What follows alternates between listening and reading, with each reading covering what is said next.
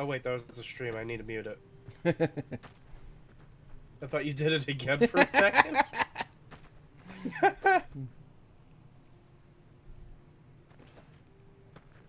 Alright, we will...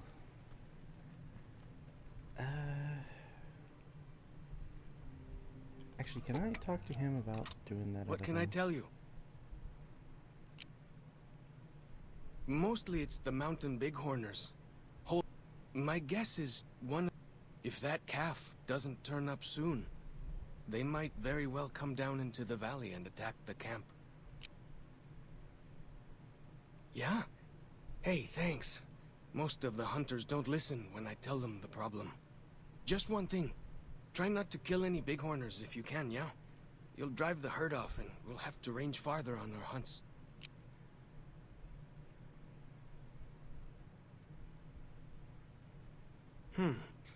You might try luring the baby out with some banana yucca. These bighorners go crazy for the stuff. That's great. I'll help any way I can. Alright. You wait here. Sure. Okay. I'll wait behind. Alright, we'll do this real quick and then we'll go talk to Joshua.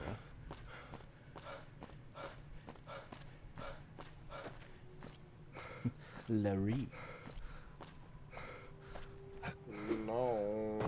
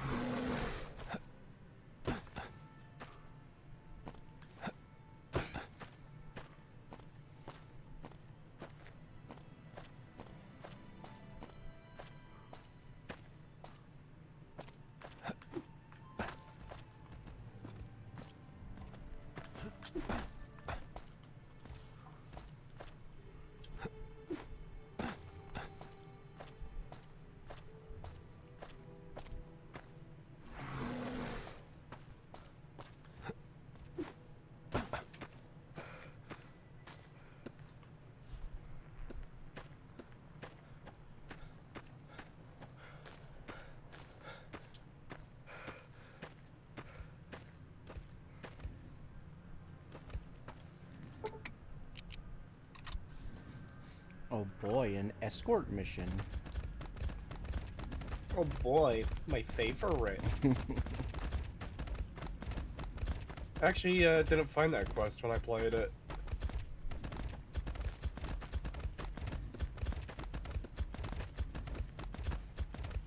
Cree sounds more dead inside than usual. I don't know how that's possible. You've barely spoken. Yeah, I did a couple of rees.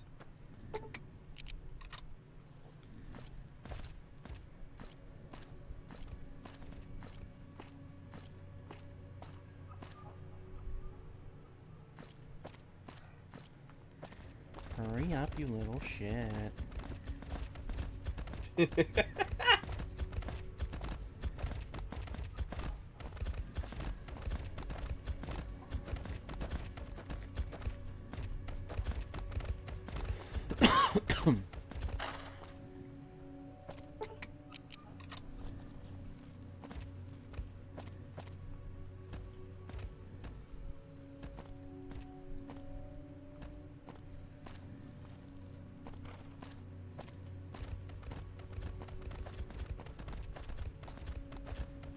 Whenever I see yucca, I think of fucking 7 Days to Die because of the yucca juice.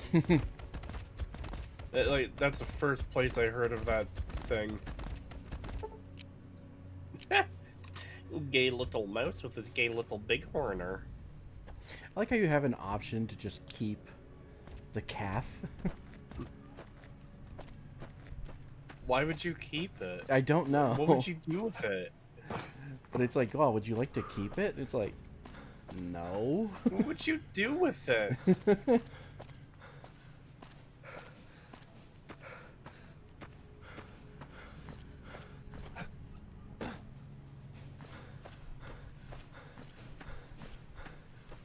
So I quest it's actually in the DLC, or is that a mod?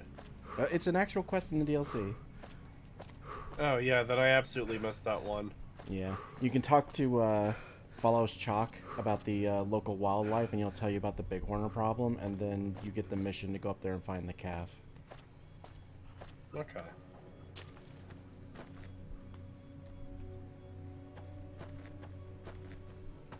He's butchered everyone in New Canaan. Right behind you. What can I tell you? I returned the calf and didn't kill any Bighorners. Whew, glad to hear it. That'll be some happy mama, huh? Thank you. Really, it means a lot to me. He's been the chief of our tribe since he came back to the valley. He went off to the civilized world years ago to fight a war. That didn't go well.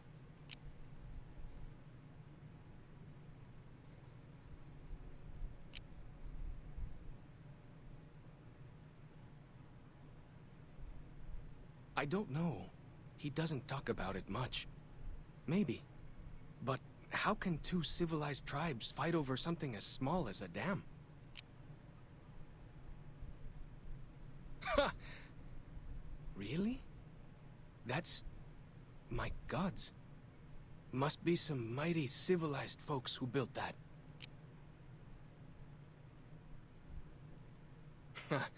Now you sound like Joshua. He always tells me that tribal life is better. That I should stay here and forget the outside world. Ask away. Whitelegs. Nasty bunch. They've been raiding deeper into Zion ever since New Canaan was wiped out. That's what Joshua said. Whitelegs came down from Great Salt Lake in force. Fell on New Canaan before they could mount a defense. Joshua found some of the survivors led by a man named Daniel. Most of them have fled the valley, but Daniel stayed on with the Sorrows tribe. He and Joshua have been arguing over whether to stand and fight the Whitelegs, or take the Sorrows and the Dead Horses out of the valley.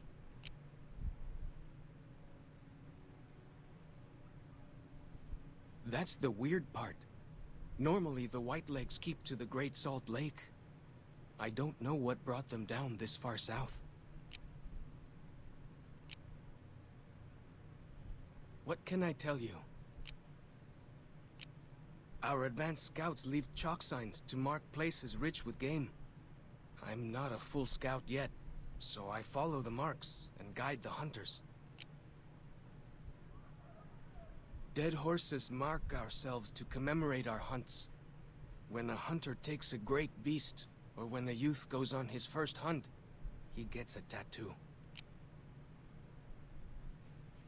We came up in the land of the dead horse, though why the back when folks called it that, I got no hint. We raided, we fought, we lost. Our enemies drove us back into Zion, and we would have died if it hadn't been for Joshua. Joshua and his Caesar. When Joshua first came to us, he was servant to a man he called Caesar. He led his master's armies, and we were ready to follow him into war. Then he lost his master's army to a tribe called NCR, the Sunset People. When he returned, he was as you saw him. Burned, broken, but changed. He led us away from Caesar, led us to our own destiny in Zion. If it wasn't for Joshua, the dead horses would still be the whipping boys of the Zion Valley. He taught us how to hold our territory, to protect ourselves. He guided us away from Caesar, and showed us how Caesar would have destroyed us. Little bit. I met some of their missionaries a few times, but I've never been to their city. Joshua could tell you more. Or Daniel, I imagine. We decorate our clubs with them to honor Joshua Graham. They were the weapons of his old tribe, so now they are ours. Can't say they seem that dangerous to me, but Joshua says they won the West.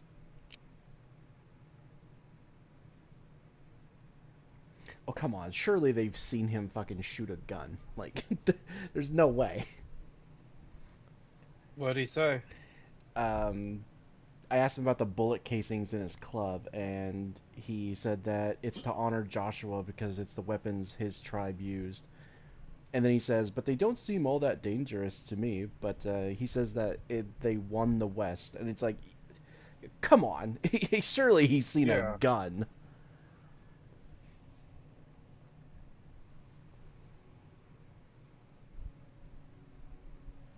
Only a little. I was very young. He was different. Prouder, yes, but harder, crueler, more driven. Really, I was terrified of him. We all were. When he came back, I almost didn't believe he was the same man. He was humbler. He wanted to protect, not destroy. You know what? I just realized. Yeah, he shoots a fucking... He shoots a white leg in the back of the head when we first meet him. So he knows exactly what a gun is. He knows exactly what the 1911 is. What the fuck?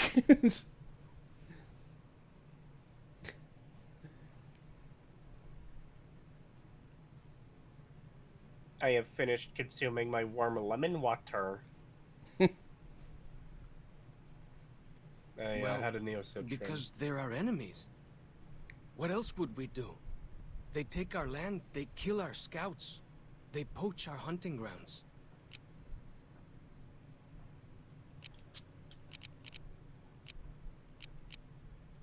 Go with fortune, friend.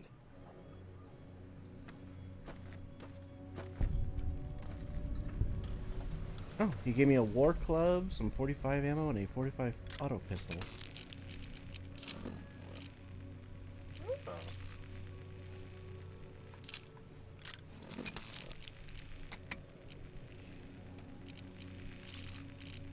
Neat.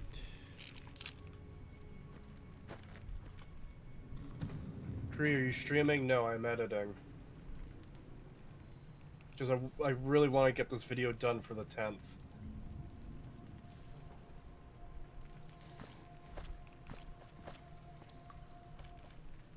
Hoi. Auslander Zuka Joshua Graham? You can just see one of her eyes peering through the skull.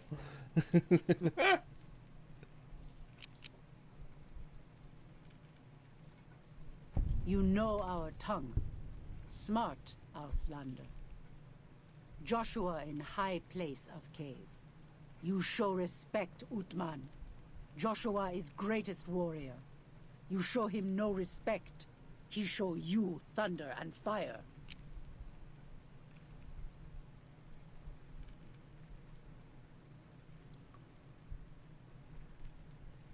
You wise for Auslander.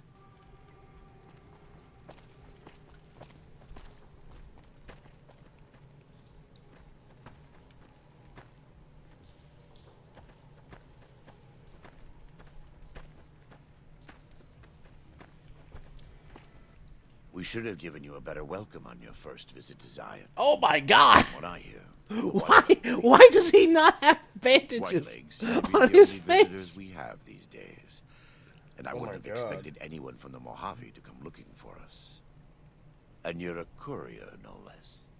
Not the one I was expecting, but I suppose he wouldn't have come with a caravan. That's gotta be a glitch. I don't know if you were close to the other members of your group, but you have my sympathy. I pray for the safety of all good people who come to Zion, even Gentiles. But we can't expect God to do all the work.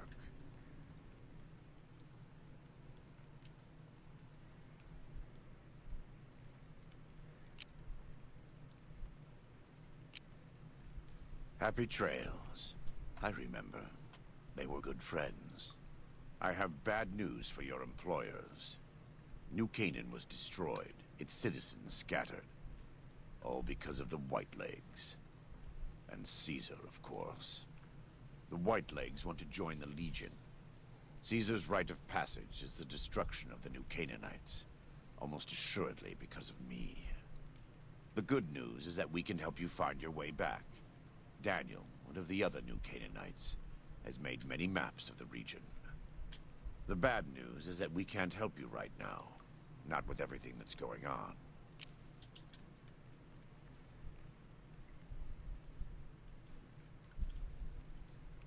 You're a good neighbor to us. We all go through periods of darkness. In such times, we can turn to the Lord. But it's good to have friends. Daniel and I need pre-war tools to help us navigate beyond Zion. Should we need to evacuate, these instruments will be vital to us. Normally, we would have some of the dead horses or sorrows look for them. But many pre-war buildings in the valley are taboo. They won't go inside. Thank you. Follow Chalk can help you find your way around the valley. He's inexperienced, but he knows enough of our language to ignore the taboos about pre-war buildings.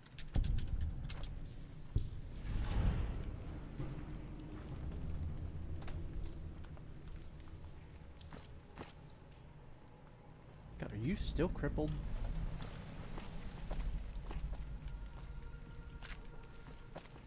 Stop being a cripple. Just stop, forehead. Yeah, I don't know why he looks like Deadpool. That has to be like one of the texture mods or something for him. I don't know why they would remove his fucking gauze from his face. That just doesn't make any sense, but okay. Hopefully he puts them back on at some point. Because I don't actually know which mod is causing that. I hear some odd things about the civilized lands outside Zion. Is there really a giant thunder lizard people live inside?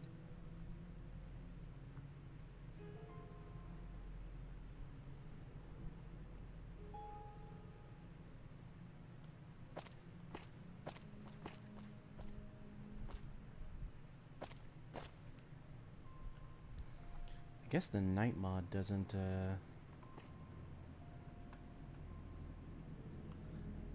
Whoa, that made it even brighter. Wow, I can't even change it. Jeez.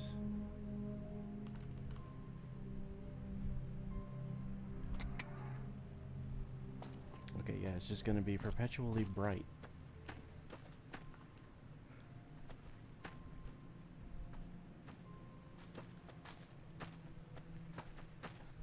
Is there any way down from here that won't break my legs?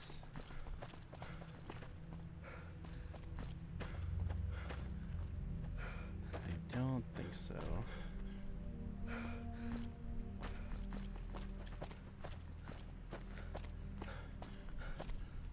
Well, maybe I can land on this tree.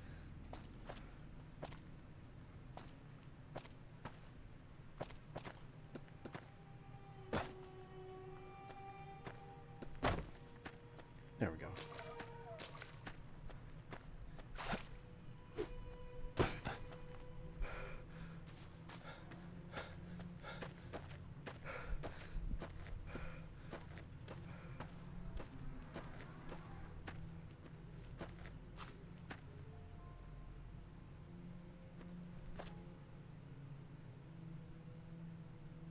Yeah, exactly. It's weird because he's like, you know, every time I change my bandages and expose my flesh to the air, you know, it's like living that pain all over again. And then here he is, just casually no bandages on his face.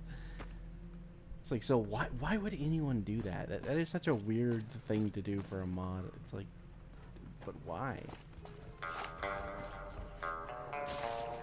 Fighting! Can I get some Guess he looks backup? cool, or like Healing. Deadpool. Something! Like the shadow of a ghost. You have to assume that's why.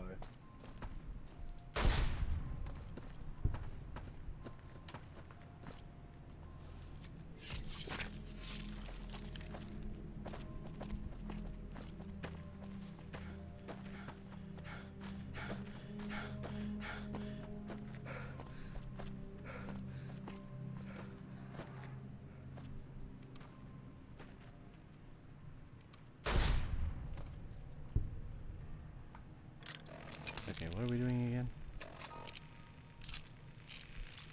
Search the ruins of the crashed scout bus. Okay, we are doing these. Oh boy, a scavenger hunt. Fighting time!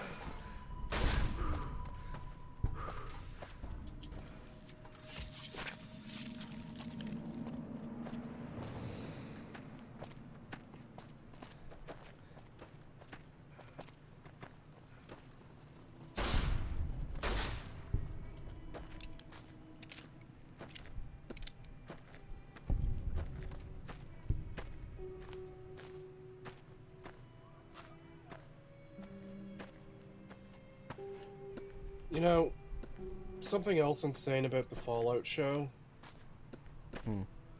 I've kind of referred to stuff like this before, but I've only just kind of taken in. There isn't even signs that the NCR used to exist in the overworld, you know? You don't find any, like, in the show, you don't see any of their old bases or outposts or anything of the sort. It's not just that they don't currently exist. It doesn't appear as though they ever existed. Aside from Moldaver being in a building labeled NCR headquarters. Yeah. Yeah, it does. That's fucked up. Yeah. And it's hard to know whether to chalk that up to, like, you know, whether that was meant to be, like, they didn't want to include that stuff, or if it's just another example of really bad world building from them, because they usually tend to do that in their games, where they don't actually show signs of factions' presence.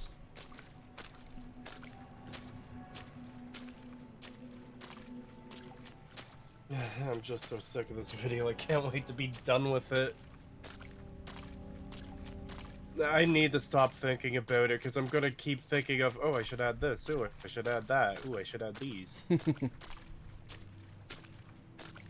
I have to cut it off at some point.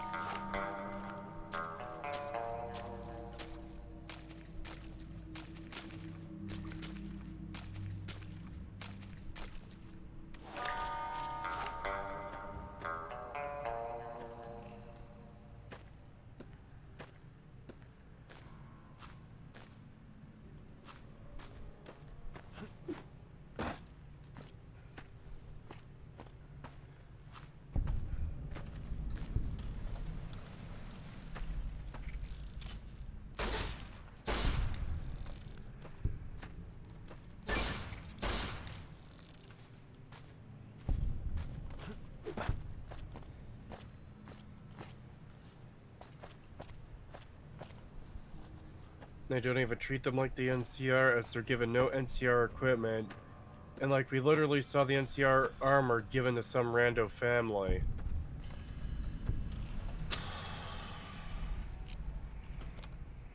Jesus Christ, man. Oh yeah, that is pretty well the only fucking piece of NCR equipment we Yeah. see is the Ranger armor, and it looks so fucking shit. It does. And it was just given to some fucking rando family. Yep.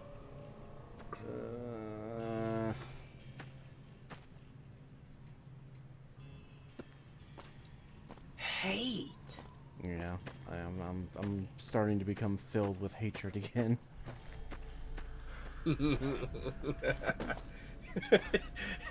It's just, It's just that meme of the person force feeding a pill to a cat. It's like hatred pills. I'm I'm filling you with pills that make you fill up with hatred.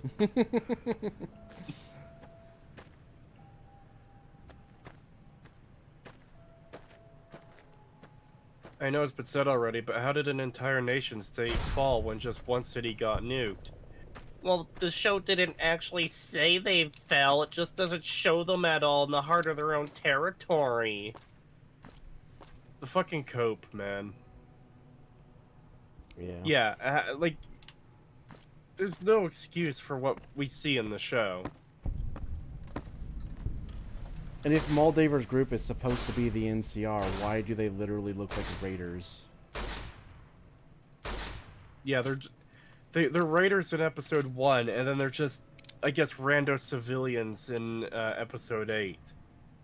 Again, it's recontextualizing everything because, oh look, she's actually a good guy. The horrible mass murdering commie is a good person, actually.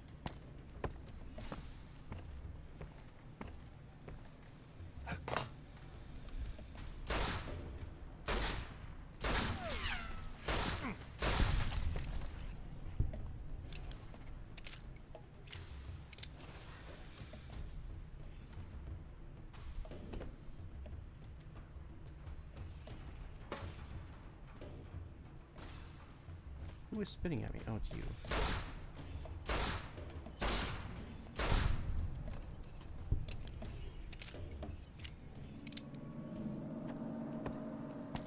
We'll spit instead of spitting sick rhymes.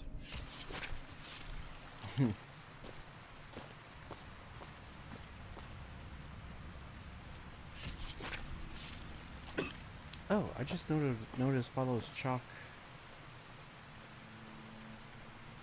Okay, no, he's not. I don't think he's dead. I was gonna say, his little thing on the side is gone, but I don't think he's dead. Okay, hold on. I don't know why he can't pathfind to me. Let me fix that.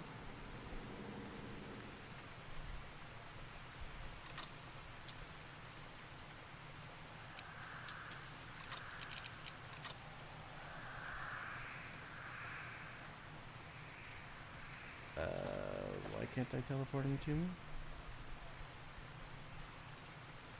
Oh, he's probably unconscious.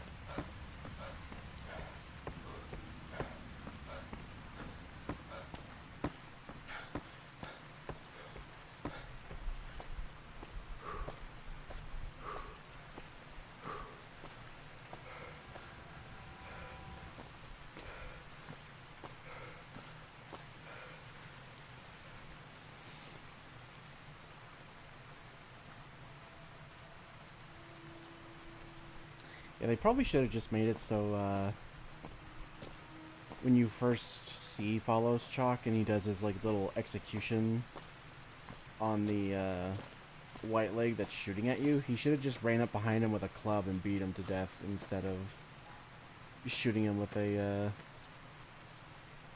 pistol, because, one, the dialogue thing didn't make any sense, and two, I don't think he ever uses the pistol again. I think he only uses the war club when he's your follower, so... Which is weird, because it's like, why would he not just use the pistol that we already saw him with again?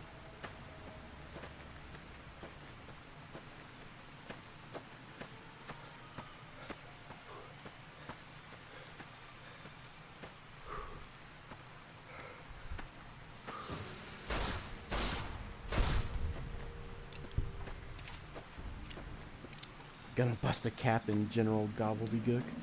I want the good ending for Honest Hearts, so no.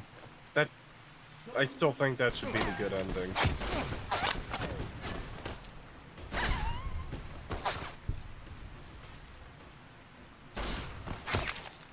Oh! Damn! Caught me in the head.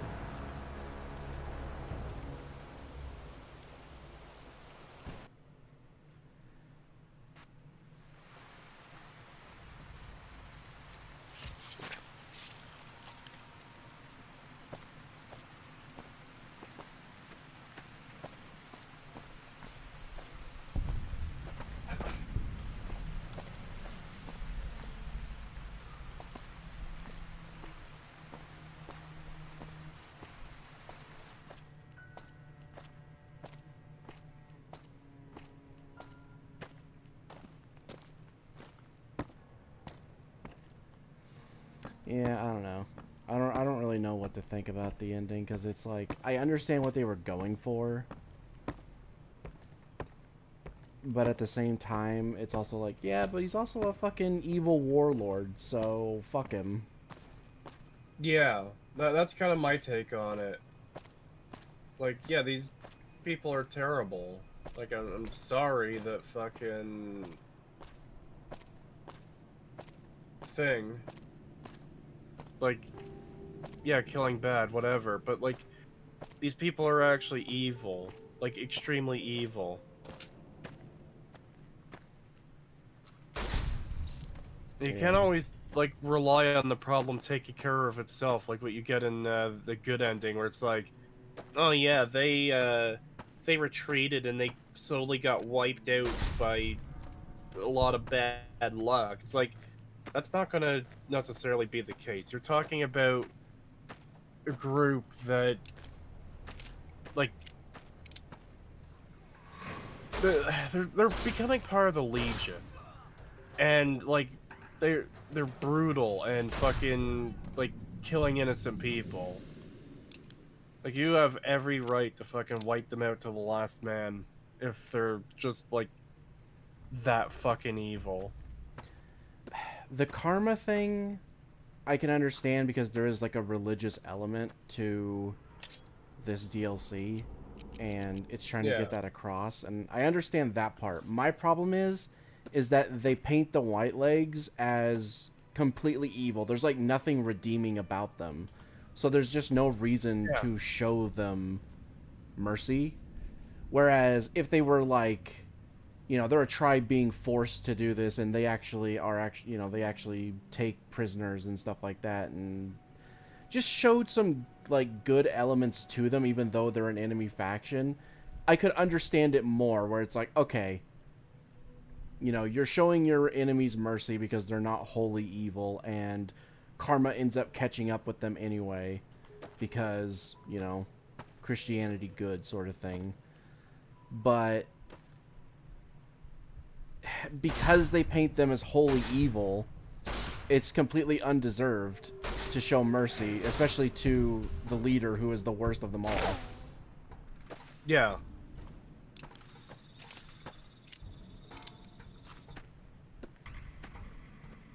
Which is why I'm like, yeah, it's totally reasonable to be like, yeah, put a cap in Chieftain Gobbledygook here. Wait, is it now canon that power armor can't work without the helmet in the TV show? No, because Hank uses it without a helmet to escape at the very end. Although, the part Maximus needed fixed appeared to be on the helmet, so I don't even fucking know anymore.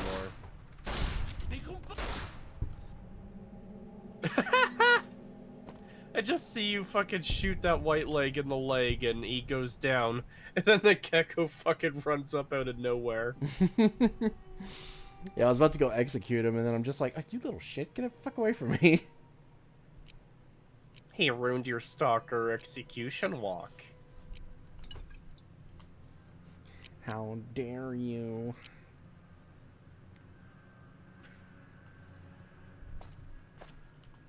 Mods, deny his soul going to the afterlife. Mods, trap his soul in purgatory.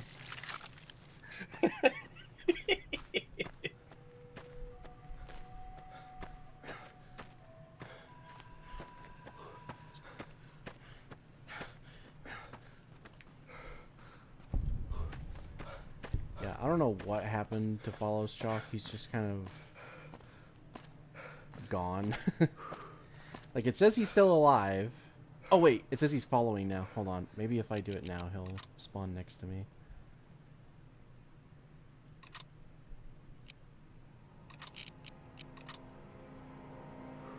No, he's still not here. Weird. I don't know. Oh, nope, he's down again. I don't know. I don't know what's going on.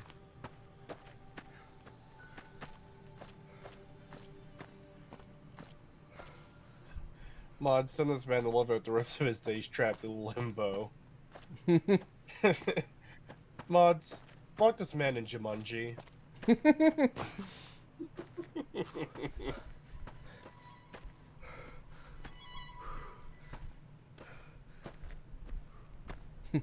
Bailiff, whack his pee-pee. God,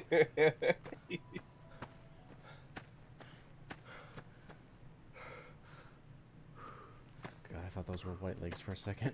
I almost shot him. I almost killed you.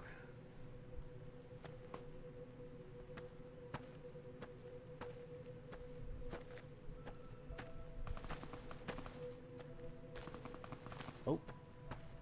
I hear automatic gunfire, which tells me that's probably a white leg.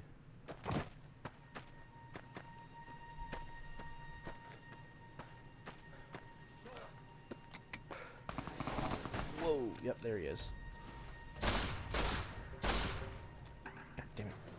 I can't shoot him in the water.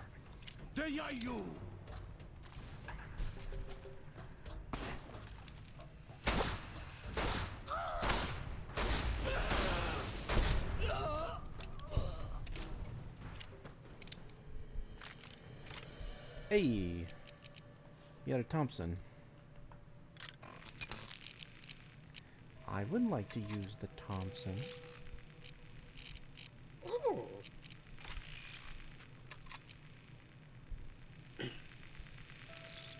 Who knew the perfect armor was 2 inches of water? Yeah, it is crazy how you can't shoot through the water in this game. It just won't let you. Unless you use energy weapons, weirdly enough. It sounds like one of those game things where it's just stuff is weird sometimes. It's like how like an inch of water in Valve games will save you from getting any damage. Yeah. Like no matter how far you fall. Yeah, because as far as I know, the only way to damage enemies that are in the water is to either use explosives or energy weapons, because if you try to use guns, it just won't work.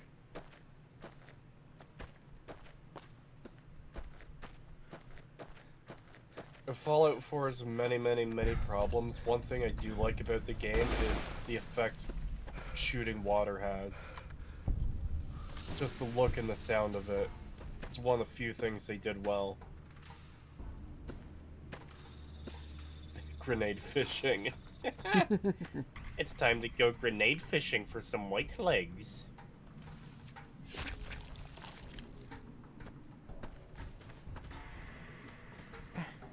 Little pitch.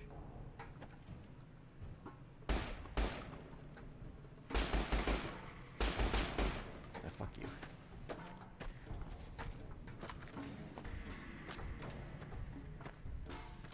Weird, I can't check my ammo with this gun. I don't know why. Actually, now I'm curious. Can I check my ammo with any gun? Yeah, I can. Still works for this one. Okay, so it's just the Thompson that I, for some reason, can't check my ammo. Oh, there we go. Now it works. Weird. I had to unequip it and re-equip it to fix it. Have you tried turning it off and on again?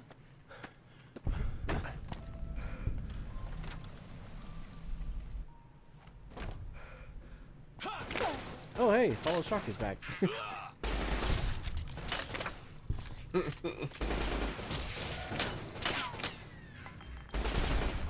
Okay, so I was wrong. He is using the 45 pistol.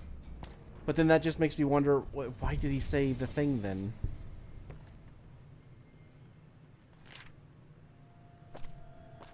For as long as I remember, the dead horses have thought the places of the old world were taboo.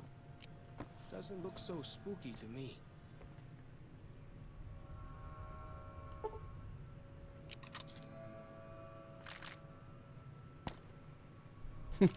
These don't look that dangerous to me. Uses them to kill fucking everything he sees. Like, it just doesn't make any sense. It's just such a weird fucking line to add when they have him using one.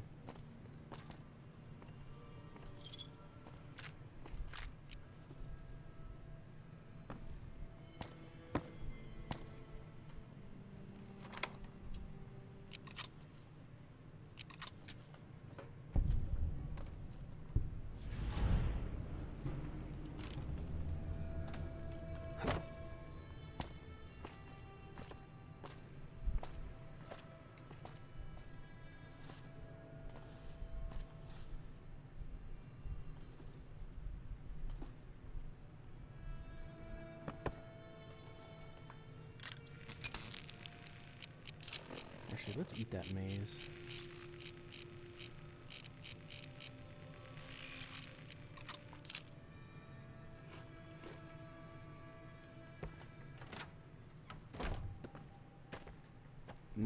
Raw corn.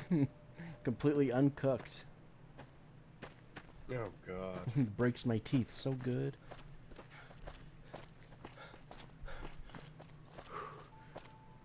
Okay, what was the other thing we were supposed to find?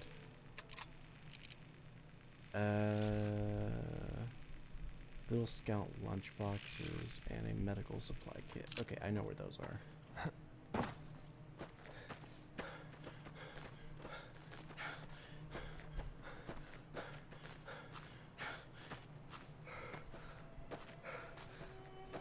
I like how you can see areas where like there was a wildfire that burned sections of the forest. Yeah. It's a neat detail. Yeah. God, Honest Hearts had so much potential. Why do you carry all those bottle caps anyway? They jangle like crazy. It's why I think it got rushed the most. Because it feels like there's just a lot of stuff that just either doesn't make sense or feels like entire sections were just skipped over. Well, look at how big of an area you have to go through for the sake of, what, 12 quests? Yeah. It's like, I don't know, I feel like you build up an area this big when you intend to have something more substantial here.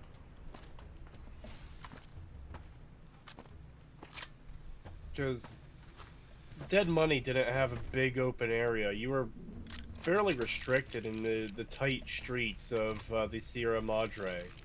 And that is, like, several times longer than Honest Hearts is, you know? Yeah. The Big MT, you know, it's a big area, but it feels generally less detailed than the area in Honest Hearts, Zion Canyon. I believe that's what it's called, right?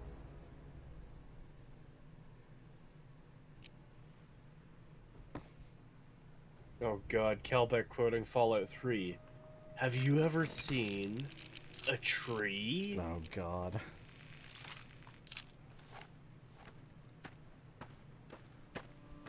Yes, thank you for telling me how fucking shit the world building in your game is, Bethesda.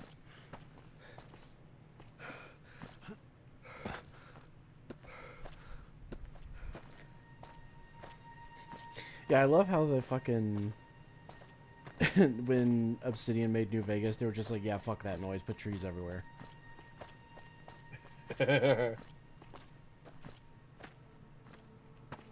Like, I have a mod that adds a lot more trees, but even in the base game, there's a significant number of trees, especially in Mount Charleston.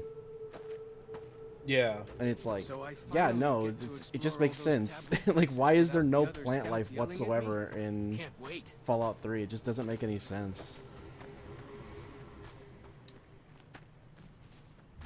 It's insane people still try to argue against the fact that all the plant life is dead in Fallout 3, despite the game clearly showing them being dead. Yeah. but there's animals and stuff, so therefore it has to be alive because it wouldn't make sense. It's like, yeah, it just doesn't make sense. You're doing the writing for the writers. That's one of the weird things is people try to use logic to explain it away. It's like, well, how would the plants be there if they're dead? It's like, bruh.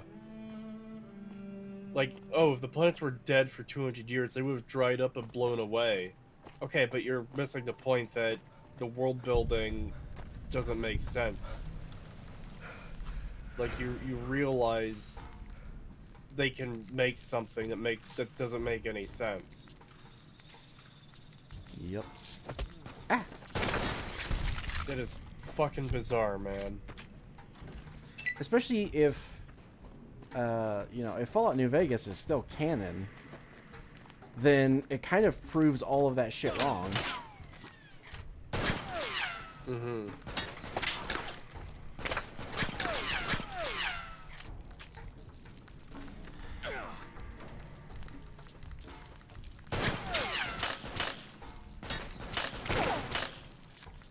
Hell, even Fallout 4 kind of proves it wrong, because at least they have, crop fields and stuff where it shows settlements actually growing food. So, yeah. Whereas we don't see that in Fallout 3, which right there, it's like, okay, already their own games are contradicting themselves. Yeah. So that's nothing new for Bethesda at this point. Their own singular game could contradict itself. Never mind contradicting other entries in the series. Yeah. But it just goes to show these people that make these, stupid claims that, oh, well, they have to be alive because of so-and-so and all this other shit. And it's like, and then literally the next game Bethesda comes out with in the Fallout series, and it outright fucking contradicts all of their fucking statements. And it's like, yeah, it's you insane how guys much are fucking stupid. Yeah, it is insane to me how much they get away with, where they could just, they've literally come out and said they're not beholden to anything written 20 years ago, and they're gonna change stuff as they fucking please. And you can, like, see undeniable instances of this, and people are still just like, but no, it's totally fine. It's like, no, it's not, you fucking assholes. You're part of the reason why this fucking series is going to shit. You don't have any accountability for Bethesda. You just excuse this bullshit. Yep. It's like, why would Bethesda ever change when they have such a fucking vocal, Oh, what the hell? Okay, that was weird. I just saw a dead horse disappear in front of me for no reason. But yeah, when they have such a fucking vocal defense of their shitty practices and all this shit in their games, it's like they're never gonna change if you just fucking excuse everything. And they think it's fine. They're like, oh, who cares? Let them.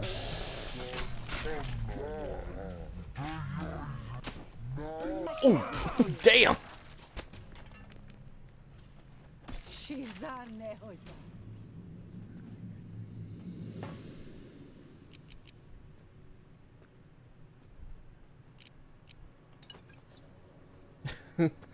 The fucking way that they hit him in the head with the club, and he just like whiplashed around. Oof! Damn, I saw it on the stream again. Damn, that's brutal.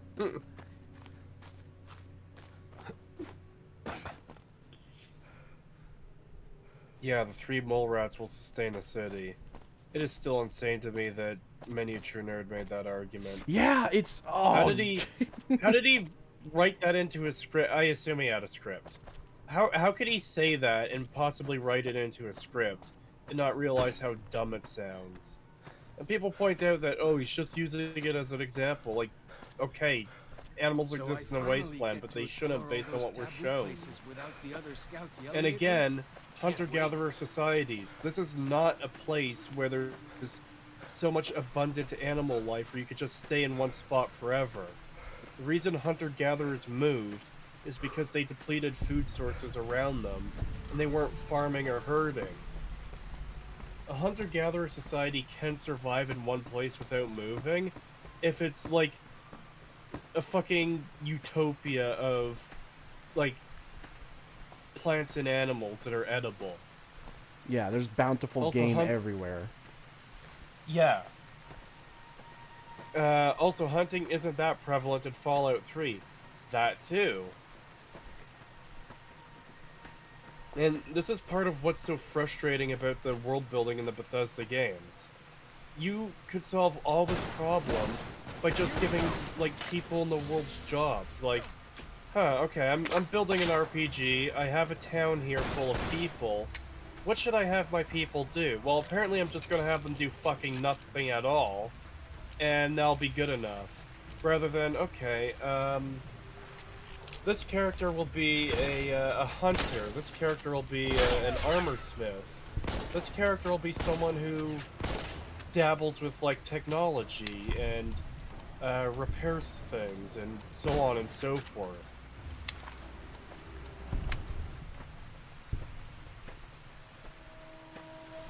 Megaton has some mole rat farm underneath the ground. Bethesda wrote it that way. It's hidden. I mean, you say that as a shit post, but that's actually the explanation for how Rivet City has foods. Oh yeah, there's a hydroponics lab. You don't actually get to see the food growing, but they totally have it, guys.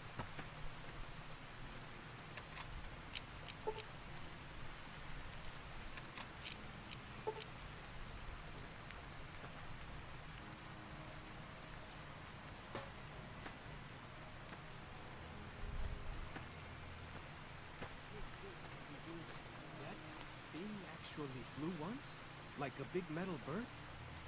Bet you don't have to follow chalk marks up there.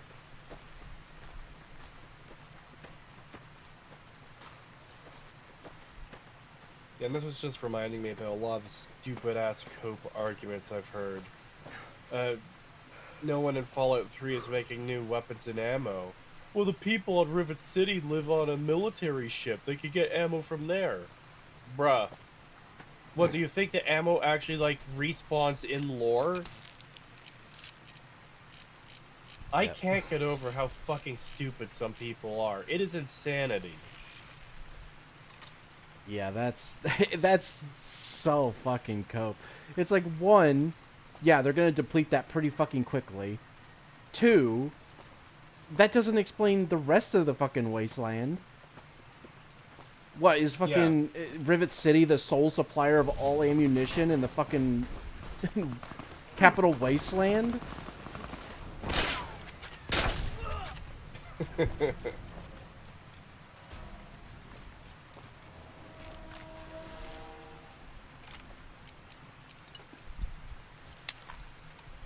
Isn't there an NPC in Rivet City that says the fish makes people sick so they don't fish? I believe it's a terminal log, but yes.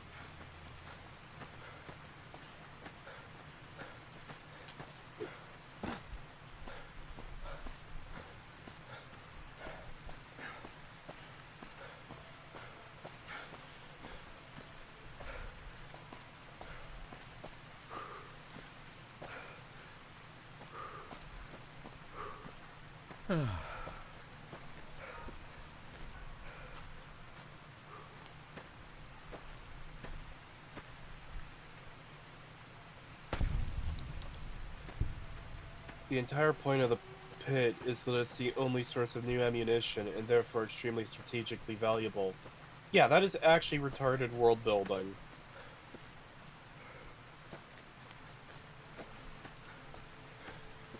It's been so long since I played the pit, I don't even remember what it's about. I know you have to collect, like, metal ingots from an area with enemies, and that's about it. And there's also the baby that you can eat. Apparently that's a mod, though. Yeah, I was gonna say, I don't remember you being able to eat it. Yeah, it's literally just a dumb thing of, like, raiders versus slaves, and who are you gonna side with, the raiders or the slaves, and at the very end, they fucking mention, oh yeah, now we can start making ammo with the steel mill here and stuff like that. So you can make, if you just put scrap metal in, you can get free ammo. And it's like, bruh. That's totally how it works. That's,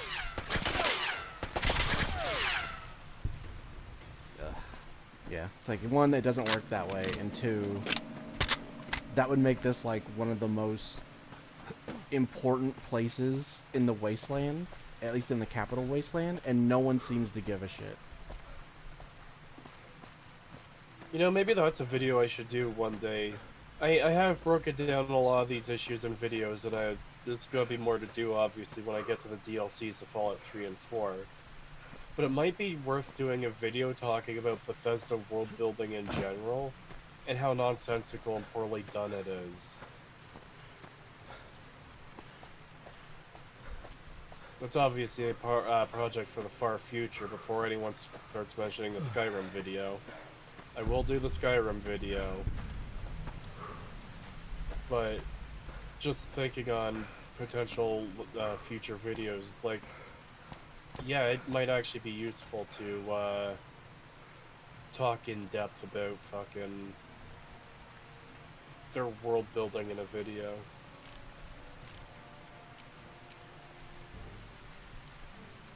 And that's the thing that's kind of wild about all this to me too, is RPGs are some of the last games you want terrible world building in. RPGs should have some of the strongest world building, not the weakest. What the fuck are you doing, Bethesda?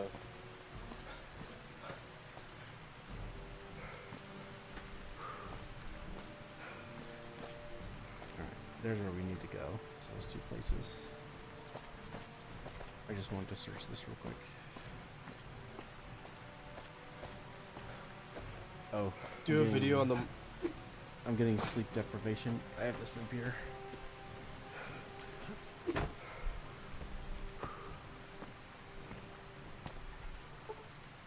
It is past the rat's bedtime.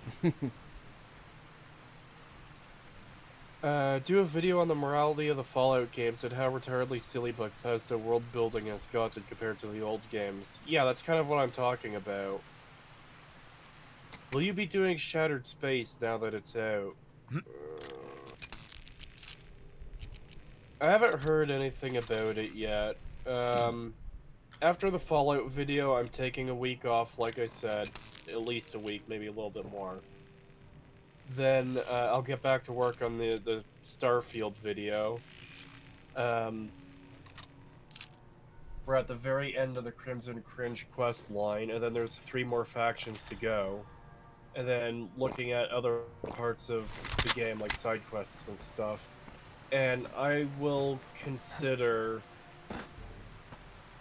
Shattered Space, I guess. A week with or without streams? Without. The point is to give the video a week of time to breathe. You know?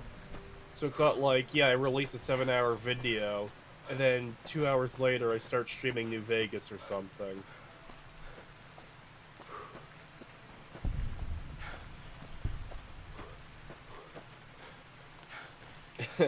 War changes, but women don't. Give me the kids, Karen.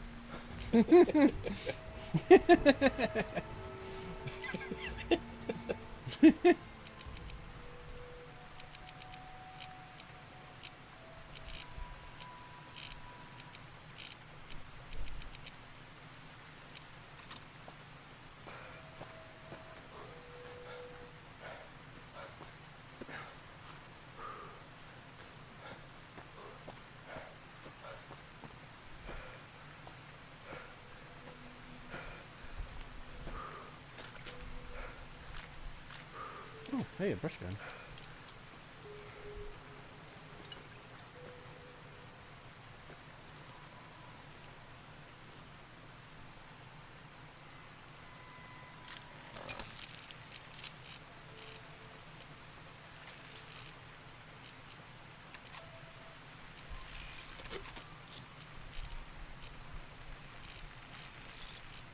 You know what? Let's go weeb mode for a bit.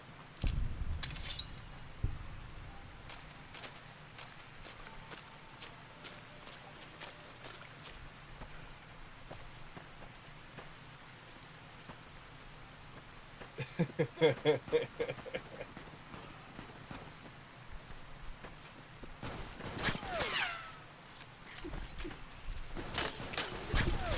stood a chance, did they?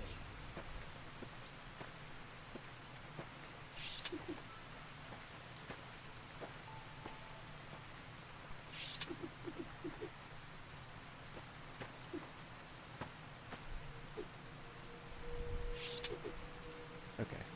I see how it works now.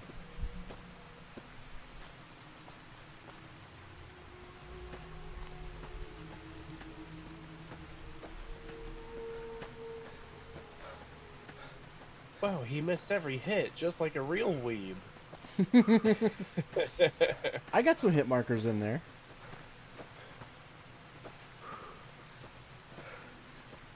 Whoa! Here we go!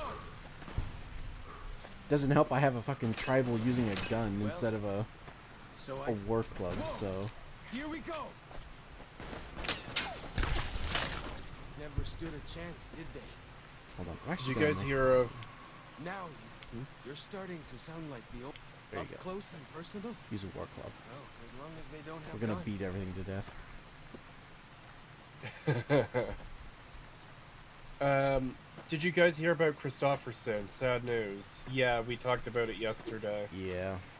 In fact, I found out and mentioned it on stream literally like 3 minutes before Pagan talked to his character.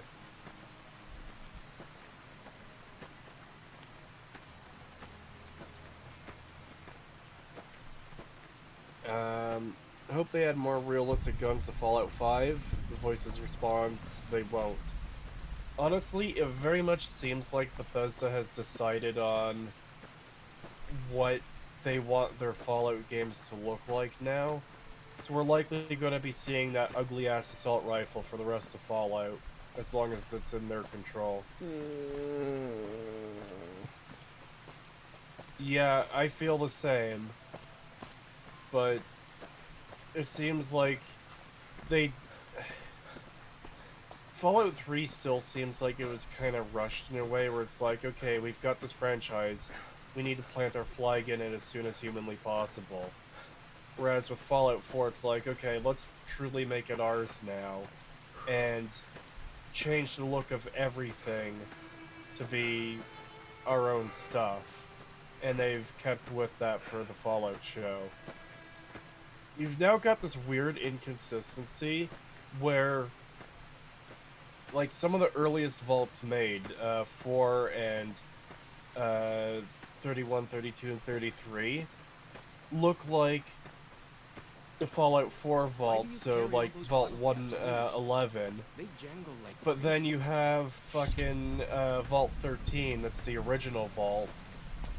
All the vaults from 1 and 2 look that way. And then you have the fucking mid-games, and by mid I mean like midpoint in the series at this point. Never stood a chance, 3 in did New they? Vegas that also have a different vault design to both of those. It's like, everything's just kind of fucking weird now. And I hate it. Like the There's no consistency. All the vaults are just kind of random in like what their designs are.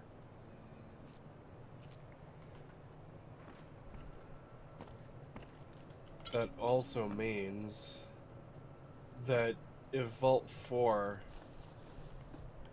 Oh, I hate that. Vault 4 being one of the earliest vaults made is, this retcons Bethesda style of vault to be the original. And the style used for Vault 13 is like the second iteration. Motherfuck.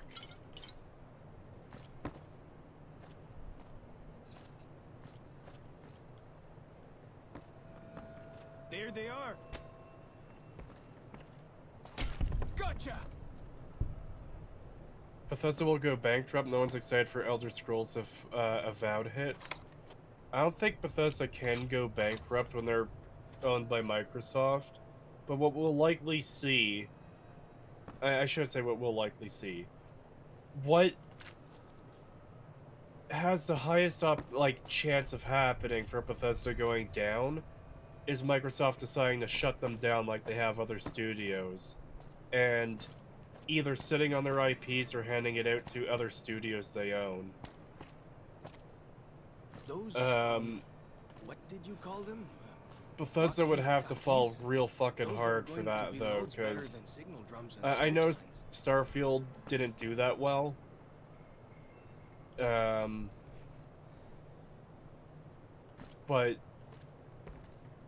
they're still going to get at least another chance, I believe. And, well, I mean, they almost certainly are, considering we haven't heard news of them shutting down yet. And, the next Elder Scrolls game, it's almost certainly going to be dog shit, but it also might have enough people who buy it, people who are already invested enough in Bethesda or in the franchise, that they'll just buy it because it's a new Elder Scrolls game. So, yeah.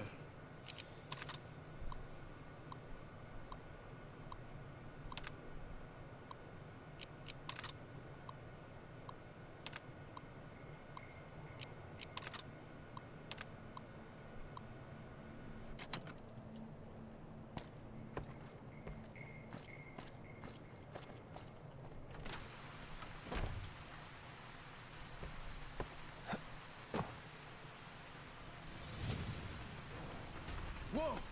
Here we go! You stole my kill.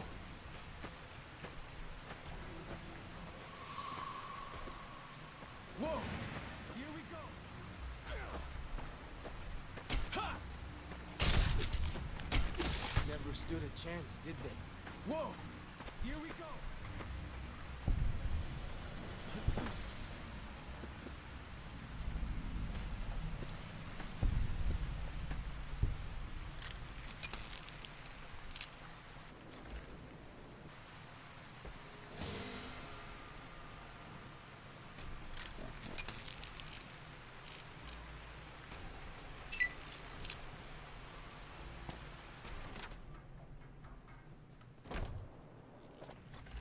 Fighting time! Hey, I did it. Never stood a chance, did they? There they are! Did what? I threw a Well, road flare across the that's that room then. trying to hit the bark scorpion, and it worked. I set it on fire. Kobe. I've seen... oh my god. I've seen a new trend in videos on Twitter where people have like laser printers and they've got like an insect of some kind on it, and then they just start burning it away. Oh yeah, I've seen that with like mosquitoes. I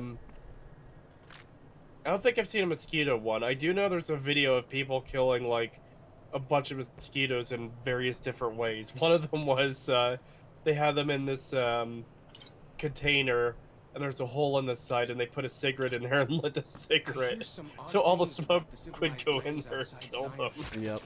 Is there really a giant But Are you talking about the Yeah, I haven't video seen that laser- I linked that has like the Bon Jovi song sped up in it?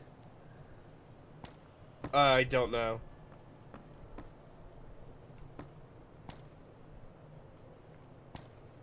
But no, the one I'm talking about is specifically laser printers. Yeah, someone in the chat said cockroach hell. Yeah, I've seen two of them. One of them was like a wasp or a hornet of some kind getting fucking obliterated by a laser printer.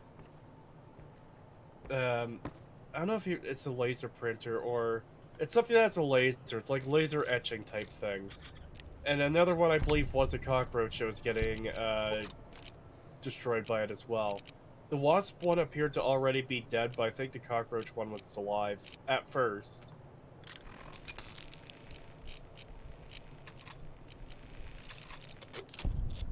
Laser cutter? Yeah, maybe.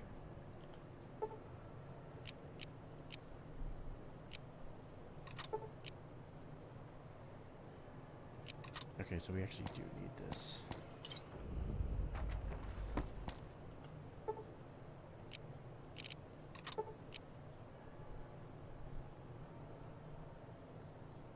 Or one whiskey. Oh. Wait, why can't I use it then? Oh, there we go. Okay, you have to do it multiple times.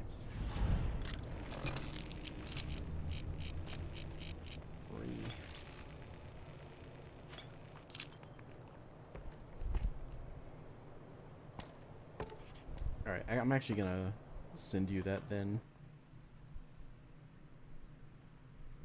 Hmm? Let's see.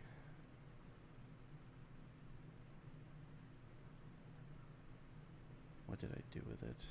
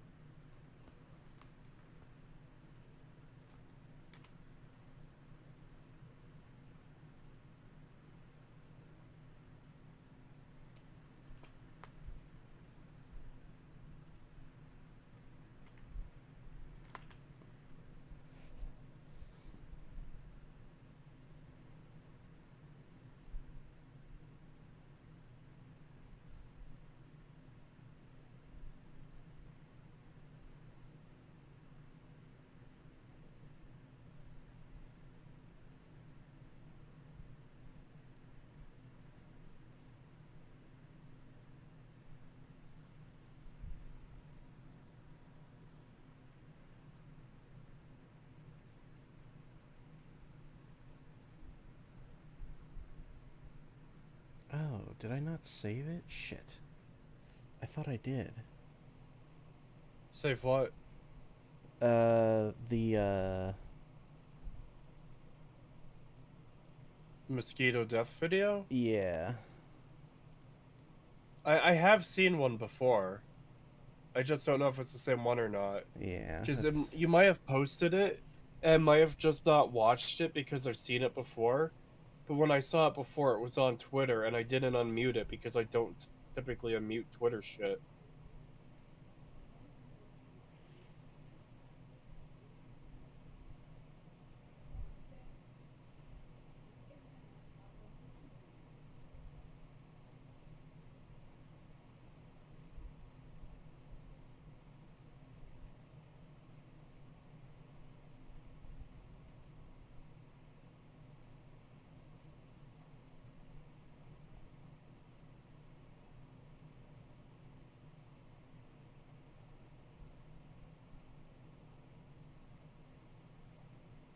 Crap.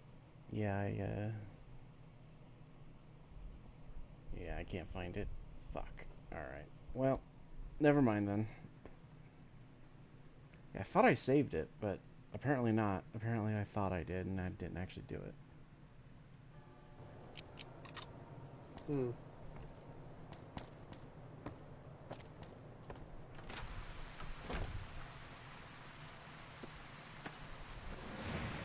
Whoa! Here we go!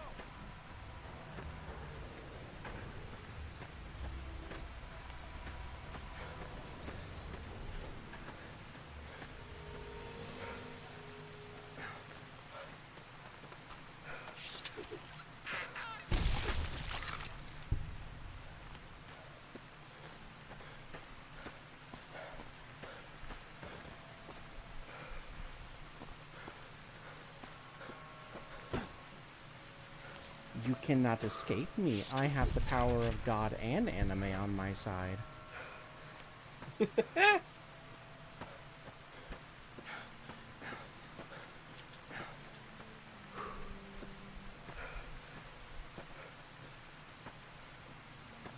Whoa! Here we go! Ha!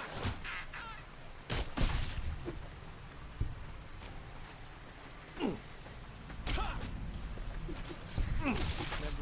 I hear some odd things about the civilized lands outside Zion. Is there really a giant thunder lizard? Does it live inside?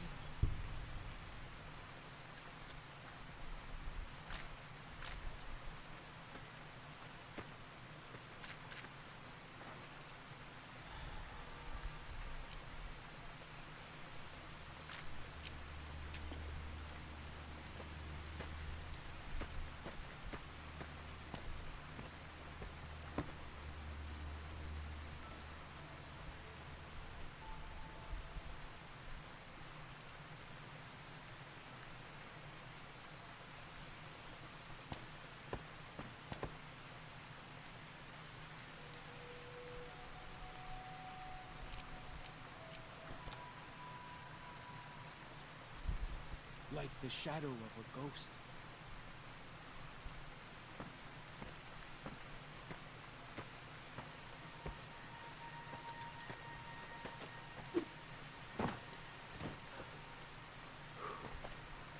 God, I kind of wish I had power armor already so I could just jump off of these ledges and land down there.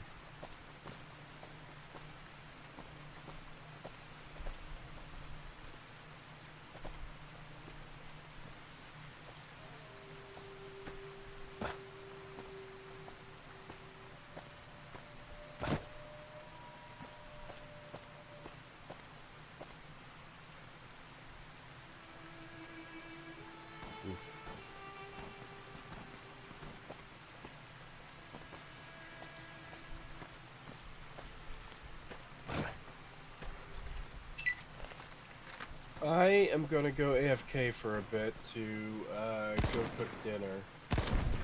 Alright. I am hungry. The goat hungers. Yeah.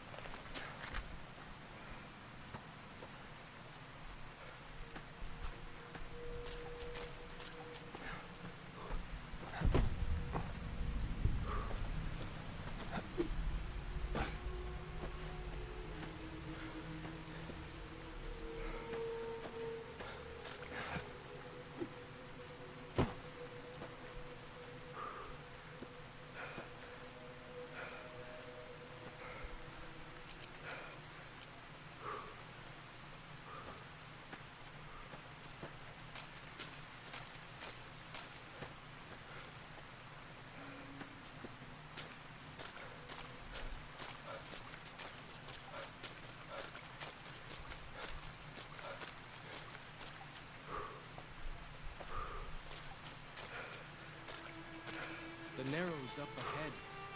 That's the sorrows territory. Environmental storytelling peaceful skeleton, guys. You Yeah. don't want to make them mad.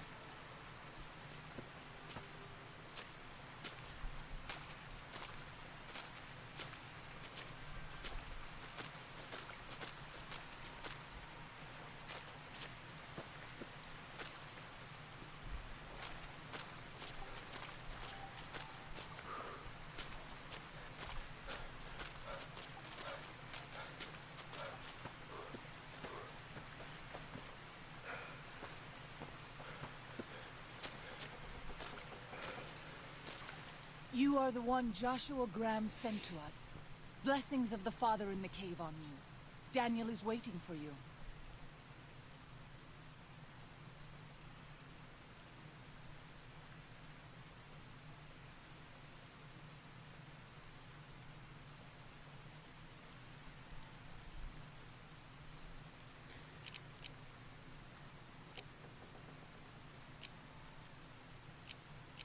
Daniel is a wise man and a great friend to the Sorrows. He taught me to speak the language of New Canaan, the English from the holy books. English. Yes, The language of the New Canaanites is the Holy Tongue, for it is the language their sacred books are written in. The Father in the caves brought it to them after the judgment, but the ancestors of the Sorrows sinned against him. They were denied the true tongue.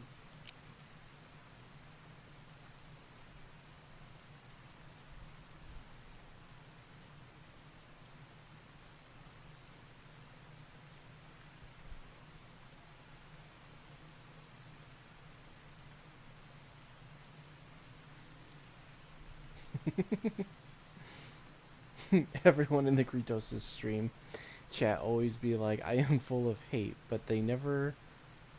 but they... Okay, I think you meant to say, but they are never full of whimsical, silly joy over the small things in life. Shake my head, shake my, my head. On the Pagan channel, we will be more positive and slightly less full of hate. Okay.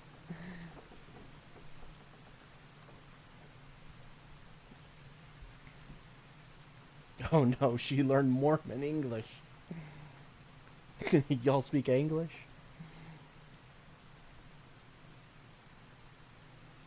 "6 years. He attended the birth of my third child. It was a hard birth. The river nearly carried my water to the father, and my child's with it. Daniel knew the ways of New Canaan's medicine. He stepped in and saved both of our lives.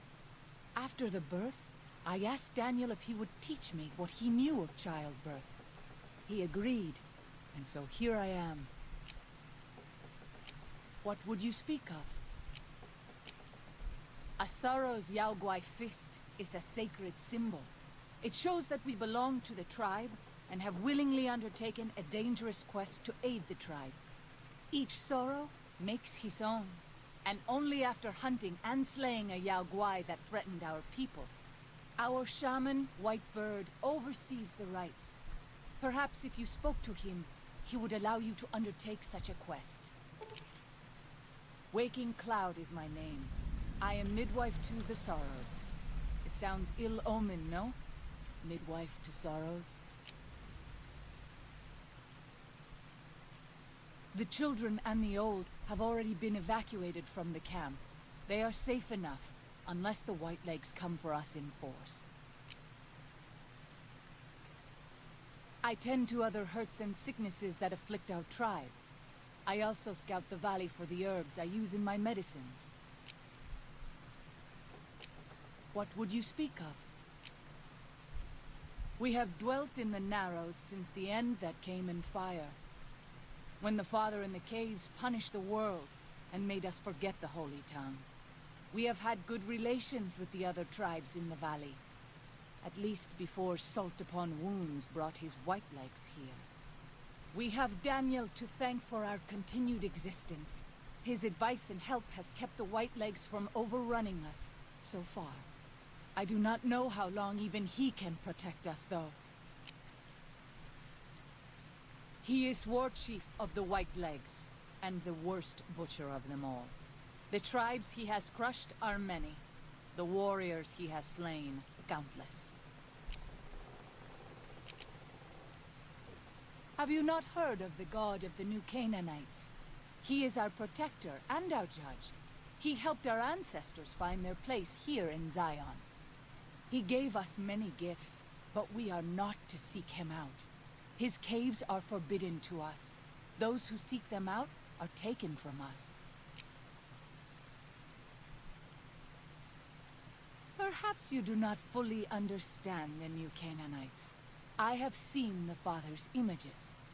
His holy bride and holy son were given unto the world to save it. They dwelt in the caverns of the mountains, caverns which can still be seen today. The people sinned against him, and were punished with the end that came in fire and the loss of the Holy Tongue. Only the New Canaanites were spared. I'm sure Daniel could tell you more. His knowledge of the Father is greater than my own. Then I will look forward to our next speaking.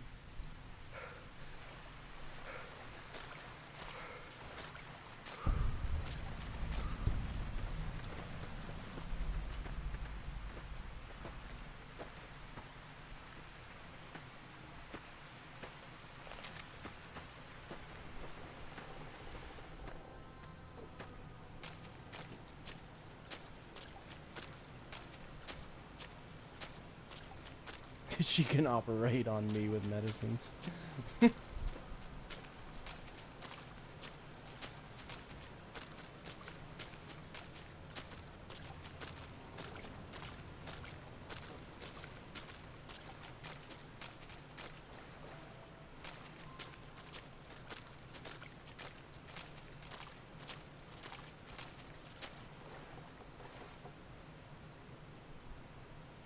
I love how their deity is just a survivalist from when the bombs dropped. Yeah.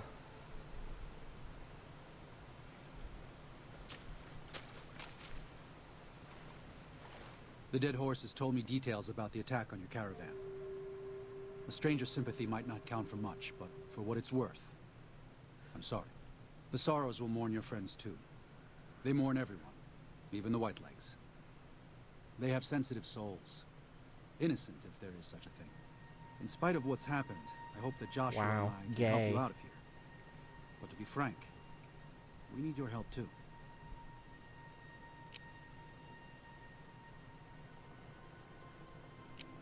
I used to help the Sorrows with various medical problems and general issues they were having, but my bishop sent me here as a missionary. We New Canaanites believe that there is a path to salvation for everyone, and it's important that we set people on that path if they are willing. I want your hat. A spiritual wasteland, yes. We believe that before this life, our souls existed elsewhere. And after we die, our souls will leave this world. During our time here, we have the burden of choice. The choices we make determine where we go in the spirit world and how we will face judgment. New Canaanites believe, as many once did, that God was made flesh here on earth as a man named Jesus Christ. He sacrificed his life to save us. Every sin, every terrible thing that you, me, or any one of us have done for all time was washed away by his blood. We just have to accept his love. That's why we visit the tribes, to spread the good news. For all we know, we New Canaanites may be all that remains of Christ's followers.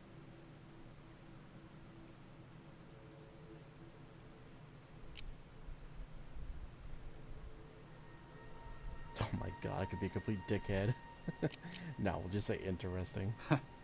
That's actually a better response than I usually get from Wastelanders. No offense. Tell you what, there's a lot going on right now, but why don't you take this? Read it. Maybe you'll hate it, maybe you'll be bored. But if you have questions, assuming we get through all this, let me know. It used to be my job to answer those questions. Maybe it will be again.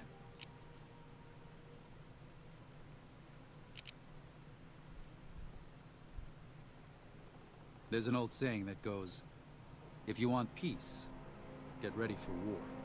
You've got me figured half right. I'll shoot dead any white leg that tries to creep into this camp. But it's only to protect the Sorrows. The Lord helps those who help themselves. But the Sorrows don't know how. Joshua and I do. Since I got them into this mess, I need to get them out.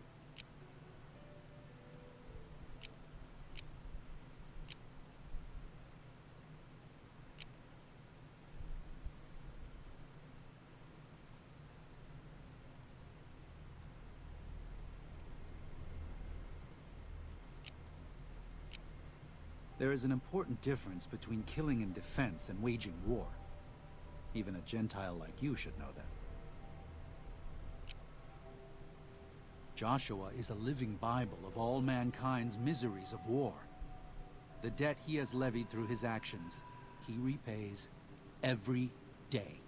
He is a monument both to God's unending forgiveness and to humanity's unfathomable capacity for cruelty. It's written on every inch of his body. When you look at him, do you only see a man of God? Beneath those bandages, he is burned flesh. As he burns, so does he consume everyone around him. Joshua wants to fight because the Whitelegs have stoked the naked flame inside of him. You see the light, but do not yet feel the heat. I can pray that you never will. But it isn't up to me. And it isn't up to God. It's up to Joshua. They're hateful savages who live only to plunder and destroy. Their leader is a devil called Salt Upon Wounds. War is all he knows. Everything he has, everything that tribe has, was taken by force, raiding, and scavenging. It's said there's no man deadlier at close range. That power fist of his has smashed 100 skulls. Maybe that's true, but so what? It's a low form of leadership. A tribe that knows only war has no future. And so he'll lead them to Caesar.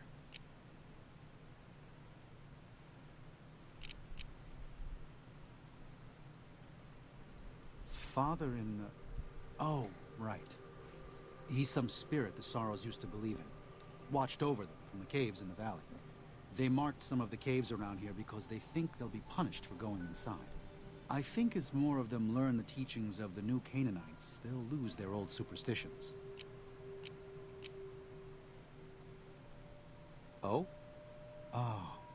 Of course. How stupid of me. They probably also think Mary is the mother and Jesus is the child. No wonder they picked up on things so easily. I guess it just goes to show how difficult it is to communicate sometimes.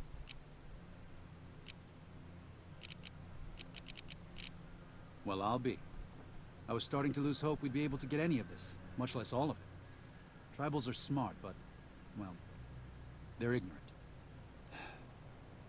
Letting go of a taboo is difficult for them. So I knew it would have to be one of us. Turns out all it took was a Gentile, or, no offense. These supplies are a godsend.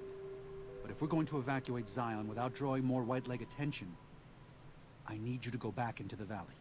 Specifically, I need you to scout out some locations for white legs and try to recover a map of Grand Staircase, a wilderness area to the east. There's also the matter of the roads. We're going to be heading out of the east side of the park, but I'm not sure the way is clear.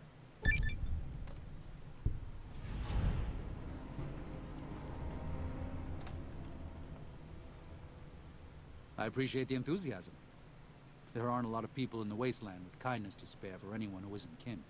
Since you've been poking around the valley, you might see more activity from the Whitelegs.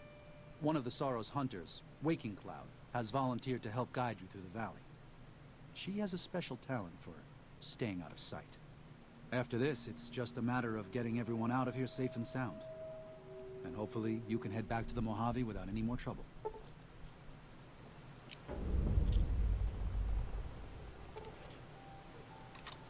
Well, here we part ways.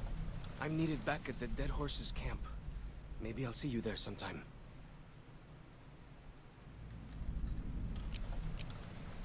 I will. Good gunning, Akis.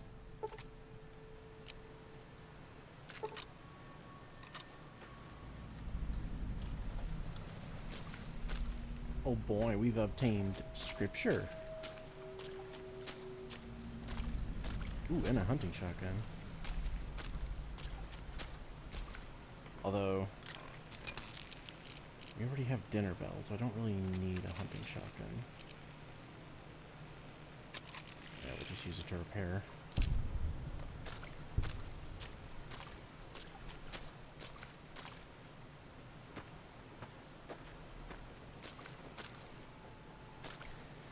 Yeah, I don't know.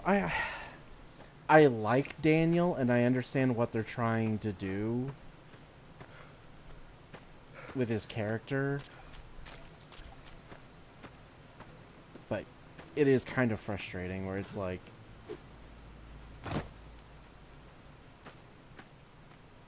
he's willing to kill in self-defense, but he doesn't want to wage war, which I understand to an extent, but they're literally being chased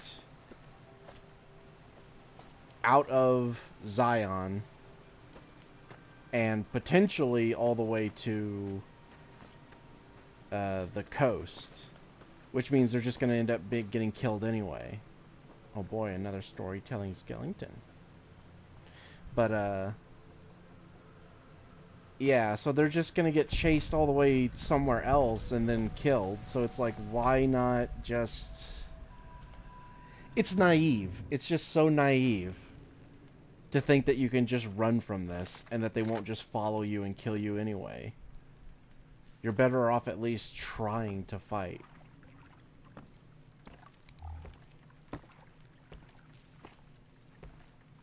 it's like I get that he wants to, you know, preserve the Sorrow's innocence and yada yada because waging war is wrong and all that stuff. But it's like, I feel like there should have been an option to convince him to join up with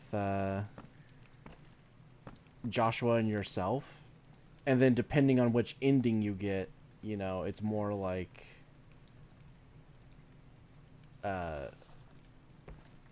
if you do the non-mercy ending, he regrets it, and if you do the mercy ending, then he starts to realize he was wrong or something, you know, rather than it literally just being no matter what you do, he basically bitch and moans and is mentally scarred for the rest of his life, and there's just nothing you can do about it. And it's like, God, what a pussy. It's like, come on, man.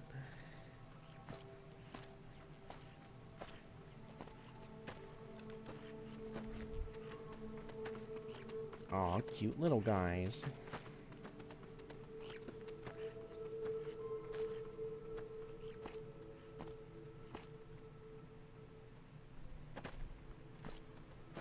Okay, I think the cave is this way.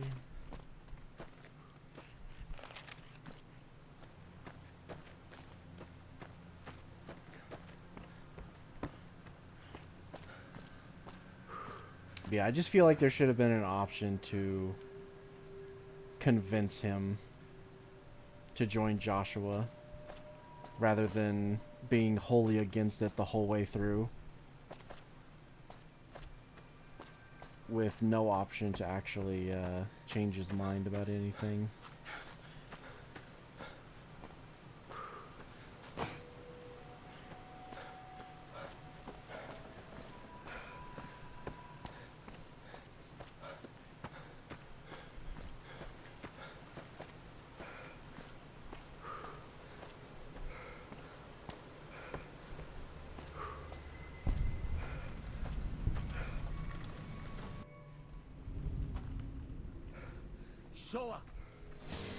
Oh my god! Ow. I didn't expect there to be a fucking white leg in here. Jesus, what the hell?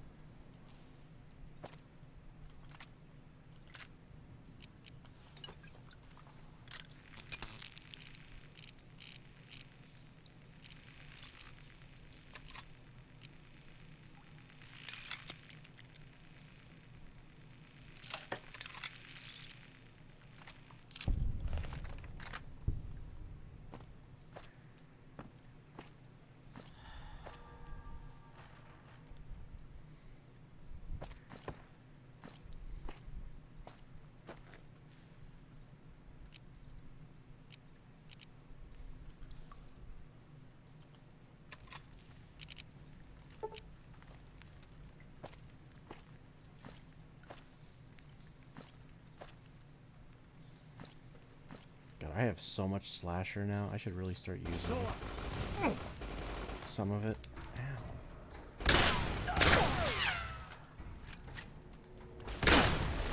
Fuck.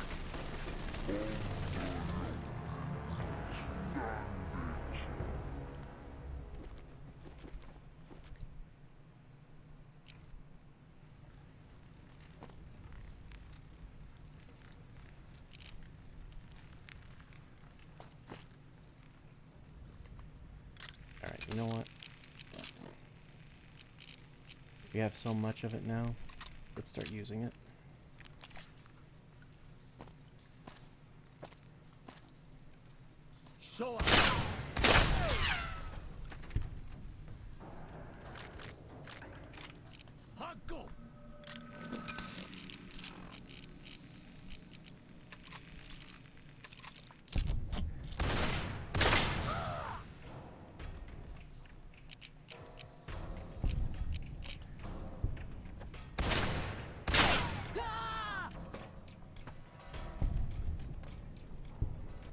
Oh, hey. They had the unique one.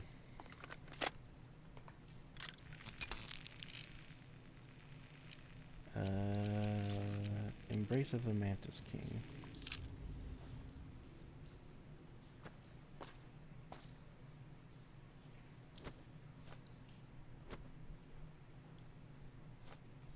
Okay, the move set is a bit basic, but... Oh! Oh! I just realized what that was a reference to. Million Knives hand. Oh yeah, it even has the fucking glasses and everything.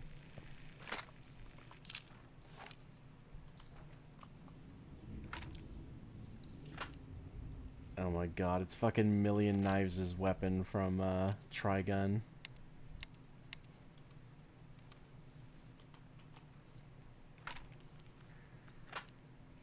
Okay.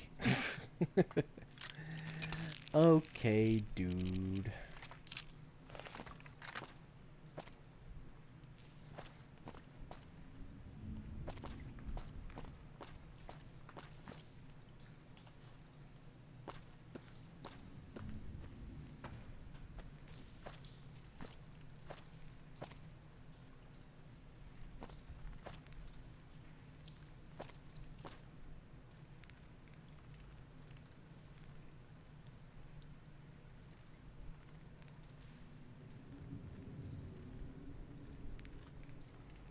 That's definitely from a mod. Yeah, I'm aware. It's definitely not a vanilla game thing.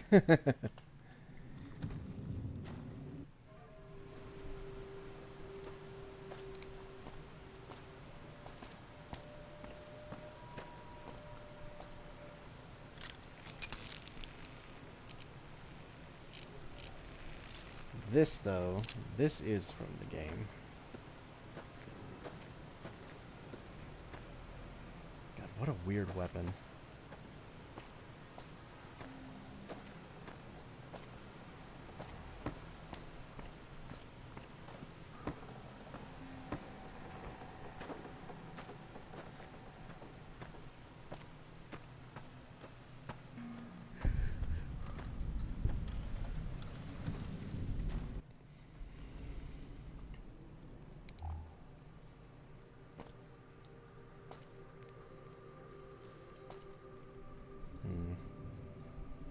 I know there's traps set in here, so I gotta be careful. Yep, there's grenades.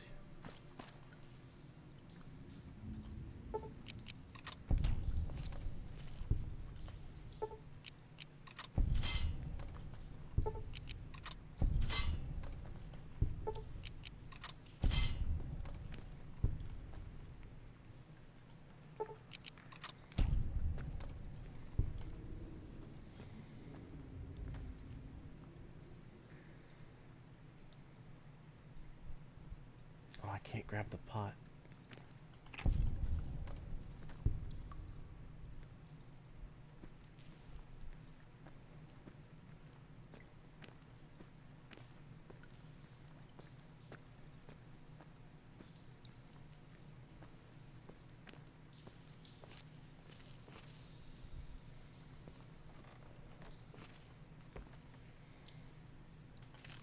Ooh, 2 big books of science. Nice.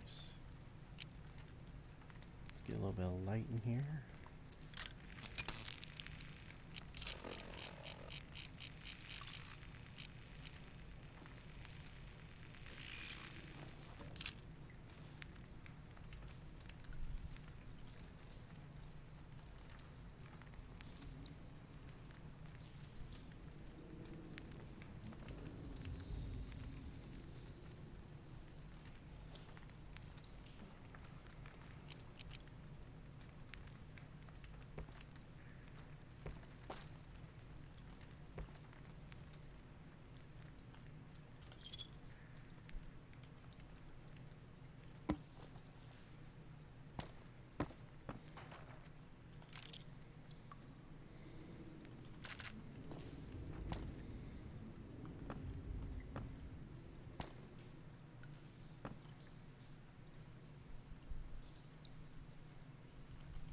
There it is.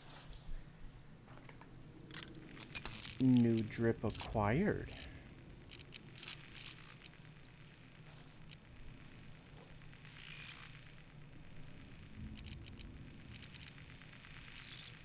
This needs to be repaired.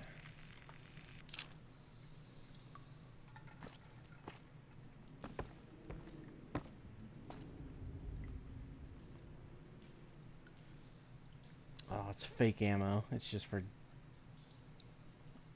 Ah, damn it. I wanted to take that stuff.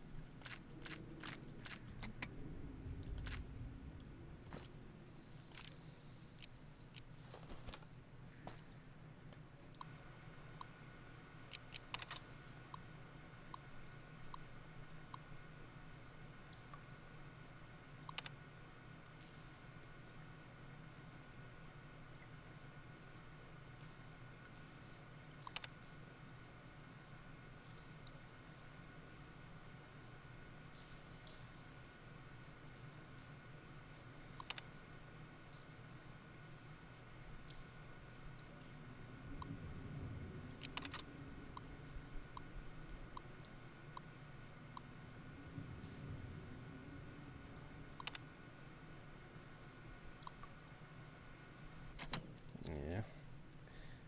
Not really.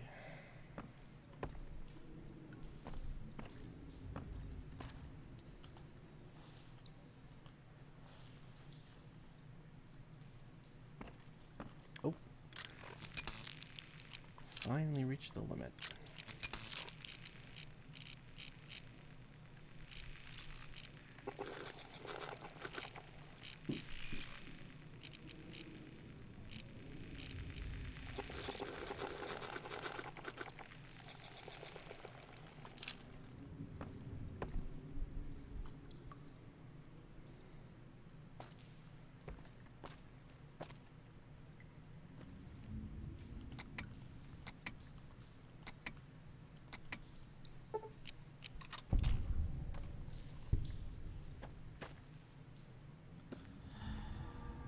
No, I don't want to go that way.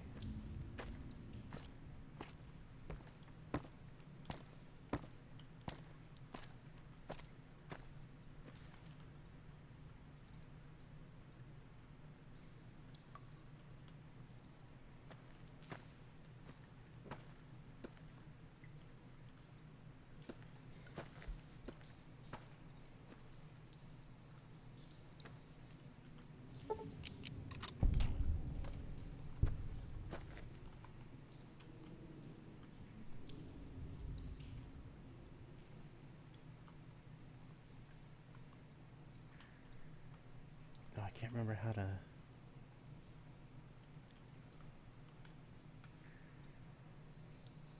Crap. I forgot how to prone.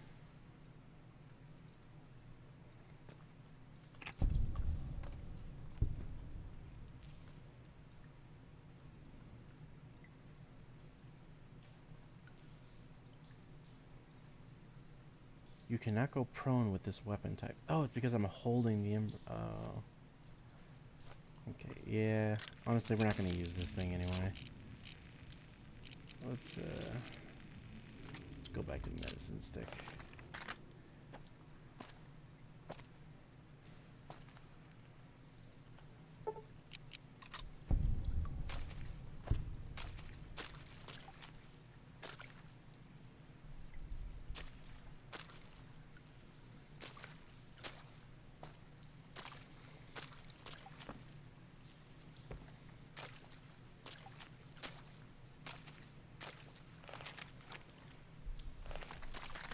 I guess that's all that was down here.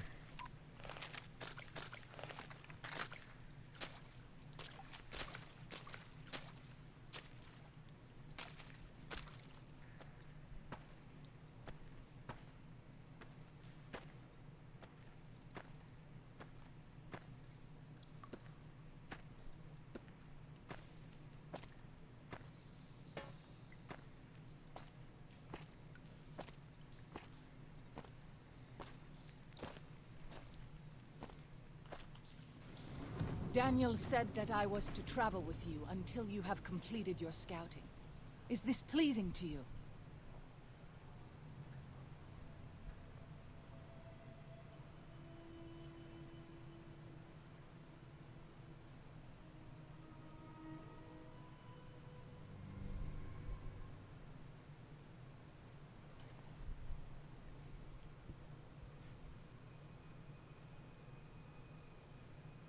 God, I haven't looked at chat in a bit, and I'm just looking back over here.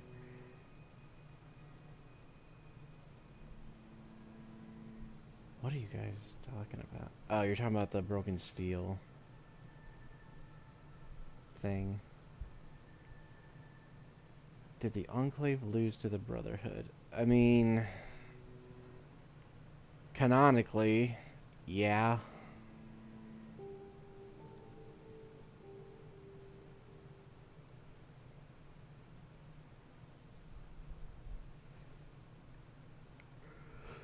Why does she have a literal turkey neck?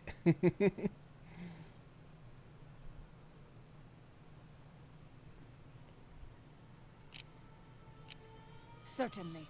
We should make haste then. I return home. Hello. Hi. We have acquired drip. Oh boy. Let me see it. I also want to see the Million Knives gun. Oh yeah, okay. Heard that, did ya? Yeah, I've had my headset on the whole time, but I didn't hear everything because stuff. But I did hear that. Yeah, here's the Tree's Pip-Boy back. icon. Tree muted. And then here's what it looks like. That's actually great. Holy shit.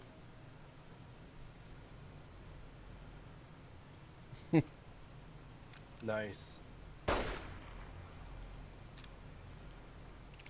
I still want to get that prop of Vash the Stampede's gun from the original anime. I still want to do that video talking about how shit the new series is. Hate! Yeah, I still remember you telling me, like, you just showed me out of context that one fucking clip of Nice brutally murdering those women. And it's kind of like, what the fuck, man? And you describing the show as like, yeah, you know, the original was silly and goofy and fun, and then the new show just has this horribly brutal murder scene. It's like, what the fuck, man? Yeah, it's complete tonal whiplash. Not just in the series, but like in The remake. yeah, in the that remake episode. itself, because it's like everything up to that point had been pretty silly, and then just bam, it just comes out of fucking nowhere. It's like, whoa, what the fuck? Yeah, it's just sudden hyper violence. It's almost like those YouTube cartoons where it's like cute cuddly critters and then they get brutally murdered. It's almost like that, where it's like, oh my god. Yeah. I have seen many strange plants in the valley. Plants that seem to hunger for human flesh. Where they come from, I do not know.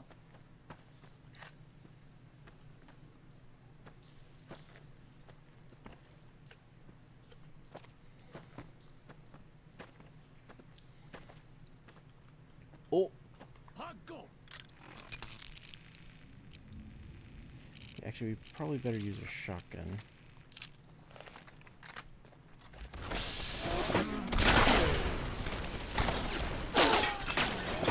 Ah, they crippled my arms.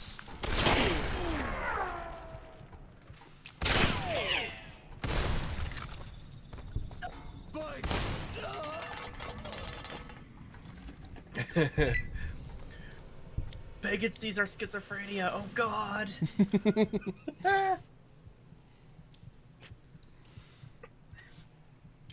Your sins have been seen by all. Yeah, they were talking about the Broken Steel DLC for Fallout 3.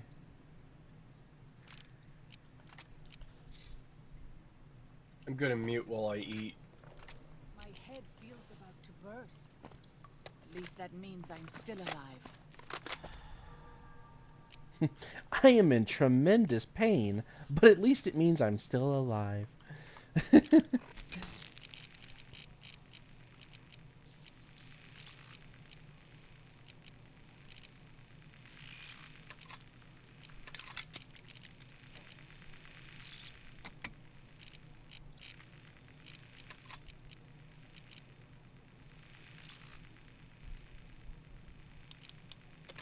Speaking of tremendous pain, I wonder whatever happened to that fucking woman at, I think it was TwitchCon or something, that jumped on the foam padding and like shattered her spine. I never heard about her again after that. Though to be fair, I never heard of her before that either. Oh yeah, I completely forgot about that. So did I. I didn't want the lunchbox.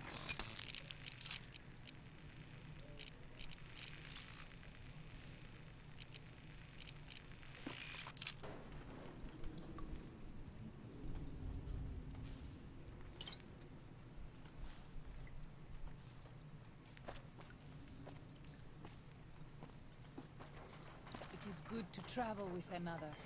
I spend so long scouting on my own. Femoid speaking. Silence?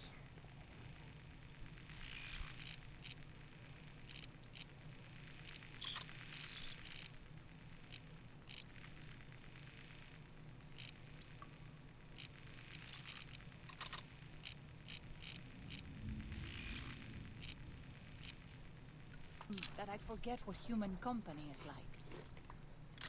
Shatter her spine, either completely paralyzed or dead? Well, I wouldn't be asking. I wonder whatever happened to her if she died, you know? It's like, oh hey, what happened to that person who died? I think they decomposed. No, she jumped into a foam, like it was supposed to be kind of like a jumping pit thing. And there wasn't enough foam. And she landed on, I think, her tailbone. And, she got severely injured from it and had to go to the hospital and was in extreme pain. Yeah, I hope she sued and won. Because She survived but lost her baby. She made the jump while pregnant. That part I didn't hear about. Oh my god. I did hear, like... I did hear that she was, like, in the hospital for weeks. They had to, like, put metal rods into her spine, so... stuff. She was in extreme pain, and the painkillers weren't enough. But I didn't hear about the baby. Is this Twitch foam pit? Yes. Oh man, now I really hope she fucking sued him.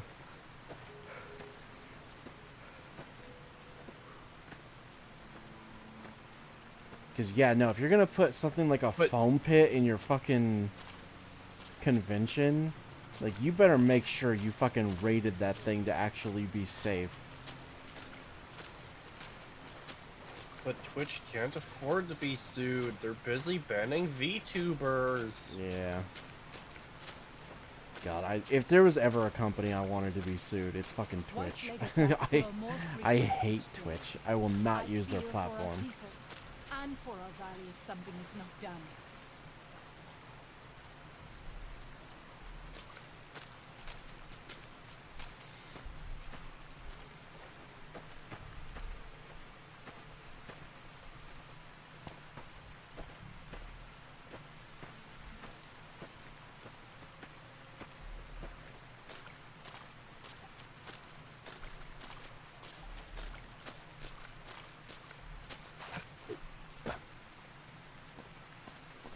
Okay, I think the cave up here, if I remember correctly, has white legs in it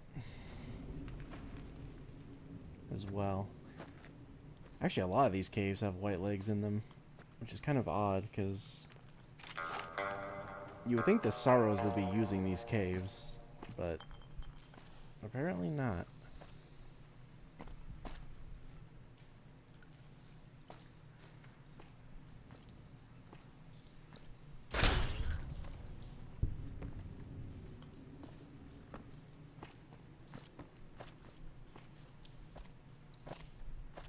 In case you're all wondering why I'm taking so many sugar bombs, they're an ingredient for, I'll fight you if I must. a couple of really good crafting items. I forget which ones, but I remember they were important, so I always pick them up.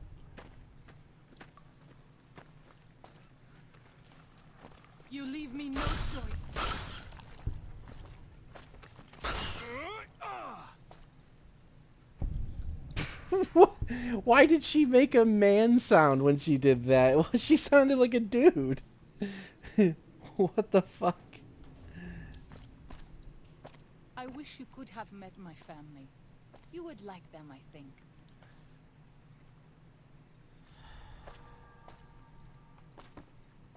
Oh no, my alcohol has worn off. More. Oh, never mind. I guess it wasn't this cave that had the white legs in it. It did have a bunch of hostile mole rats, though, so...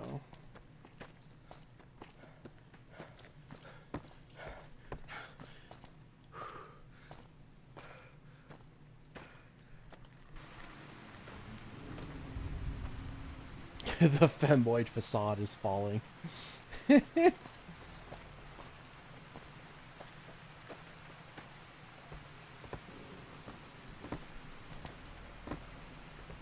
She let her inner demons out.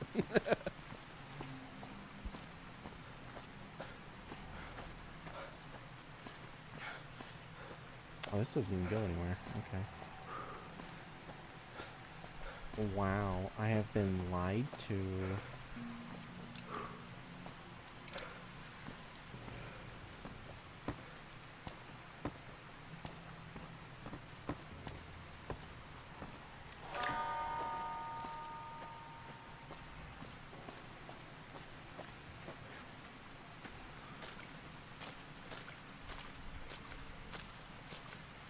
By the rivers of Babylon. He still doesn't have his bandages. What the fuck is going on? When we remembered Zion. Remember, O Lord, the children of Edom in the day of Jerusalem, who said, raise it even to the foundation. O daughter of Babylon, who ought to be destroyed, happy shall he be that rewardeth thee as thou hast served us. Happy shall he be that taketh and dasheth. No, I can't. I can't do this. I don't. No. No. I'm fixing this right now. I think I know which mod it is, so I'm going to turn it off.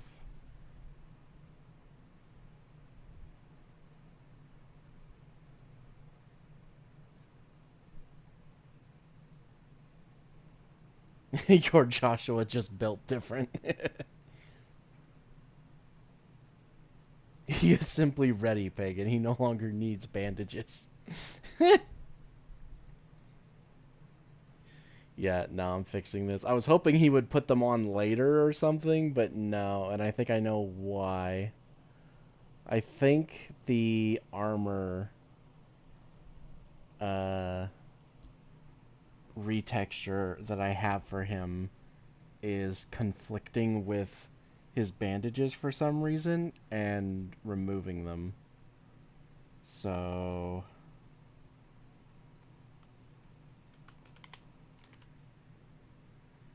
let me see if I can find.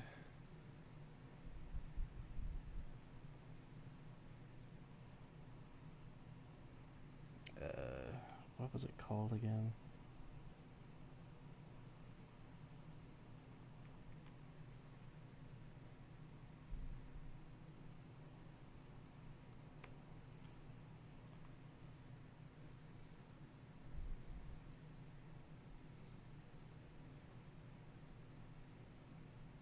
No, that's not it. Crap. Okay, it would probably be under either armor or models and textures. So let me just open both of those.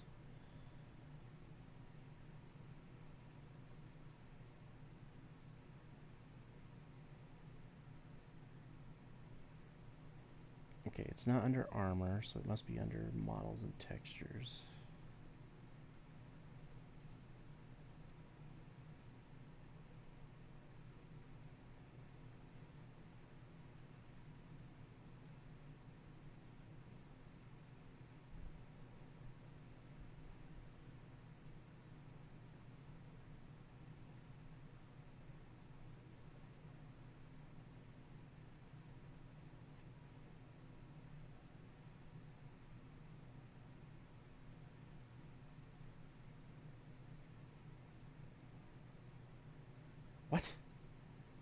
It's not under that either. Okay, hold on. I'm actually gonna have to go to fucking Nexus and look at my mod history and see what it was called again, because I can't remember what the actual thing was called, and typing in armor doesn't work.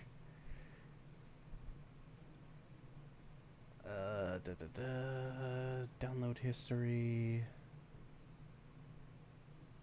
Let's see, it was physically based gram. Okay.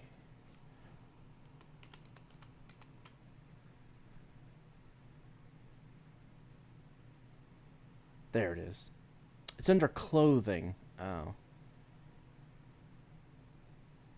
Okay, uninstall. Because I'm almost certain that's what's causing the issue.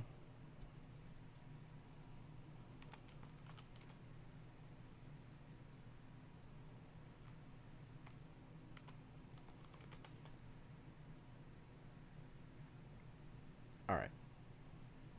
Now it should work.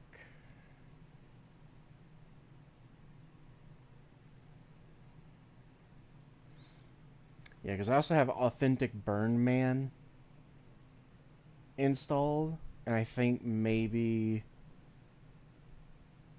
the two retextures are kind of conflicting with each other. And removing his bandages, so I'm gonna remove the one that I don't care about the most.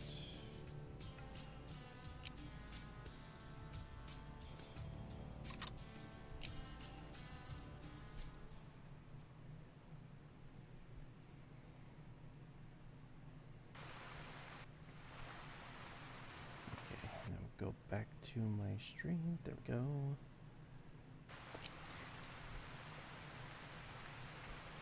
Now, one thing I could do, I do have a mod that makes Joshua a follower, a companion at the end of the DLC. So we could have him as a companion that follows us around. By the rivers of Babylon, there we sat There down. we go. Yea, we wept when we remembered Zion. Remember, O Lord, the children of Edom in the day of Jerusalem, who said, raise it even to the foundation.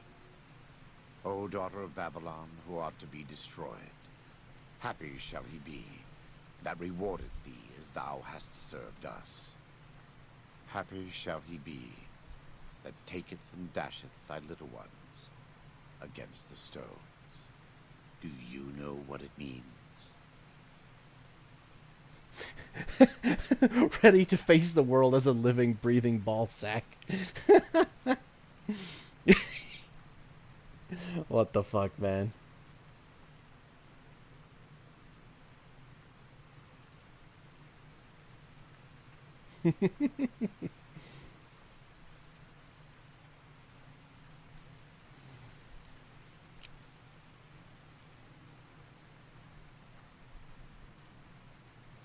Given those two choices, yes. In the best of all possible worlds, they would just leave us in peace. But they won't. I don't enjoy killing, but when done righteously, it's just a chore, like any other. Practiced hands make for short work, and the good Lord knows there's much to be done here. Happy are those who do the work of the Lord. Zion belongs to God and the people of God. It is a natural temple and monument to his glory. When our Lord entered the temple and found it polluted by money changers and beasts, did he ask them to leave? Did he cry? Did he simply walk away? No. He drove them out. It is one thing to forgive a slap across my cheek, but an insult to the Lord requires... No. It demands correction.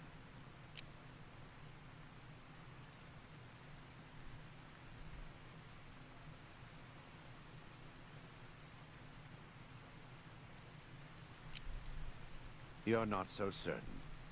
Fair enough. We all have doubts. Blessed are they that have not seen, and yet have believed. But you can be a Thomas for now. Fight the Whitelegs enough, and you'll see the truth. I just hope that by the time you understand, there will still be time to convince Daniel that we have to fight for Zion, to save it, and the Sorrows. That's... you assume that you can convince Daniel of anything. You cannot. Welcome back. What can I do for you?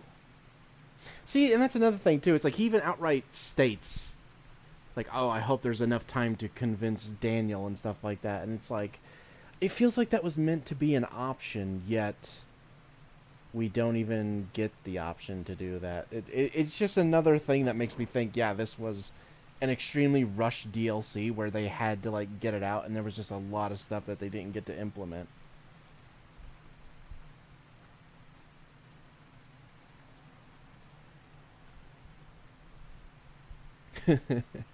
Career live reaction. Yeah, fair enough, bro.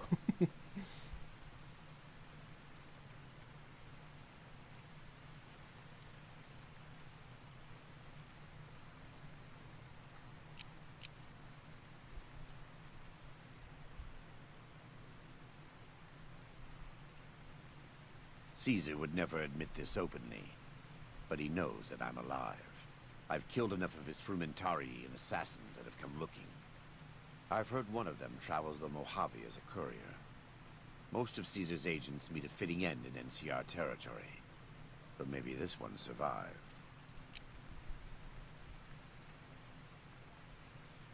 I think that would put him and you in a difficult position.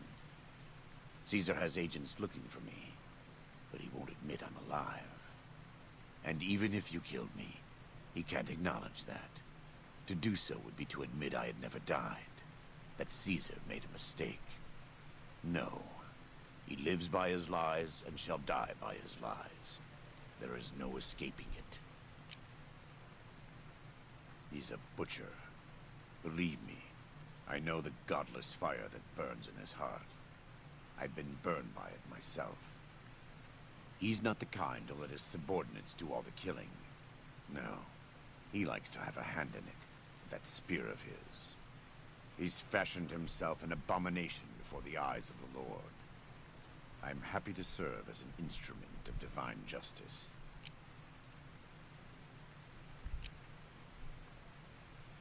I wouldn't say that. I am the acting war chief for the Dead Horses. They look up to me for such matters, but I only have the authority they give me. Daniel is the spiritual leader and main link of the new Canaanites to the Sorrows. He's up in the Narrows right now.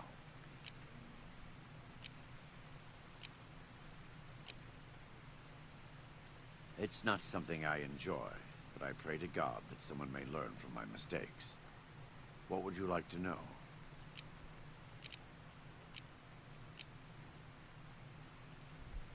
You are kind to offer, but no, there's nothing you can do.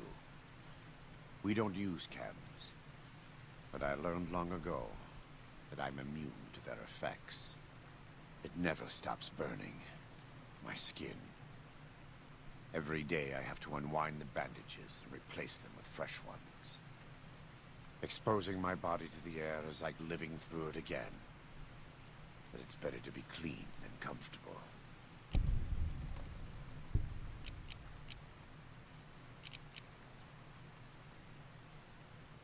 I was born in Ogden, what people came to call New Canaan.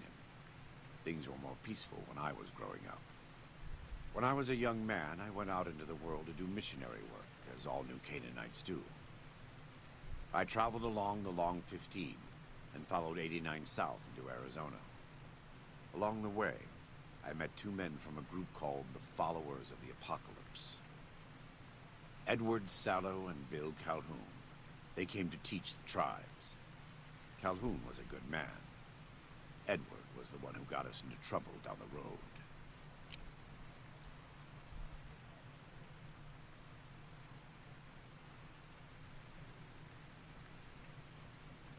No, not then. Back then he was just Edward. Smart man. Young, but we all were. We thought we could hike into the Grand Canyon and talk to Blackfoots. We did. And the Blackfoots were friendly enough at first.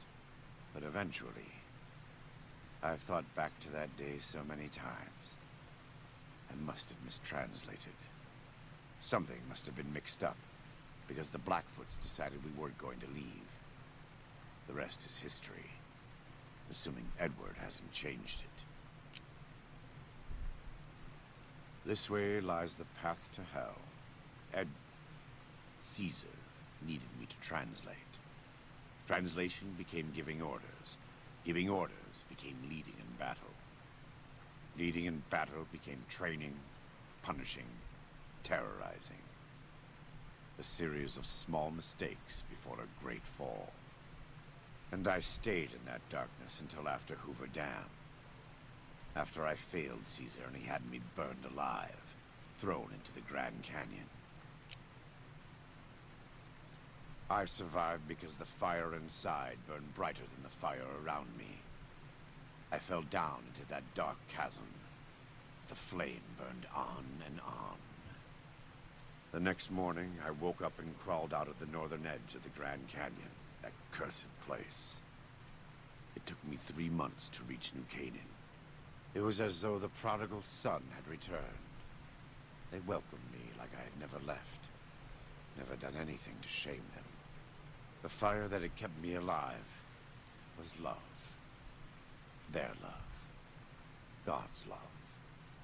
I will never be able to repay the debt I owe to them, but I must try.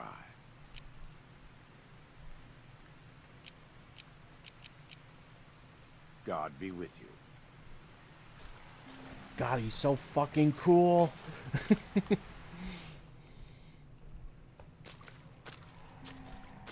Yeah, I love that line. And like, it doesn't actually explain how he survived, but it's one of those things where you probably don't actually need to know, Daniel because says the that most people outside the the valley symbolism do not of it keep is what to the matters Father's more will. in that I am instance. always So a little sad to leave the Narrows. that fucking amazing line.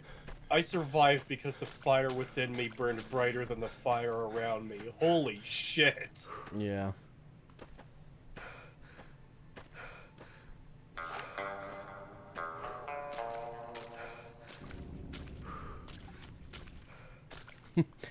Hello, base department?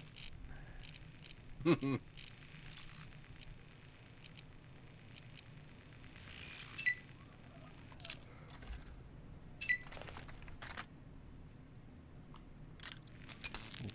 let's set that as 1 as well. I can also give stuff like that a pass, to a degree, because there are extremely rare cases of people falling, like, out of a plane and surviving without a parachute. You know, they're absurdly rare, and more often than not, they actually land in, like, a pile of hay or something. But it has happened, so I could excuse... You know, as long as it doesn't happen too many times. Like, literally, one time in the entire franchise. Yeah. Plus, I think it's supposed to be assumed that there was water. Like, because they threw him into the Colorado, so he likely landed in water. And that put out the fire and softened his fall enough that he was able to survive. Yeah.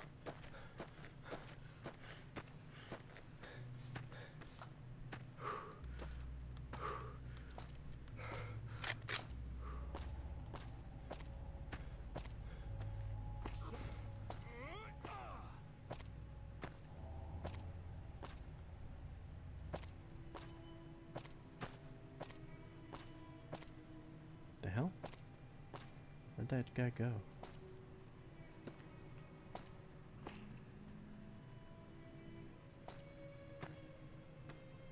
Oh. I hope someday you will see it as it was. Damn, she took his fucking head off. I don't really need one of these, actually. Let me just drop that. Yeah, we already got one, and I'd rather get the survivalist rifle. Okay, let's actually start don't need that. We already have one. Counterpoint. God turned the difficulty to easy just for Graham so he could take less fall damage. I'll buy it. It's canon.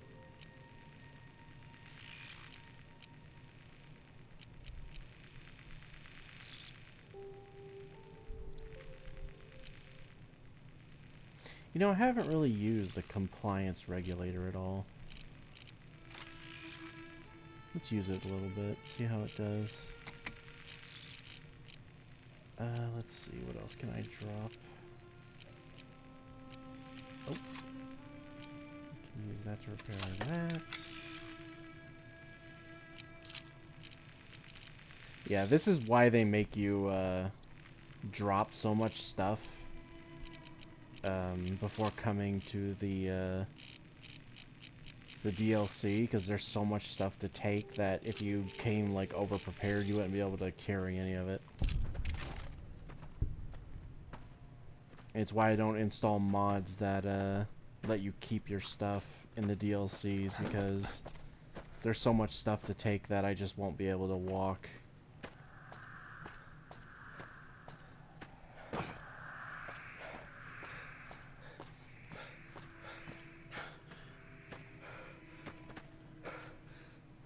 Alright, so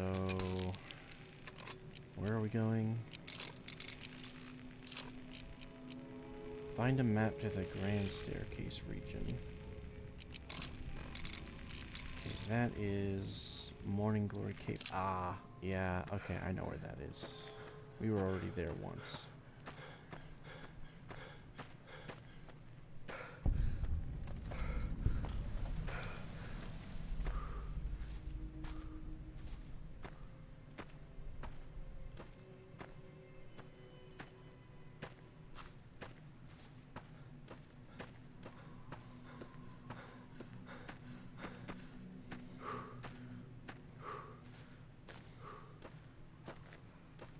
Or you could just stop being a loot goblin, but we all know that's not going to happen. No, I refuse. Embrace your loot goblin, Ray Pagan.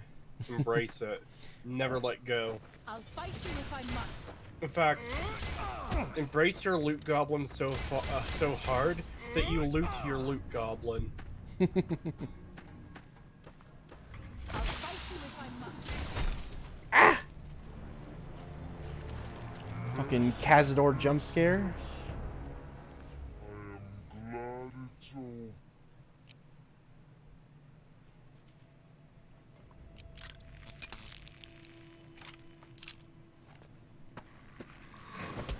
Oh, come on. Where'd you come from?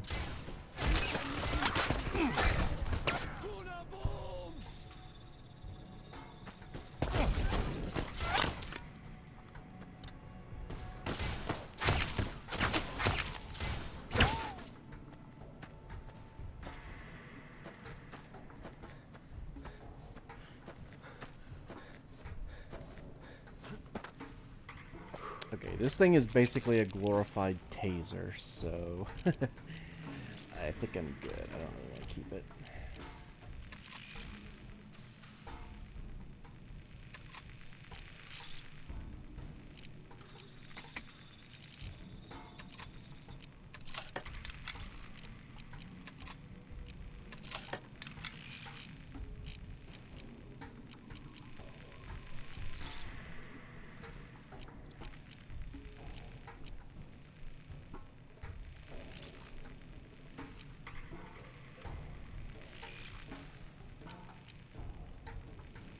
You're not a real loot goblin until you kill a vendor to get back everything you just sold them, because you're over encumbered.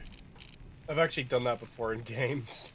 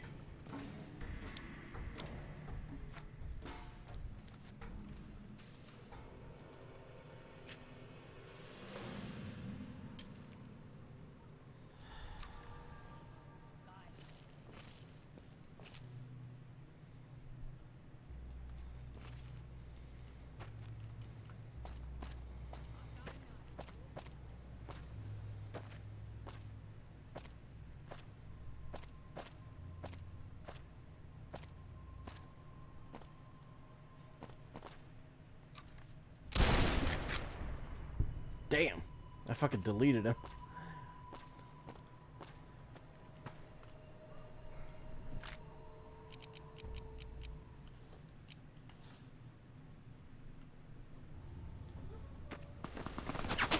I just saw that. Guide and protect us, your humble children, as we labor in the vineyards. And make us strong to resist those who would steal Zion from us. Oh shit, I think I deleted this guy too. Fuck. Why are they disappearing when I shoot them? I don't like that. I can't loot them.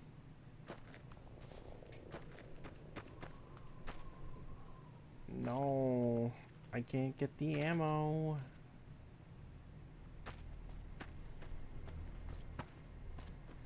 They must be like warping into the ground or something.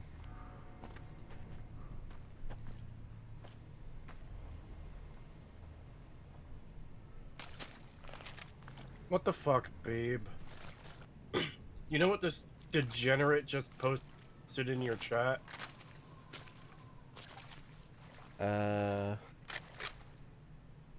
Cree, if you had to kiss a velociraptor, would him being a weed smoker be a problem for you? Oh my god. So first of all, why is it a lizard? Why is it a non-human creature? And why is it a guy? What the fuck?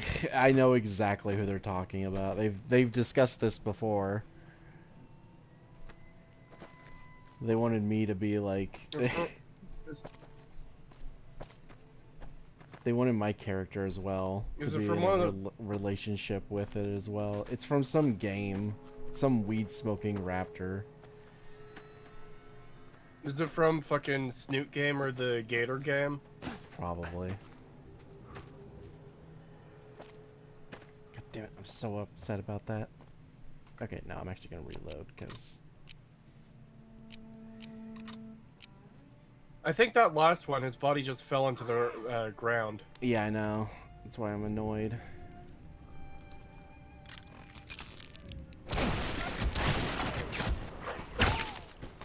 Oh, I'm literally stun locked. I can't move. Okay, load again.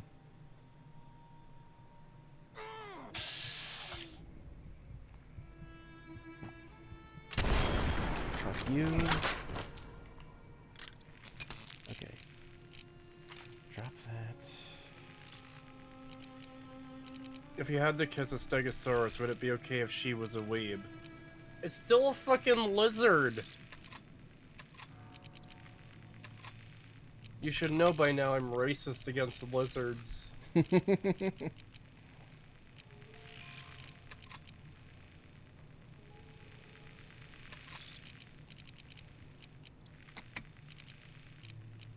I felt if you did live in a world that had, I mean, I guess furry characters, like, calling someone cold-blooded would be a racial slur against lizards. Right?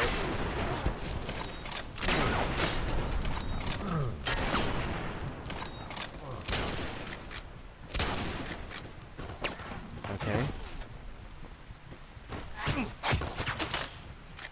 I just can't shoot this guy because the rock is protecting him. What is the Rock doing in Fallout New Vegas?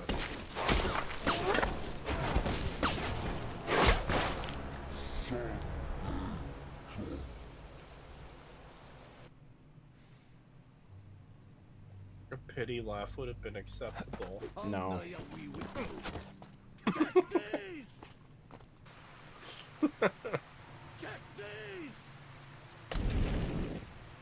Would it be okay if the dinosaur had feathers instead of scales? What the fuck is this questioning? Stop!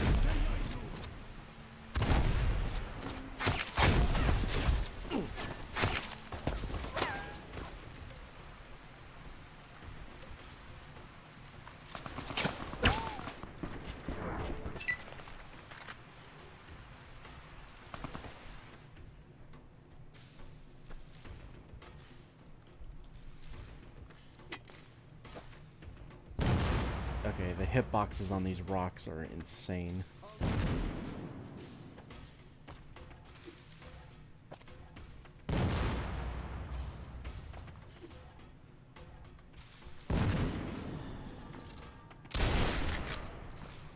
No, Cree, this lure is Meteor Dodger. I feel like that would apply exclusively to dinosaurs, though, and not lizards in general.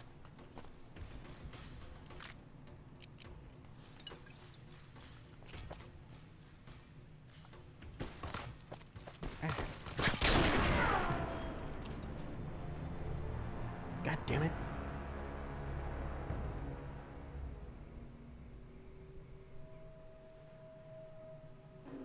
Creetosis casually drops the CB like it's nothing. What the fuck is CB?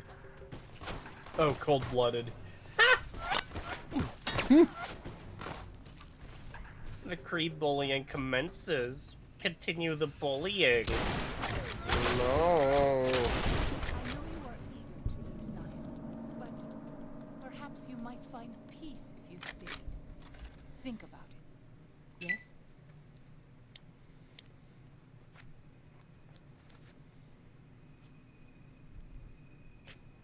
Find peace, I'd find myself poor here. No, I'm good. I've got about 30 gold ingots with my name on it waiting for me.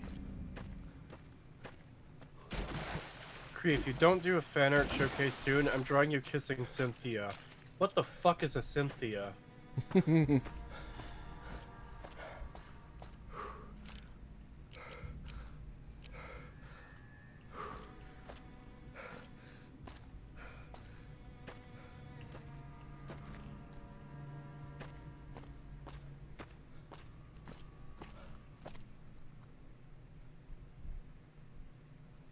Nice! Amazing! Fucking cool! We finally killed that guy, went over there and looted him, and the game fucking crashed. Awesome.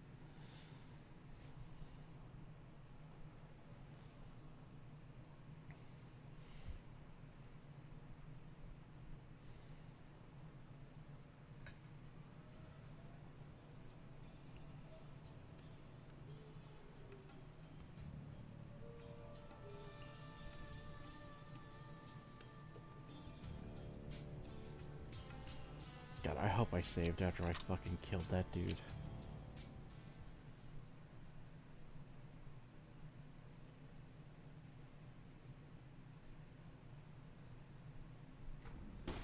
No, of course not.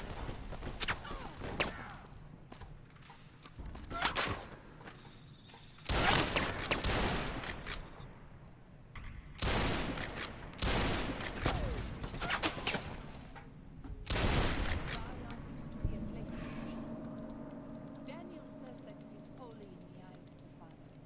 I hope someday you will see it as it was.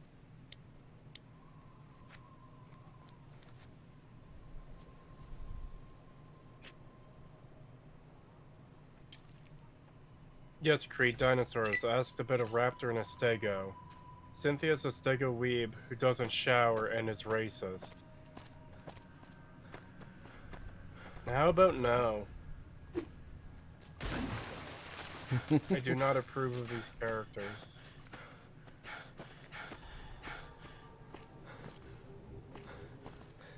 Game got plapped. I kind of want to play Team Fortress 2 again. I miss my plap, plap, plap, plap, get pregnant, hit sounds and kill sounds. God, I haven't played Team Fortress in so long. I've become very rusty. Yeah. I've pretty well forgotten how to play the game. Let's move on. I don't like to linger in this place.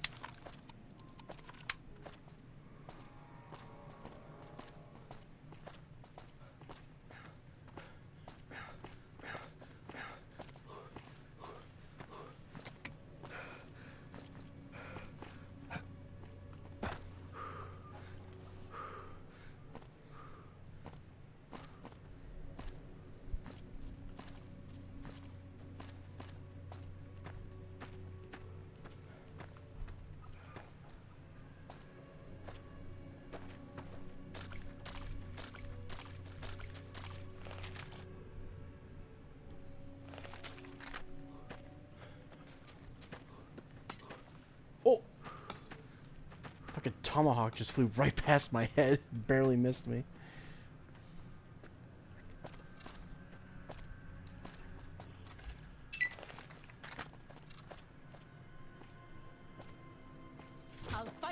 I must. I can't shoot you in the water. Keep this under control.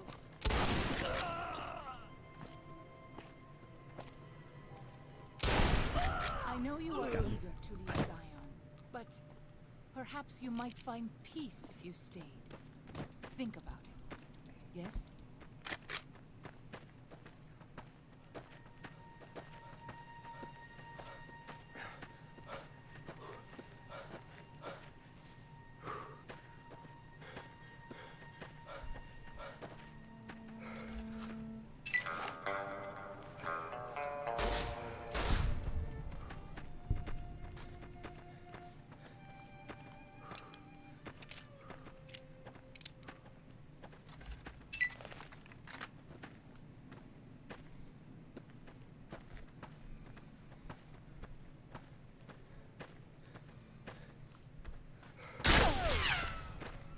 Okay, that was overkill, but I didn't want to swap to a different weapon.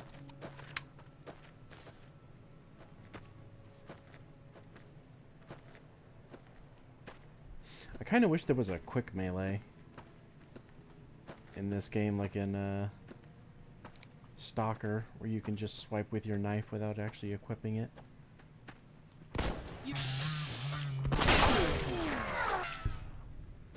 What game was it that I played that had, like, a dedicated melee button? I'm not talking about Fallout 4.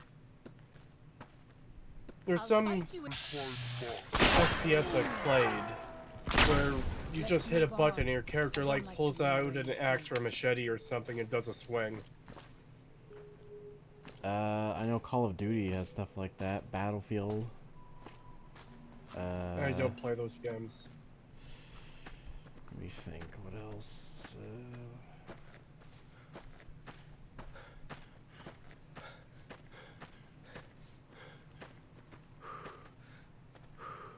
When Salt Upon Wounds took New Canaan, How about you do the ordered fan White art Lakes showcase to soak then? the earth so nothing I could said grow I'll there. do it, but What kind of monster my could do current that? schedule Here for they are. streaming is I'm not going to stream at all until the This video one's is mine. done.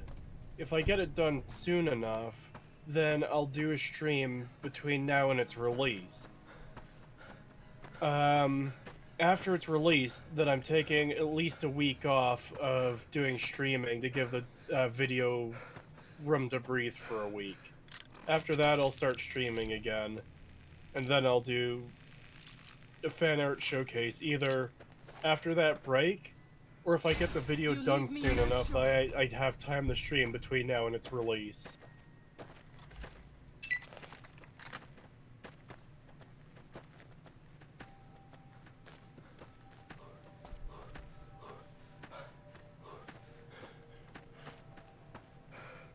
Oh god, there's a I fucking... finished dinner. It was good.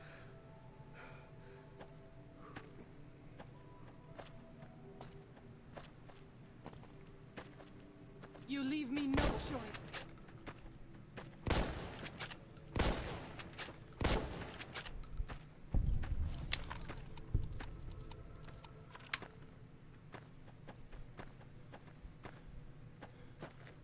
Oh, it was attacking a dog. I was hoping it was killing a white leg.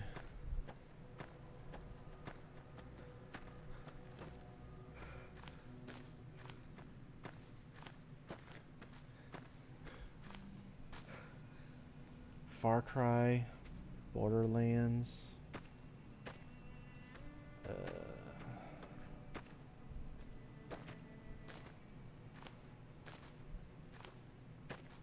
The thing I'm picturing in my head Daniel might be says that Borderlands, most but it's been a people real long outside the time valley since I do not played it. keep to the Father's ways. Perhaps when you leave, you will.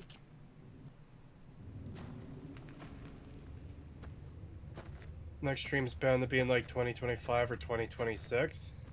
I mean, the plan is to have the video done for the 10th. I want to release it on the 10th. It'll be the anniversary of Fallout's release. And it works for me because We should not stuff. be here. This place, it belongs to the Father in the caves. We if must he doesn't not do a fan art profane it with showcase our in 1 touch. hour, I will draw him as a femboy. Your threats no longer have any effect on me.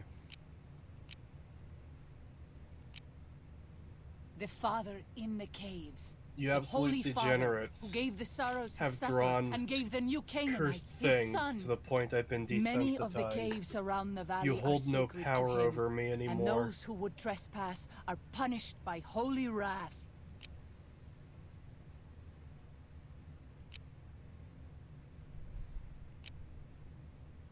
I understand. I would prefer to leave as soon as possible, though. He just put an angry face. It looks like he's shocked and offended.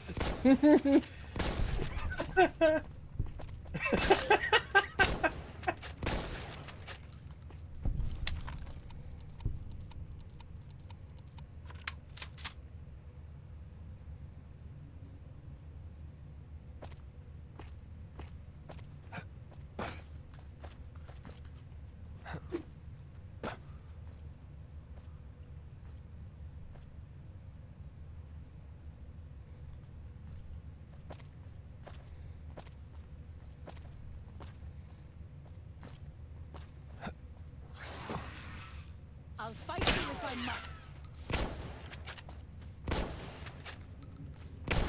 It's weird that she just holds her hand up like that all the time.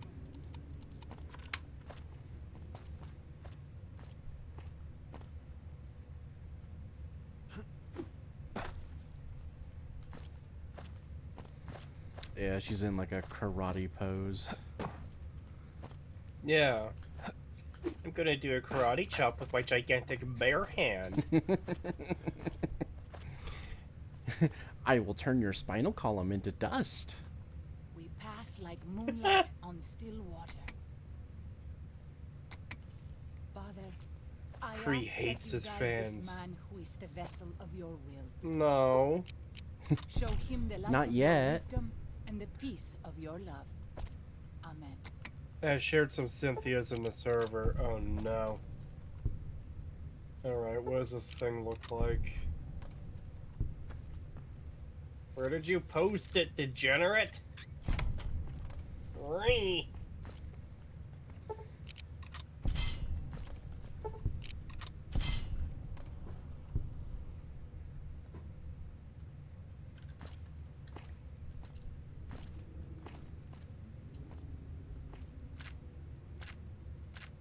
Check him out, see if you find her wifeable. I don't know why you think I would find a dinosaur wifeable. I also don't know which channel you've posted them in, so I don't even know where to look for them. It's probably shit posting, isn't it?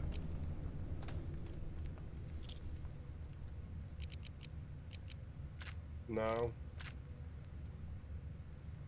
Yeah, I Probably don't in know the- where you posted it, babe. It's probably an art or fan art discussion. Oh, you know what? It could be an art.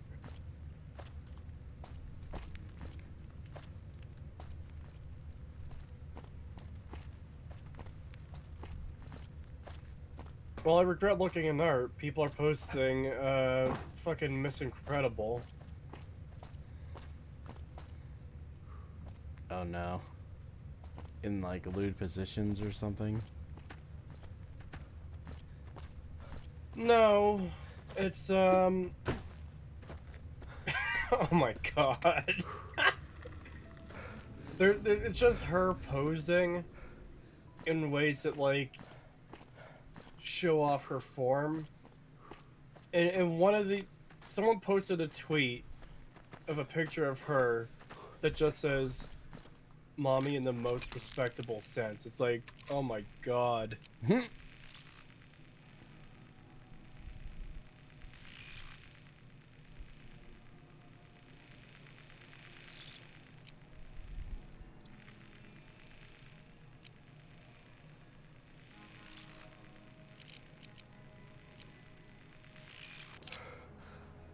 I have seen many strange plants in the valley. Plants that seem to hunger for human flesh. Where they come from, I do not know.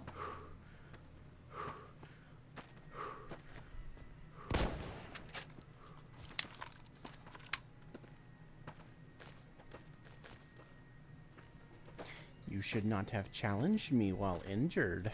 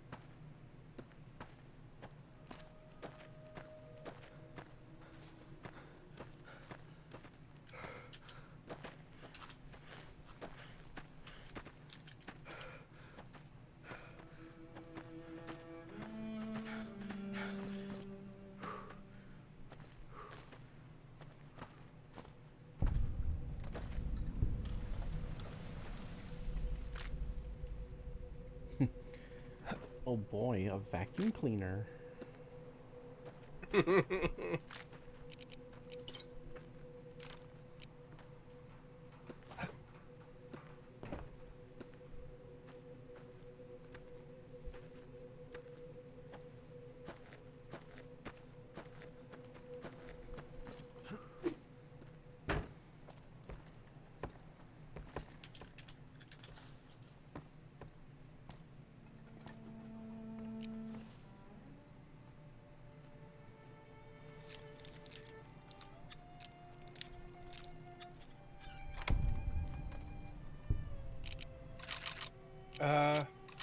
Did your stream end? What the fuck? It shouldn't have. Let me refresh, because I looked back over, and I just see it's on the... No, it's go... What the fuck? Yeah, your stream is still going, but for some reason it just randomly, like, ended for me. Yeah, it did that for me too. What the fuck? Yeah, refreshing fixed it. But... Actually, refreshing is showing a new stream, actually, because it's saying you're only, like, 2 minutes and 47 seconds in. What?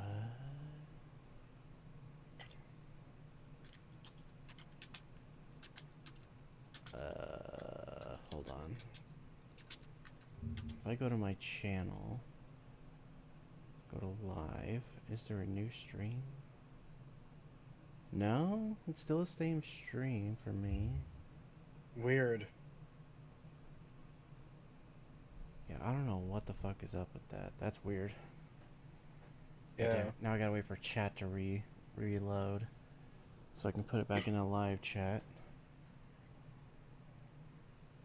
Alright, and then live chat. There we go.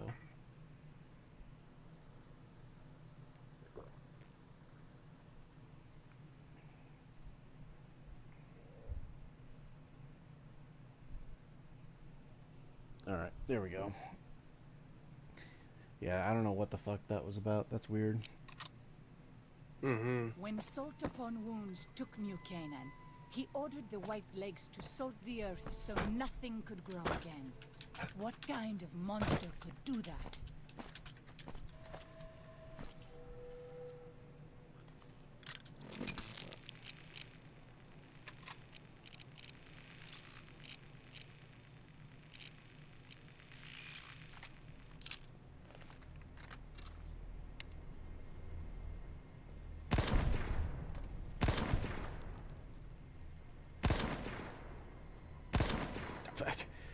Quit moving around like a fucking spastic.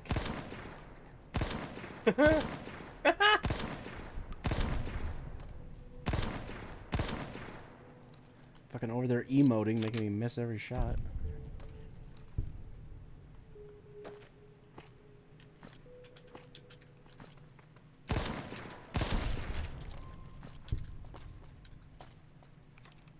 Those tents down there, that is a White Leg war camp. Do you see the war totems they've erected around the tents? White Leg warriors pray to them for strength and savagery before battle.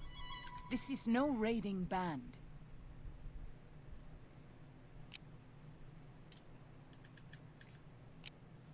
Yes, if their war totems were to disappear, they would likely lose the will to fight.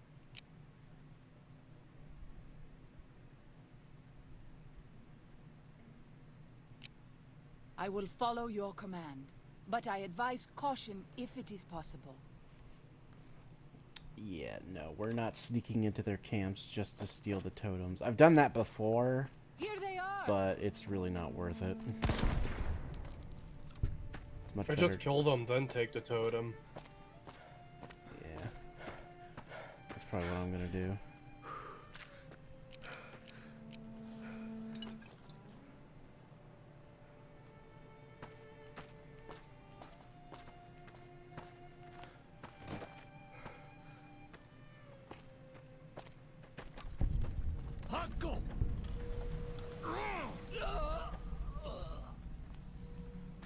The hell do you come from?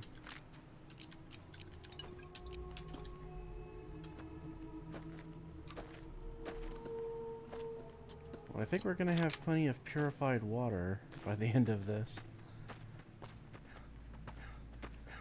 Okay,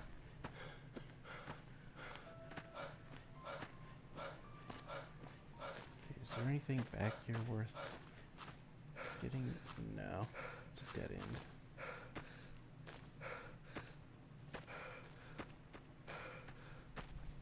I have seen many strange plants in the valley. Plants that seem to hunger for human flesh. Where they come from, I do not know. Here they are!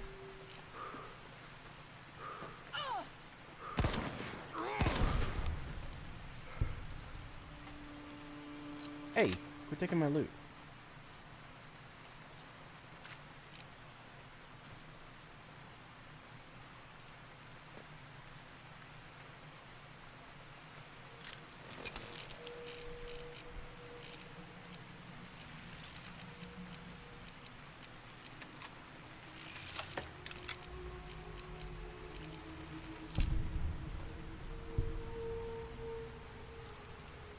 If something of mine will help you, take it.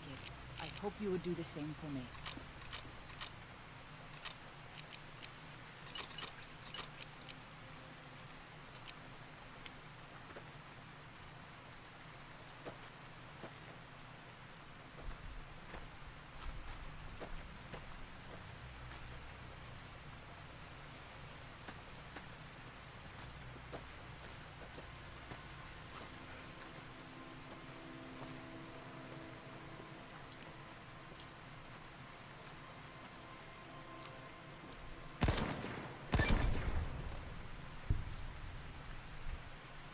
Oh god.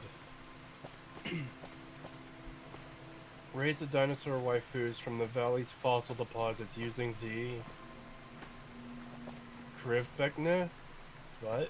Oh, the Krivbekne, the fucking buck from Fallout 3. Oh.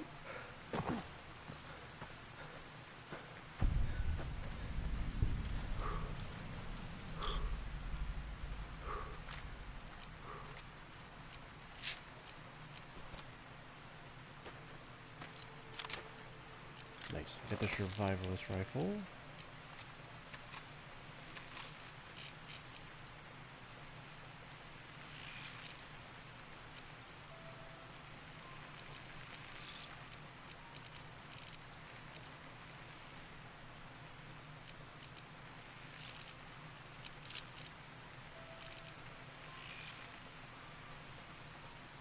Oh, these have weight? I did not know that.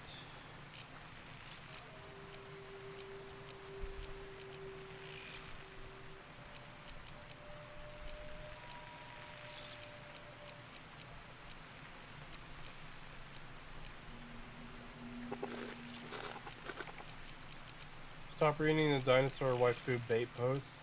Now we know you secretly want a dino waifu. I do not. I'm just reading chat. That's what chat's talking about. I am tired about talking about fucking dinosaurs, though.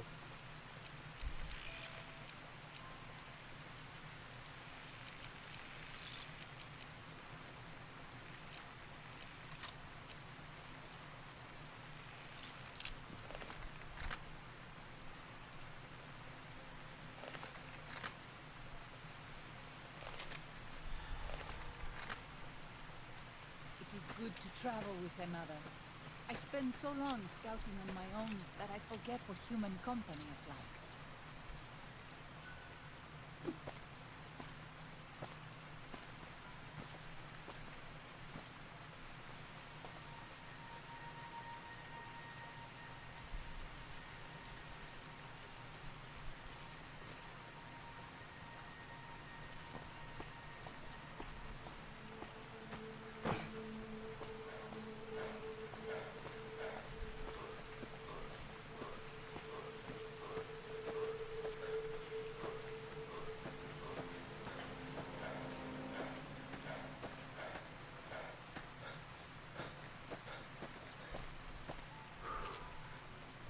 But do you want to talk about smooching dinosaurs? No!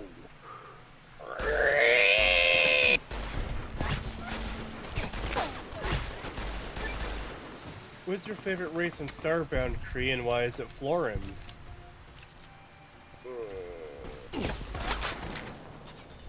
Damn it! I'll fight you if I must.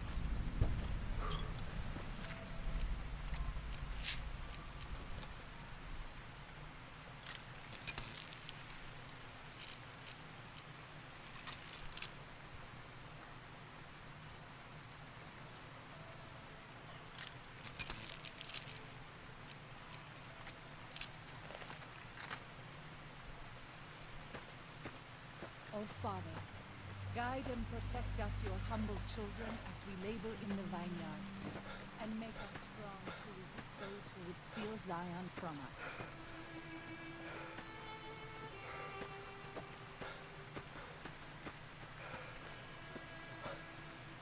I'll fight you if I must. Let's move on. I don't like to linger in this place.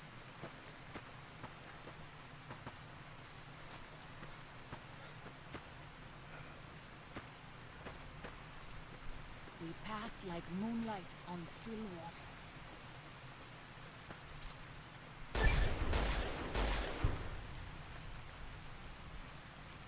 You leave me no choice.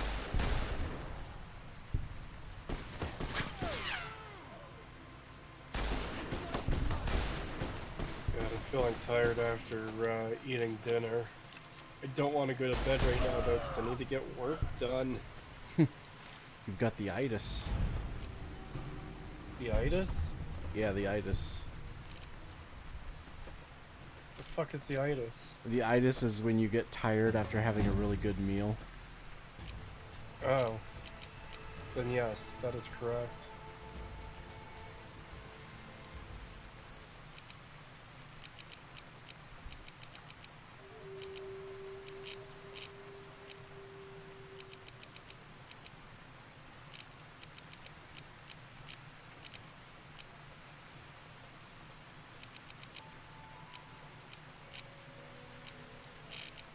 My goat needs sleep. I do.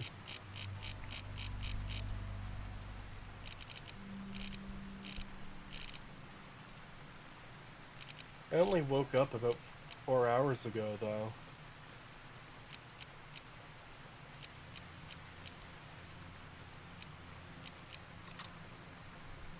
Lots of grass, Cree.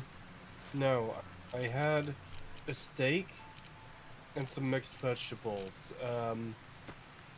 Corn, green beans, peas, and carrot. It was good. That does sound good. Yeah, it was. Now I'm hungry. Sorry. No, you're fine.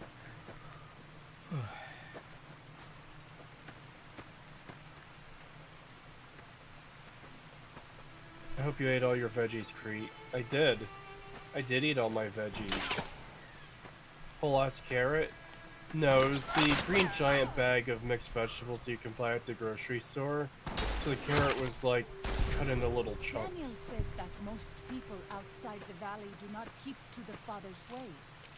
Perhaps when you leave, you will carry his word with you. Steak with only garlic and unseasoned veggies. That's pretty close, actually.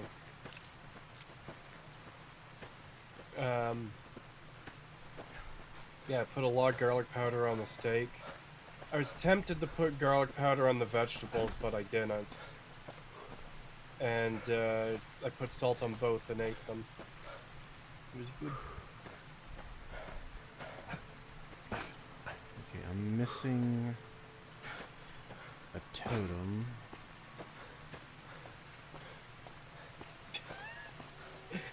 You can't say anything without getting fucking bullied. carrot had to be cut into little chunks so Cree wouldn't hurt his little baby teeth when chewing it. It's literally how it came in the bag. It was... Ah!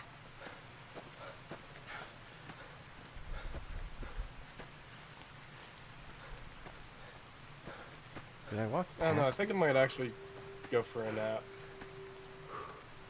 Alright. I'm gonna stay in the call, but I'm gonna mute. So when I wake up in like an hour or two, I could just rejoin the call without like making you pause the game. Yeah.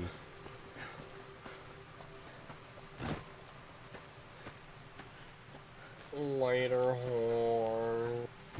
Later, whore.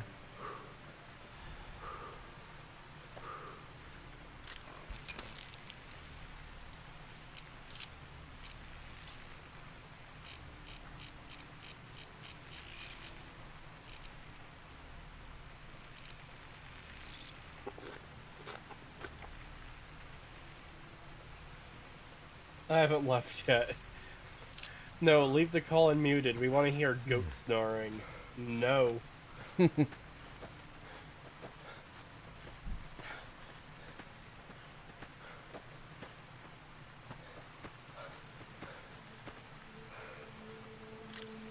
we complete this mission? It didn't look like we did. Oh, I guess we did. Okay. It looked like, I mean, I swear I didn't see a, thing that popped up that said, like, quest completed, so... I Oh, have well. seen many strange plants in the valley. Plants that seem to hunger for human flesh. Where they come from, I do not know. Honk shoo.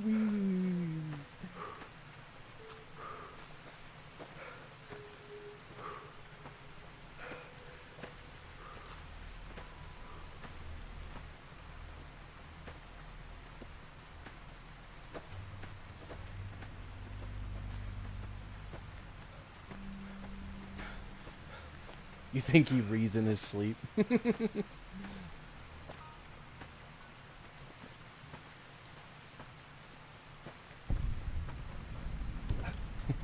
Of course he does. He's the goat man.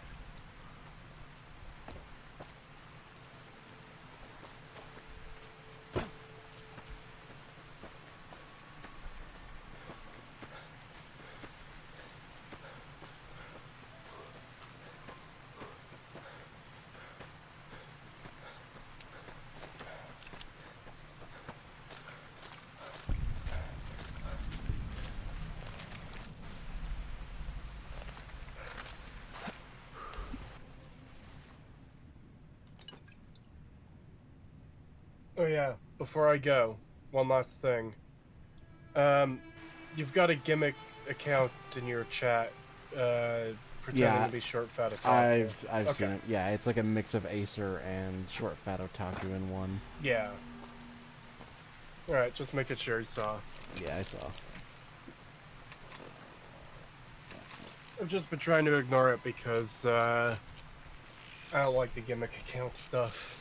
Yeah, if it gets to be too much of a problem, I'll have him removed.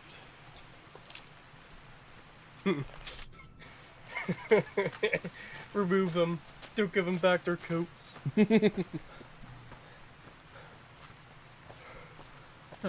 know you are eager to leave Zion, but perhaps you might find peace if you stay. Think about it. Yes? This is the only short path from the Narrows to Pine Creek. They will be cut to ribbons by these traps.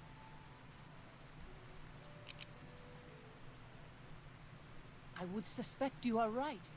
Perhaps we should try to find them before they lay more traps. As you say. Alright. We're gonna disable all the traps the easy way.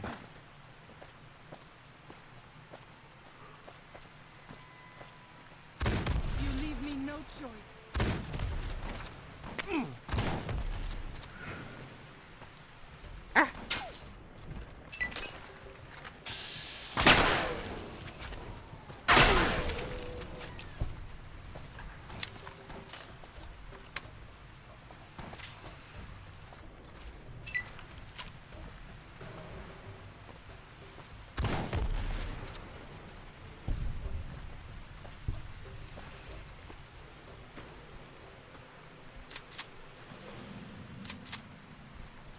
Uh-oh.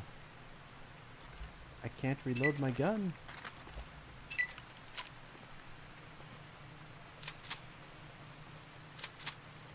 It says I still have ammo. Do I not actually have... Oh. Okay, I think it's glitched. Yeah, it is. Okay, we don't actually have any more ammo. It's just saying we do.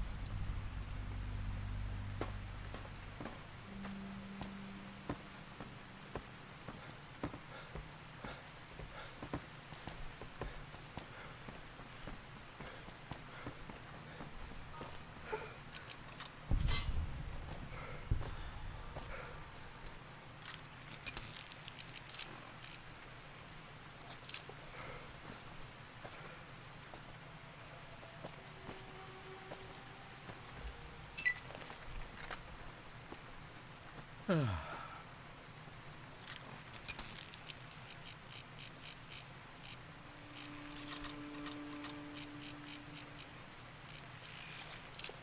is good to travel with another. I spend so long scouting on my own that I forget what human company is like.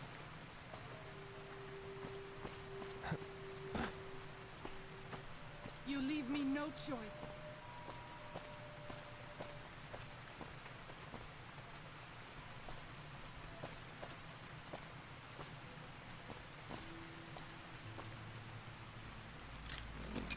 Okay, I think we took care of that.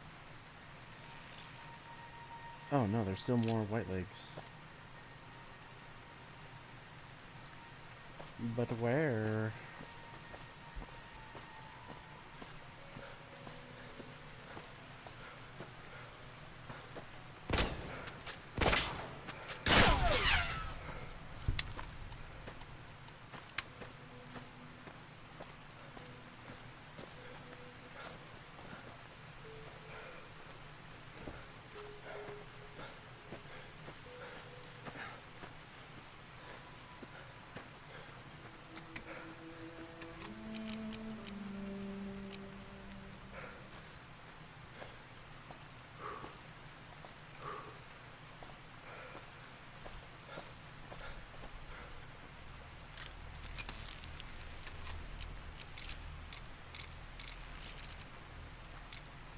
Oh, okay. They're over by this other bridge.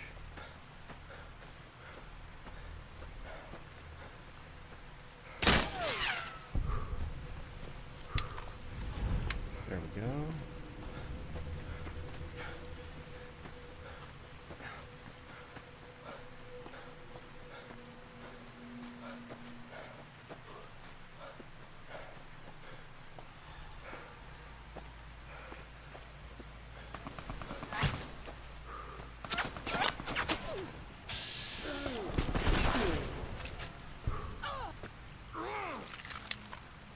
Let's move on. I don't like to... She keeps making sounds like a man. I don't like it. linger in this place. I have seen many strange plants in the valley. Plants that seem to hunger for human flesh. Where they come from, I do not know.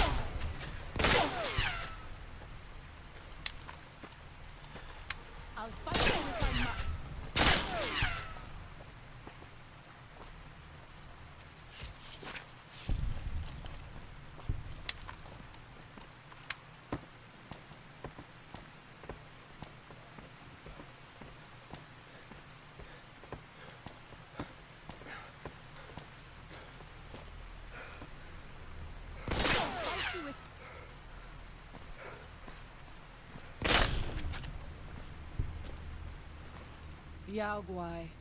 Even our strongest hunters could not hope to kill so many. There must be a nest nearby.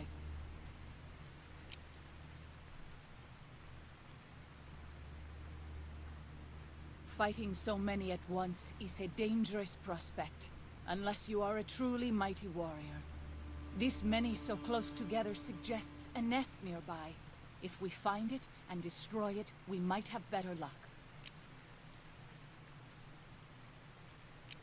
I stand with you.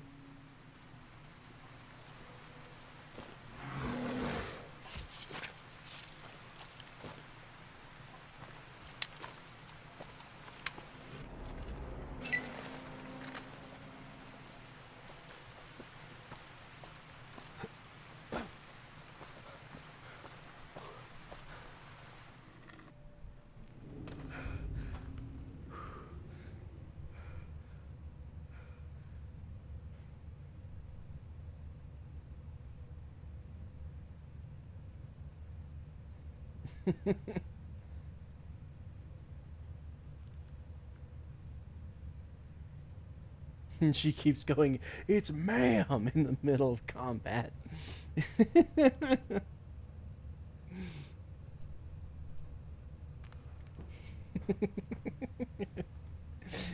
Yes. Oh my god! I have seen many strange plants in the valley. Plants that seem to hunger for human flesh. Where they come from, I do not know.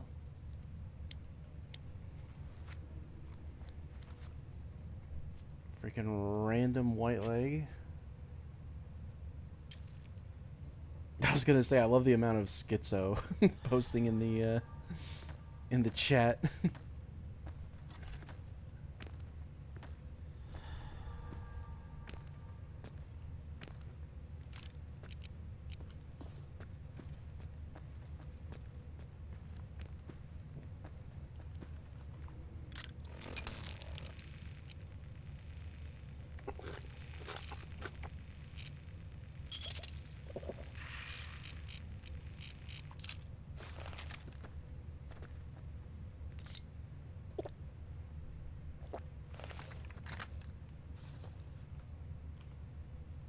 Turn my night vision off. Oh yeah, we have thermal as well. You know what? We'll do thermal instead. It's probably a bit easier to see.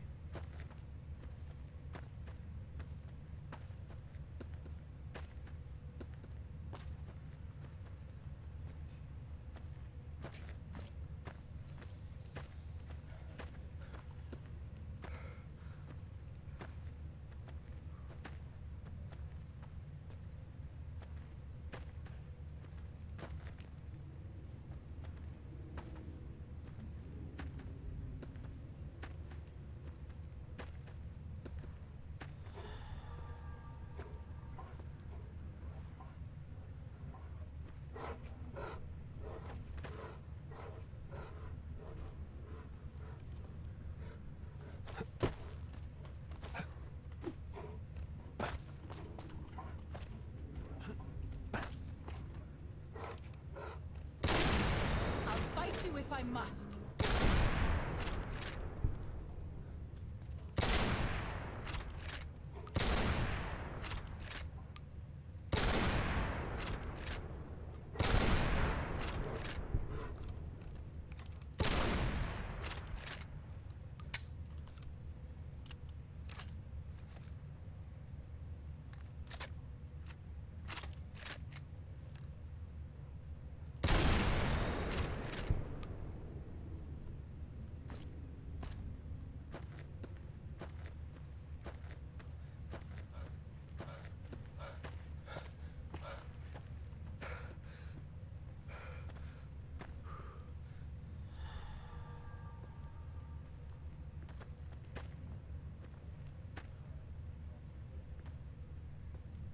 I'm trying to remember where we put these explosives.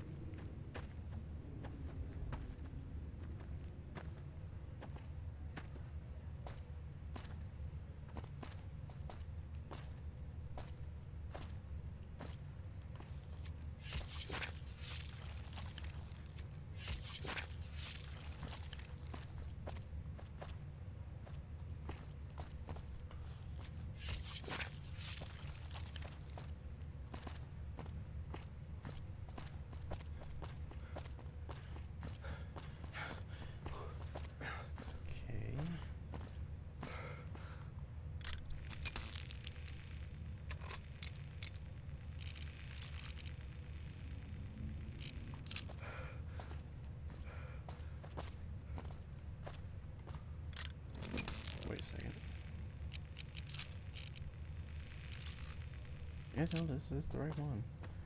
I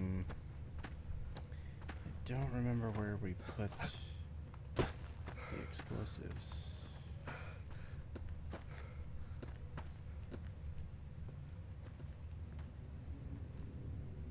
Zion used to be a place of peace, you know.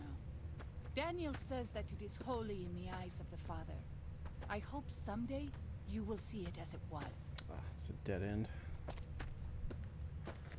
I don't remember.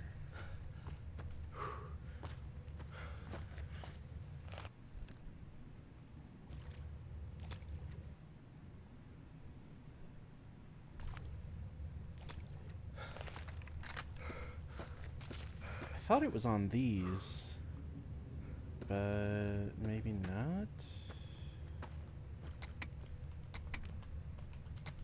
Yeah, no, there's nothing happening. Oh, there's little things here. Oh.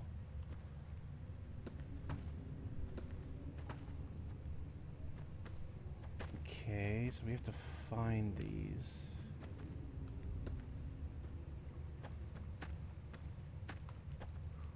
God, it might actually be difficult with this on.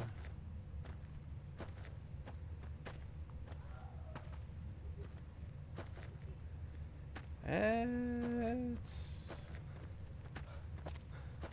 still pretty fucking dark. Okay, there's one.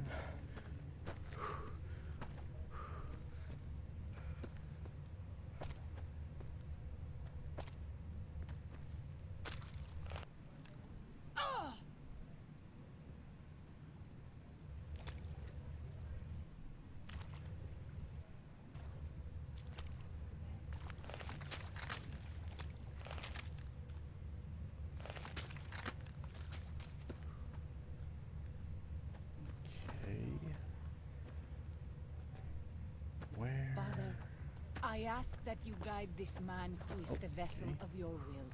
One Show him the light here. of your wisdom and the peace of your love.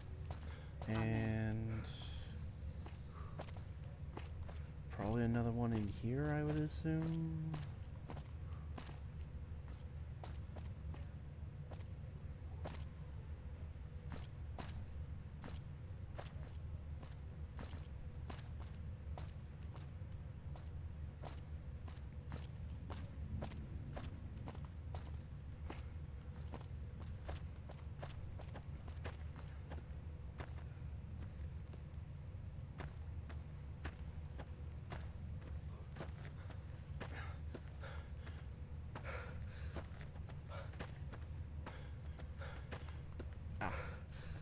Go.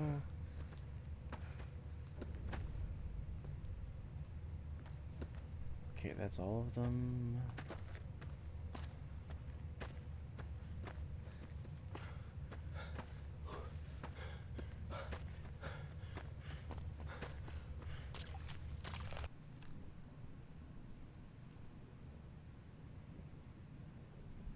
Imagine doing honest hearts without sneaking imperialist.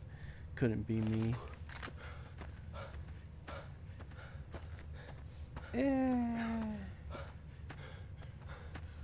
I don't know. I don't really like being that guy.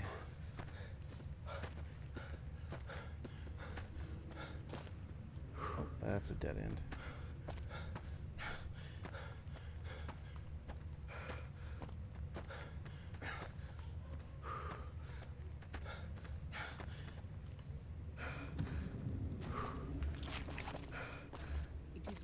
Travel with another. I spend so long fighting on my own that I forget what human company is like. Nice. Okay, so now we can return to Daniel. Before that though, I want to do the drug trip fight a bear thing.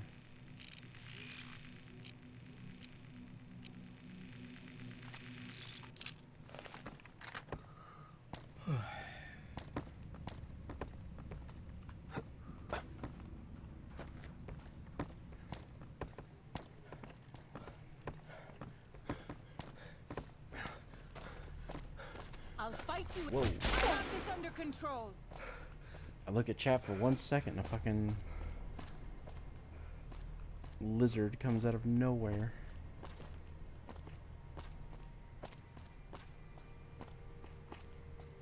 If Obsidian want us to side with Daniel, why they make Joshua so fucking cool? Yeah. That plus Daniel's just wrong. Like, I don't care. Daniel's just wrong. Running is not the option.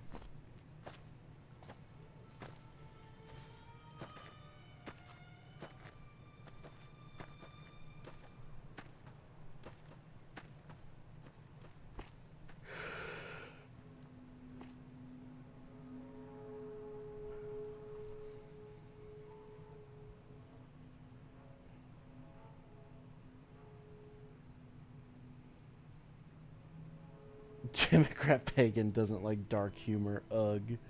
I like dark humor. I just don't like being the guy who's like, nah, fuck you natives. I'm just going to kill all of you. It's just not my thing.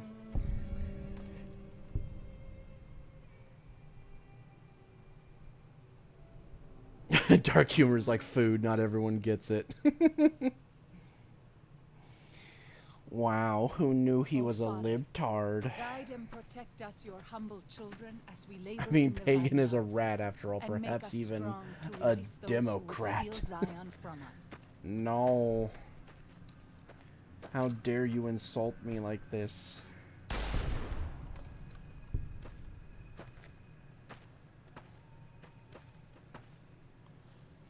Okay, I probably shouldn't be taking these stingers and stuff.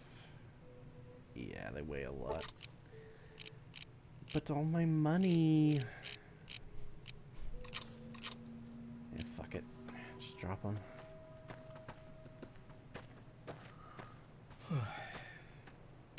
Here they are.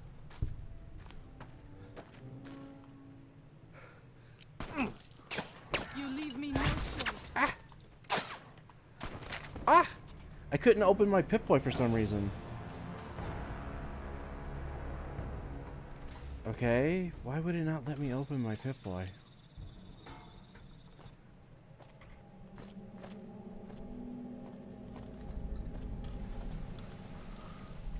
Okay, we've done that.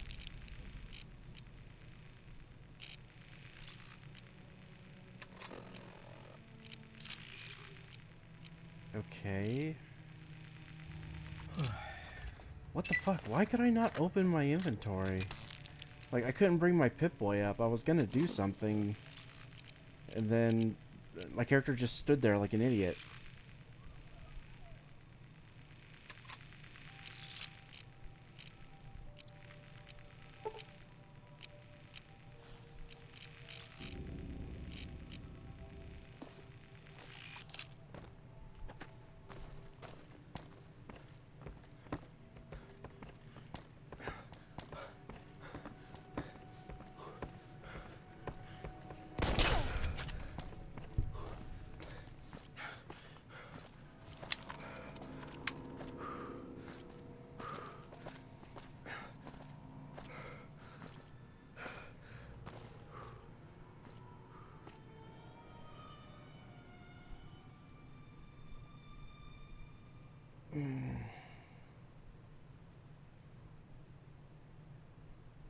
When Cree comes back, make sure you press him on which dinosaur he wants to smooch. I need to know for fan art purposes. He doesn't want either. but General Gobbledygook. No.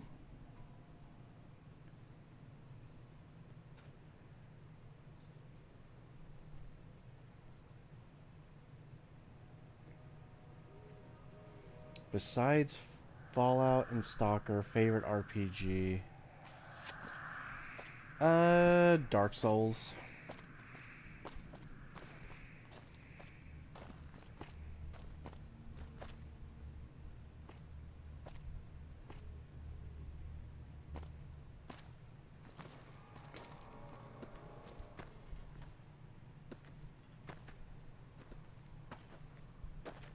There are many dinosaurs, not just the two. I don't think he wants any of them. Dinosaurs with Have thick, met my kissable family. lips. You would like them, I think. Dark Souls isn't an RPG. They say it's an RPG, so... It is technically We pass a like moonlight action on role-playing still water. RPG, so... It technically counts. I'm gonna be honest, I haven't really played any other RPGs besides, like, the Elder Scrolls, and I'll be honest, I'm not the biggest fan of Elder Scrolls. It's kind of a meh franchise, in my opinion. So I'm not gonna say Elder Scrolls. Besides that, I haven't really played many other RPGs. Fallout, Stalker, and Elder Scrolls are about the only RPGs I've really played. Does Mass Effect count? Because I guess maybe I would say Mass Effect 2.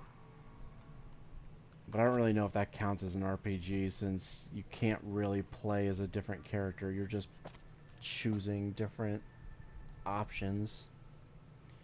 Didn't you play Pillars of Eternity? No, that was Setch.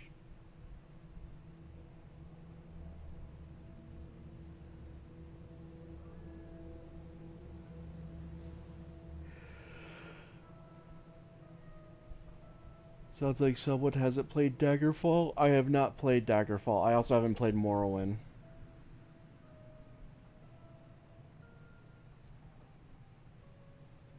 Do you like isometric RPGs? No, I don't. I played Fallout 1 and 2 for the story, and I never played them again because I don't like isometric RPGs.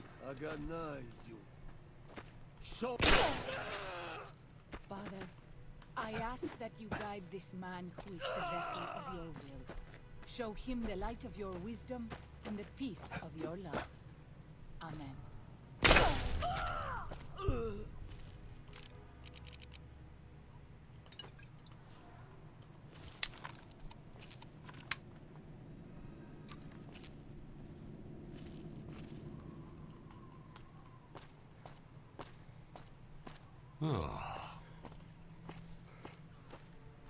This wound is grievous.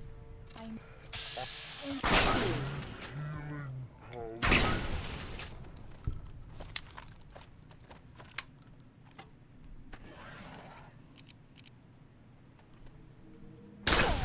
Let's move on. I don't like to linger in this place.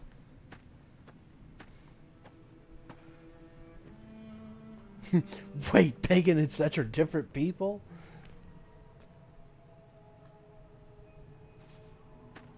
Scream Fortress came early today? Ooh. Oh man, it's too bad Cree's not doing any streams. I'd ask and see if he wanted to do some Scream Fortress tomorrow.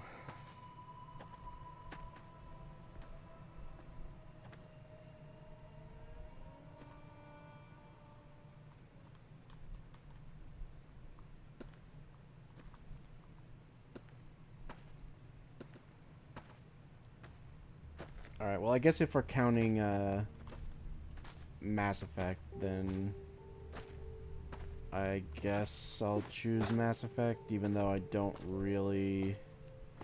I only really liked the second game. Mass Effect 2 I liked, but keep in mind I also never got any of the DLCs for Mass Effect 2, so... Oh, Father. Base game Mass Effect 2 is all I've really played. I played the first game, but I'll be honest, I can't remember... Shut up! Stop talking, Famoid. I don't remember anything from the first game, really. Other than, like, Garrison Rex, that's about it. And I stopped... I didn't play the third game because I didn't hear anything good about it, so... Nah, I take my answer back. Nah, I'm still going with Dark Souls. Dark Souls is still the better action RPG.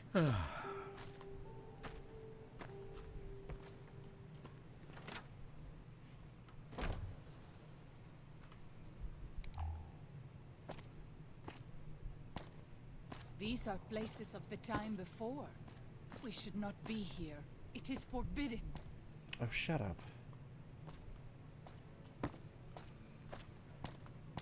fucking woman moment.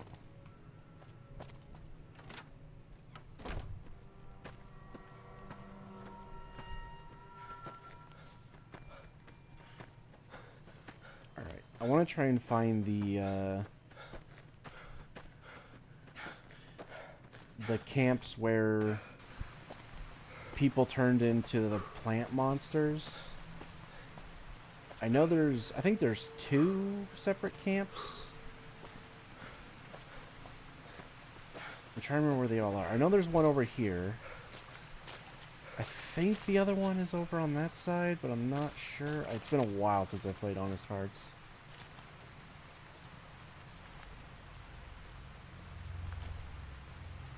Woman talking, muting.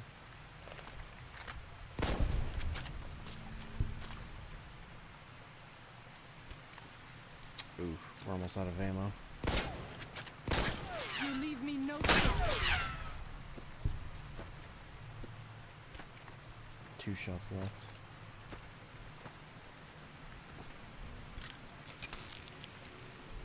How bad do you think Dark Souls 2 is? Is it as bad as games coming out today, or much better in comparison? I don't know. I don't know if I'd say it's better than games coming out today. I played it recently, and while I definitely am... replaying it has definitely made me more, like, confident in that, yes, it is a bad game. Like, there's just so much weird shit that they did that just doesn't make any sense. The petrified statue mechanic is fucking stupid. The enemy spam is absolutely ridiculous. Some of the fights are just not good at all.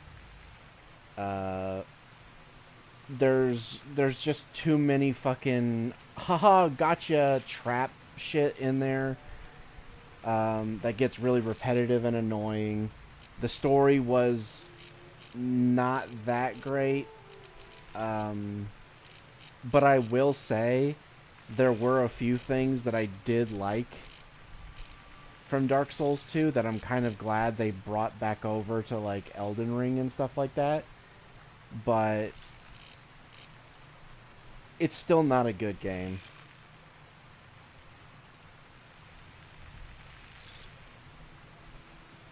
So, yeah.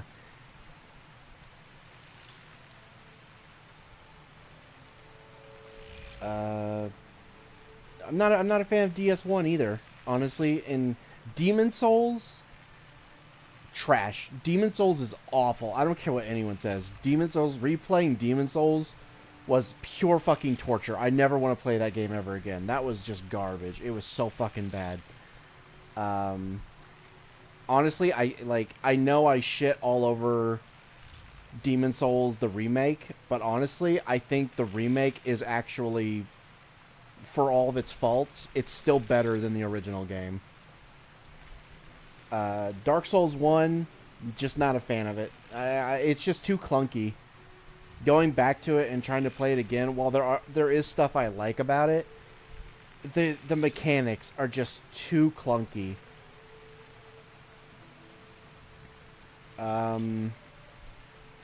Also, there was parts where it was just obviously rushed, which I know that was something that came up in the development and everything, but it's so rushed in a really bad way where it's really noticeable, and you could tell that they were just dotting random enemies in places that don't really fit, and I just didn't really care for that as well. So on top of the mechanics not being very fun, the story being just okay, and the, like, obvious rushed feel of the game, I'm just not a very big fan of Dark Souls 1. It's definitely better than Demon Souls and Dark Souls 2, but that's not saying much because both of those are bad. Dark Souls 3, great game. Great game. Dark Souls 3 is pretty much best Dark Souls. It's peak Dark Souls.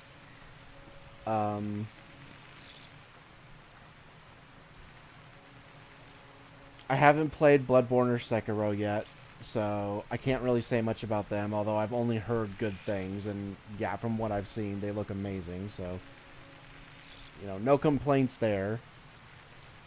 But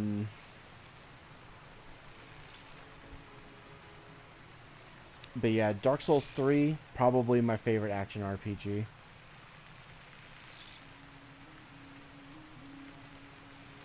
And then Elden Ring would be right below that.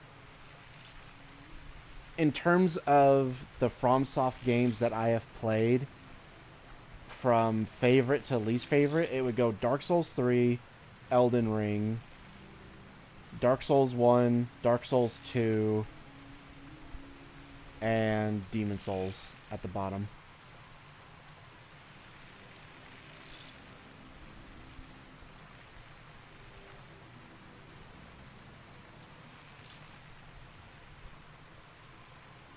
It's because you can pause in the remake, isn't it? You can pause in the remake?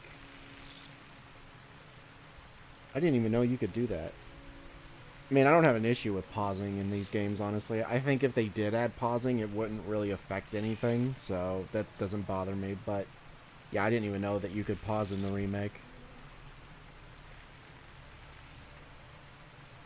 I only played the remake. Honestly, keep it that way. The remake, for all of its faults, and like I have heard people's complaints about the remake, and while I do agree with some of those complaints, it's still an infinitely better product than the first game. The first game is just abysmally bad. It is so shit. Like, it is by far, it is easily worse than Dark Souls 2. If you don't like Dark Souls 2, then yeah, no. Demon Souls is even worse.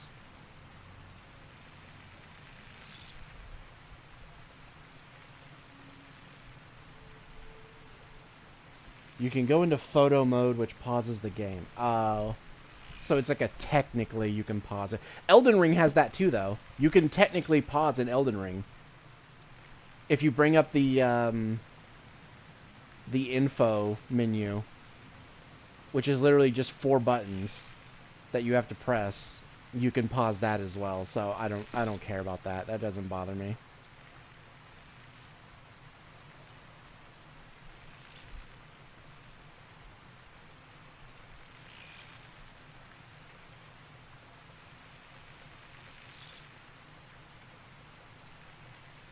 Worse than DS2? Now that's a blazing hot take. I really don't think it is. I think it's really fucking bad. It was hot garbage.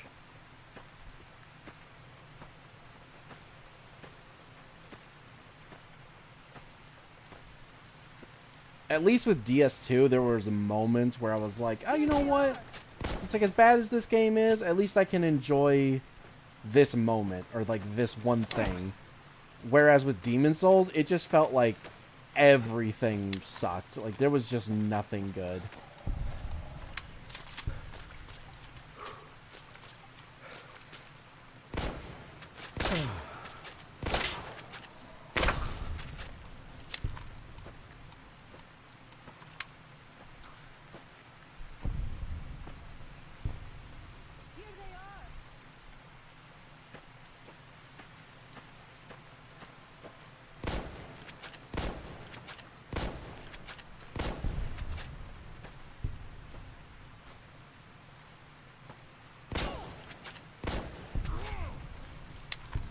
Let's move on.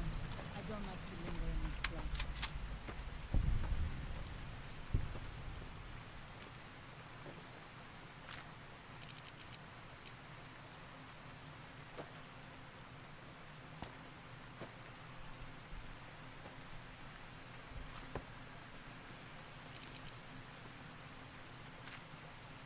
Oh, hey, Paciencia. Nice.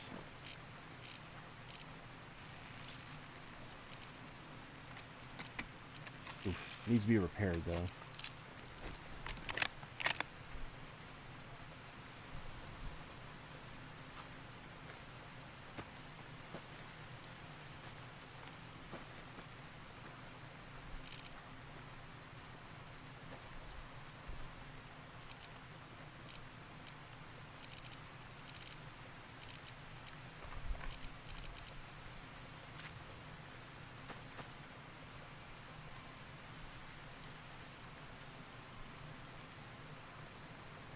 the thing I hate about Demon Souls is how confusing world tendency works. Like, the more you die, the harder they make the enemies. Yeah, I didn't really like that.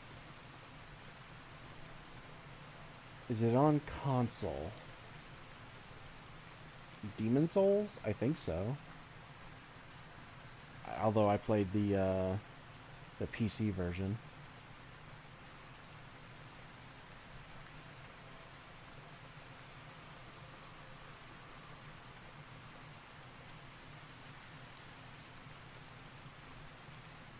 The original Demon Souls, not the remake. I didn't play the remake. I've watched people play the remake, and yeah, no, it's just better. I could tell just by watching other people play it that it was better than the original.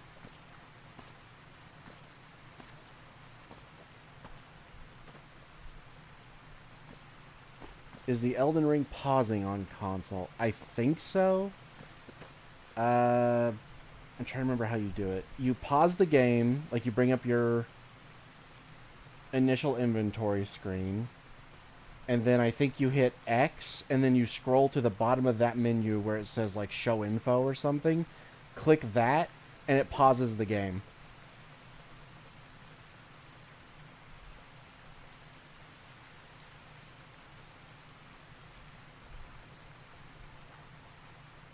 It's not that much better than the original. I know it's not that much better, but it's still better.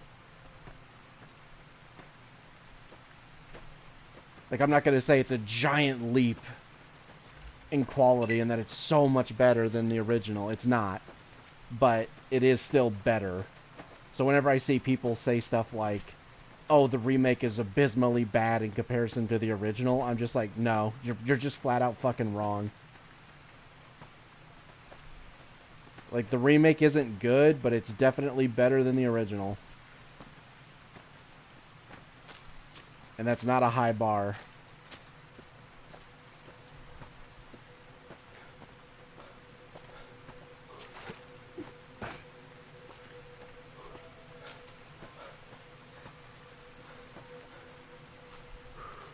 You leave me no choice. Yield! This one is mine. They added an armor set behind grinding in the remake. Yeah, a lot of games do that. That's fairly normal, actually. Yeah, there's games back in the day used to have like legendary armor sets and weapons that you had to grind for to get to like secret areas. Assassin's Creed did that. If you wanted like the special unique armor, you had to like go on a massive scavenger hunt and find all these like weird pieces to open the like vault or whatever, so you could get the fancy armor. That's a normal thing. I don't know why people are suddenly so against shit like that, where it's like, oh, if you want this really good armor, you have to, you actually have to work for it. It's like, yeah, welcome to gaming. That used to be a regular thing back in the day. I kind of miss that, actually. So yeah, I have no issues with them doing something like that. As long as it's accessible through means in the base game, and you don't have to pay for it or anything, like you don't have to pay to get access to it with real money, then I'm fine with it. That's not a problem at all.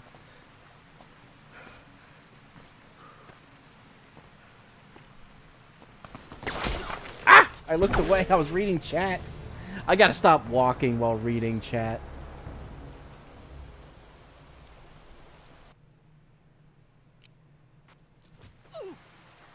Yield! Mercy, O Father, guide and protect us from humble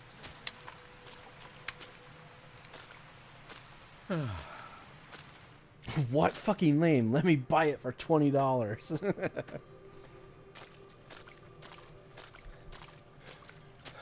Soylenials when they have to work for a legendary armor set instead of swiping their credit card. Yeah, that's genuinely how it feels sometimes. With how people complain about like grinding and stuff like that. Now, obviously, some grinding can be bad. Like what they tried to do with like Battlefront 2 and stuff like that, where the grind was meant to just be so abysmally bad that you would, you know, just opt in to pay for the thing instead.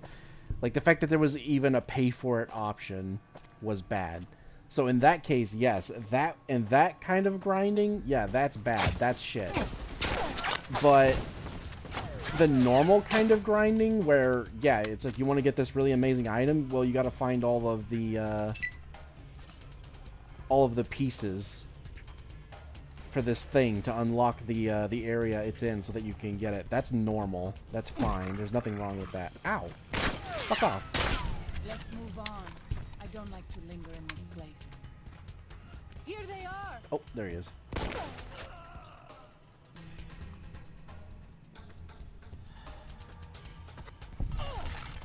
Nice. Messy business. I am glad it's over. God damn, that fucking hurt.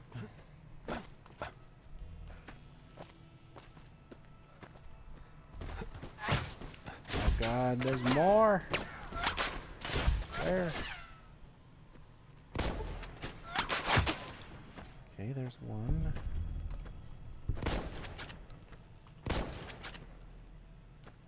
Okay, I don't think he was the one shooting at me though. For our people, and for our valley if something is not done. Wait, I think she actually might have got the guy that was doing it. Maybe?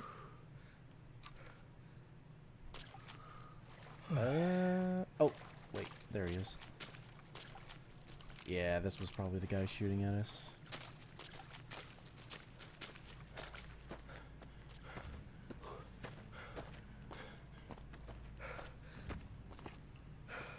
I'll take that. Thank you. What is this? Oh, riot shotgun.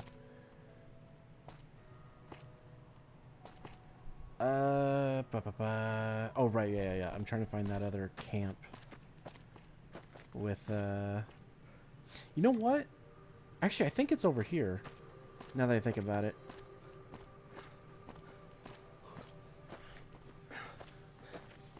Yeah, I think there's a little area back over there.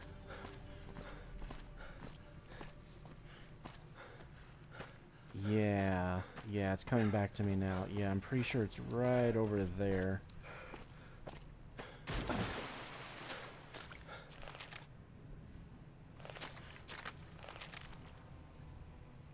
Hey, that grind gives a sense of accomplishment.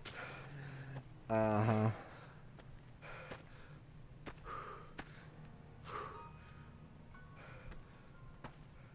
Pagan, try saying, "I love cops," without your lips touching. No, I refuse. No. I know what that makes me say.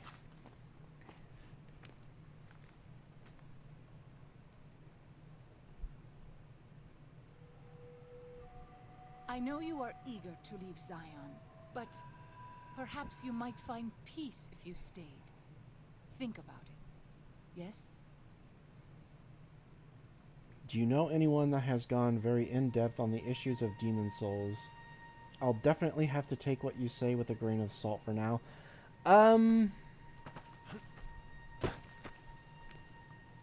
Yes. Oh, god damn it. Why did my stream just fucking die again?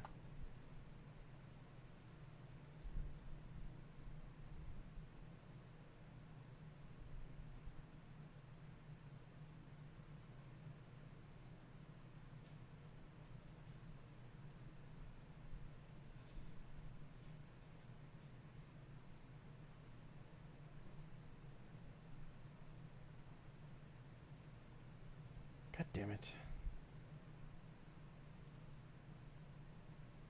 Okay, now I gotta wait for chat to load again. Why does this keep happening? What the fuck?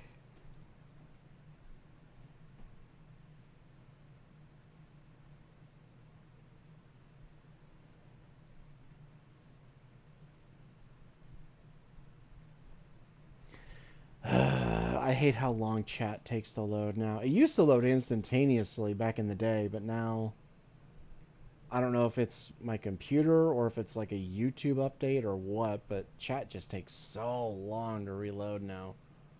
There, finally.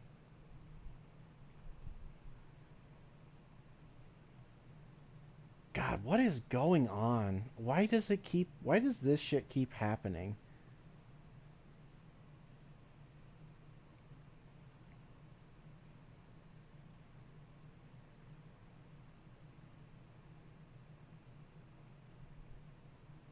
Yes, the cursed pagan, you must return the slab. But Gadget, that guy we've brought on a few times onto like stag streams and stuff, he has been completely replaying all of the games, all of the like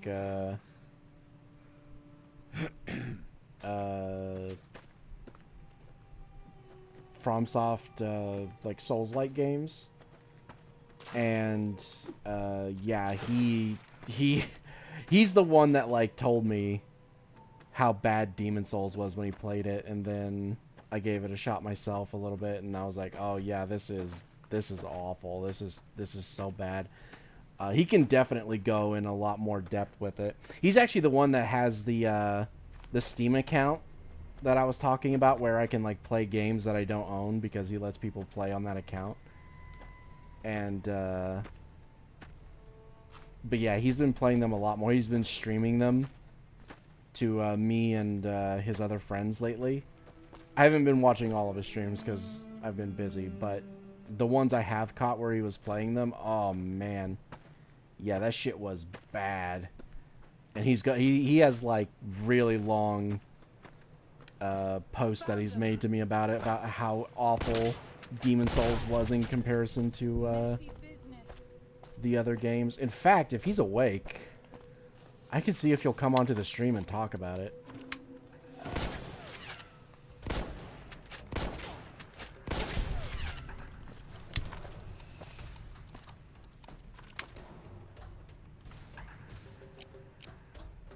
Let me see if he's up. He's probably not, because he lives in Australia. And he usually doesn't wake up till, like, 2 or 3 in the morning for me. He's asleep still. I'll leave him a message to see if he wants to come on when he wakes up, because I might still be going when he wakes up. If I'm still streaming when you wake up, would you like to join me and talk about the Souls games you've been playing, namely how bad Demon Souls was.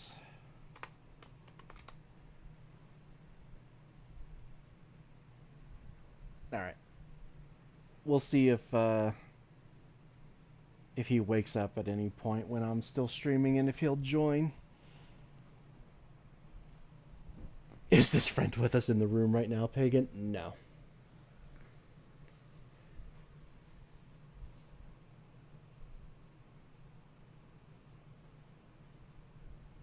You have too much free thinking. YouTube don't like that.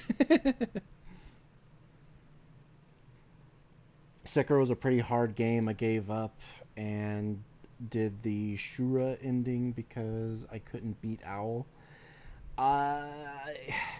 So from what I've heard, it's more of a rhythm game, and I am terrible at rhythm games. That's kind of why I've been putting off playing Sekiro, is because I'm just like, oh my god, if the main mechanic is literally like, you know, timing your blocks in like a rhythm type game thing, I'm just like, oh no, I hate that kind of stuff.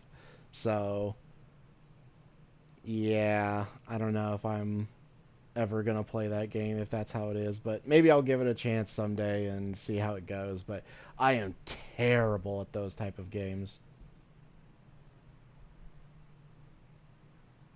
Damn Saxton Hale. Australia doesn't exist. No fucking way it exists.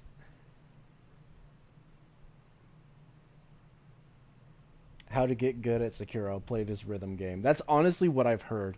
I have heard multiple people say that, like, if you just play certain rhythm games, you'll become better at playing stuff like Sekiro. And I'm just like, oh God, no. Please, God, no.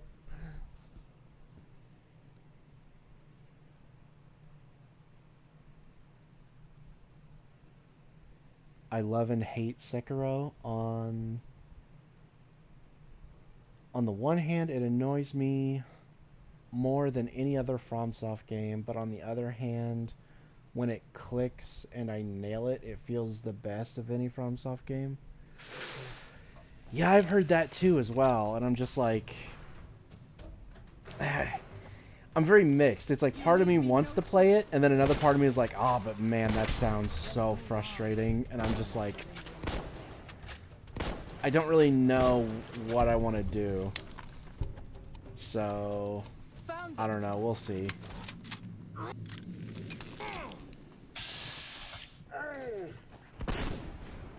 I'm sure I'll play it one day.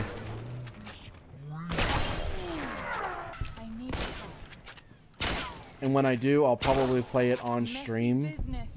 But man, I can already tell it's going to be rough. It's going to be one of those games where I'm just dying over and over and over and over again because I just cannot get a hang of the fucking rhythm mechanic.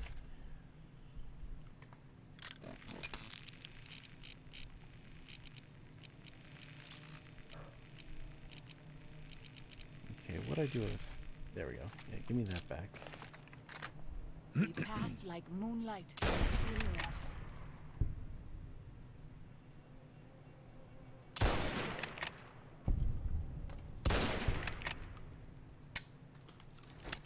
Fuck.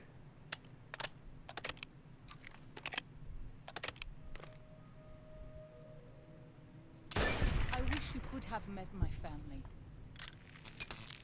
Bonus critical damage and bonus You critical would chance. like them, Okay. I think. This thing's pretty good.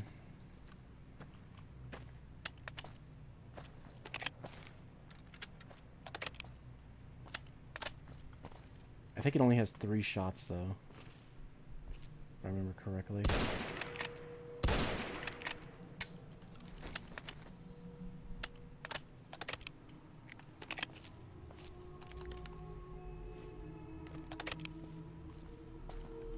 You leave me no choice. Messy business. I am glad it's over. Okay, it doesn't need to be repaired badly, though, because it is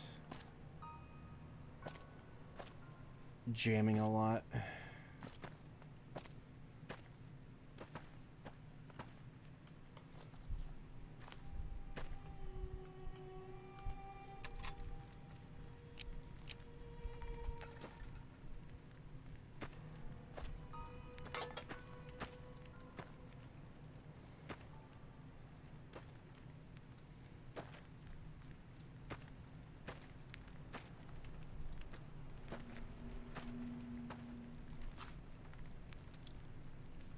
Is there nothing else to search here? I thought there was like bags and stuff.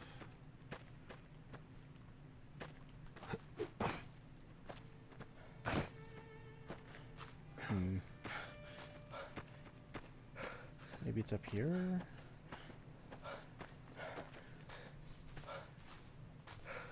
What do you think of this DLC, Pagan? A lot of missed potential. I feel like... Well, what we got is still, like, engaging.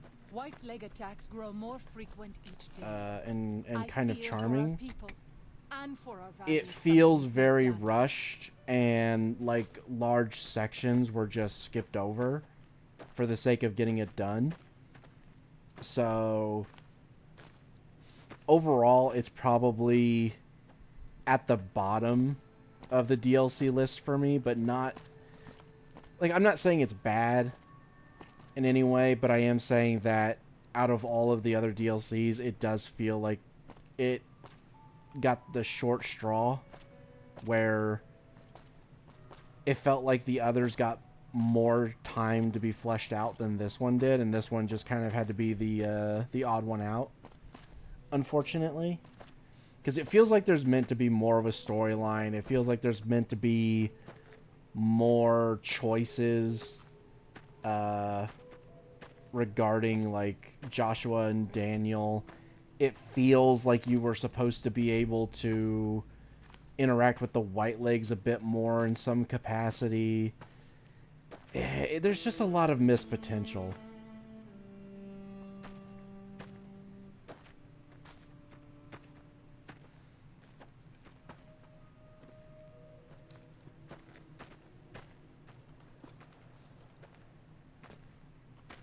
And I think that's my main takeaway from it.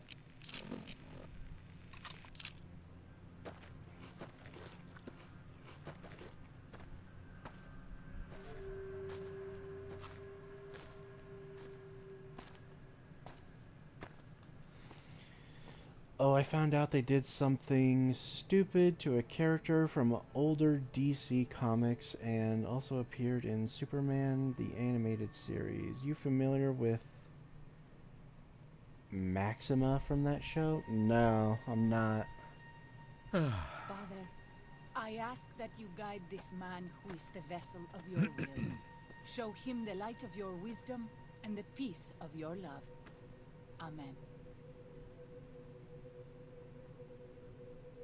Pagan, how does a country like Australia exist? It has trees that set itself on fire to reproduce, spiders bigger than a foot, and a bird that defeated their military. Yeah, it's a wacky country.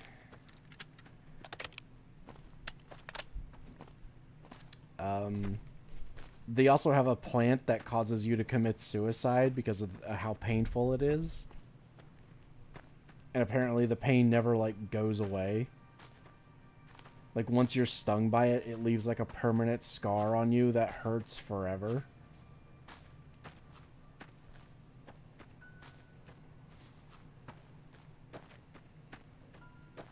Like, there's actually a story of a soldier who...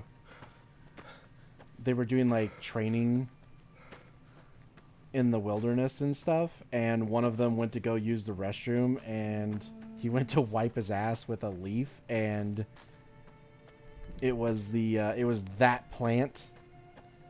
And yeah, he apparently the rest of his troop found him dead with a bullet wound to the head, where he had pulled out his service pistol and shot himself because the pain was too excruciating.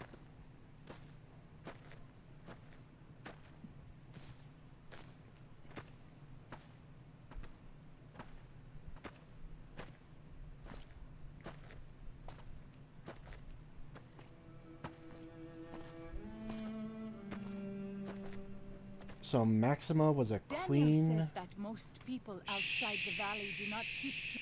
Stop talking.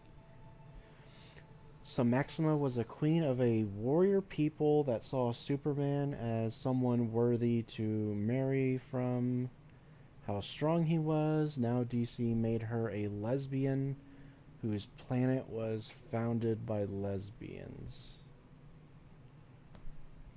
What the fuck? Okay. I mean, I guess I shouldn't be surprised. It's DC. This is like their bread and butter now. It was rushed. I think they had 4 months to make it. You were meant to... Okay, I don't know what you're saying there.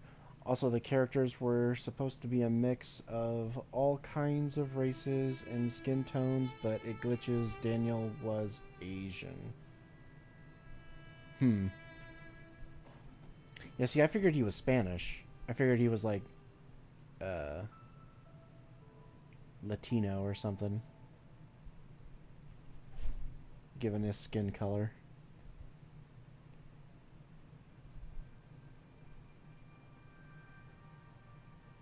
Yeah, I mean, it definitely was rushed. It just feels like out of all the other DLCs, it got rushed the most.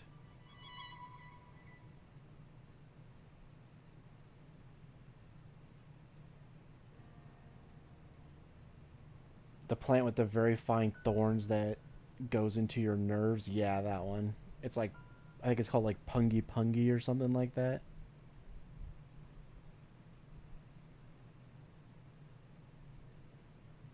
Isn't that the plant that causes so much pain it causes a horse to jump off a cliff? Yeah, apparently it, like, when animals come in contact with it, they will just, like, run. Because they're trying to, like, escape the pain, and they can't, and they end up, like, running off of cliffs and shit and killing themselves.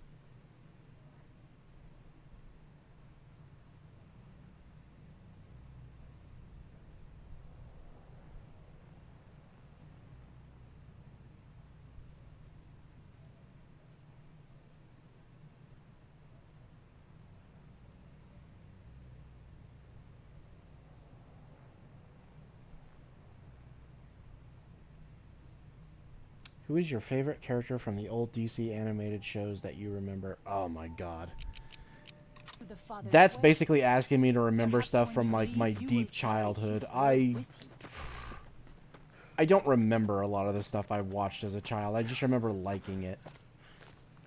Like, I know I watched Batman the Animated Series and I liked it. I remember watching some of the Superman TV show back in like the early 2000s, but I barely remember anything from it. I don't even remember particularly liking it.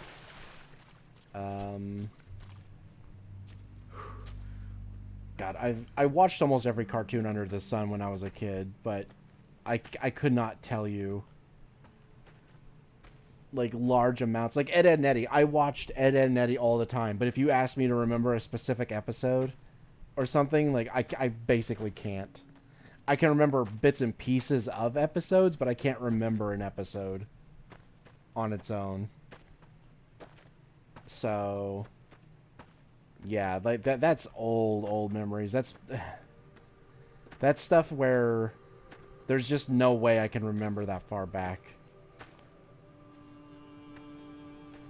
Alright, I think we've done pretty well everything in the DLC. There's a few caves we haven't searched, but I don't really care.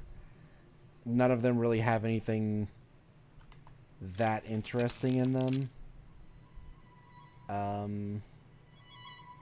Well, I guess to be fair, there could be more unique weapons. From like the base game and from that mod pack, so maybe we will search the caves. Alright, we'll do that real quick. Let's go through the caves we haven't searched real quick.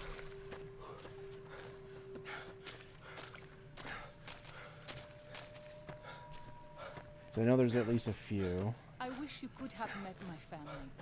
You would like them, I think.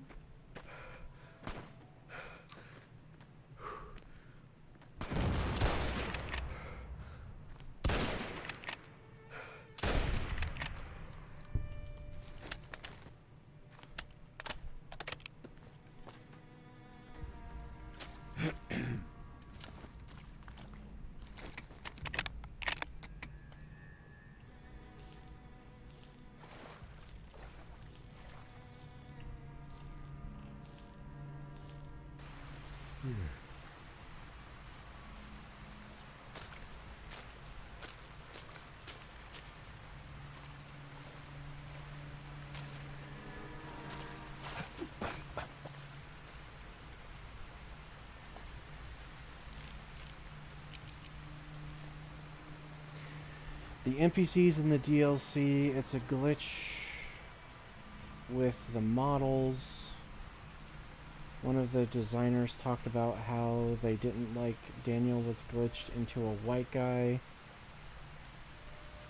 but playfully he's not super upset about it. That's interesting.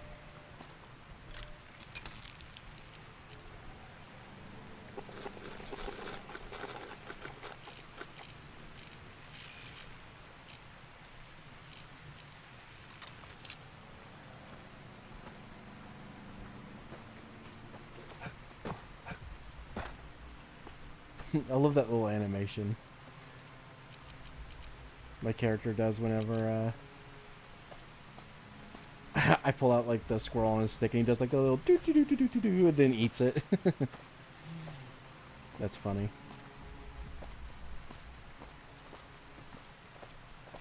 Alright, there was a cave over here. Yeah, right there. That's one I missed. There's... I know you are eager to leave Zion. There's one next to the river. You might find peace if you stay. Back that way. Yes?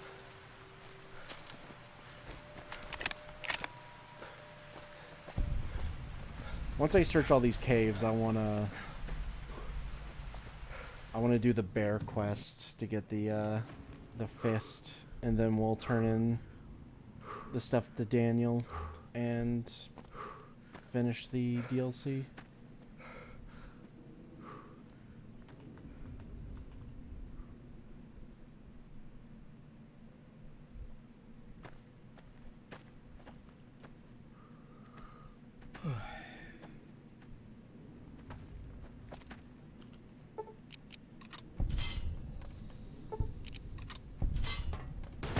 Ah! Okay, thankfully those didn't do a lot of damage. Oh, I can't even check them.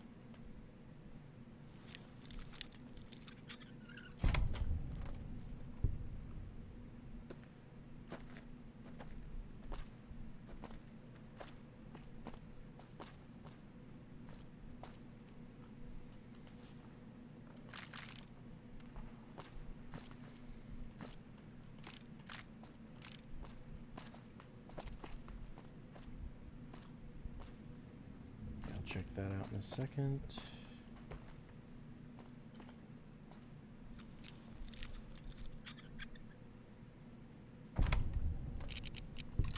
Take that. Don't really care about that stuff.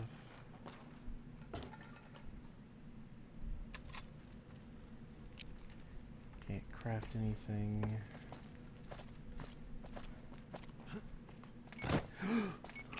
Ooh, that was close. Oof, did not know that was there. You leave me no choice.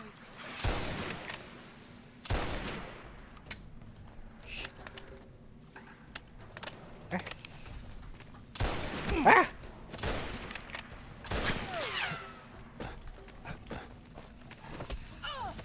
I need healing powder.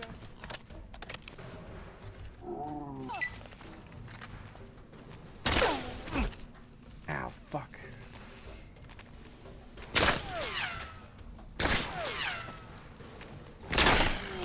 What the fuck?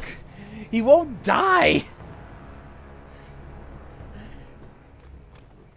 All of my shots were hitting him too. He just wasn't dying.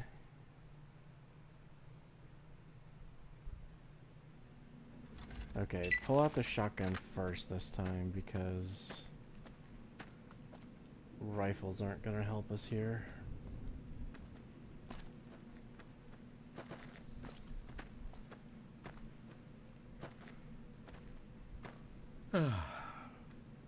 I'll fight you if I must. This one is mine. Oh my god, stop knocking it around. I can't shoot it when you're fucking slinging it around everywhere. This one is mine.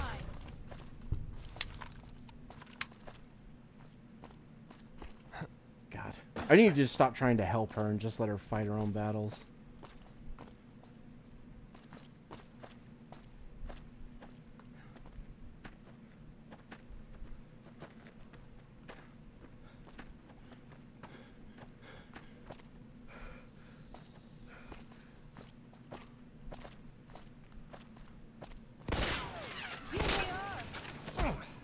Come on.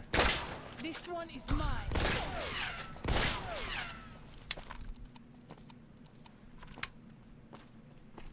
I have this under control.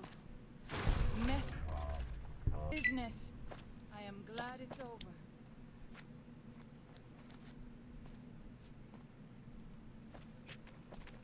I'll fight you if I must. Oh, come on. Fuck off.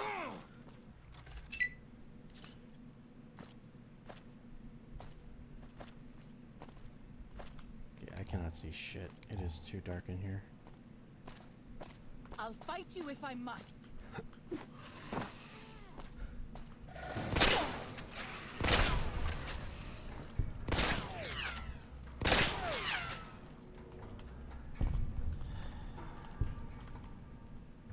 Wait, what?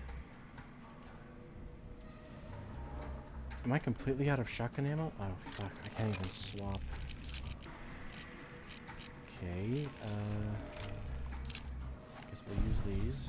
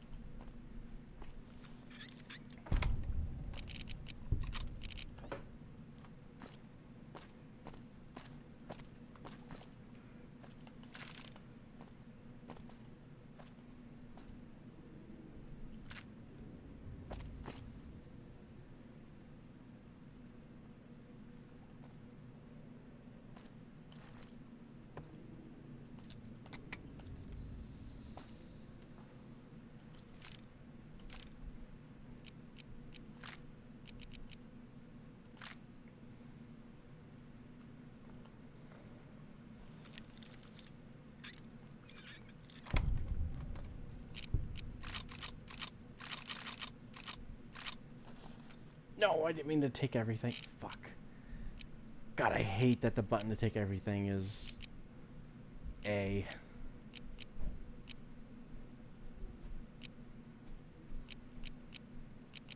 God damn it, I don't even know what all I picked up. I don't want that.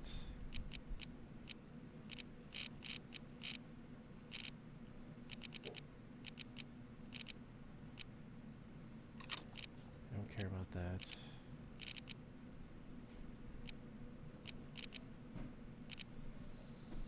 Metal armor, no.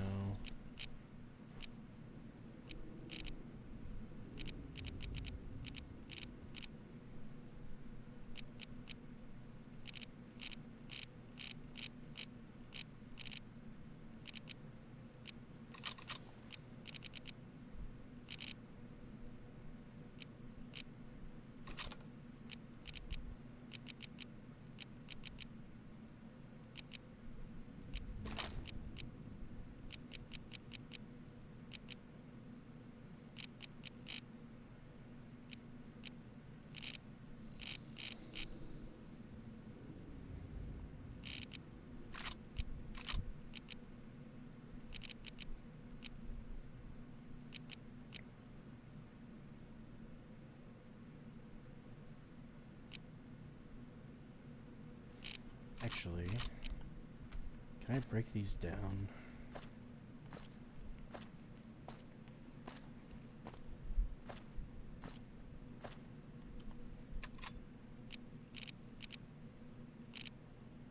Oh wait, this isn't a reloading bench. Shit, I don't even think there is one in here. Alright, I have to drop those. Drop, drop. Drop.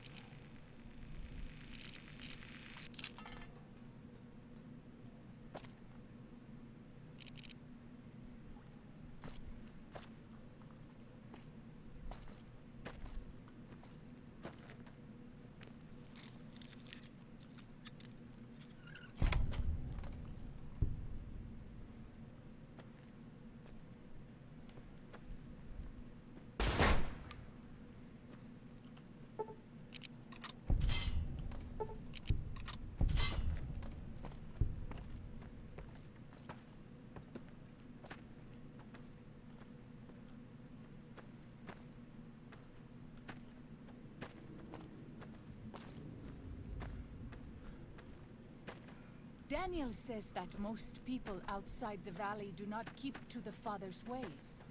Perhaps when you leave, you will carry his word with you.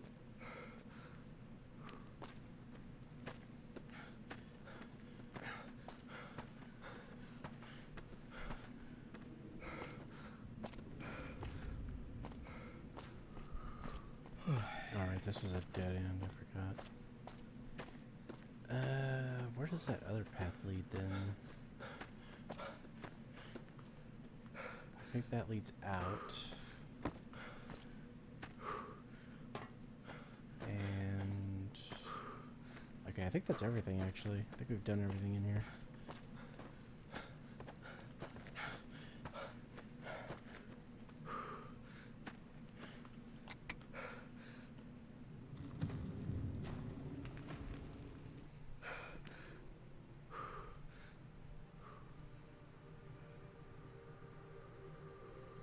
Did you see the fan art of Cree as Yakub? Yeah, I did. It was pretty funny.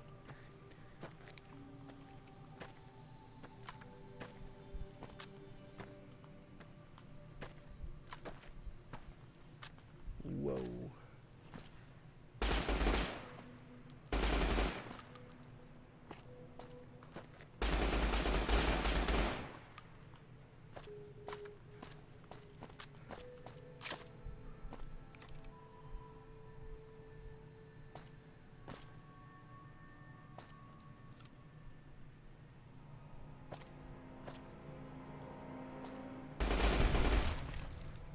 Jesus.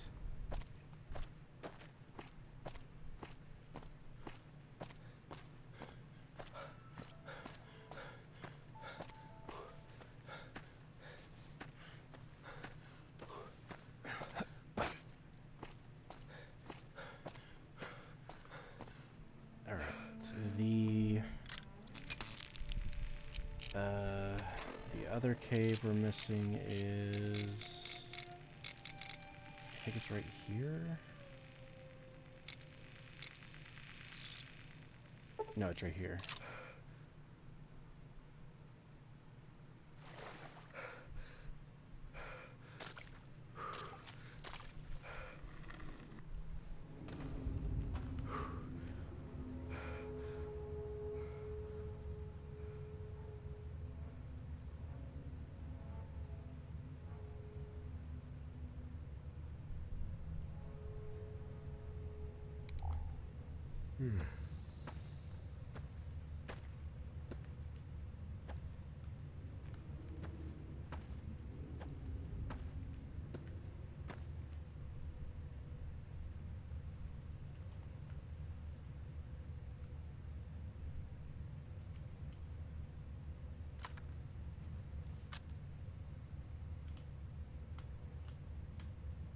Crap, I forget which button it was to fully crouch. Okay, there we go.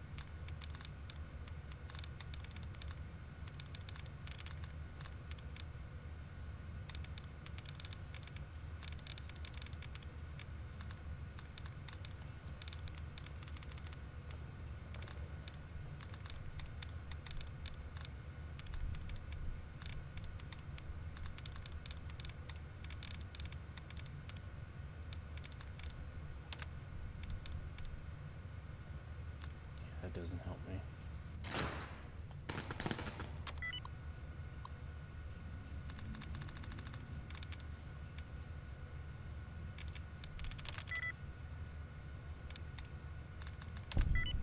There we go.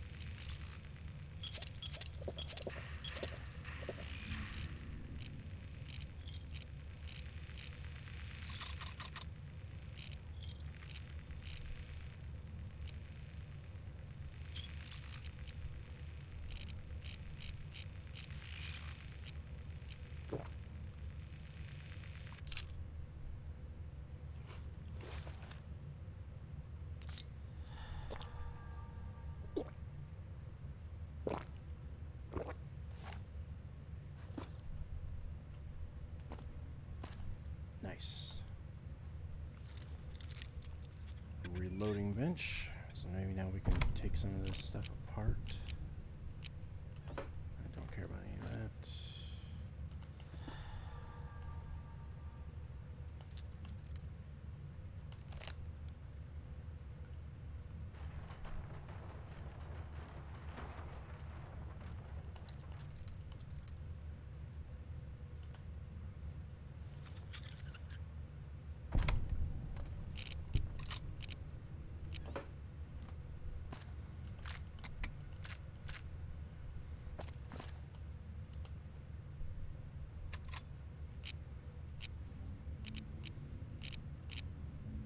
Okay, I want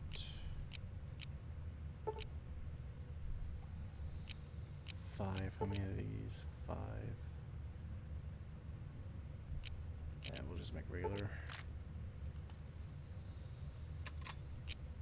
And then I want to break down that.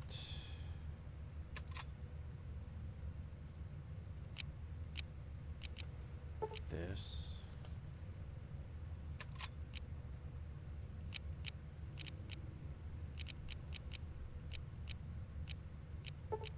These.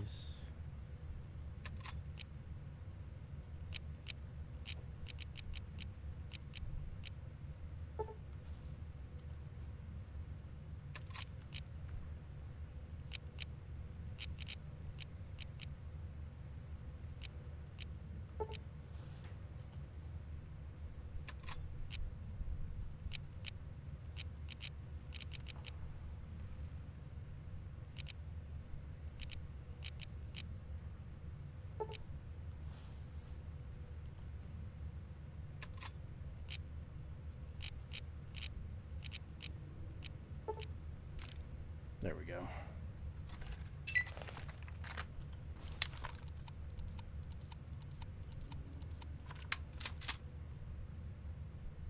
That should hold us for a while.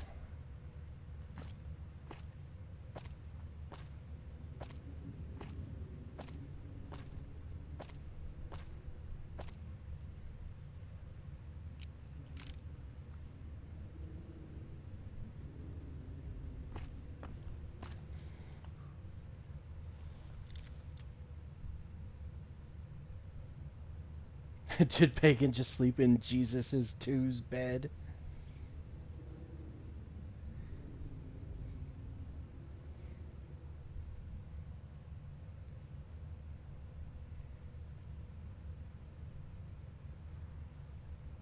Join chat, host doing drugs. Yeah, that checks out.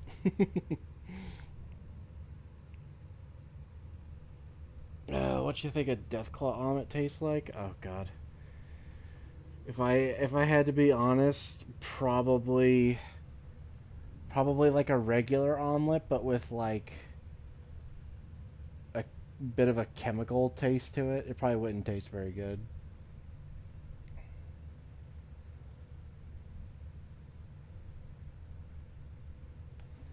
Have you watched Treasure Planet? Yes, I have. It was pretty good for the most part.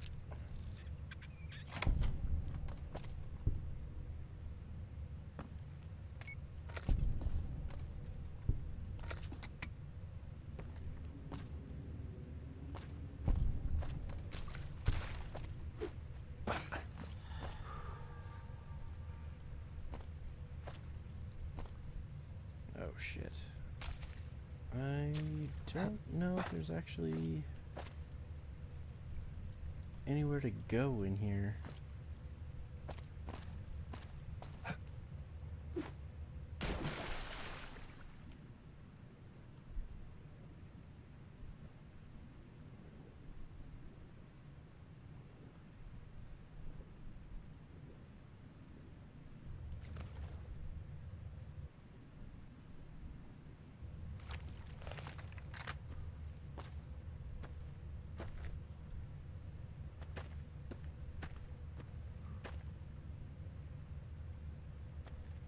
Okay, this is where we were. Alright, we've done everything in here then. Did you stay here the whole time and not follow me?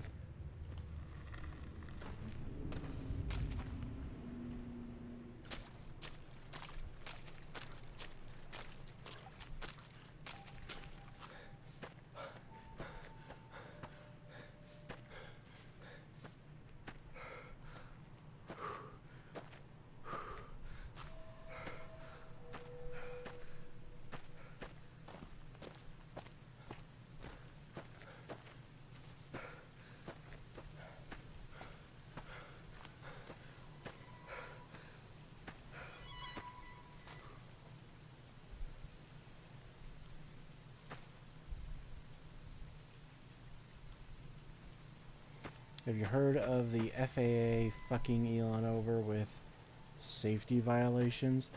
Yeah, I've heard a little bit about it.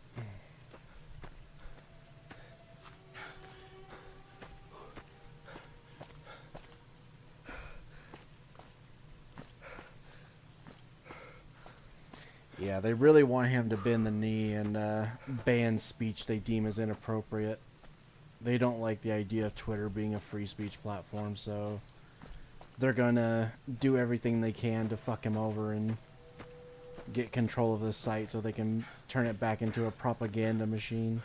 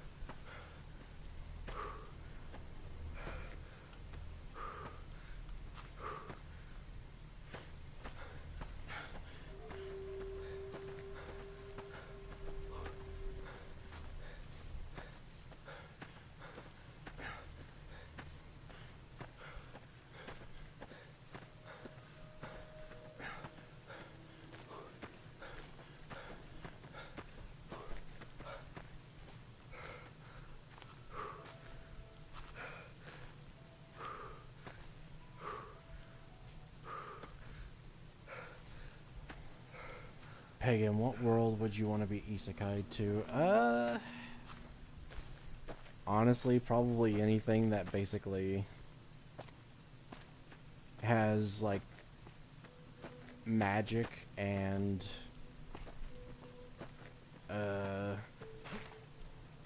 has, like, at least some form of civilized society. So I could live in at least relative comfort and basically have, like, I wish you you could know, have magic, left them. so I could do You basically would whatever I like wanted everything. with spells. He wants to be an MLP. Honestly, yeah, that would be a pretty good one. I think MLP would be pretty good because you could basically Please be respectful here. These are the bones get of our everything you wanted ancestors. fairly easily in that world. So yeah, MLP. I'd probably say MLP.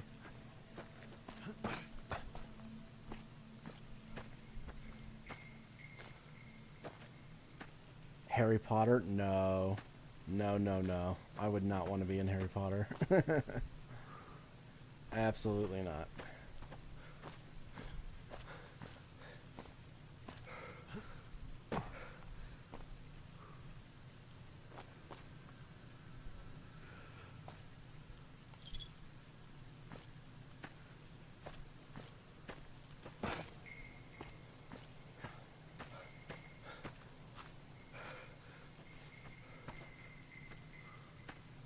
You get sent to Cat World as your VTuber model?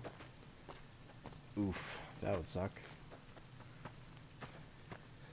Well, I guess it depends. Am I the same size? Or am I literally like mouse size and they're cat size? Because in which case, that would probably be a lot more difficult to deal with. Because if it's just normal cats, and I'm the size of a person, but I look like my model, I can just crush the cats. I can just step on them and shatter their spines.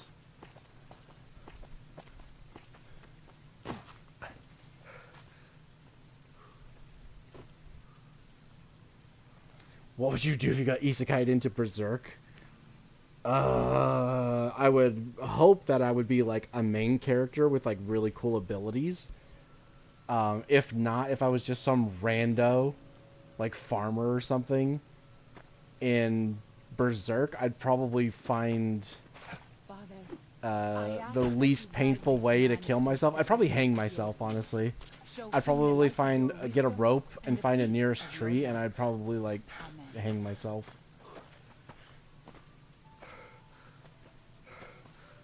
Become mouse mage, overthrow feline Hitler. Drop kick cats into the sun. Pagan forgets that tigers and lions are cats. No, I just didn't know if it was only a world of house cats. Because if they were all like house cat sized, I could deal with them. And honestly, if I was a human sized, you know, I could make weapons. I could probably set up traps and stuff to kill tigers and stuff around my like little fortress that I would build.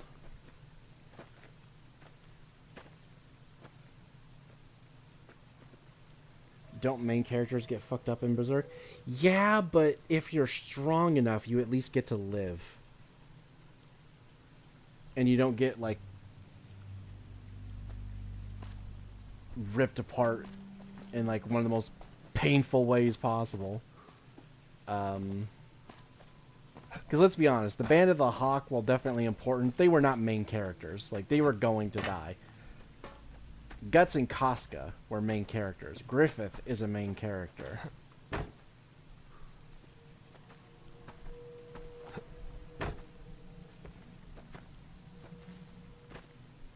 Then you go to Berserk Hell. Oh god. Yeah, no, it wouldn't matter then. It just wouldn't matter. None of my choices would matter if I got isekai'd into Berserk. I would just be fucked no matter what I did. If I killed myself, I go to hell. If I stay alive, I get tortured and killed by demons. It's like, there's just no winning. You would just be screwed. Shut up!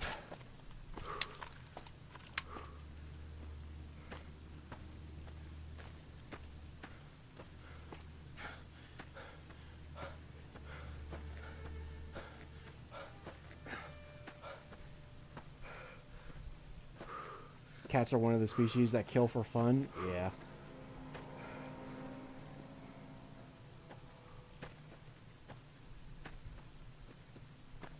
They really have it much better? Only slightly. But even having a slightly better chance in Berserk is better than being anything else, so... What if you got isekai'd into Cowboy Bebop? That'd be pretty cool.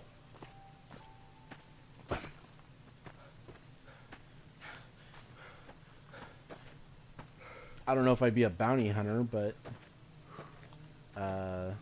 you know, if the option was there and it's the best I could do in terms of money, then... Yeah, that'd be fine. Yeah, Cowboy Bebop would be not too dissimilar from real life, honestly, just in space.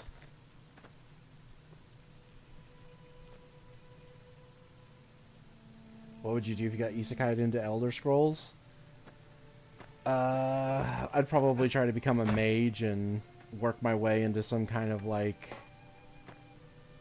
position of power in a kingdom and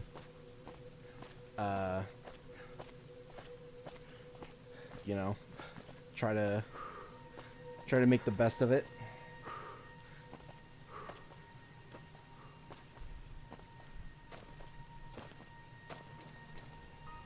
He dies, he goes to hell. He stays alive, hell comes to him. Zion Yeah. used to be a place of peace, you know. Isekai'd into a It is meme. holy in the eyes of the Father. I hope someday you will see it as it was. Isekai'd into Gotham City. I mean, that's basically just getting isekai'd into a Democrat-run city. I mean, it would suck. I would just leave. Because Gotham City isn't the only place that exists. So, if I got isekai'd into Gotham, I would just move. I would just leave and go somewhere else.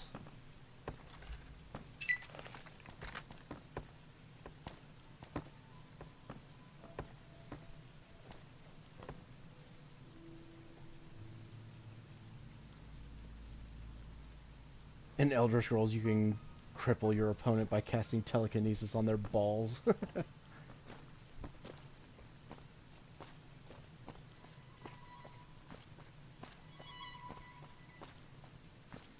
Isekai'd into Dead Rising. Oh god. I don't actually know a whole lot about Dead Rising. Is everywhere a zombie apocalypse, or is it just that one area that's a zombie infested hellhole? Because This is Pine Creek, one of the only ways out of Zion I would- Valley. I'm Watch gonna out. shoot you Many again. dangerous beasts lair nearby. If that was the case, I would just leave. I would like fight my way out of that area and escape. Otherwise, if it was literally just a fucking zombie apocalypse and everything is like falling apart, then I'd probably just kill myself. I'll fight you if I must. I need healing powder. Even my best herbs won't work if I'm dead. I need help. This one is mine.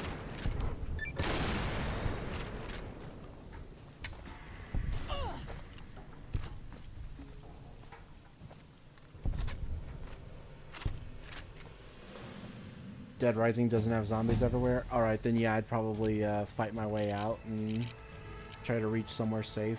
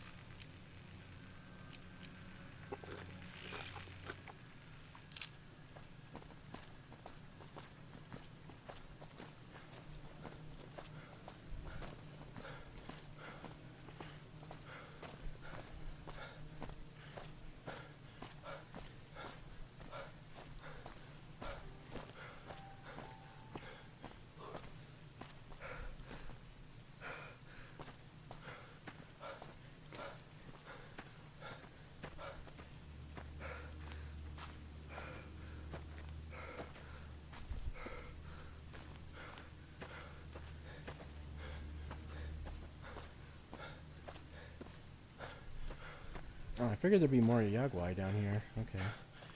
I guess it was just those 3.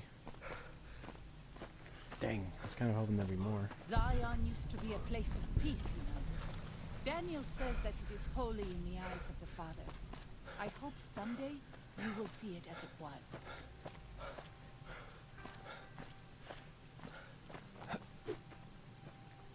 Okay. In that case, I think we can just go ahead and head back to the Sorrows and do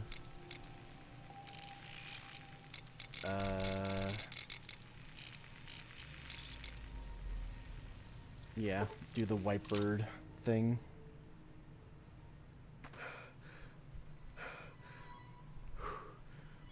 What's a world you would want to be isekai'd into? MLP. We already talked about that. MLP would be one.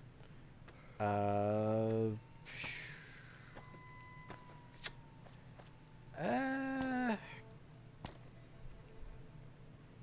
don't know. I guess most generic anime would be fine.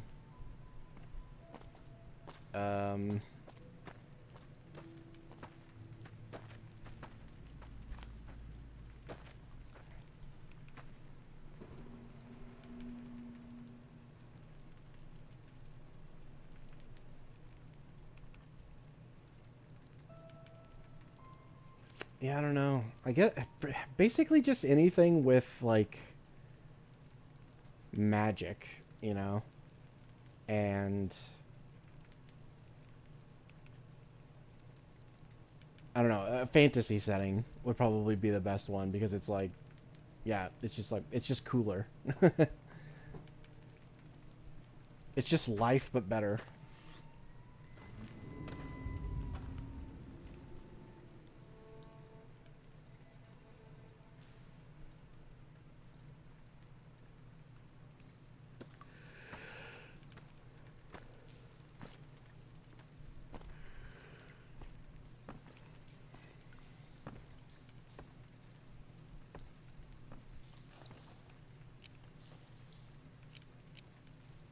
I wish. Okay, I probably shouldn't have picked up what I just did. Alright, we'll just eat some of these. You could have met my family. You would like them, I think. Alright, let's make a save. Hola, outsider. Welcome, child of omens. You come to receive visions of truth? We caught him in the middle of eating, so now his mouth is just perpetually open. Seek medicine plant. Return with sacred datura root. Receive visions of truth. They guide you.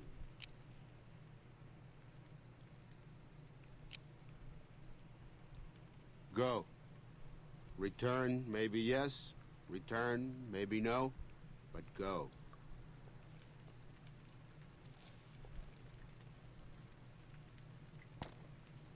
Okay. We need Sacred Datura root, which is over there.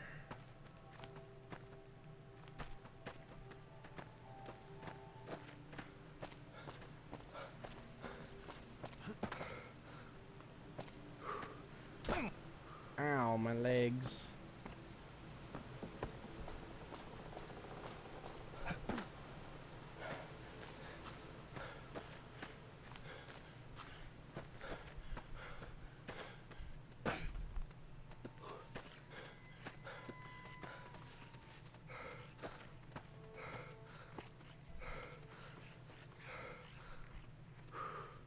Okay, so all of these count as Sacred Datura root. Oh, okay.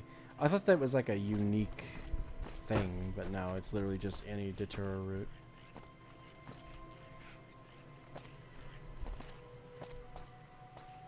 Okay, I know I've seen a few of these. Alright, yeah, we do need more. I think. Hold on. Yes.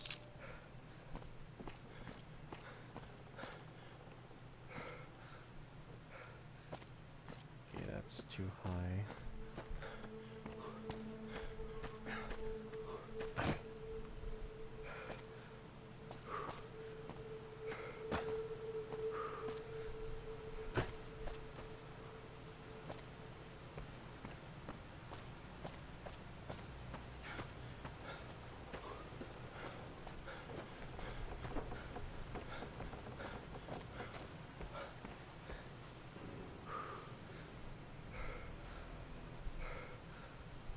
Okay. Alright, yeah, that's all we needed.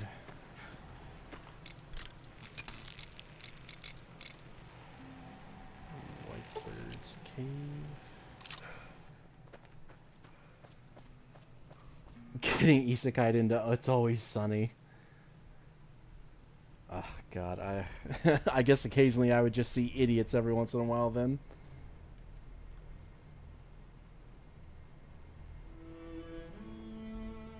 Whitebird, face, soy jack Whitebird.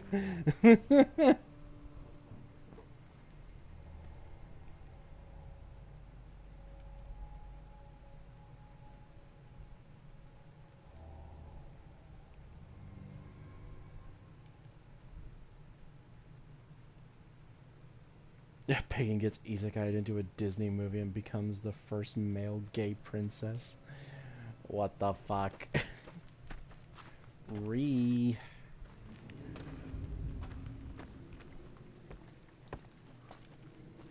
Alright, I need to run to the bathroom real quick. I'll be right back.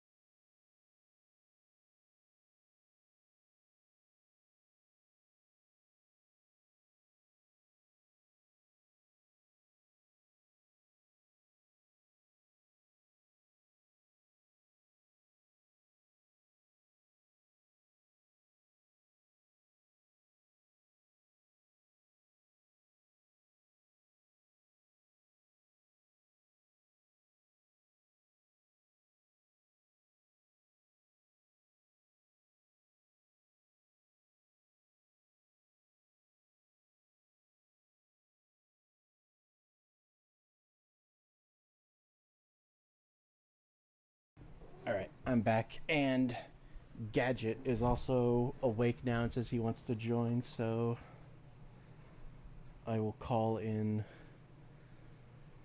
the group chat I have. Let me see if I can find where that group chat is.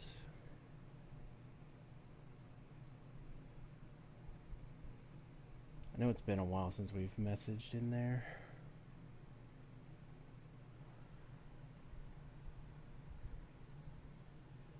Is he real or just AI? He's real.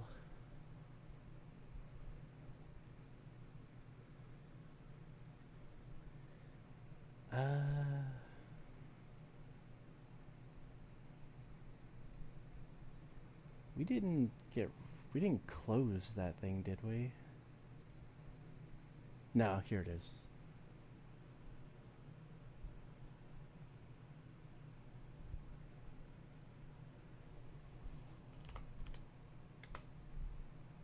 Okay, that'll bump that up to the top.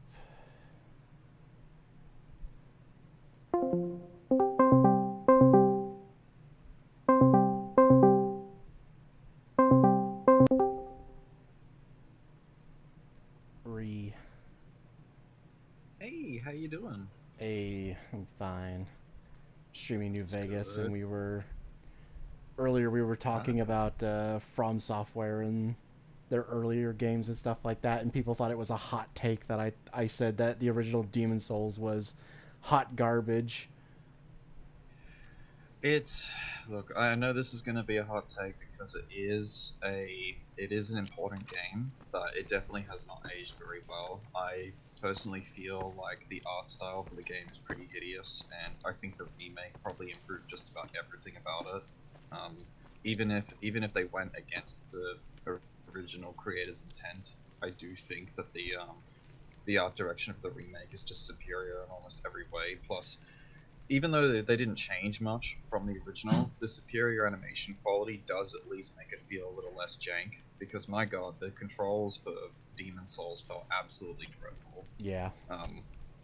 The runbacks are also probably the worst in the entire series. Like, we're talking like 4 or 5 minute runbacks to a boss sometimes, going through a poison swamp. And there's also like a heap of things that were just designed to be frustrating, like in the poison swamp area. If you try to roll, instead of like just fat rolling, you just simply you stagger, so that way you can then get chain stunned by several attacks. So and that's even if your toe is in the water, you do that. So it leads to a lot of frustration, and you want to run past enemies. And yeah, it definitely has not aged very well. I'd say also, after playing through Dark Souls 1, although I was kind of gimping myself, I found myself appreciating and enjoying it the more I played it and went into it, but it was really bad with the runbacks. I was shocked at just how long some of them were, like about 2 to 3 minutes. Okay, so people in this chat have tried to roast me over the fucking run back for Nito.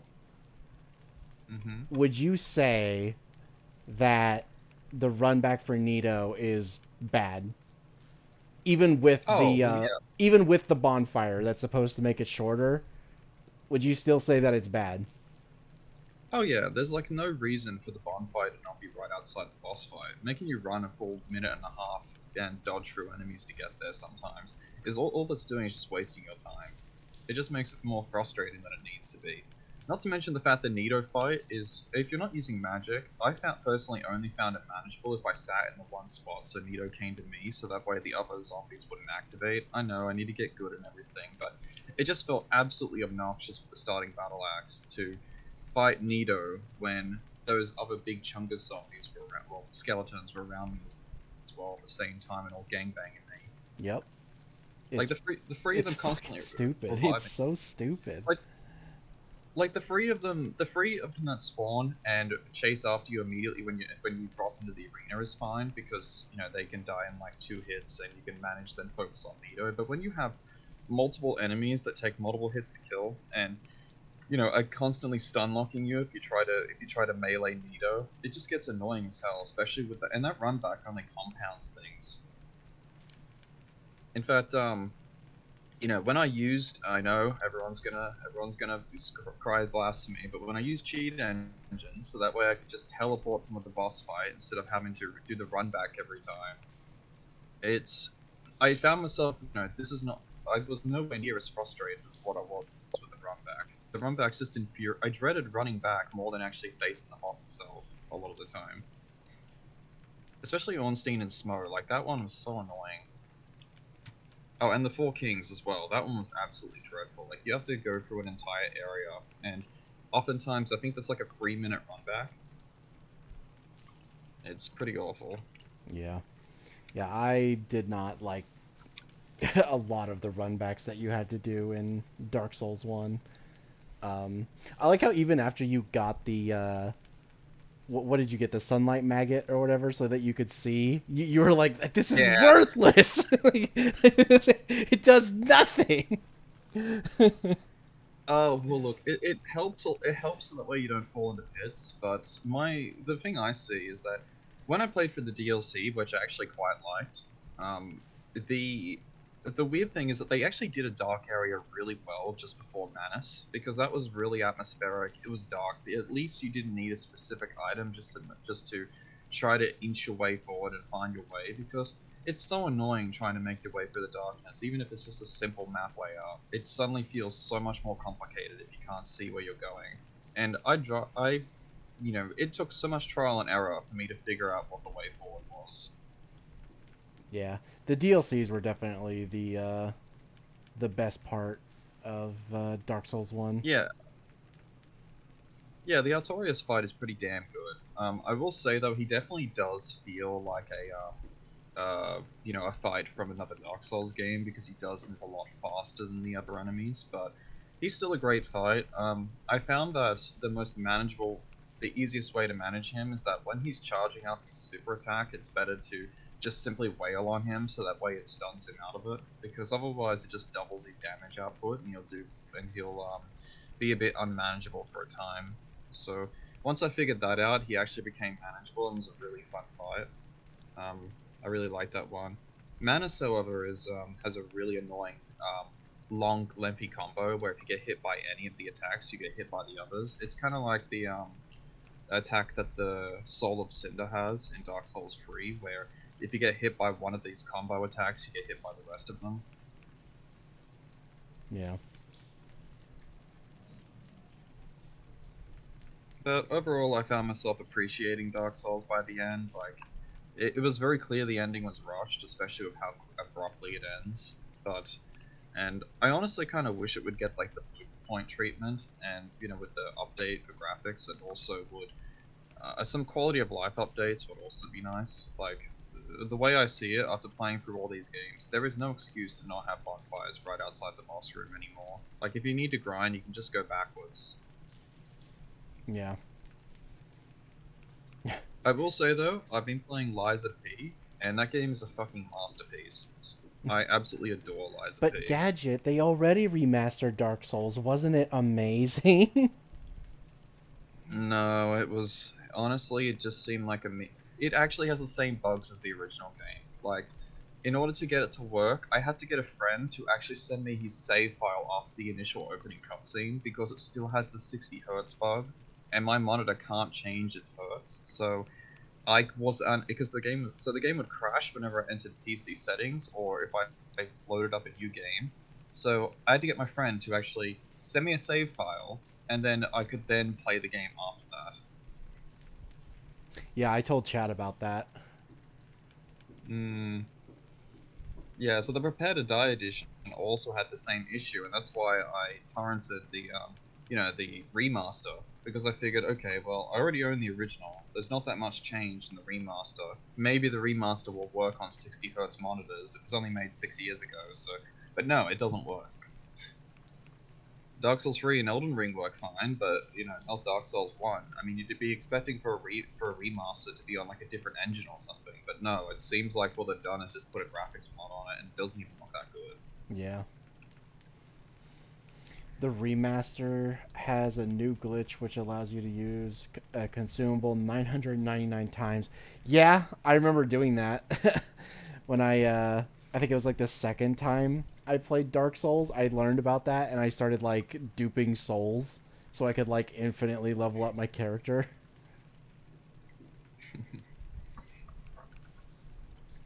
Yeah, I know that some people, really like doing soul level 1 runs of the game because, they've mastered it that much, but man, I could not see myself doing that past the first few bosses. The things like the Four Kings just felt so obnoxious, especially with the runbacks. I think that's just the worst part of it. Like, take something like Super Meat Boy, incredibly hard game, but when you die, or Ultra Kill, incredibly hard games, but when you die, you instantly get to try again, so I don't feel frustrated. But when it's like 3-minute run back, that's where the frustration sets in, because I feel like I'm wasting upwards of like half an hour to beat a boss. Yeah. Yeah, I agree.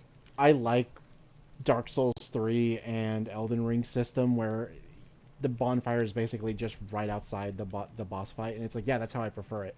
I want to be able to retry the boss as soon as possible. I don't want to have to run through a mob of enemies I've already killed 1,000 times, and even if you skip every enemy without killing them, it still takes like, some of them takes up to like a minute or two to even reach the bosses again in the earlier games, and it's like, no, just no.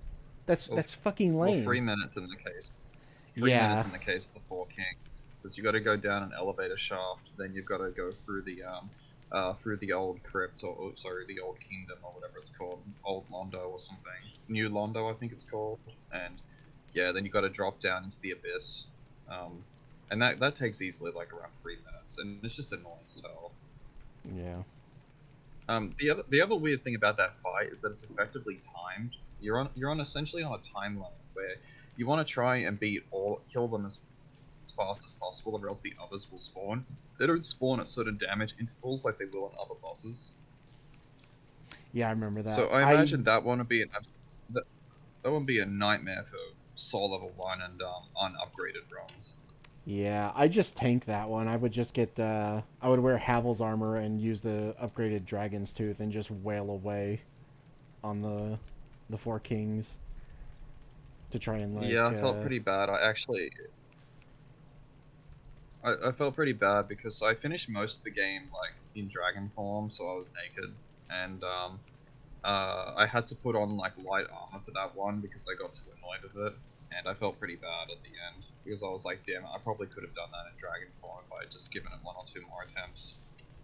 So I had to break my run for it, which was annoying. Yeah. What'd you think of Dark Souls 2? Dark Souls 2 has a lot of issues, but I actually think I enjoyed it more than Dark Souls 1 in hindsight. I think Dark Souls 2, I think one of its strengths is that it's got a very wide variety of locations that look really nice. It's also a massive game. Like, it is absolutely enormous compared to Dark Souls 1, and I really got to commend them for that, because it took me like probably, I'm going to say like maybe 30 hours to finish, or 25 hours to finish, compared to, I mean, it's bigger than Dark Souls 3 with the DLC included, so, they added a ton of content to that game, even if it's not as good.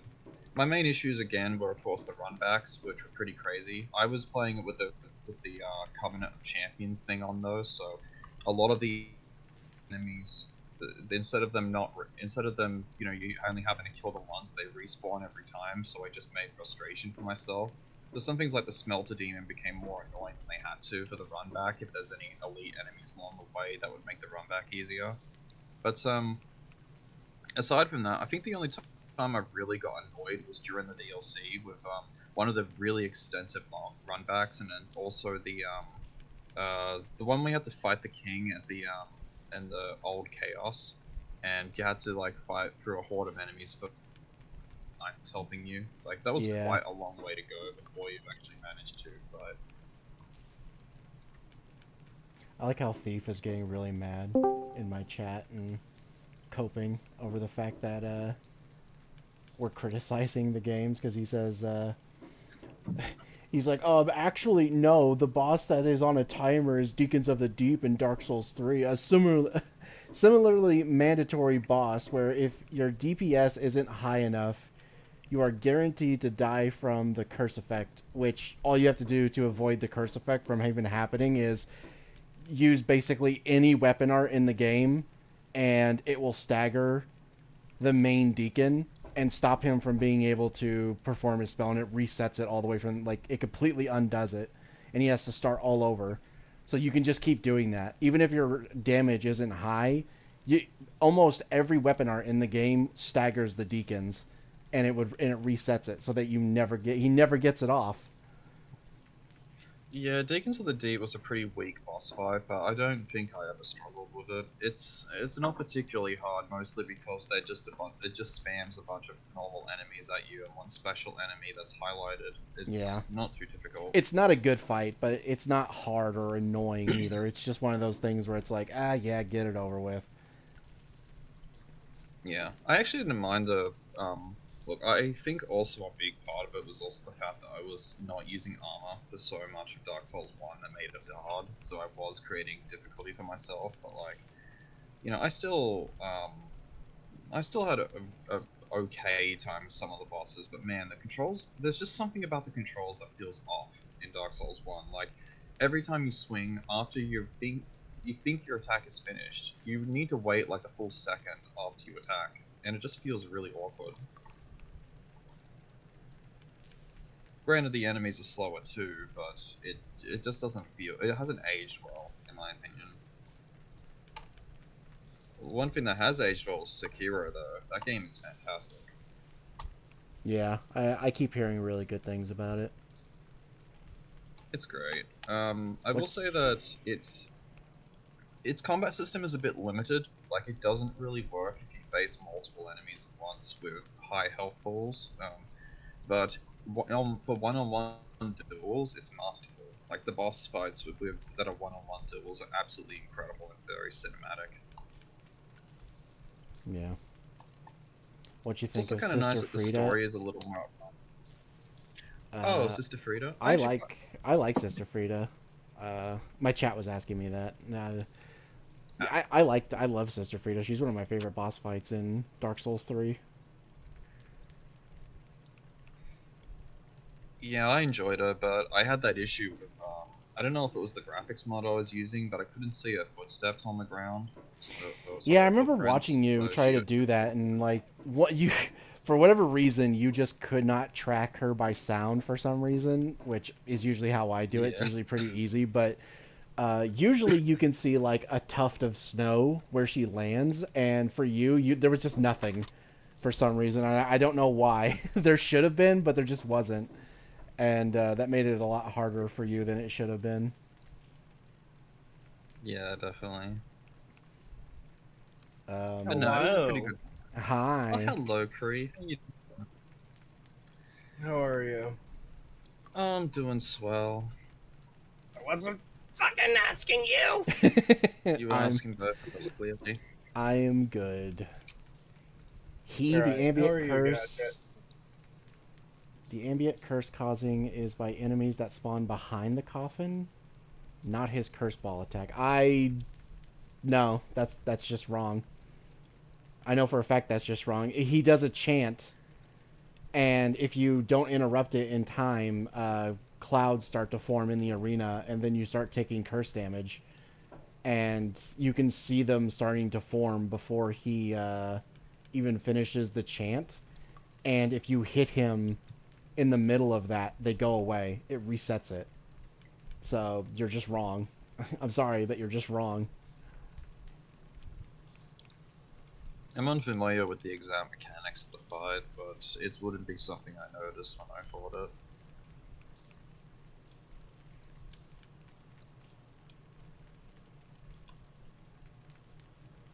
it. No, I'm pretty sure it's not the other enemies that chant. It's the main deacon in the middle that you have to kill who chants, and you can reset his curse attack if you just stagger him.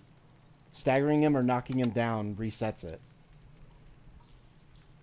Because I've done dex runs where I didn't have a lot of damage, and it went on for a very, very, very long time, and the curse thing never happened because I just kept staggering him enough that it stopped it. Because I would use the weapon arts. So I know that that's not right. I know that it's not just random fuck off enemies behind the coffin in the boss arena. Because if that was the case, then they would have gotten it off and I would have gotten cursed. Maybe in the Convergence mod it's like that. I didn't really... I remember the Convergence mod version was a lot harder because they spam projectiles at you. And if your response to that is, oh, well, you must have just done it faster than you think, it's like, I'm sorry, if it takes you more than, I don't know, 10 minutes to kill the Deacons of the Deep, there's just something fundamentally wrong with your build. Like, you've just fucked up. Because I have fought them... I have fought them for over 7 minutes and not being cursed by them because I'm constantly resetting them by hitting them and staggering them. So if it's taking them longer than that, then there's something wrong with you. You're either terrible at the game or you've made a build so fucking bad you have no chance of defeating any boss, let alone Deacons of the Deep.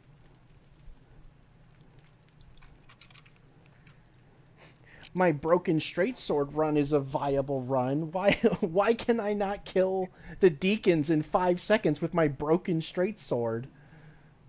You know, I might actually try that at one point. That would probably be pretty fun. Yeah, I've been watching DS3 videos of people using like a specific weapon where they can only use that weapon throughout the whole game.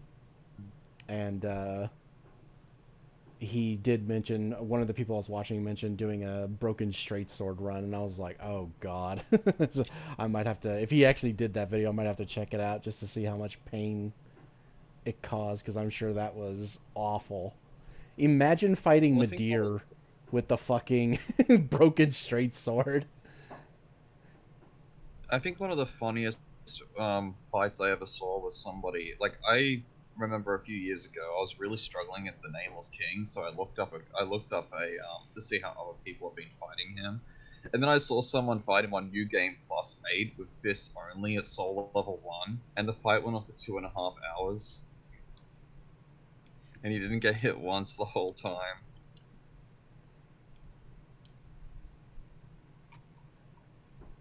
Bad faith argumentation. If you can use Thorn's armor to kill every other boss but not Deacons, then it's unreasonable forcing of what the player can do. But you can. It's not that hard even. I've seen people do it against the Deacons fairly easily. So again, I don't know what you're talking about. You're just getting mad that we're criticizing things like Demon Souls and Dark Souls 1, and you're immediately going, but my Dark Souls 3 did this, and you're not even right about it. Like, I'm sorry, you're just coping. It would be nice though to see a Dark Souls that did manage to pull it back to like the the more slow and methodical routes, but with higher quality animations that do make it feel a little less jank. It'd be really nice to do that. Yeah. If I can melt the Deacons of the Deep with a SL1 run, then you can also do it. Yeah, exactly. It's not even hard. It's not a... That's the funny thing. It's like you're acting like this is some unreasonable challenge when the biggest criticism Deacons of the Deep gets is that it's too fucking easy. This is just such a weird argument. Also, the run back is in 3 minutes. Yeah. Completely unrelated, but Gadget, did you see the newest piece of fan art I got? Oh no, do show. It's really good. Root of sacred datura? Oh, that's so cute and suits you perfectly. Also, shouldn't it be the most racist goat alive? You drink, no. You see path before you. Ready? All right, let's do this. Drink. Tea is strong.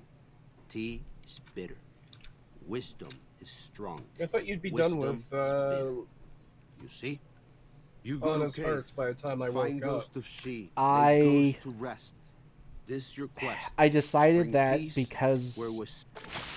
because we were finding unique weapons, I should check every cave and whatnot just to make sure that I don't miss anything. So I've been scouring the map trying to find every little thing I can get, and I also want to do the get high, kill a bear quest, which I'm doing right now. Oh yeah, I did that one when I first met the Soros.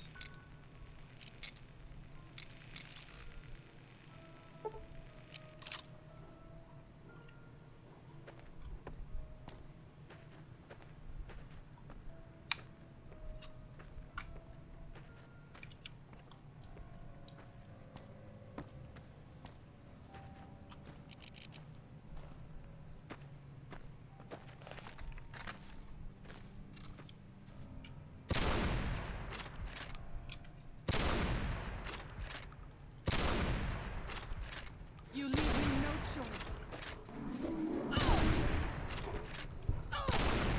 If I only save Sorrows, please.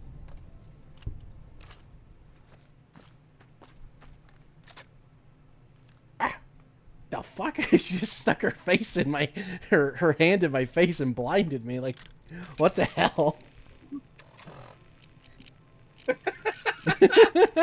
Did you see what she did? Yeah. Alright, we'll take Yaguar It almost meat. looked like someone that's trying to stop a picture from being taken. Yeah.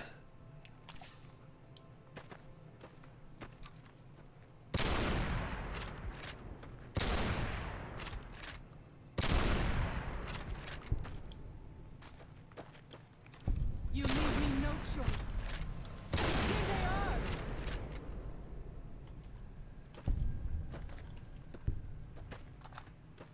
Ooh, I have one shot left of this. Hold on. White leg attacks grow more frequent each day. I fear for our people and for our valley. Oh yeah, did you also hear that there's been a lot of development for Bloodborne on it's now possible to emulate Bloodborne on PC. Yeah. I've heard about it, yeah. Yeah, From Soft Serve is he's I'll going on fight you YouTube. with He's doing some really good work with Found the game, them. and he's been able to show off some videos of the game actually Messy working business. on PC. I am glad it's over. So I'm really excited to play it sometime soon. Yeah, me too. If he can manage to release a public ROM. Yeah, because that'll be my first time playing Bloodborne. Yeah, I've been wanting to play that game forever. So, and, this and is the I just ghost don't of have She's the, lair. I just don't have the means I here to was set up never a brave television enough to set try on to find PS4. You leave me no choice. Not to mention it should be on PC, but you know, there's no excuse for it not getting re-released. You know, so we're just sitting on the damn thing. Messy business. I am glad it's over. Ooh, that was close.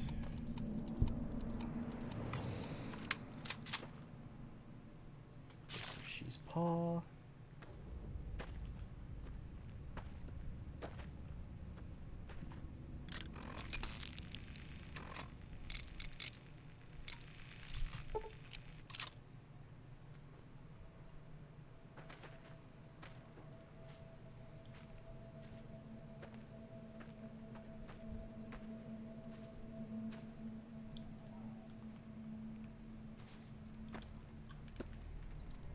Alright, yeah, it's this one.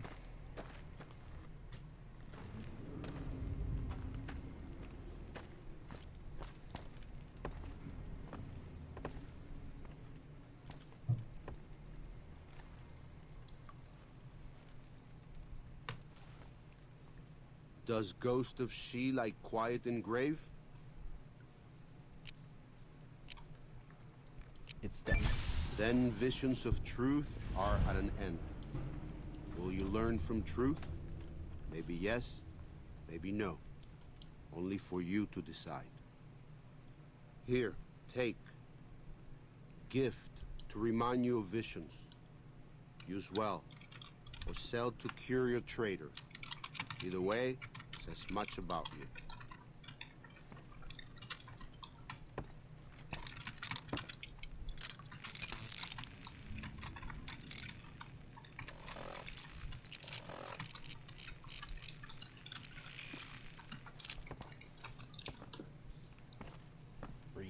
Alright. I got my trophy.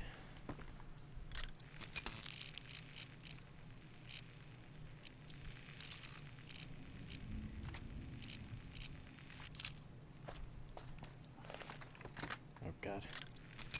It's made us overweight.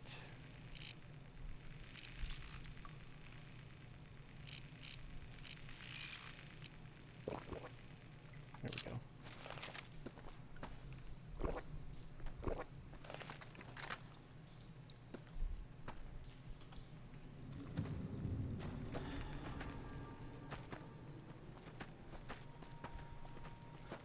Alright, now we can talk to Daniel and finish the DLC.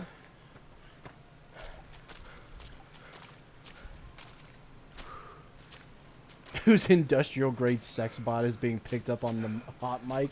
That's Gadget using his fucking mechanical keyboard. Oh, I'm sorry. I'm autistic, so I like the clickety clacks.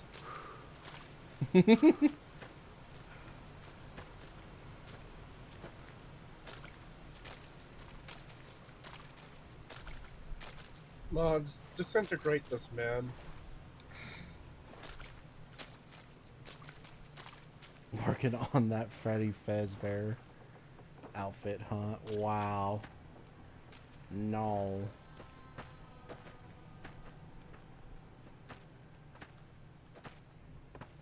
Okay, wait. Oh, is Daniel not here? Crap. Where is he? Oh my god, he went back. He's over by Whitebird's cave where we just were. You bastard! There he is.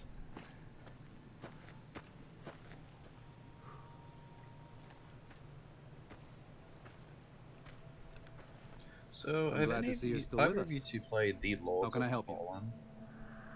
No, I haven't. I'm still, like, getting into Souls games. I'm pretty deep in the Dark Souls 1. I think I've got a couple streams left of it, including the DLC. We're close to the end of Elden Ring, and that's essentially all I've played. I do have Dark Souls 3. I do have Lies of P. I do have Sekiro. I'm gonna get Dark Souls 2. I know that's the one everyone hates, but I'm still planning on playing it.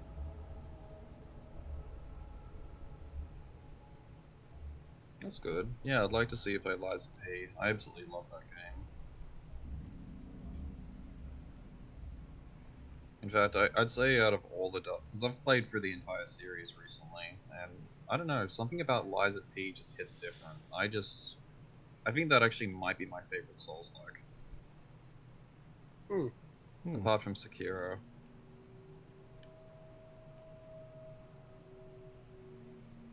Yeah, I've heard good things about it. It is a really great distillation of everything I love about the series, but with a lot of quality of life enhancements. Just simple things like when you die to a boss, the souls are left outside of the boss arena, as opposed to you having to run over to pick them up every single time you get into the boss arena. It's just really nice. Yeah, that does sound... Especially if you decide, like, oh, maybe I'm not ready for this boss. I should go do something else for a little bit. Yeah. Yeah. Because it is annoying when it's like, fuck, I'm locked into this boss now.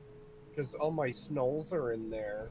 Yeah, unless you use like and then you gotta use yeah, unless you use like a fucking like ring of sacrifice or something where you like Yeah. you have to put it on, grab the souls, die, and then it breaks the item so you get to keep your souls. Especially in the older games where sometimes they would put fog walls in places that weren't bosses. So sometimes you might think that this area doesn't look like a boss room, and then you realize, oh, it's a boss. Yeah, I always thought that was weird. Yeah, luckily I think they stopped doing it after Dark Souls 1, but it's a holdover from Demon Souls. I'm sure it has something to do with loading different areas in. I don't think there was a specific gameplay reason behind it. My chat wants to know who is your favorite Souls waifu. I don't know. Maybe the Dragon Lady from the Elden Ring DLC. Not sure. Oh I'm my very god. trash, so of course She's just ugly as fuck. I don't know. I don't know what she. I don't even know the waifus in the game, so. Have you not seen what the dragon lady from Elden Ring looks like? No, I just assumed that it looked nice, but it probably Oh, looks hideous. hold on. I have to show you what you're saying. Okay. Okay, yeah, because I actually didn't see her, but but I heard there was one, so I figured, okay, well, maybe it's that. But okay, yeah. I I'll have see to what show it looks you like. what you're signing up for. Yeah. Oh no! God, I love Alan from Smiling Friends. Here we go. Copy image.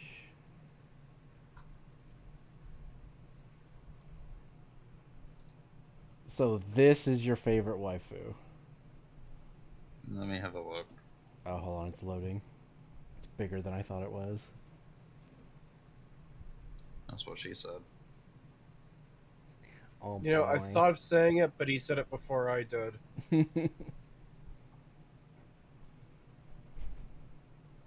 God damn. Load already. Ree. Ree.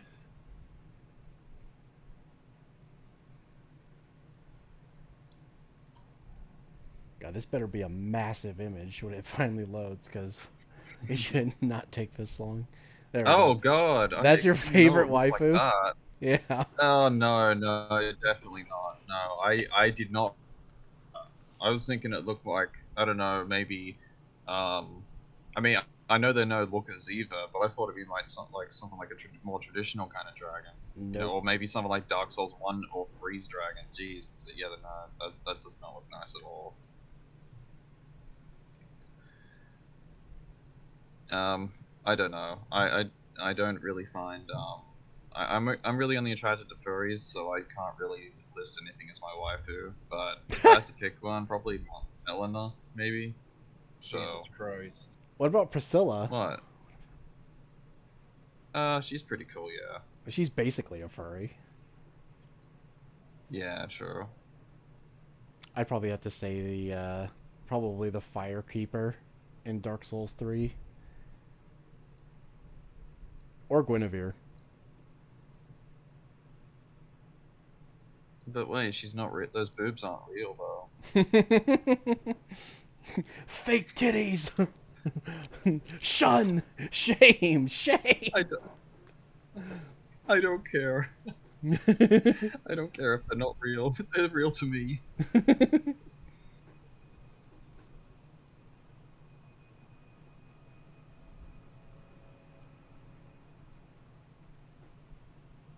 Oh, I know. What about the wait? Isn't there like some female dragon that ended up loving one of the characters in Elden Ring? I forget her name. Yes, but it's implied that she looked a lot like the dragon priestess that I showed you. Oh God. Okay. Yeah. I thought that she was like a one of those I thought she was like one of those four-winged dragons. And you meet her in the crumbling Farum Azula. So, the dragon priestess I just showed you, she was a dragon who took human form to recruit dragon hunters. Oh. Yeah. So. How on earth did she recruit dragon hunters when she looks like that? Well, because they were basically she was having them sign up for like if you want our draconic power, kill the drakes because they're our mortal enemy. I see. And yeah, so it's basically implied that the dragon that what's his name fell in love with likely looked at least similar to the dragon priestess. So yeah. I see. Yeah, that's a no. I see. Can they take different forms? Like, is this one meant to be also like one of the four-winged dragons that you come across? Yeah, she is one of the stone dragons turned human, quote unquote, and like that is her human form, and it's like, oof, that's rough. Yeah, they actually look. The ones in Dark Souls 3 look nicer than this. Yeah. Like they were anorexic, but at least their head shape actually looked pretty cool. This one here just looks like she looks like a Burns victim. That's the Dragon Priestess. There is the other dragon form where if you decide to take the regular dragon form instead of the Dragon Priestess form, it does look different, but not that different. Like it still has like this weird hold on, I'll just find a picture of it. Elden Ring dragon form.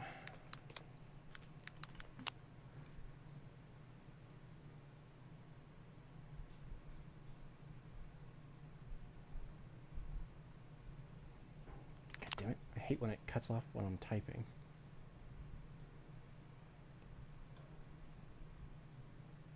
I want a good picture. Show me something. Okay, here's a front-facing view. Let me paste. Hopefully this one loads faster than the other one. Yeah, there we go. See. That's what they look like. It looks better than the above for sure, but it's yeah, there's just something almost alien about it, or H.R. Geiger inspired by it. Yeah, it's weird that they have like large human teeth. Hold on, if I can find And it almost one. looks like it almost looks like a corpse. Yeah, that's what I was going to say. It looks like a dead body that is like partially mummified, where everything like dehydrated, I guess, where the skin is uptight against the bones. There's like no good images of dragon form from this side.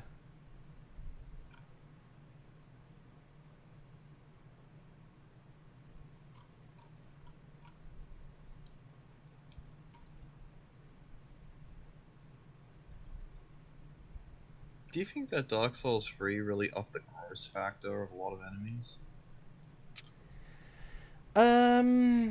Yeah, to an extent. The idea of those, what are they called? The leech guys who have had their bodies hollowed out by the leeches, and now they just wear the skin as, Yeah. just like a inlay they can burst out of, and they cough up the critters is really gross to me. Yeah, it's pretty nasty. It's supposed to show like how rotten the world has become and everything, and how everything is really starting to fall apart. Even if you relink the first flame in the ending, the burst of fire that comes out is like nothing compared to the one in Dark Souls 1, showing that with each relinking, the flame is getting weaker and weaker until eventually it's going to fade entirely. So it's basically a dying like tradition of relinking the first flame, because it's not going to matter in the long run, because eventually the Age of Darkness will come no matter what. So that's why I always either go with the Age of Darkness ending or the one where you become like Lord of the Hollows. Yeah. Oh, that reminds me, actually. Yeah, I had a pretty unfortunate thing happen with the ending when I was playing the Convergence mod. At the end, I set down my controller, and I think I might have dropped it slightly because my character didn't attack until the fire keeper during the ending. That's assuming that Joshua won't try to when stop I was me. doing the darkness ending, and I was like, no, I didn't want to do that. Don't worry, I don't hold it against you. That's funny. Mm. Yeah, because there's there's that tiny little window where you're given control of your character again, in case you want to do the usurper ending where you take it for yourself by hitting her, And it's just funny to me that you accidentally hit the fucking, like, dropped it or whatever and caused it to Yeah. to swing, and it just happened to hit her. That's It was funny. like, I felt really bad, you know, when you get like that cold chill when it's like you didn't mean to do something bad, but you realize that you just did. Especially, like, with Yeah. how brutal, like, how cruel you are to her in that cutscene, too. Like, you needlessly stomp Yeah. on her head to take the flame, and she's not even fighting. She basically would have handed it to you, and you're just like, "Gah, give me that flame, bitch!" And it's like, Jesus, calm down. Yeah. I know. It's yeah, it's a pretty horrible ending. You kind of tapped into your inner Green Goblin there. Give me that flame, bitch!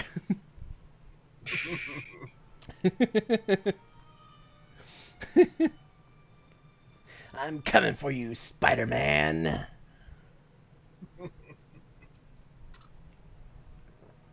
I more of Willem Dafoe Green Goblin. Like, I wish there was an entire series of Toby Spider-Man, just so we could see him face off against Goblin numerous times. Yeah. Because Willem Dafoe is fucking great in that movie. Well, both movies as Green Goblin. Yep. I remember seeing a bunch of memes from you know, from those movies where they would just, I don't know, it was kind of like a mix between a YouTube poop and just mixing the various things together. No, why? Or they would just Why? like make a song out of Haven't the you seen out of enough the of what's going dialogue. on here to see that the Sorrows don't need to butcher the Whitelegs for a piece of land? What Joshua wants is more than an attack. He wants a slaughter. They really like the And that's phrase, more "I'm than you gonna and the put some dead horses dirt in to your do. eye." The Sorrows can't be pushed into this. Yeah. You and Joshua Like the don't one have where right it's to force them into it. Spider-Man on Please, Family Feud. consider what I'm saying. God, what an asshole. These, like, you're gonna really fight and kill over a piece of land? It's like, it's their home, dickhead. Like, fuck you. You're literally telling them to uproot their entire lives and leave in the hopes, just the hopes, that the Whitelegs won't somehow follow you past Zion and kill you. It's like, that's fucking stupid. Just fight. Hmm.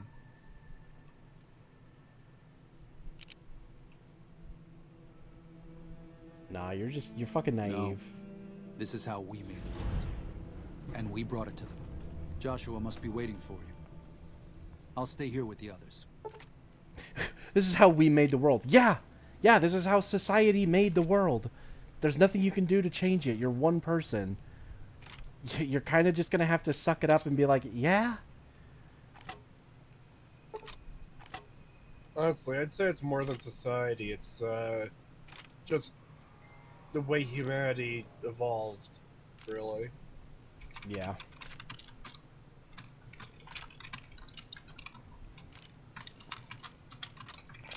God, Yeah. I hate that fucking meme you posted, Gadget.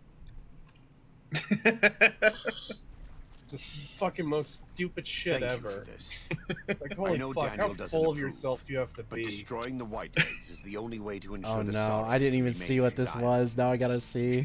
You and I will lead a Okay, group it's of that dead dumb horse meme warriors and some Sorrows artist hunters made into of 3 Marys. ordinary from people this look into position. an oven and see a chicken Our cooking. objective Oh, is to that- train the Look Whitelegs into leader, an oven and see a Salt upon dragon wounds, burning and it prevent with him from fire. fleeing. It's like, God, I Show want no to call you a quarter to the gamer word Whitelegs so we come badly, but we're across. on stream. Make no Fuck mistake you, I about hate why you. we are here. What about the rest of the I saw this meme Yeah, earlier. the response rest is of pretty it- great. Yeah, the response is great. It's just the image itself is like, Jesus Christ, how fucking full of yourself do you need to be to fucking make just wanna- something like that? They're just on a different level. I just like the I'll tell you response. what level they should be on. They should fucking consume cyanide. You mean the level? You mean their level should be 6 feet under? Yes. Oh, gee, that's not very on Skivity. Who looks into an Shut oven? the fuck up. Oh my god. No fucking skibbity here. Stop that.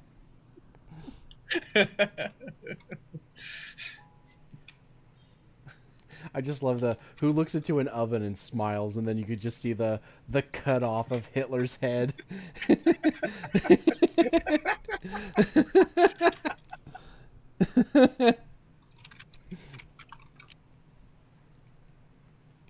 God be with you.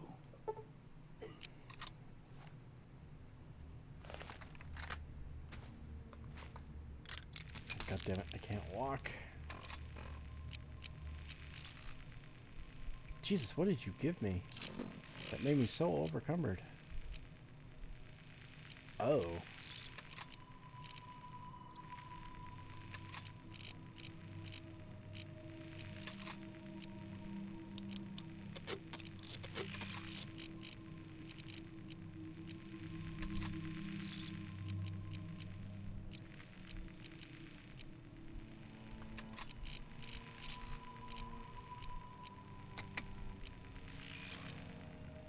Jeez, okay, I don't need all this.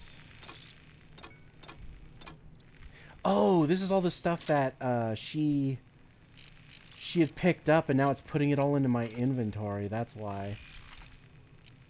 Who did what now? Waking Cloud. All the stuff that she had picked up while she was following me, it just put into my inventory when it got rid of her. So now I'm like super overcumbered. Oh my god.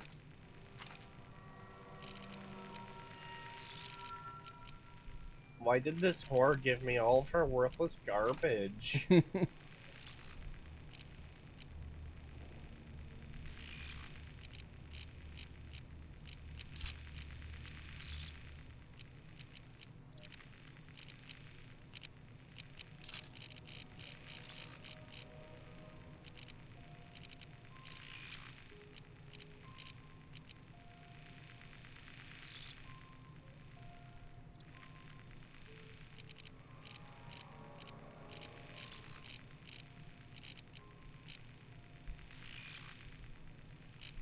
Anyway, guys, it's been fun, but I need to get into some creative work, so I shall be back later. Okay. Later, whore. Bye bye.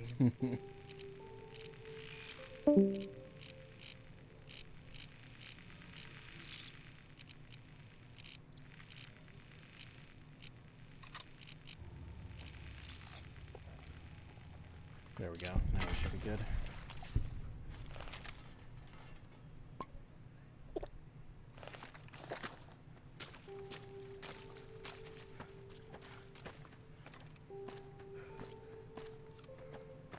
Yeah, I woke up and I looked over at my computer to see what was going on, and I saw that your stream seemed to be ended, and the call had ended. I was like, what the fuck happened in 2 hours? And then I realized, oh wait, the stream is still going. It was just glitching again on YouTube. And you were in a call with the homosexual. I gotta reset my game. It's lagging again.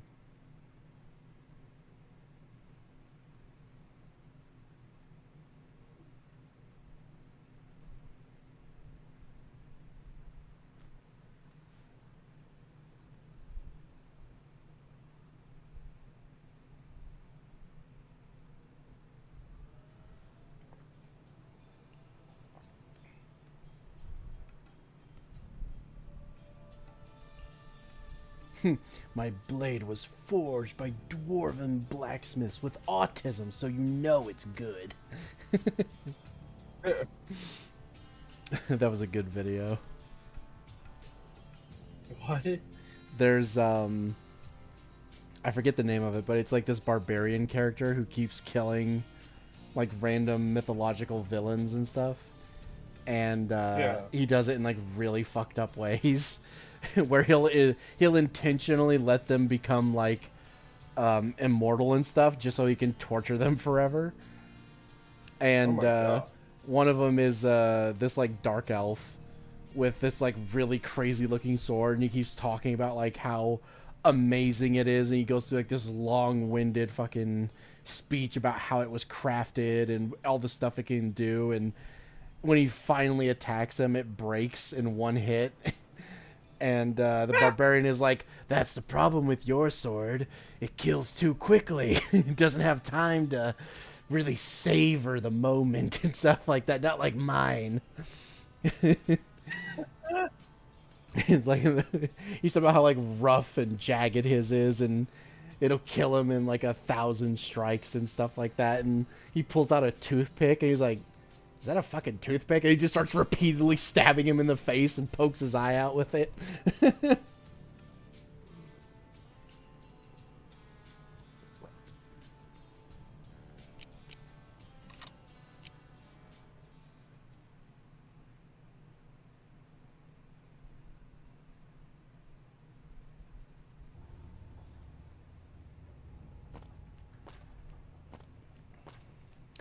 Yeah, YouTube is on a real one right now. I don't know what's going on. It just keeps resetting the stream and shit, and I don't know why. Weird.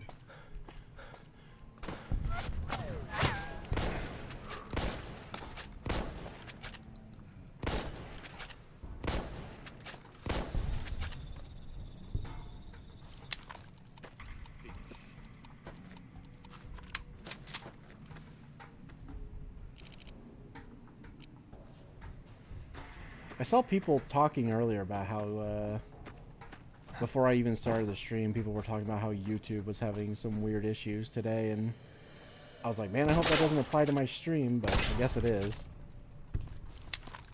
Yeah.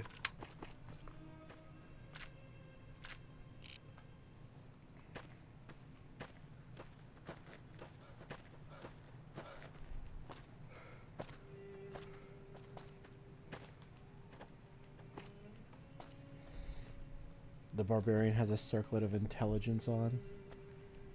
Squirt of lemon.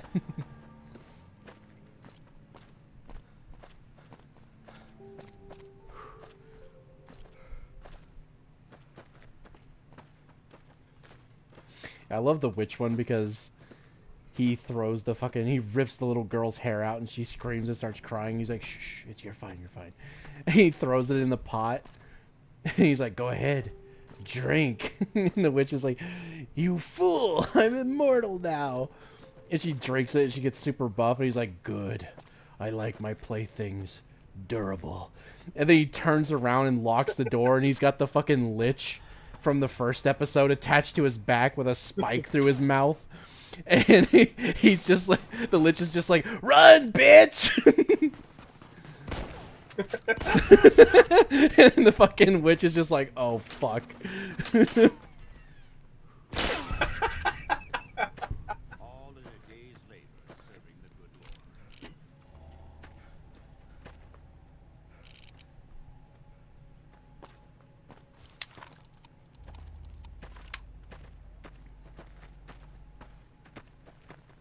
Lord. Consume the elixir.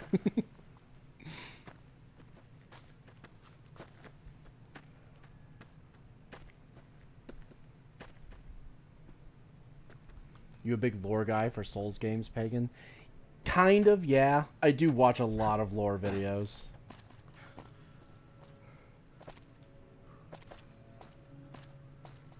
Although I only did just recently find out that, when we did that stream and we talked about how we were at that location, that, like, tower that said it was the center of the lanes between. I only just recently found out that the lands, or that the shadow realm or whatever it's called, that's like veiled in shadow and all that shit, is actually that gap in the middle of the map in the main game where there's now like a sea where it looks like something was removed out of the middle. That's actually where it's supposed to be. It's just being hidden by the Erd tree with the veil over it, because America tried to hide it away so people wouldn't find out about her ascension and the genocide, and to also seal away Mesmer. So, which is why they need to perform like blood sacrifices and stuff to get to the location in the first place.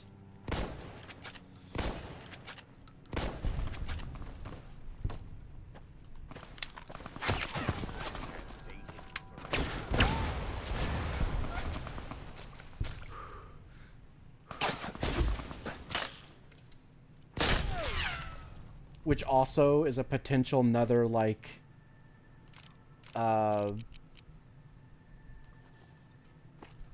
defense, I guess you could say, of Moog.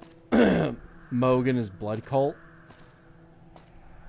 Because Ansbach was one of Moog's followers before he became mind controlled, and he seems like a completely normal guy and actually seems rather appalled at certain things that are happening in the world, implying that Moog was actually a very generous and nice person, and the whole blood sacrifice thing didn't come about till later, and that Vare is likely the a newer member of the blood cult, and he's like a representation of the corruption that Mikola caused, because apparently even Mikola couldn't just get to that realm on his own. He needed blood sacrifice as well, so he turned Moog and his followers into a blood cult in order to get enough sacrifices to be able to travel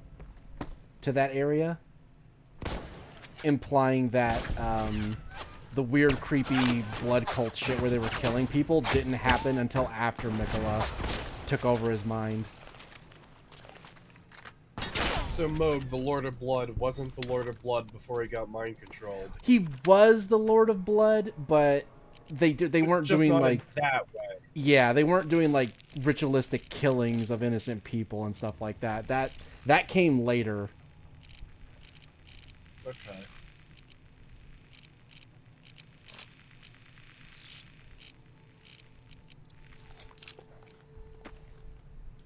Consume the cum chalice. No.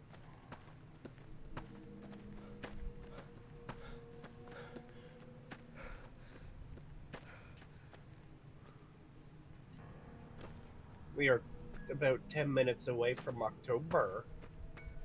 I know, I'm excited. Oh yeah, people are saying that Stream Fortress came early, so apparently that's already been out for a while. Forward! Ah!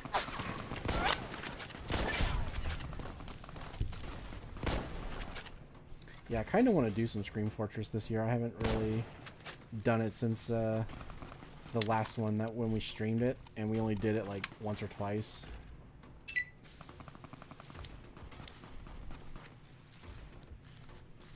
Yeah.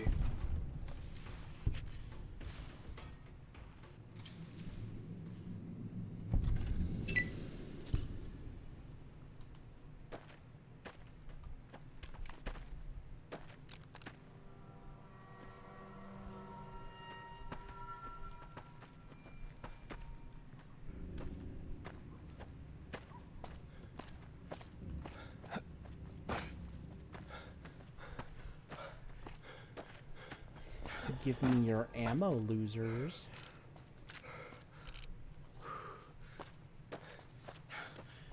Ah, my leg.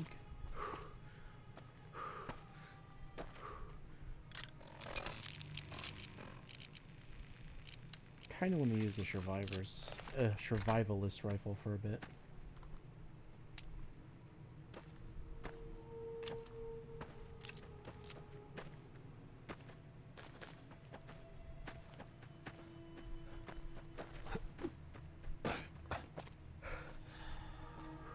I thought there was a guy up here.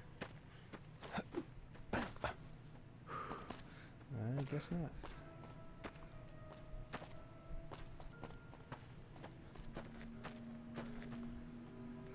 Oh, maybe it was this guy. Damn it.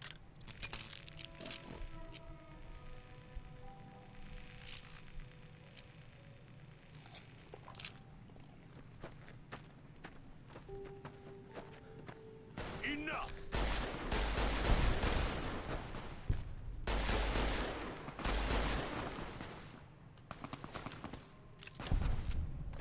finished.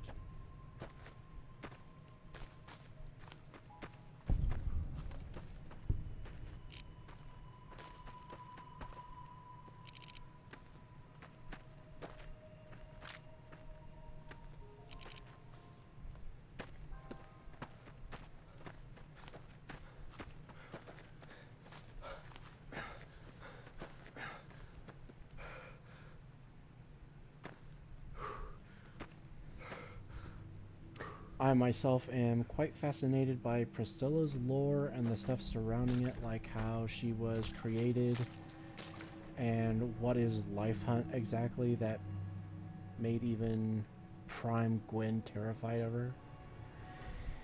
Yeah, I haven't actually looked into Priscilla's lore.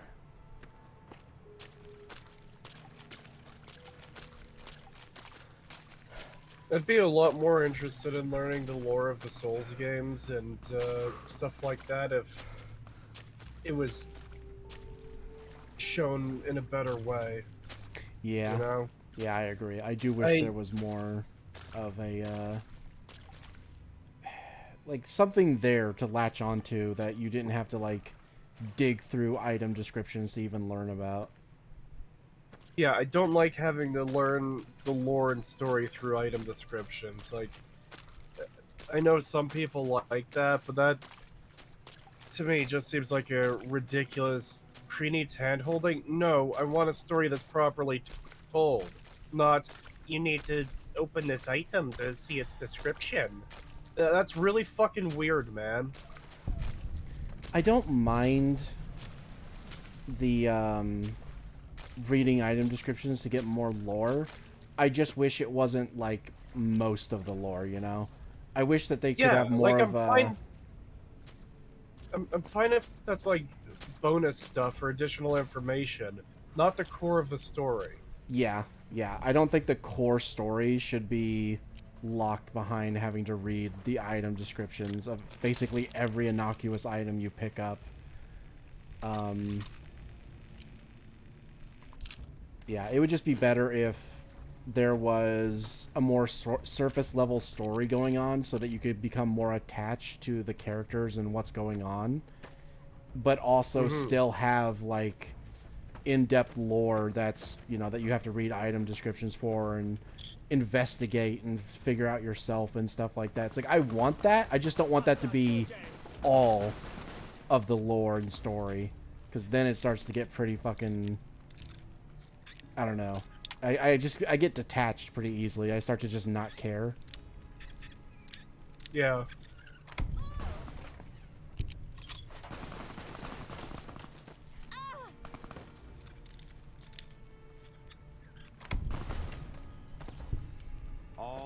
And also, to an extent, when all of it is done, like when most of the lore and even the story is done through like vague item descriptions that don't even tell you a lot of stuff, it feels like the community is doing the writing for the writers to an extent. Like, obviously, some of it is fine. Like, I do want some level of mystery. I do want some level of investigation to figure certain stuff out. But when it feels like the majority of the lore and the story is just vague, like, phrases that you read in item descriptions, it does feel like we're doing a lot of the work for the writers, and that just should not be the case. Yeah, and that's my problem with watching lore videos too, is the person I'm watching filling in the blanks with their own assumptions or headcanon or whatever. How much is actually in the game, and how much is, ooh, this makes sense to me, so I'm going to put it in there. Most of it is assumption. Most of the lore videos I watch, they will outright say, like, this leads us to assume that, you know, that kind of thing. And they're like, you know, it's not guaranteed, but this does imply, you know, that sort of thing. That's what they say a lot. So most of it is vague. Almost nothing is ever, like, solidly answered. Only a few things are ever, like, full-on solid answered. And it's like, I don't like that. I don't like it when literally you know, the majority of the story and lore is hidden, not only hidden behind item descriptions, but also we never even get a full answer for most of it. And it's like, that's really unsatisfying. It's like, I don't need an answer for every little thing, but I would like some answers for some of the bigger stuff, or at least some big stuff, rather than everything always being left up to, well, my headcanon is, you know, it's like, that just gets fucking annoying. This is taking too long. We Yeah. can't let salt upon wounds escape. I'm going to find And a that's the way thing, around. I can't God really willing, get we'll finish this invested in a together. story when 90% of it is mystery. Ooh, I'll let you figure it out type stuff, as opposed to, like, having a solid basis for the lore and world, you know? I want something to actually grab onto and get invested in. I can't get invested in, well, there's stuff here that we're not going to tell you. It's really weird. Even though, it, like, God, when you look at the lore, though, and stuff like that, it's like, it goes weirdly in depth with, like, real world inspirations and stuff, and like, there's layers upon layers in the lore itself that goes really in depth, but it's done in such a way where, yeah, like what it's what we're saying, where most of it is left vague, even though it has a lot to it. None of it is like solidly answered, and it's all hidden behind item descriptions and stuff like that, and sometimes just like world cues where it's like, oh, this statue is the only one with its head still intact, whereas all the others are decapitated, and it's rotated at a 45-degree angle, which means it lines up with this star in the, you know, sort of thing. And it's like, Jesus Christ, come on. It's like, just tell me a fucking story, please. Yeah. She finds it here.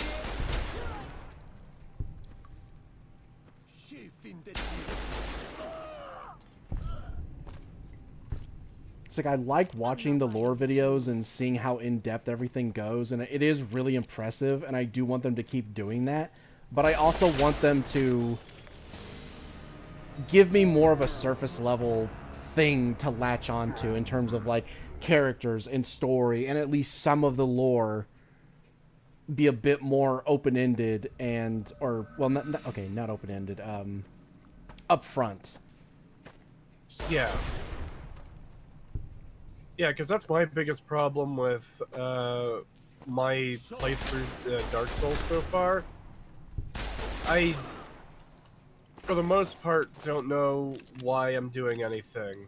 You know, like, okay, I have to go into Sen's Fortress and beat the Iron Golem or whatever. And it's like, okay, but I'm going this way because this is one of the pathways available, as opposed to, oh, there's actually something here that I have a goal to achieve, you know? Yeah. Because most times when I'm going through a place, like, I know there's going to be a boss there, but I don't know why or what's wrong.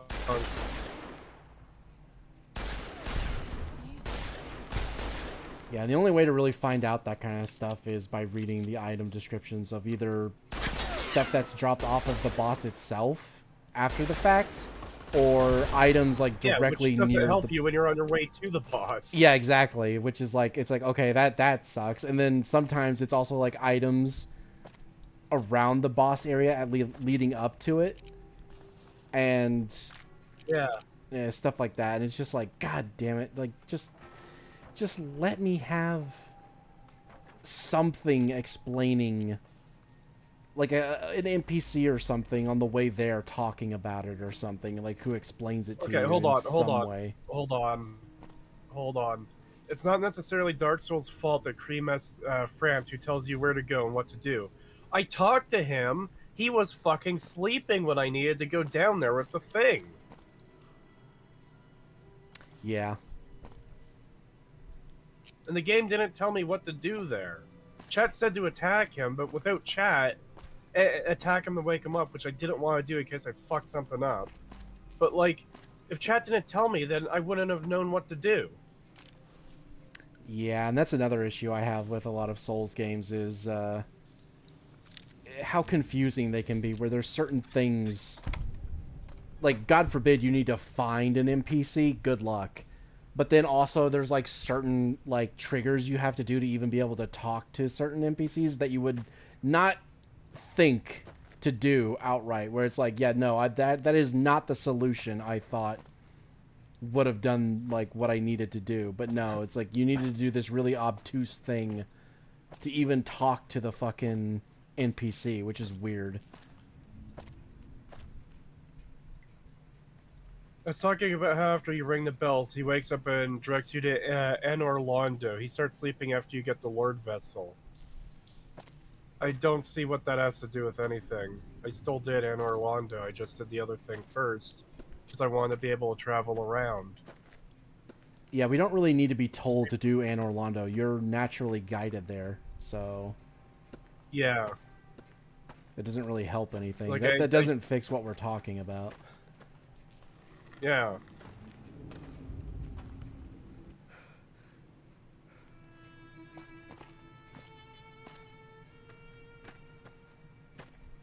The problem is with the cutscene that opens Sen's Gate not showing you that the thing in Firelink open. I suppose it does expect you to have returned to Firelink and notice him at some point.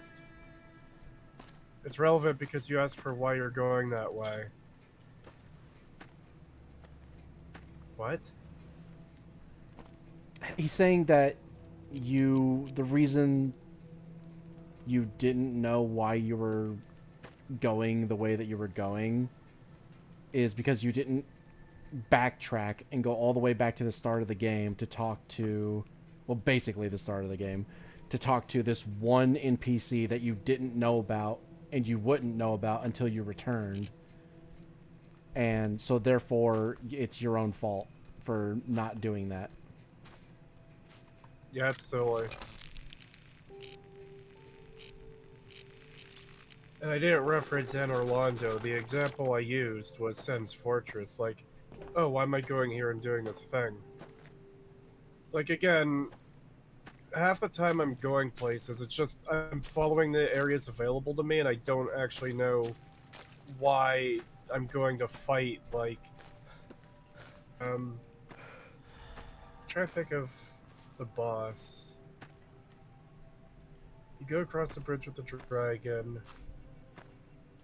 Okay, yeah, you are told to go to the Ring the Two Bells. That I do know.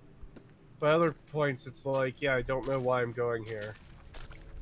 The only thing that's really explained is ring the two bells and kill Nito.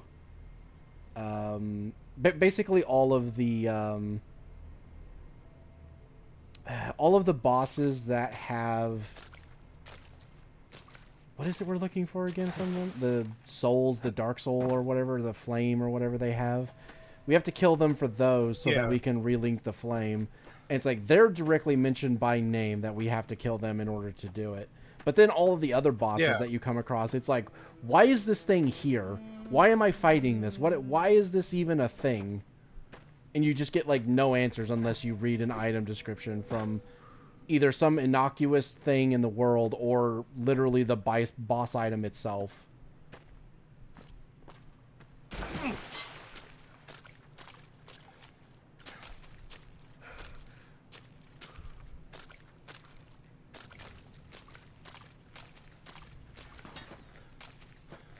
I'd also like to be able to get attached to a character and they not die 5 minutes after I meet them. Yeah, which Elden Ring is especially bad for. Yeah, especially since most of the characters you meet don't really do anything other than espouse exposition and then die. And it's like, I wasn't even endeared to this character for the most part. Like, the only few examples I can think of are, like, Siegfried of Katarina, Alexander the Jar, the Onion Knight in Dark Souls 1.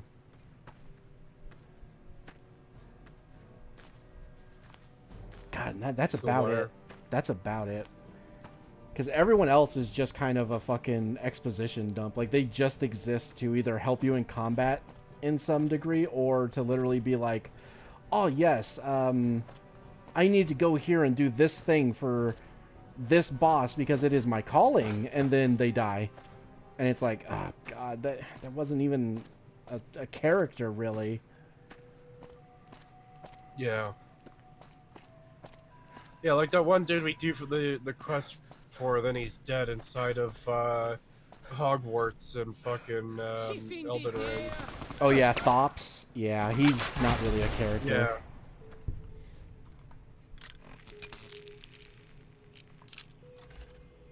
Oh, we're out of doctor's bags. Shit, I have to use a Hydra.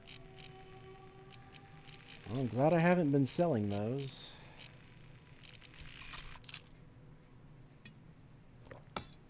Ah! He's throwing shit at me.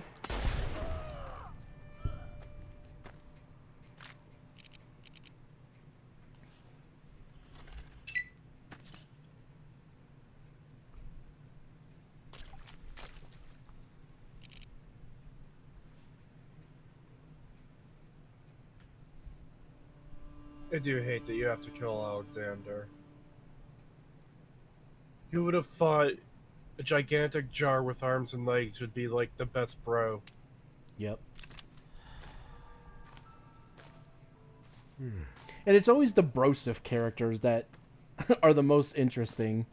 Because like I said, it's always like, it's the Onion Knights in Dark Souls 1 and 3. It's Alexander the Jar in Elden Ring. It's all the brosif fucking characters that are like, yeah, man, I got your back. And they're like happy and joyous and stuff like that. And they don't let the depression of the world around them like influence their view of the world and stuff. And it's like, yeah, I like these characters more than the ones who are just like, man, my life sucks. Ugh, now I'm dead. It's like, cool, great. The fucking depressed character number 5006, and he died again, like, within 5 minutes of meeting him. Cool, great. Wonderful storytelling. Yeah, it's why the fucking 4chan meme exists of, oh, how very carnivorous of you. Now I'm gonna die and give you all my items. Yeah.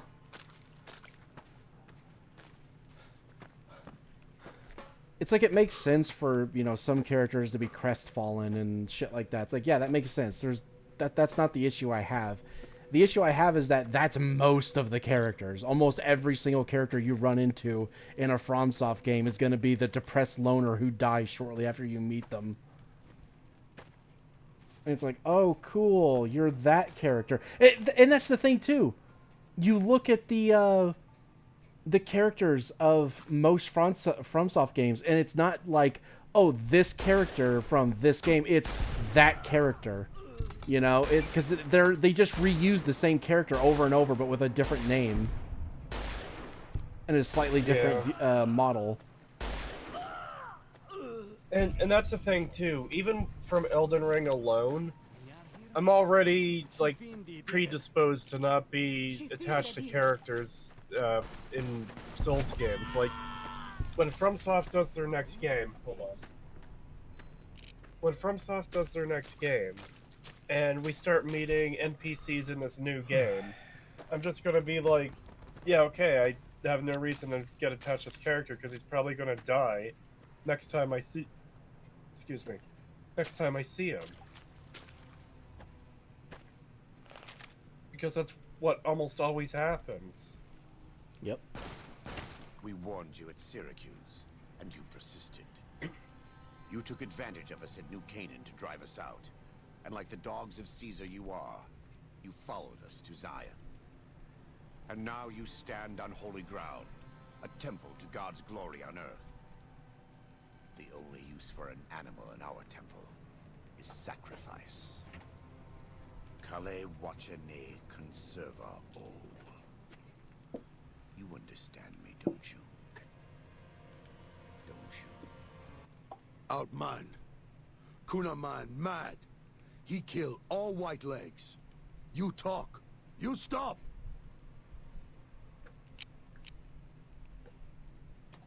Him hear you. You talk. Don't listen to this thing. His cries are those of a mad beast caught in a thicket. He gave no mercy to my family, and I will give none to his. He has a debt to pay for what he's done, and I've come to collect.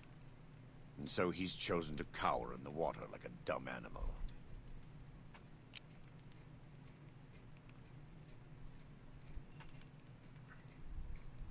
Okay, see, that I like that. I like that you're actually using what he told you earlier against him, or to, like, convince him, where it's like, you know, if you truly believe all the stuff you've been telling me, you would spare him because it's literally one of your principles. And, you know, if you actually believe in God and, you know, all that stuff, then you would show some level of mercy to those who have already been defeated and can't fight back. I want to take from them what they took from me, from my family. In this life, I want them to suffer. I want all of them to die in fear and pain. I'll let the dialogue out. I want to have my revenge against him, against Caesar. I want to call it my own, to make my anger God's anger, to justify the things I've done. Sometimes I tell myself that these wildfires never stop burning, but I'm the one who starts them. Not God, not them. I can always see it in my mind, the warmth and the heat. It will always be a part of me. But not today. Go. Get out of here. Go back. Back to the Great Salt Lake.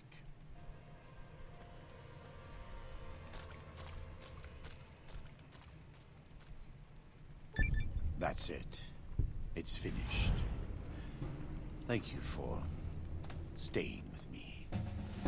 I couldn't have done this on my own. Let's go find Daniel. Tomorrow we'll be here soon. And there is much to do. Alright, now you can say whatever you were going to say. Yeah, sorry about that. I was just reading a comment. I spot the little rodent scurrying through the canyons in search of cheese.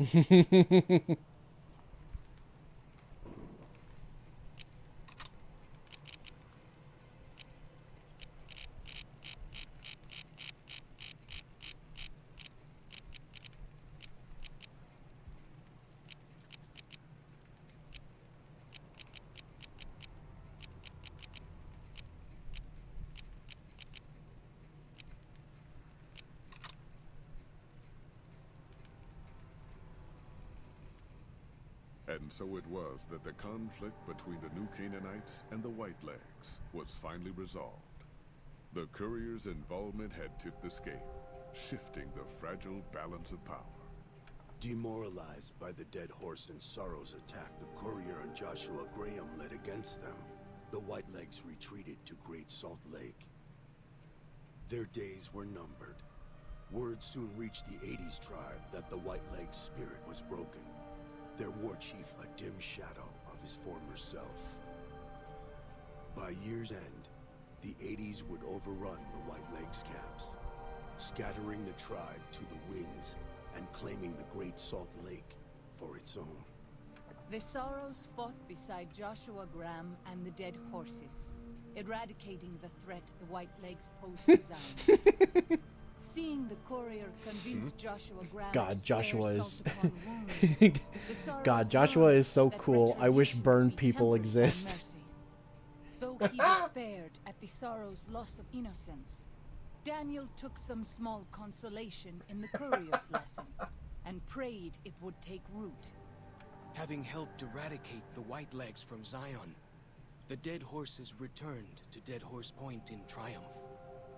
They remained neutral toward the Sorrows, but as years went on, there were periods of competitive friction, even violence between the tribes. The new Canaanites, Daniel especially, intervened regularly as mediators, but found it difficult to reconcile the tribe's conflicts. The defeat of the Whitelegs in Zion marked a turning point in the fortunes of the Happy Trails Caravan Company. Every 2 months, the caravan met with the new Canaanites in Zion Valley to trade. Happy Trails soon returned to prosperity. The vigilance of the Sorrows and dead horses in defending southwestern Utah, initially startling to Happy Trails caravans, soon proved a blessing. The tribes united against the 80s, driving them back from Highway 50, and thus opening yet another trading route for Happy Trails caravans. The threat of the Whitelegs ended. Joshua Graham helped the Sorrows and Dead Horses tend to their fallen comrades and secure Zion. The courier's words had stayed Joshua's wrath in his darkest hour, and in sparing salt upon wounds, he was changed. While he continued to advocate militant opposition to the enemies of New Canaan, he sometimes showed quarter to those who crossed his family. Eventually, this new spirit would diminish the myth of the burned man in distant lands. A small price for the peace it brought to Joshua Graham. For years after the defeat of the Whitelegs, Daniel did his best to minister to the Sorrow's spiritual needs. Try as he might, he could not hold back the tribe's increasing militancy and reverence of Joshua Graham. Demoralized, he returned to his family and Dead Horse Point. His failures haunted him for the rest of his days. Oh, whatever. And Shut with up. that, the courier walked out of the history of the tribes of Zion and What? back to the gathering storm of the Mojave Fucking wasteland. Daniel's fucking little thing of like his failures haunted him for the rest of his days because he didn't get his way. It's like, shut the fuck up. I couldn't care less. Yeah, Oh, I forgot to do Waking Clouds quest. Shit, I completely forgot about that.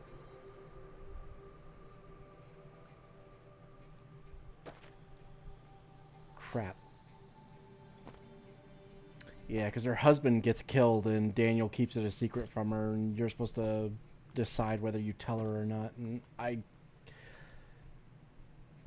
guess I didn't talk to her enough. Yeah, I was supposed to talk to her more. Shit. Oh well. It's not that big of a deal, but I did want to do it. replay the entire DLC. You know what? I think I have a save from before we started the DLC. We could do that real quick. I think we could beat the whole DLC in like an hour. No, I'm kidding. I think someone... That'd be so fun. Yeah, that would be fucked. I think someone made a mod where if you decide to invoke Joshua's wrath by screwing over the tribes, he'll appear as a random encounter in the Mojave, trying to kill you. Seem neat. Yeah, I've seen that mod. Yeah, he'll appear randomly to kill you if you fuck over the tribes. Now the question is, do I install the Joshua Graham companion mod and get him as a companion?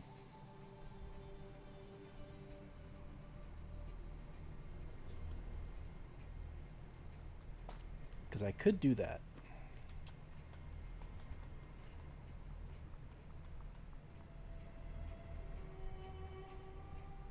Also, I liked how they mentioned that so the rest of the tribes united against the 80s, which pushed them further north, which means they came into conflict with the Whitelegs, who returned back to the Great Salt Lakes. So because they were pushed into their territory, they were forced to fight each other, and the Whitelegs lost to the 80s. So there is actually an explanation. It's not just, oh, they randomly got karma'd by this random thing. There was actually, like, a cause and effect to it.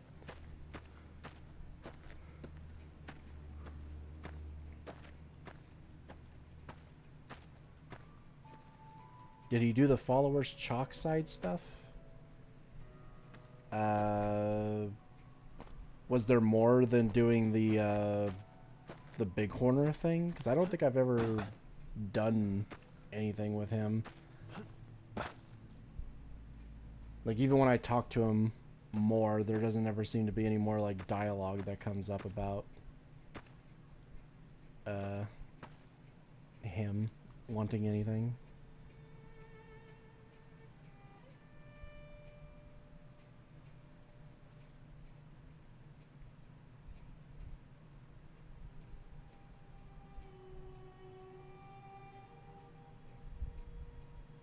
He has a slide, but only if you convince him to leave and see the world.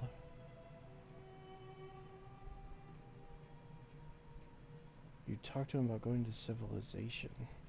Oh. And then Chalk dies. Oh. Maybe it's a good thing we didn't do his thing then.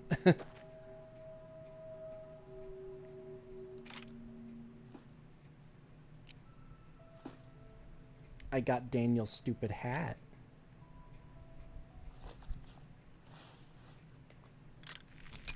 Actually, I really like this hat.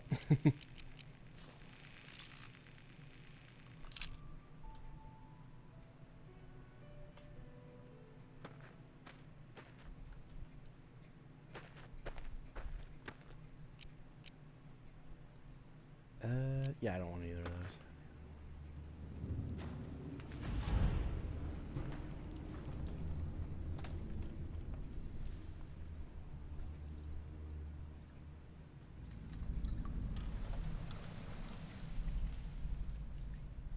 Slide says he's never heard from again. Oh.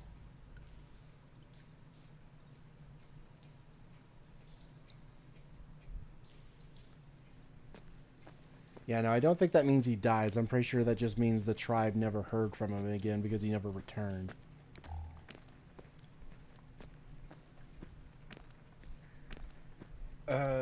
Just quickly, there's a tweet I'm seeing here from Private Sessions on Twitter. I guess I'm the only one not playing Shattered Space today. First major expansion, a lot of people already paid for, and only a 33% bump from the previous day's player count. Oof. Yeah, it didn't raise their player count by all that much. Mm.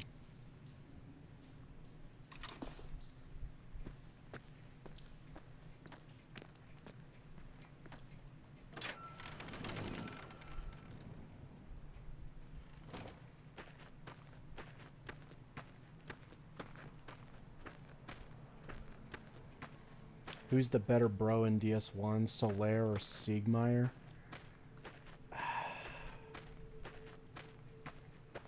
Probably Siegmeyer.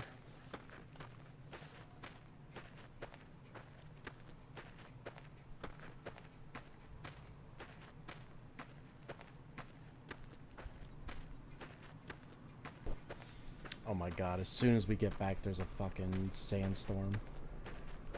I have to poop walk all the way through a sandstorm.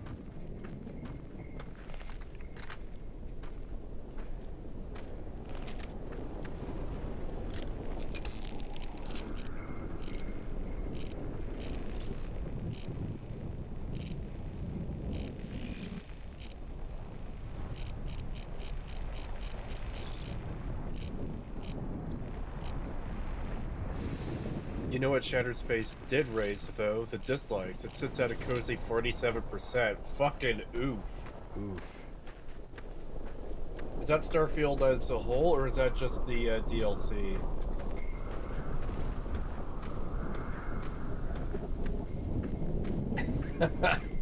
Starfield is at 57% positive recent, 59% positive all reviews.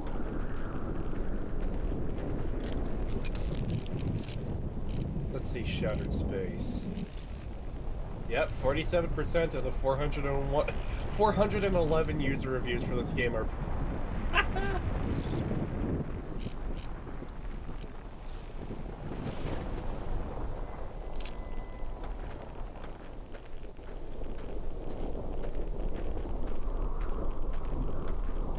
Wait, what?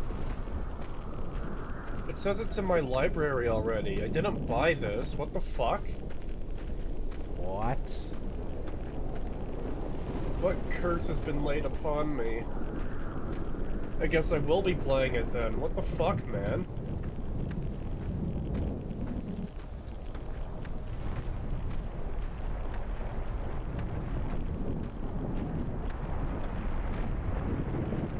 God, it would be a fucking rad storm. It has a mind of its own. I found Cree. Did he buy the special edition of Starfield? You know what? I did get the few days early access. I bought it through legitimate means, so that might explain it. A gift, Cree, from Todd. Choke on it, Goatee says.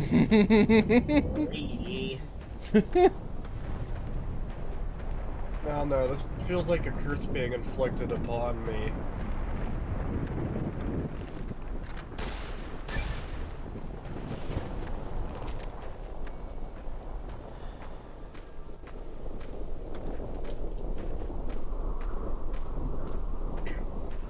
With love from Todd.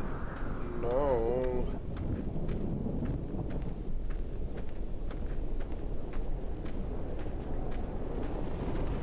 Whoa.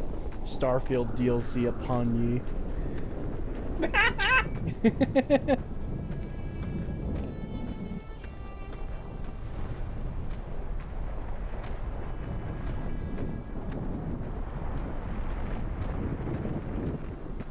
You know what? I'm curious now. Let's check out some of these reviews.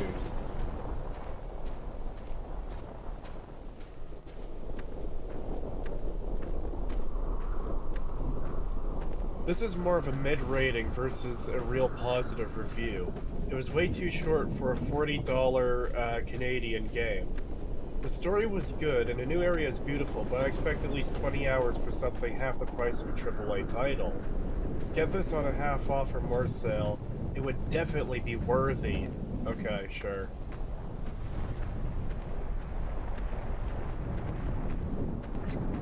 Shattered Space is basically trying to be a visual novel expansion to Starfield, but yet still fails in that regard. At first I thought the writing was so bad that it had to be AI generated, but even AI would do a better job with the dialogue in this DLC. The only reason I played this to begin with is because I got fooled by the marketing and bought the Ultimate Super Deluxe Suck Todd's Cock edition of the base game back in 2023. They just didn't add anything. Weapons, armor, followers, etc. And have given... and given the fact that the game looks identical to Fallout 4, means you're really not getting much bang for your buck. The story... It's literally like an hour-long tops. There's one new planet, one tiny city that tanks your FPS by 50% as you approach it, and one new ship, no new parts, that you can't even fly during the DLC. Here's my hypothesis. Bethesda has become so woke, they've converted their writing department into a budget version of the Marvel Cinematic Universe writing team. There's about 3 able-bodied white men in the DLC, only one named character, and they are portrayed as less than and stupider than their minority female and disabled counterparts, who regularly save the day, even though there's nothing that seems to need saving. This expansion just has no actual emotion. It simply exists to pander to a specific consumer type, i.e. the serial democratic voters. Gamers, prepare yourself for what's coming in Elder Scrolls 6. This does not bode well for Bethesda. They dropped the ball on procedural generation, and now they've dropped the ball on handcrafted worlds. There's nothing left for them to drop the ball on, other than our sky-high expectations for the next Elder Scrolls game. It is truly over for Bethesda, and it's even more over for the last true fans of this company. Holy shit! Wow! That review alone convinced me to play this DLC. Yeah, that's amazing. Holy shit.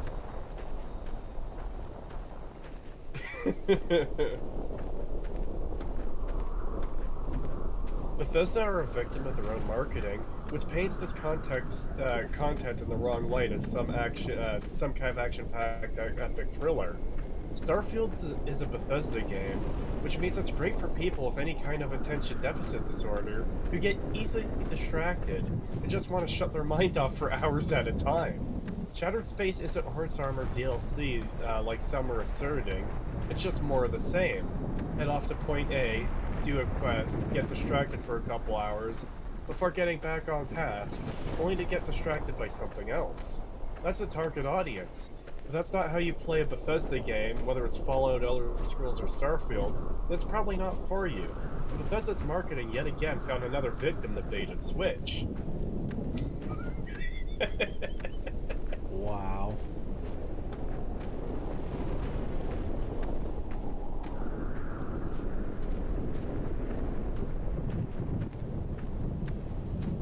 This is sadly not what I expected from Bethesda, and it's just more Starfield like the base game. I was hoping they would take more of the feedback into consideration regarding their story, writing, characters, and quest design, but sadly it doesn't look great. Let me dive a bit into the expansion and its story without spoiling too much. Upon arriving on the new planet, you already become some sort of chosen one. Oh, motherfuck! Of course.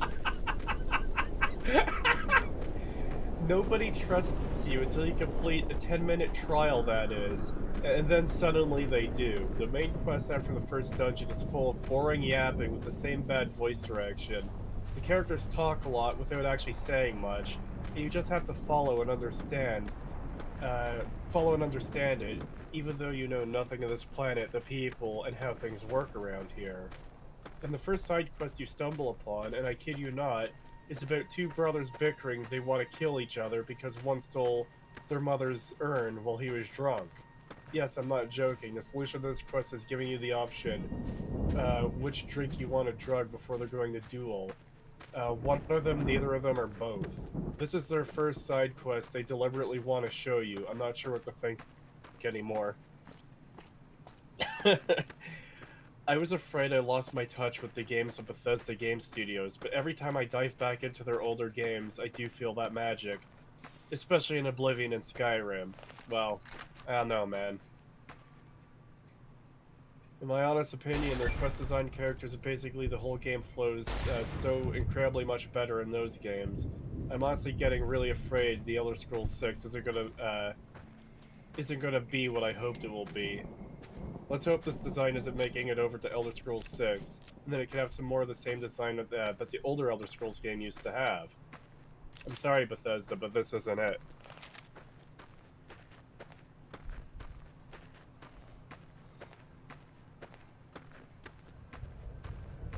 God, even the Copium players are losing hope.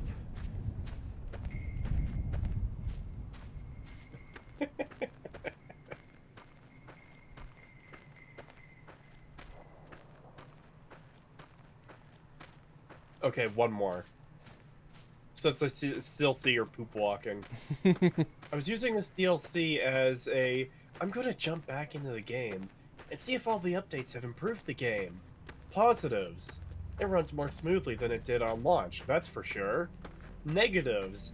It's exactly the same in every other conceivable way, and this DLC does nothing aside from adding more of ML Pagliarillo's subversive writing. They've added a car to the game, which allows you to expeditiously travel from one copy-pasted POI to the next copy-pasted POI until you hit the edge of your procedurally generated fishbowl faster than ever. They've added half of a bounty hunter questline and requires you to buy the other half of it from their creation store. Oh my god. The economy still makes no sense. Selling a ship nets you less than selling most spacesuits. The few handcrafted locations available in the game are abysmally written. In spite of the M rating, the game is about as sterile as a game can be. It's mature, in the same way your average episode of The Golden Girls is mature. This DLC follows the same formula that Dawnguard did. Add a small handful of weapons, add a small handful of features, and fill the remaining 99% of the DLC with dialogue.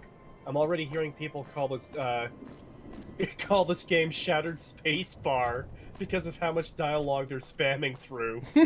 Overall, if your standards were low enough to love this game before, congratulations, it's the same exact experience. This time with more amateurish dialogue than you can shake a stick at. Holy shit!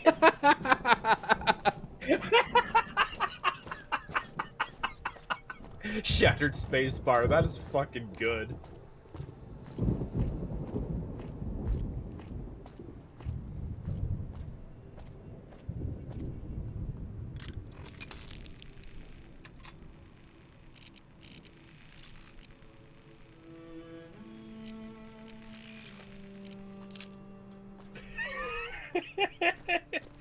Missile up the grav drive. Yeah, that's a point I'm planning on hitting pretty hard. Like, God.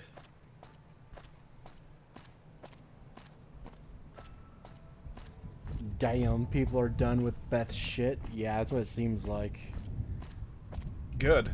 Yeah, good. Thank God.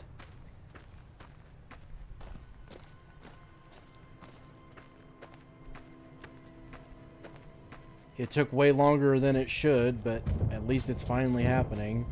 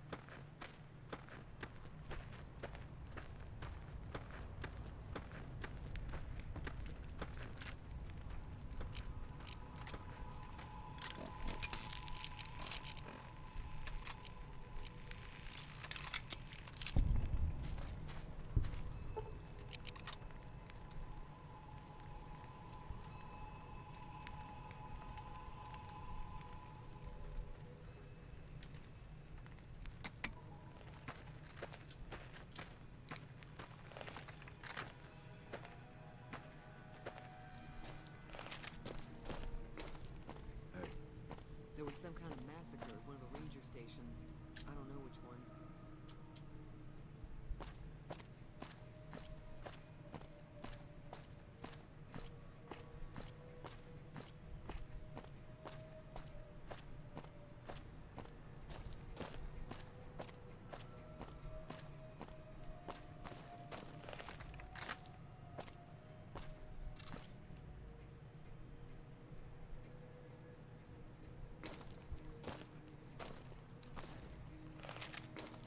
The hell?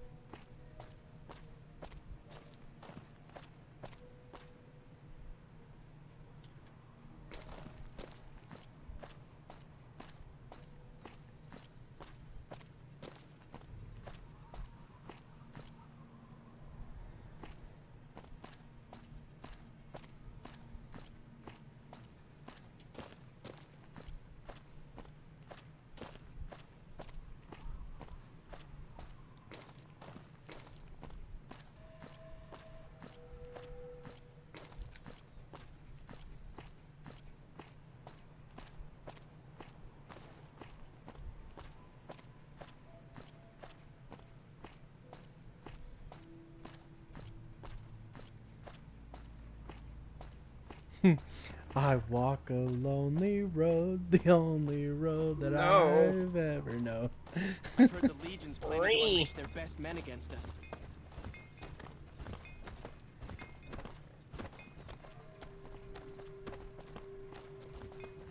You know, funny enough, the caravan guard missions, it's basically just this. It's basically just RP walking across the map while occasionally shooting random stuff that attacks you.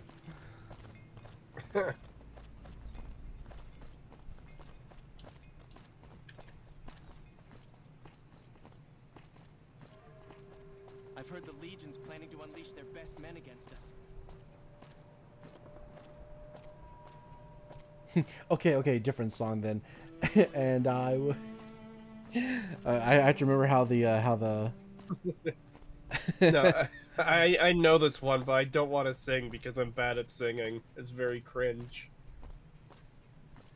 And I would walk 500 miles, and I would walk 500 more. There's actually going to be a clip of that as background footage in the video, because British Potato put it in somewhere. I don't remember where. We've used a few music video clips in the video to represent things. Like, in the intro section, I'm talking about keeping the West Coast and East Coast separated, so I used a clip of the Come Out and Play music video. You gotta keep them separated. I used a clip of Limp Bizkit's Break Shit song, when I literally say break shit. There's one point in the video where I say, it's like burning down your house in order to protect it. And British Potato put in a clip of burning down the house from Talking Heads.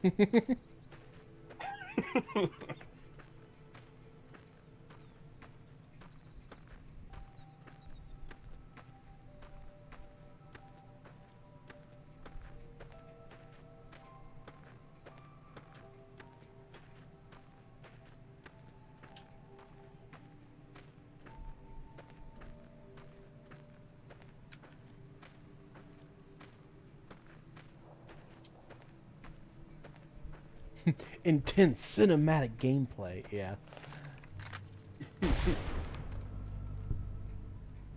I see Cree's Razor Fist influence manifesting. What? I think that's how Razor Fist edits some of his videos. Oh, just using clips of music videos to represent certain things? Yeah.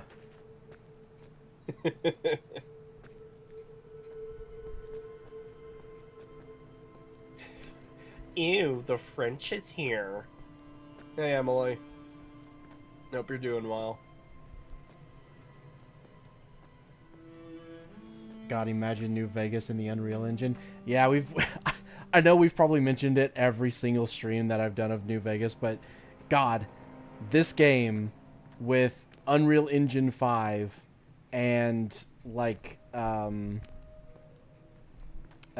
with Hunt Showdown levels of like detail in terms of like their map design would be so fucking amazing. And also Hunt Showdown's like gunplay. It's like, God, that would be so good. Which reviews going into the Starfield video? Honestly, I might take a few of those reviews and put them in and read them out before I get to the DLC, because I don't know, man. Based on what I'm hearing already, it might actually be worth covering the DLC in the video. I mean, at this point, I might as well, right? Yeah. Enclave Emily, you missed it. I was reading off some of the reviews for Shattered Space for Starfield. Some of the reviews are fucking funny. New Vegas on Temple OS? Oh no.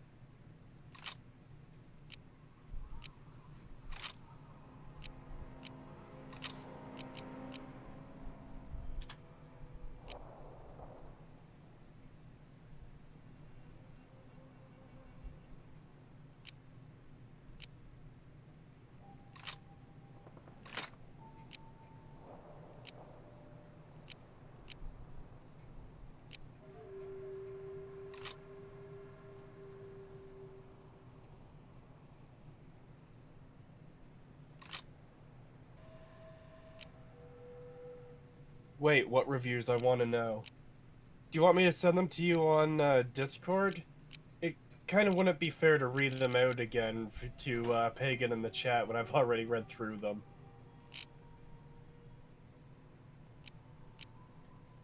I must hear these reviews other than the drunk driving ones.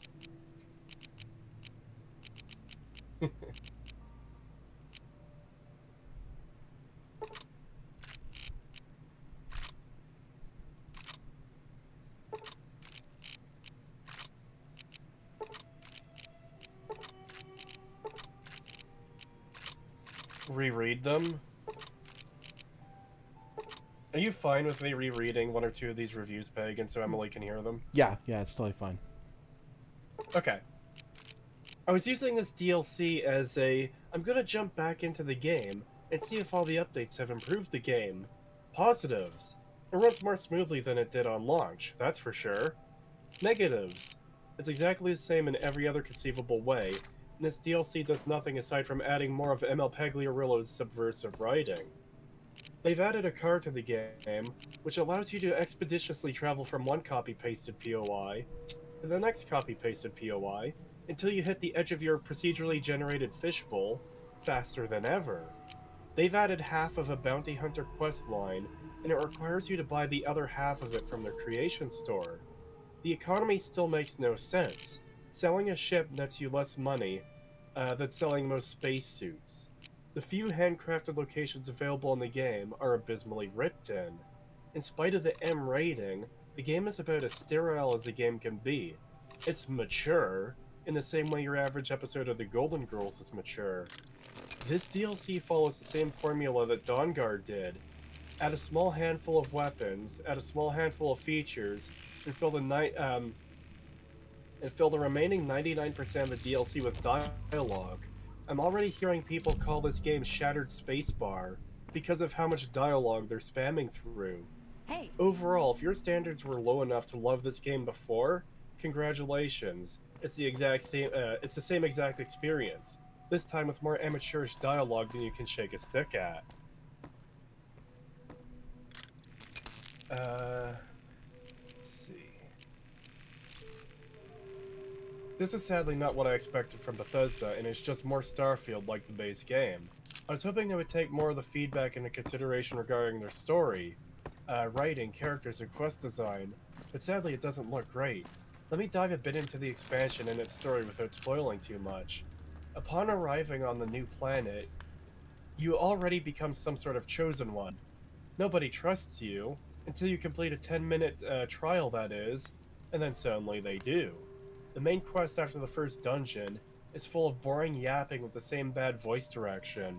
The characters talk a lot without actually saying much, and you just have to follow and understand it, even though you know nothing of this planet, the people, and how things work here. Then the first side quest you stumble upon, and I kid you not, is about two brothers bickering they want to kill each other because one stole their mother's urn while he was drunk. Yes, I'm not joking. The solution to this quest is giving you the option which drink you want to drug before they're going to duel. One of them, neither, or both. Is this their first side quest they deliberately... Sorry, if this is their first side quest they deliberately want to show you, I'm not sure what to think anymore. Let's see, what other one did I read? There was one more that was, let's see.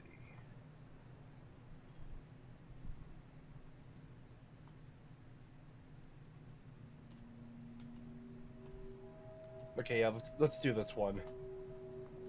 Shattered Space is basically trying to be a visual novel expansion of Starfield, but yet still fails in that regard.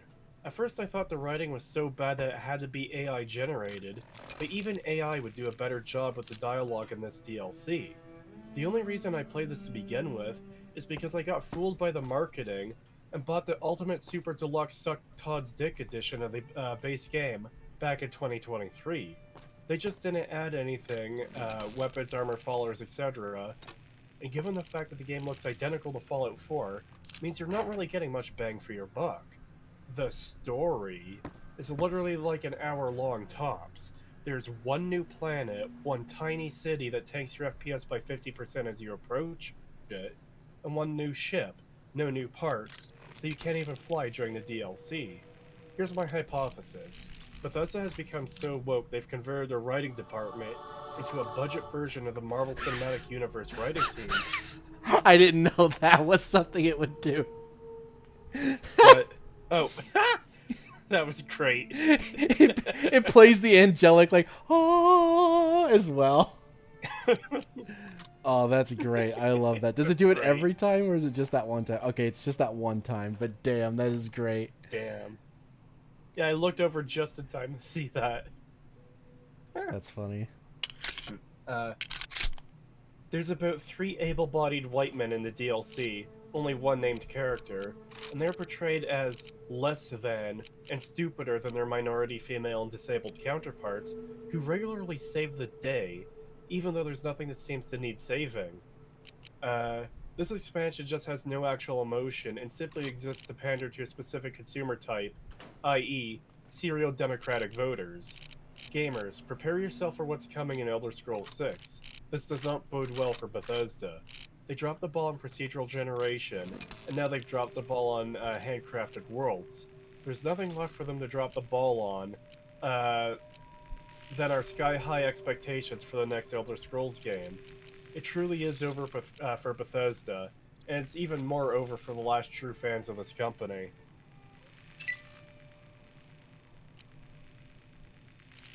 So yeah, and by the way, Emily, Shattered Space is currently sitting at 47% positive on Steam, out of only 411 reviews.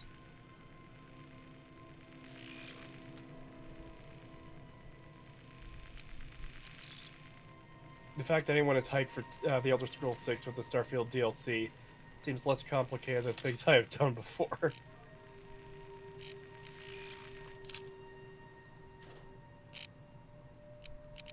This game really is the gift that keeps on giving.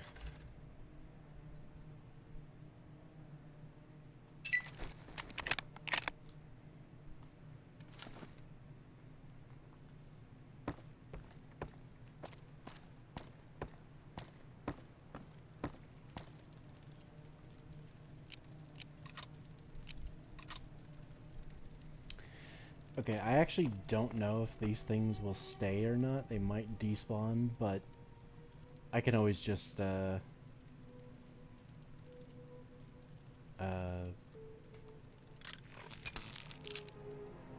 spawn them in with the item spawner if they do, so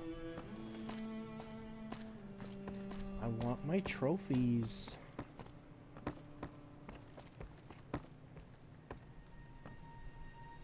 I also have to watch out for these guys fucking taking them all. What's up?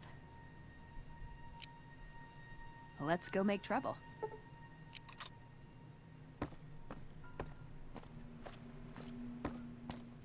Well now, look what rolled in. Alright then, let's get the train rolling.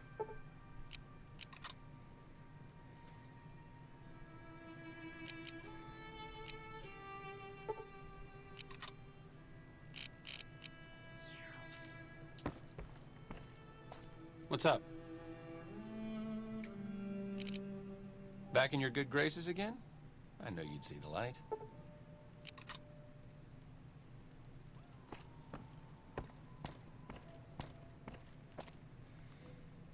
Alright, how overcumbered am I? 430, 385, okay. Well... Feels good not to have to drag a Brahmin train across the Mojave. Eddie, you can carry some of this.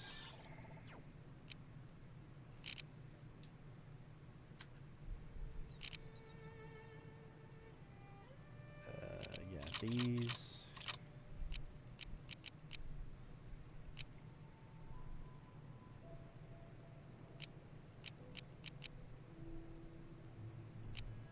I'm gonna sell these.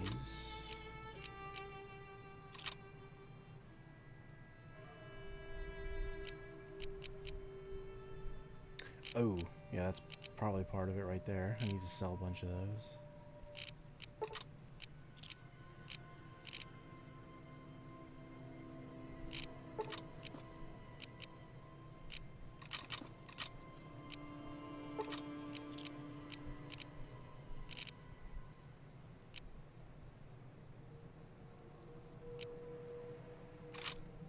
hang on to the singlet for me. And the ammo for it. Oh, he can't. Okay.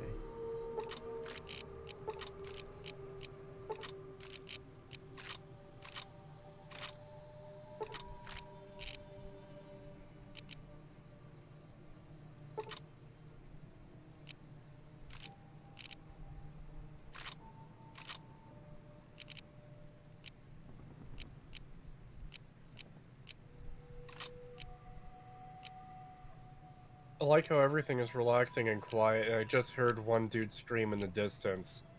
It was Cree's eternal scream from having to play the Starfield DLC. Yes, I have learned that this DLC has been inflicted upon me. It is somehow in my Steam library, and I feel immense pain from that knowledge alone. I beg for the sweet embrace of death. I thought I heard a scream, but I wasn't sure, and I was like, I might not have actually heard that. I won't say anything, but no, apparently there actually was a scream in the background.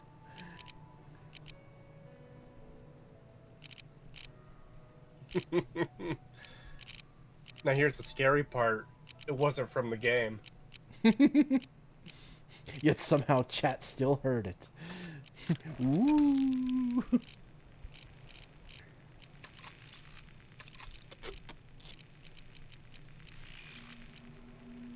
Well, that's what I mean. It would have been in, like, your background where it was heard.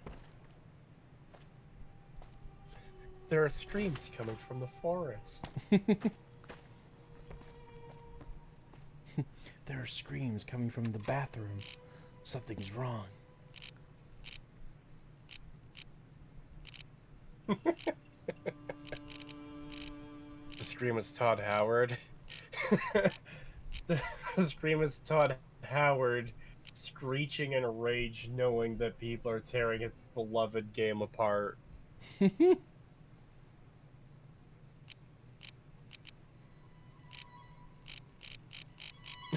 scream was me. I sat on my own nuts. Real.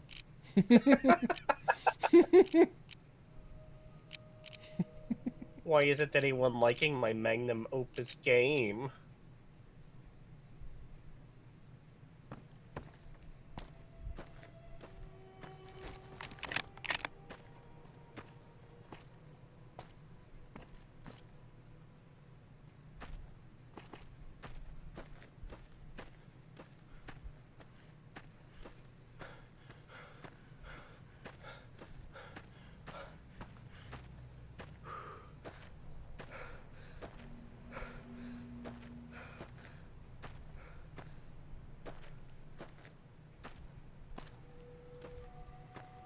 I'm not joking. I feel it in my stomach. Ow.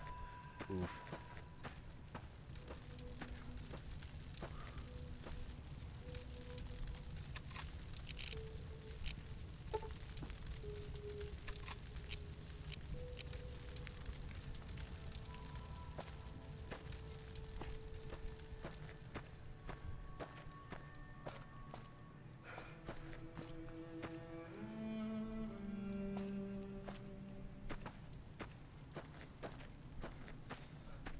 At some point, I need to build their actual base where I want the companions to stay. In fact, I'm gonna have to build the entire town.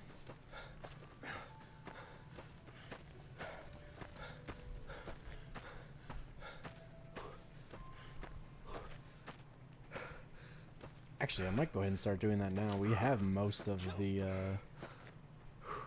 stuff to do it, so...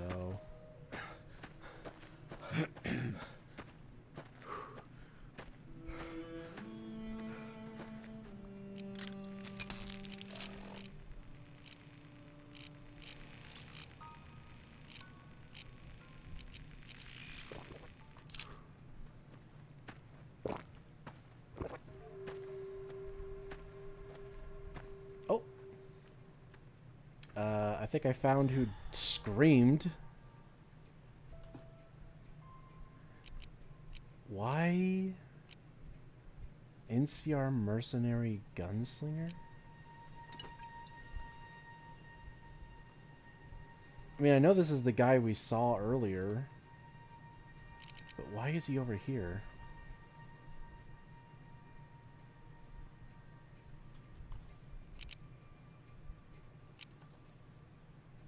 Weird.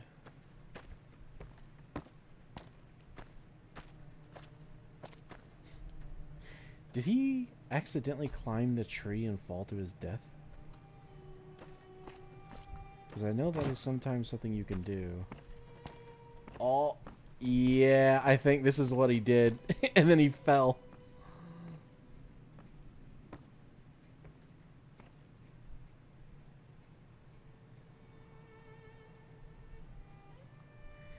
Cowabunga.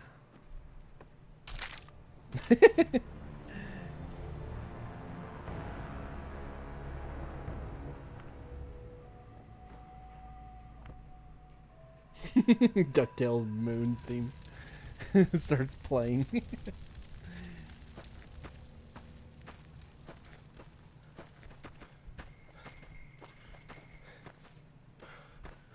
He watched 26 seconds of the Starfield DLC trailer. Insta death.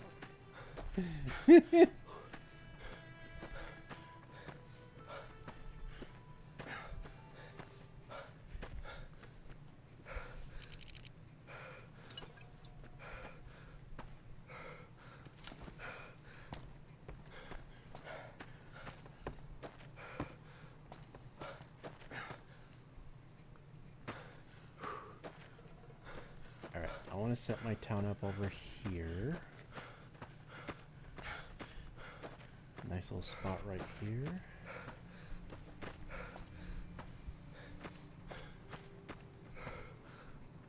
Alright, let's do a hard save.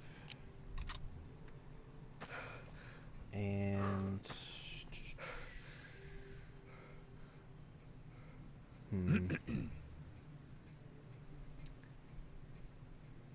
I should probably put the water tower right here.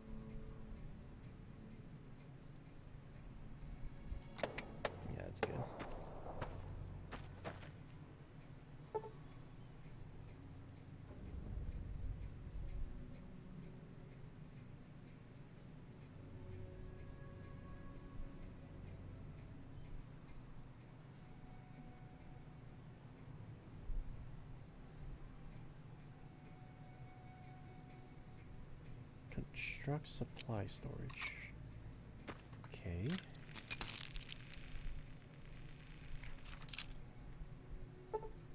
Is this the... Yes, it is. Okay. Yeah, we'll put this right here.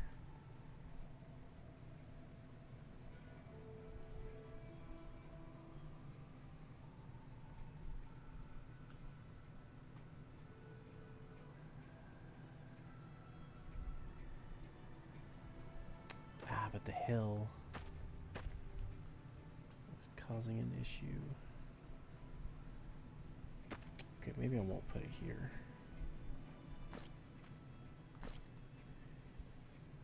Can I do this?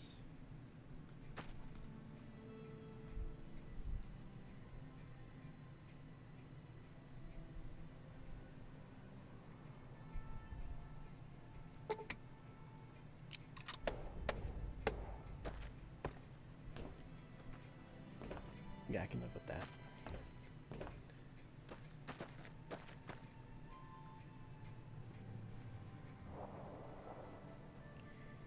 Okay.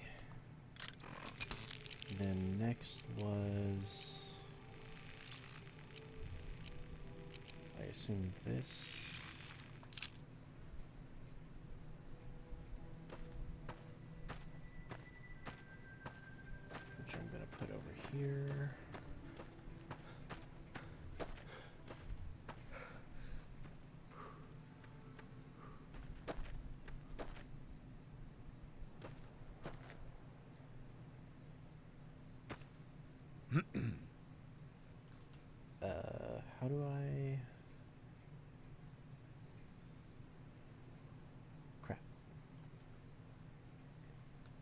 There's a way to make it move further away from you, but I forgot what it was.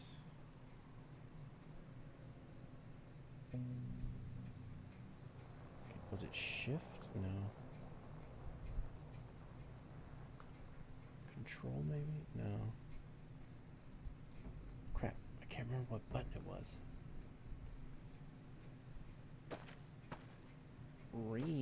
I don't remember.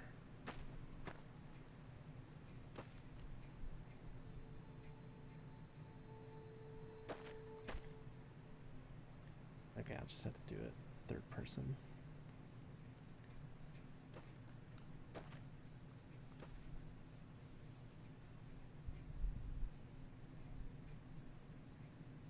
I have returned. Hello. Hi. I'll be honest, I didn't even know you were gone.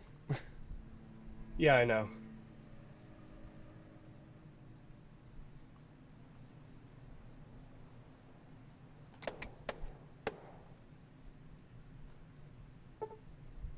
Okay.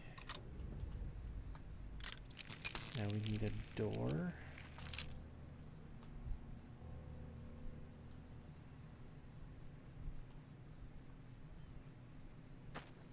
Oh god, why is it so far away?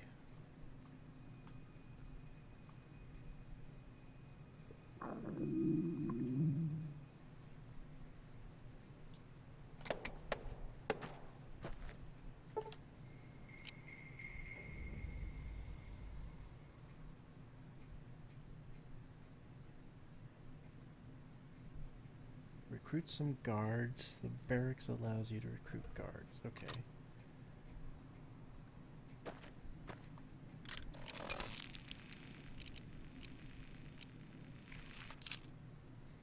I'm building a town. Oh boy.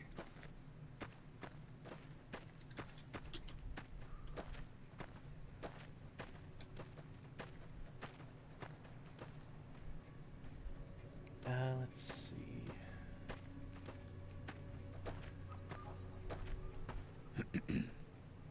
I probably shouldn't do that over there.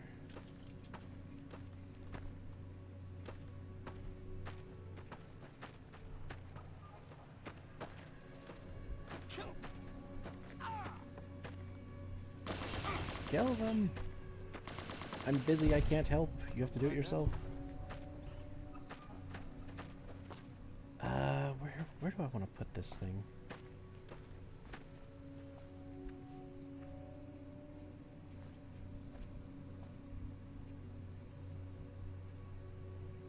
Put the door 75% in the ground. No.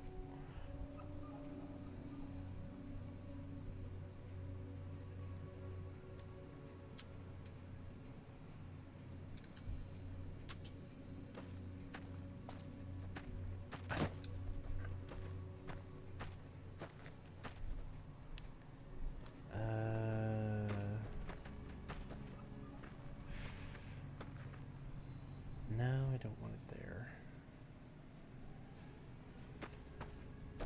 Dang, there's not really a good place to build this thing.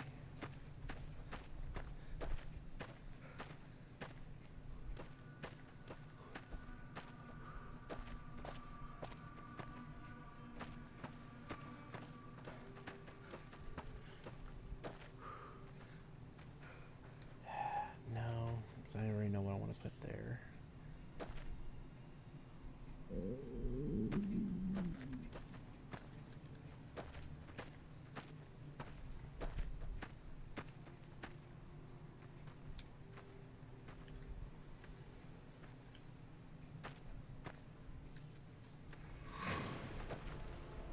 Kill!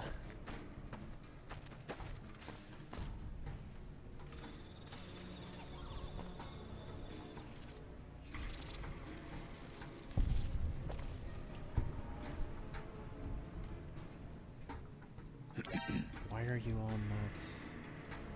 Understood. I won't Don't hesitate. need this right now. Be aggressive. Go kill. Someone's looking to cash that chip, sir. Oh god, I got itself stuck in the tree. I can't believe you've done this.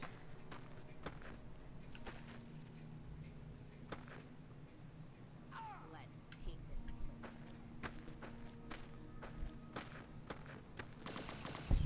Okay, you know what? We'll do this, and I will put it on a platform.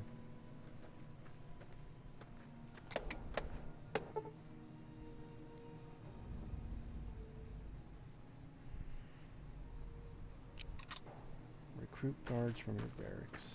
Okay. Hold on, I need to eat and drink first before my character starts dying. There we go. 500 recruit guard, stationary guard, sniper guard. Okay, let's do a patrol guard first.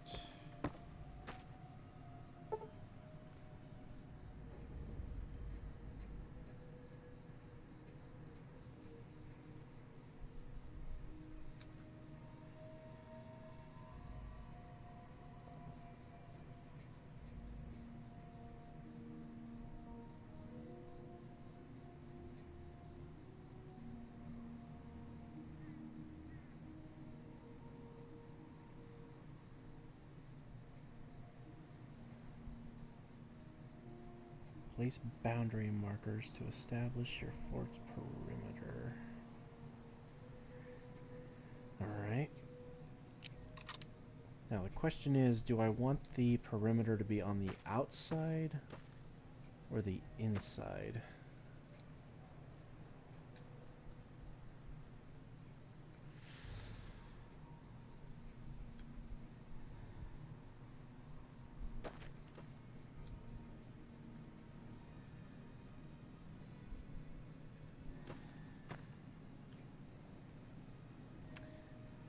Let's have him walking around the outside.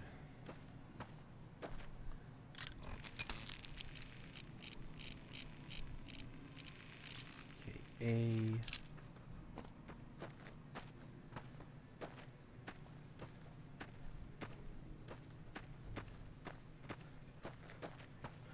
Alright, let's see how far we can go with this.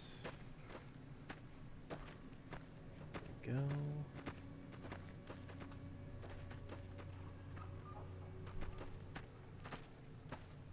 We'll do right here.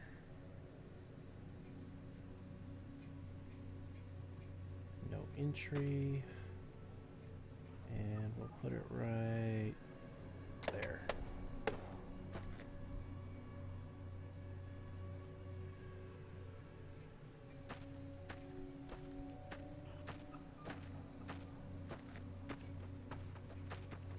Wow, this is just like Fallout 4. Yes, because they stole it.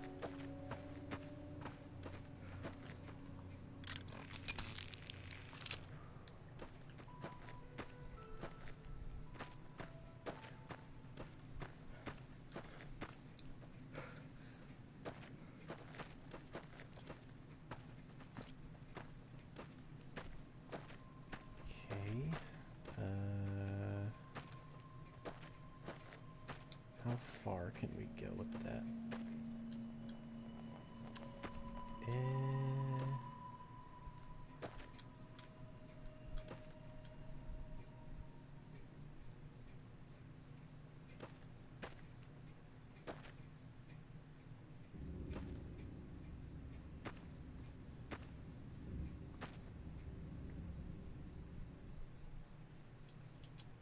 Alright, yeah, we'll do there.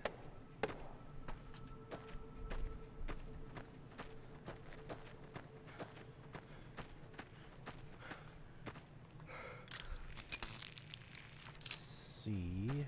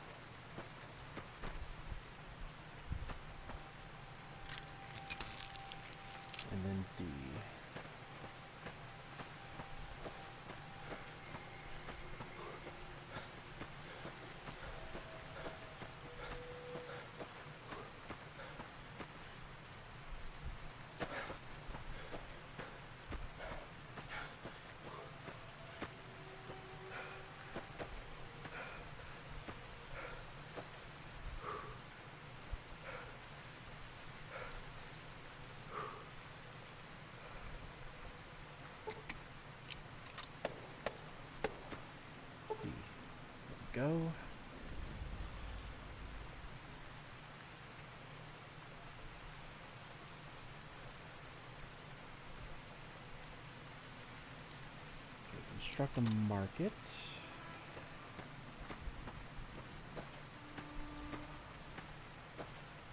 Can you spawn tismorific settlers that get stuck on all the buildings and flock in mass to the roof? Surprisingly, the NPCs that come with this are surprisingly more stable than the ones in Fallout 4. I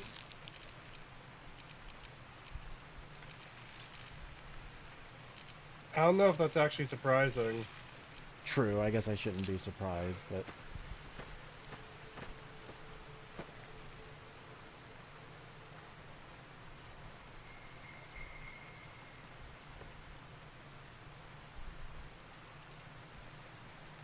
Okay, let's put this...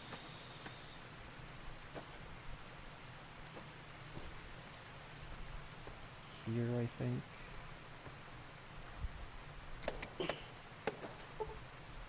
Yeah.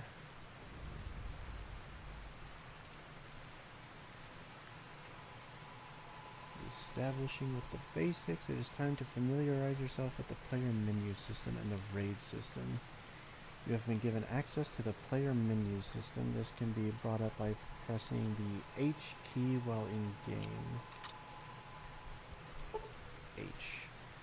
The player menu system offers a way to remotely access the raid system as well as various cheat and debug options available. Click the Start Raid button to access the raid system. Change raid settings. The raid system allows you to remotely start a raid on your fort. You may select the type of enemy via the raid menu. Once a raid is started, you will have time for preparation before the raid starts. Your fort does not yet have an alarm system. Therefore, you and your guards will not know when the raid starts and must rely on visual detection of the raiders. Select the Fiend option to begin your first raid. Okay. It's actually so dark I can't see anything, so let's take care of that real quick.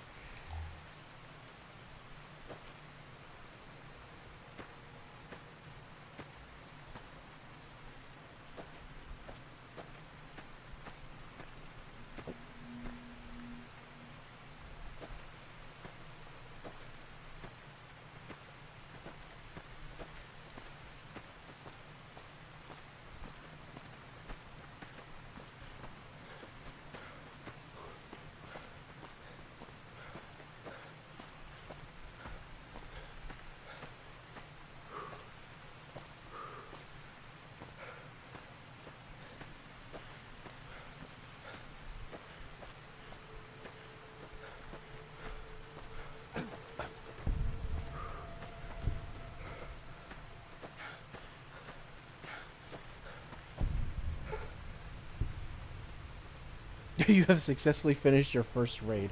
Okay, someone killed them. I didn't. I never even saw them. It's probably your guard. Yeah. Take the time to scavenge the dead raiders' bodies for any equipment and construction plans they might hold. You also receive supplies for successfully completing raids. These are placed straight into your supply storage for future use. Did you literally get attacked by a singular raider? It might have been, because it was like the tutorial, so it might have been like one or two.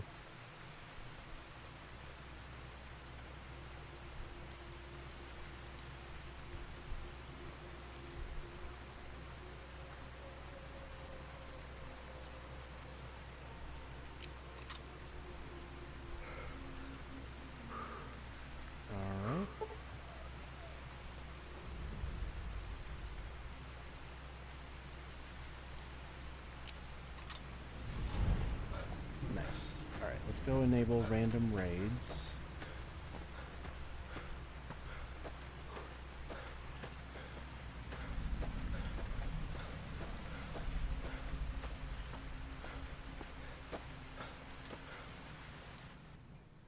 I think if I talk to my guard, I can have them... Oh, no, wait, it's the scavengers. If I have a scavenger, I can tell them to go loot the dead bodies for me, so I don't have to do it. Enable random raids.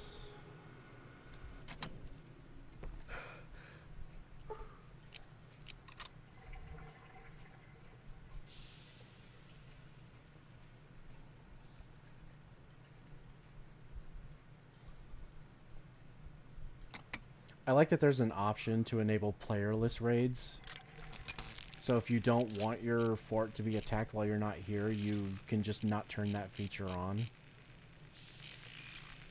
Yeah. Yeah, it's like, geez.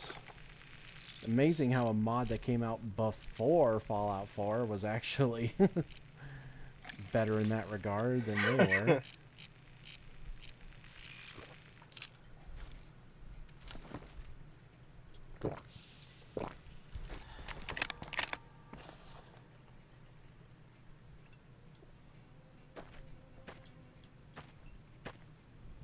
Alright, let's finish putting the rest of this stuff down, and then I can start using the other mod to actually build structures. Let's see.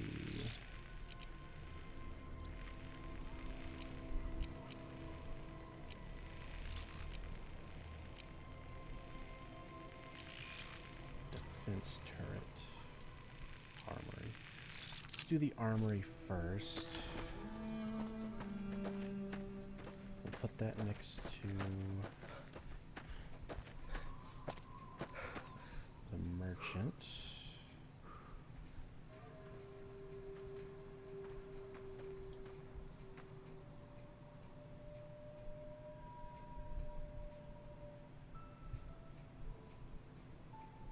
Like this.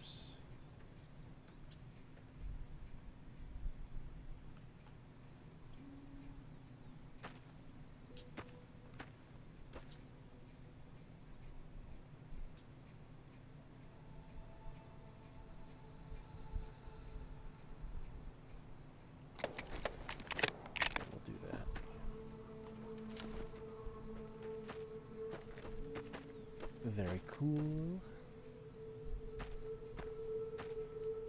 Okay. And then I want the scavenger truck.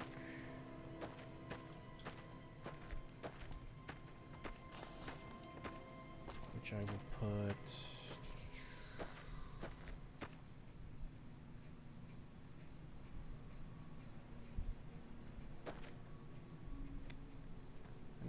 Where do I want this?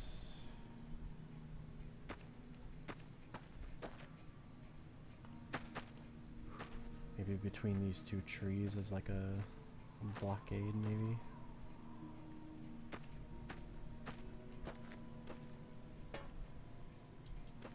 God, I wish I could remember how to move stuff away from me. Oh. Okay, I figured out how to rotate. Is it Z? It is Z.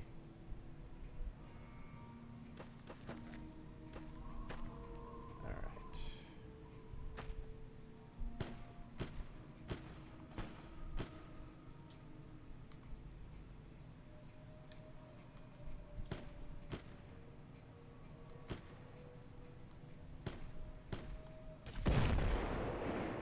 Ah, what is happening? What about X-axis now?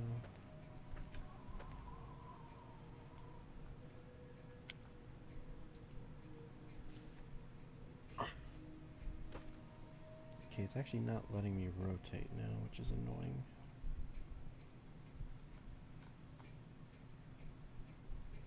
There we go. Oh, you have to turn them off. I see.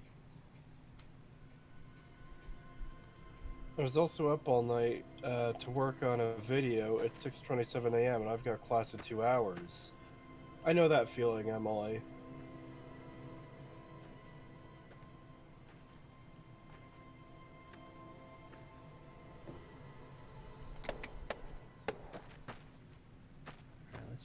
Are you using that truck as a wall? Shit, I fucked up. Yeah.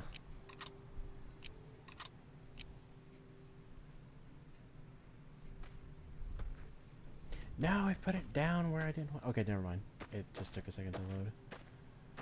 Alright, actually, can I put it further out? Because I kind of want to put the medic tent over here, actually.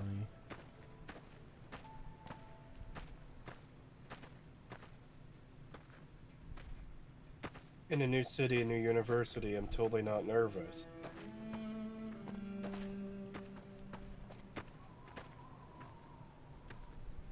Hmm.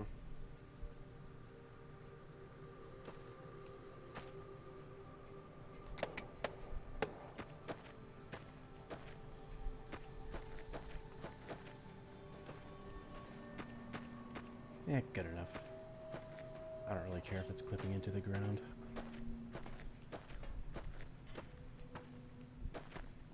I do. Fix it. Nah.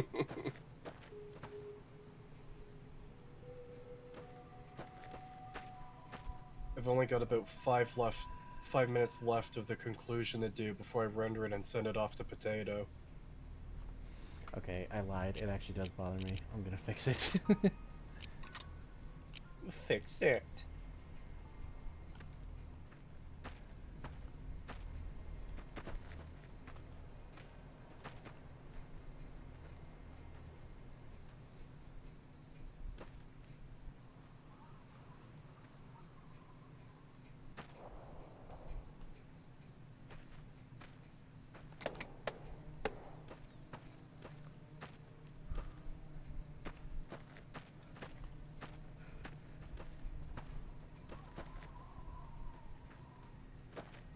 Oh, I did the wrong tree. Fuck. I keep fucking up. It's a good thing I made a save. Fucked up like you always do.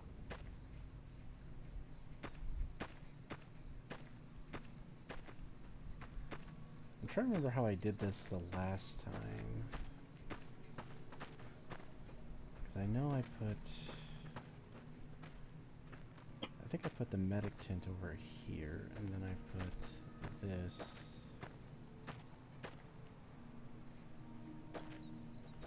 Maybe it was right here, actually.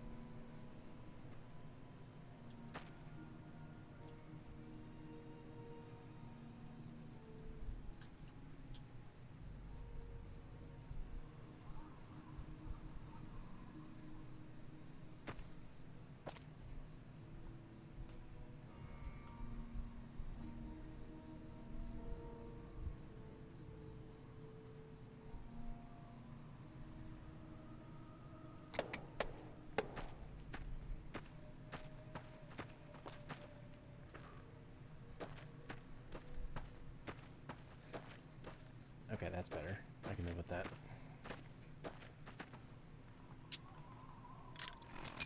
And then medic tent.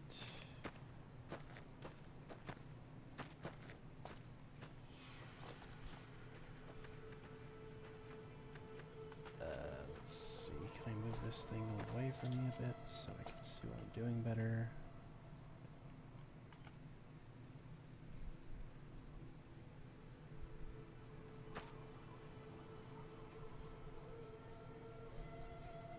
Right there looks good, I think.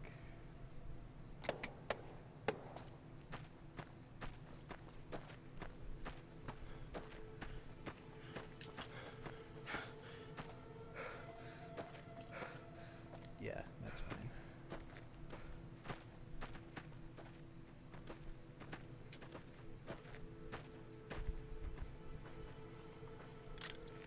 And then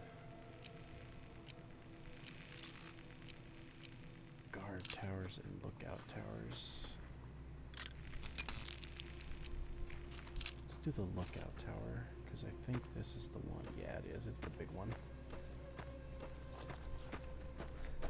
I want a couple of these.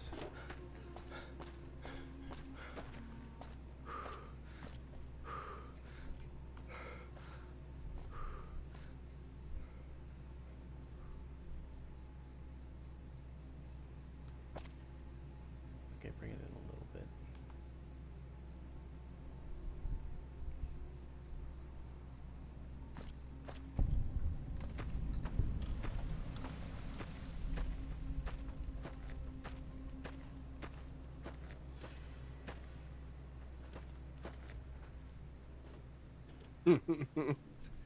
You stupid mouse! You're making me look bad! I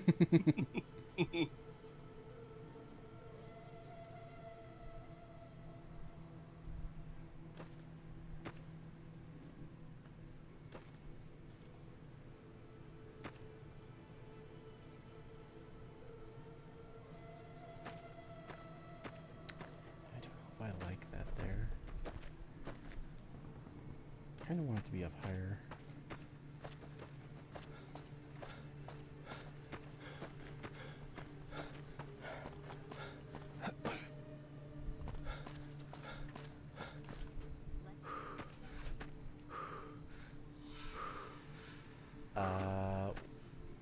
What the fuck? What?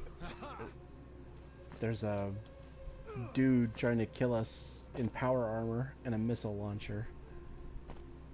Oh. Starting us off a bit strong there, don't you think, game?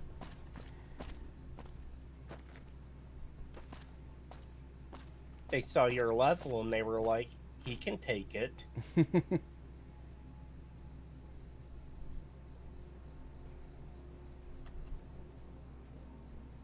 see if I do this.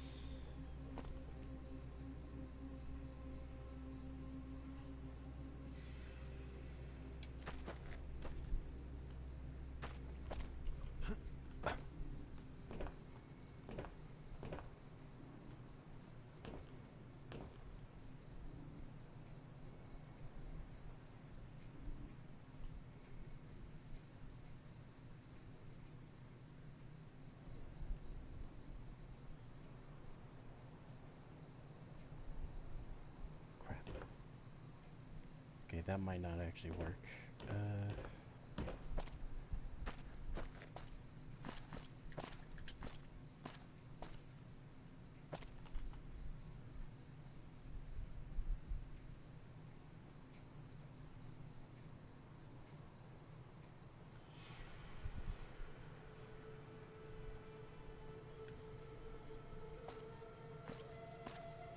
There's too much of a curve.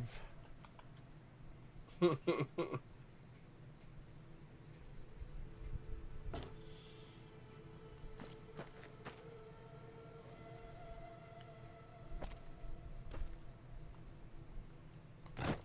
actually picked me up.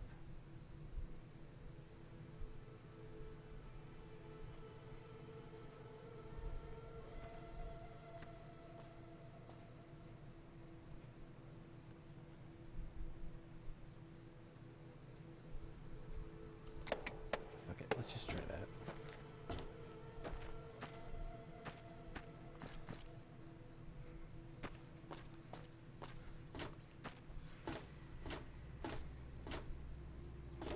It's a bit jank, but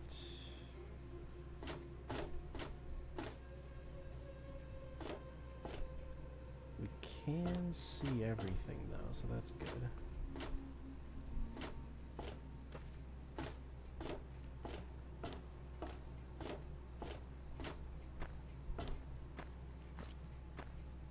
Alright, I'd like to get a couple more of those.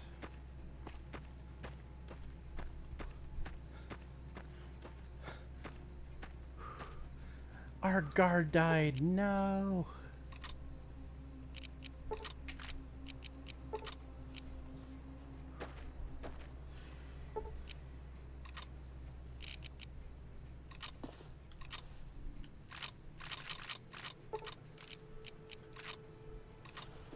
Yeah, but you know what? Our next guard will have power armor.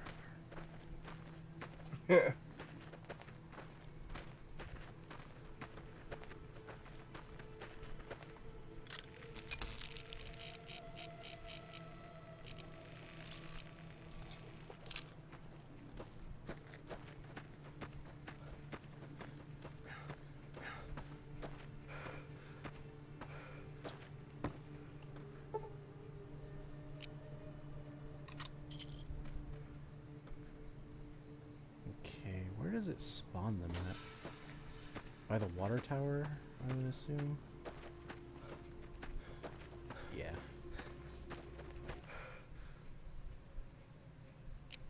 Change your gear.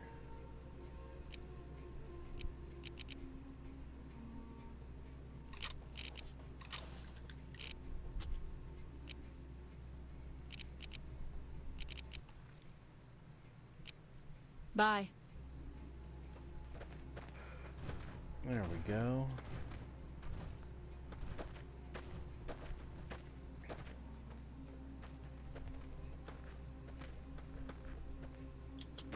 I saw that recruit in blackface. Yeah. God, I don't know why that happens sometimes. It looks so fucking weird.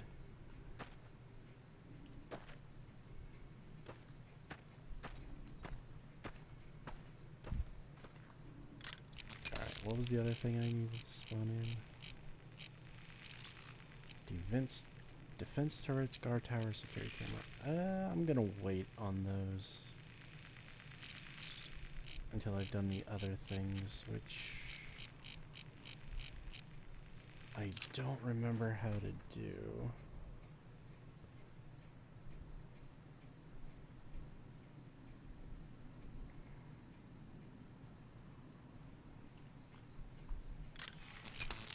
Wait, I think it's in apparel.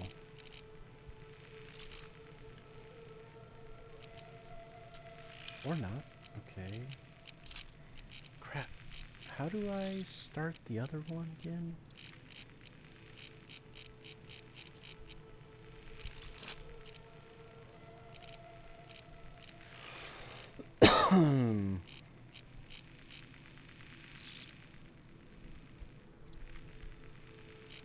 Shit. I don't actually remember.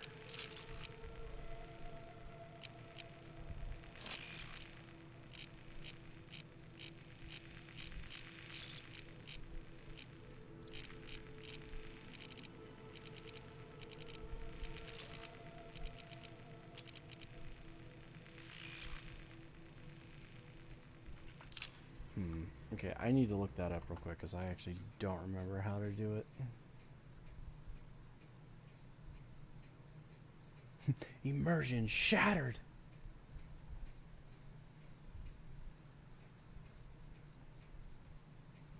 Alright, let me see here. I think it was called like...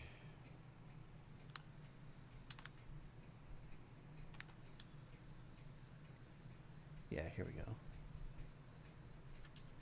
And then what do I do to make this start?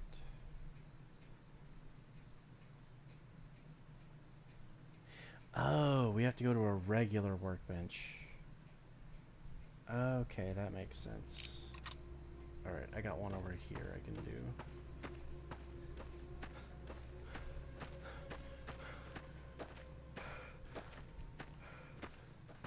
Love the analog date counter on that Pip-Boy skin. Yeah, I really like that.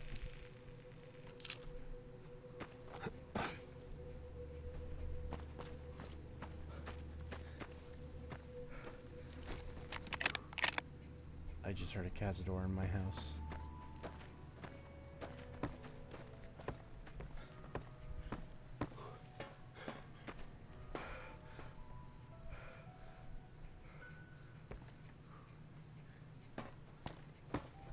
I think it was in my house. Okay, maybe it wasn't. Hoose. My hoose. Your hoose. Leave my hoose alone. Burning down the hoose. Base building workbench. Scrap metal 1. Okay. Do I have any scrap metal here? Surely I have 1. No. Okay, well, I can't be arsed enough to actually go farming for scrap metal, so I'm just gonna give myself scrap metal. The rat is cheating. Yes, I am.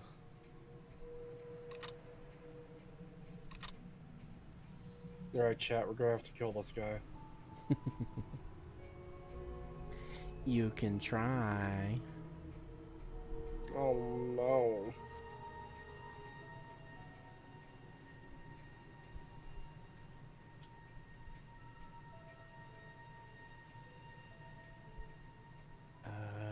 Why is scrap metal not showing up?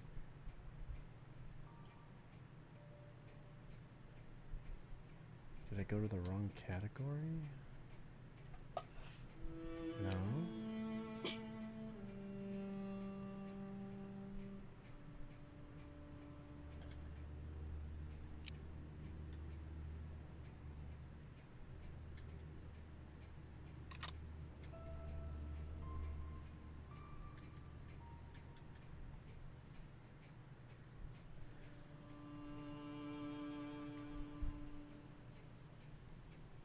Crap. I can't actually give myself scrap metal for some reason.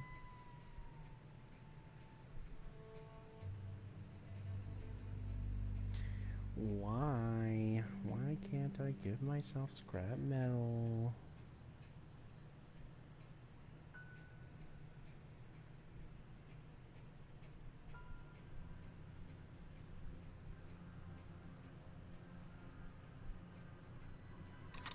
Okay, we're gonna have to do it through console commands, which means I have to look up the fucking ID.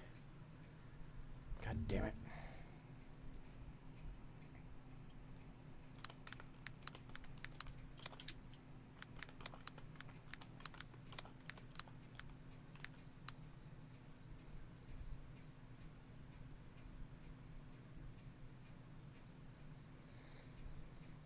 Okay, 000319444.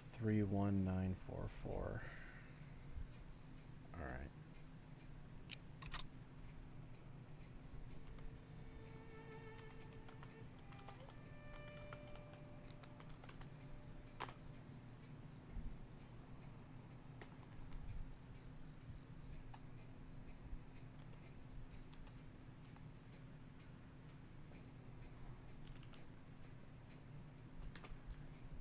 Give me like 500 for now.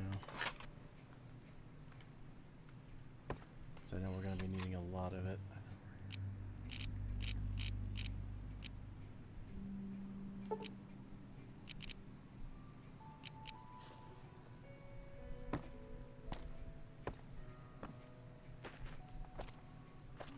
Wait, what? I didn't tell it to make 2. I said make 1.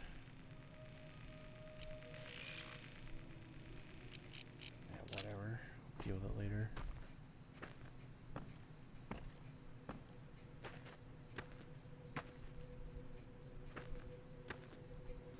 Actually, I better make the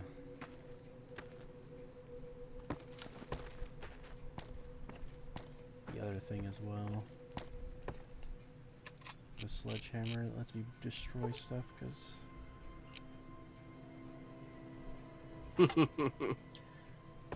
Wow, he really said 500 scrap metal. yes, I did.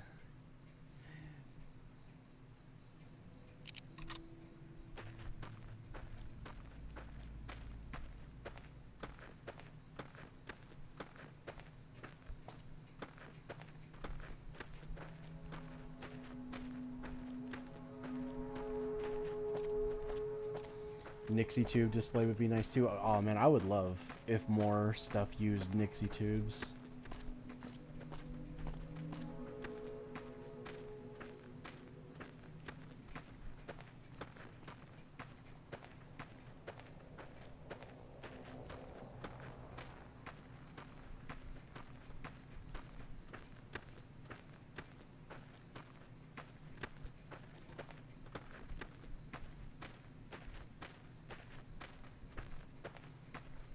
Where should I put this workbench at?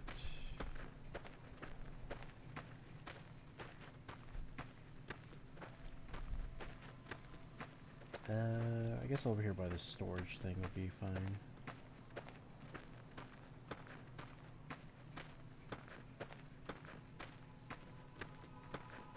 In fact, we can even put it in it.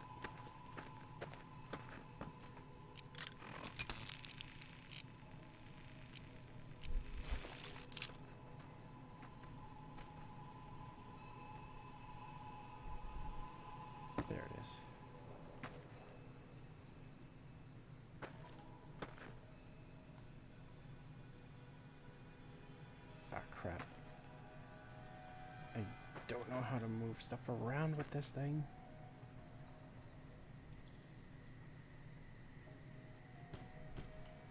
Okay, scroll wheel doesn't work.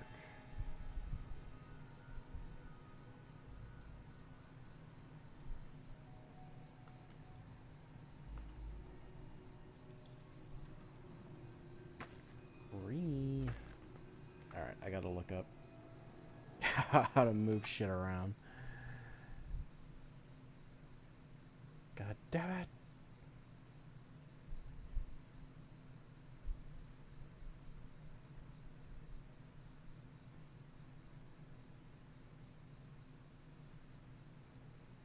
Hold Y or Z depending on your keyboard, or left mouse to rotate. Use T or Z or Y depending on the keyboard again to move the object closer or further. Okay. So T, Z. Okay, Z doesn't work. Okay, it's Y.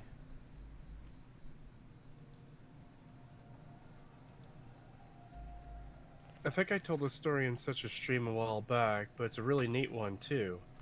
There's a guy in Austria who, as a kid, was always fascinated with Nixie tubes, but they were always too expensive.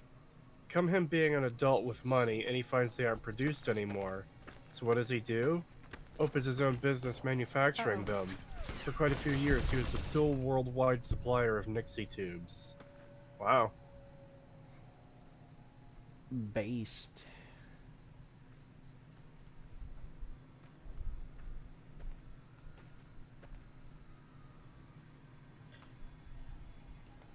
There we go. Construct Securitron. Oh, this is the supplies thing. Whoops. That's not what I was trying to do. Alright.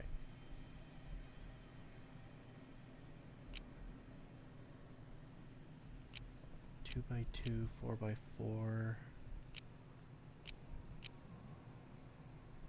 Decorations, floor lamp.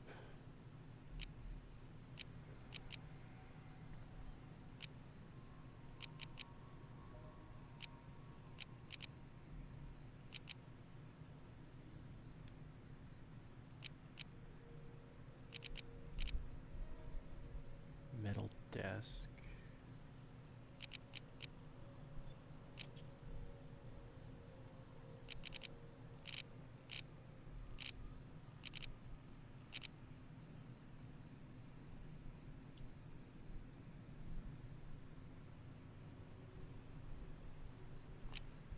Alright, I know I'm gonna need a few of these, so let's make 10 of those. Full concrete base, we'll do one of those. 2x2, 4x4. I don't remember which one of these. I think it's these. We'll do 8 for now.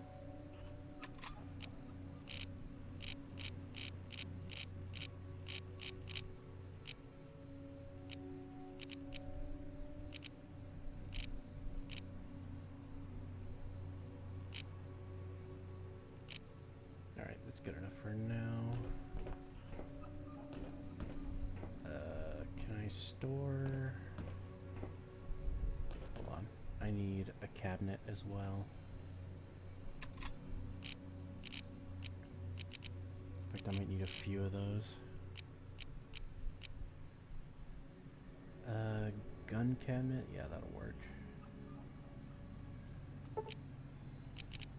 Let's make 4 of those. And we'll put one in here.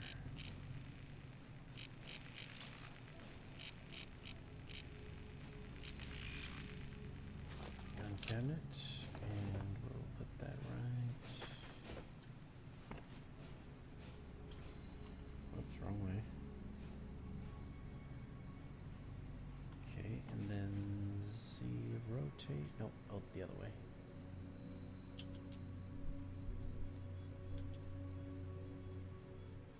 I do wish it would rotate a little faster. Somehow I keep falling behind by like several minutes and I'm not pausing your stream at all. It just keeps happening. Yeah, it happens to me sometimes too. No, but I mean, it's been happening frequently since, thing. Like, I look over to see what you're doing, because you're mentioning, I'm expecting to see it in a few seconds, and it's, like, not coming up, and then I check, it's like, oh, you're 7 minutes behind. It's like, how the fuck? Oh,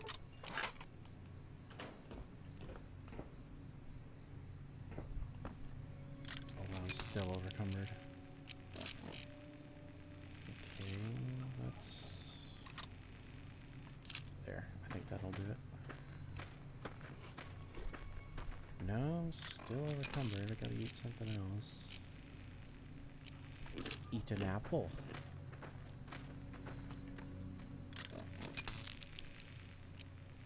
$384, $385. Oh, right, because I held T, that's why. Cree. Alright, concrete base.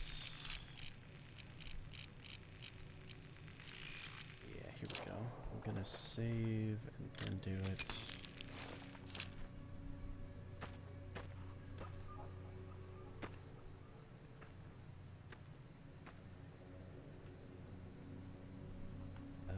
Let's see, can I rotate that?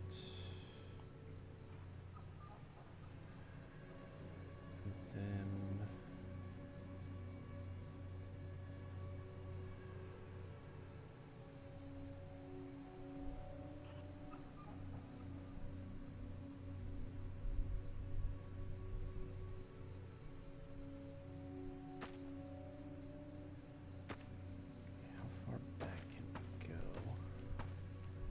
I don't want to go into the tree. I do want to go into the rock a little bit, though. Maybe right there.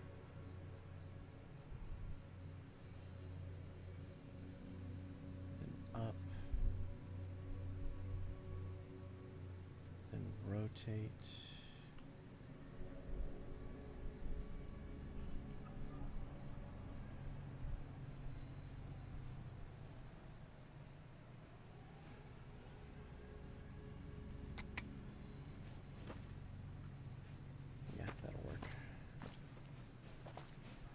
I'm gonna make this my little work area.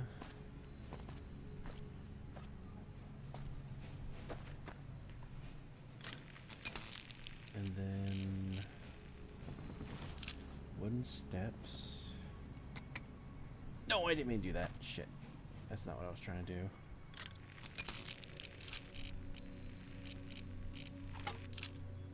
Good thing I made this sledgehammer.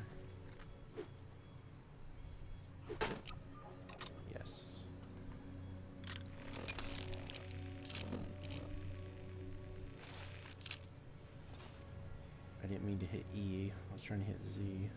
Fucked up.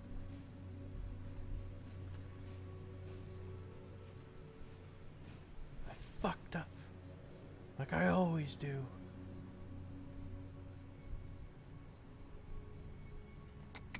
We'll do that. Do another one.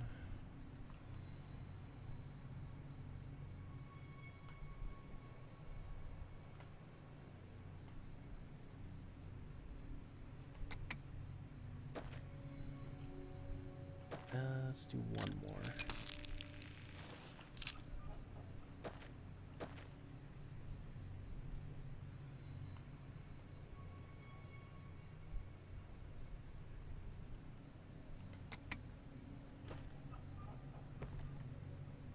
Yeah, that's good.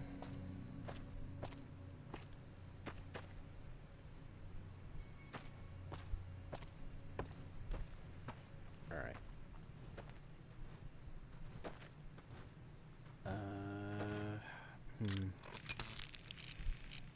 How do I build the wall? Trump, I need you. Tell me how to build the wall.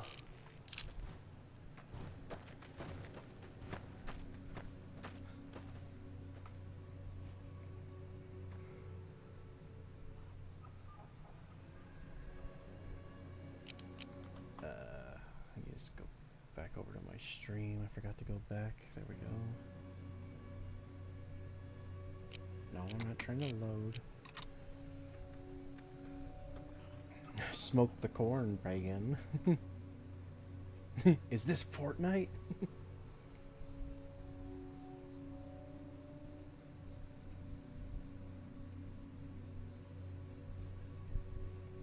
The footsteps in your game sound a lot like the ones in my game, and it's freaking me out.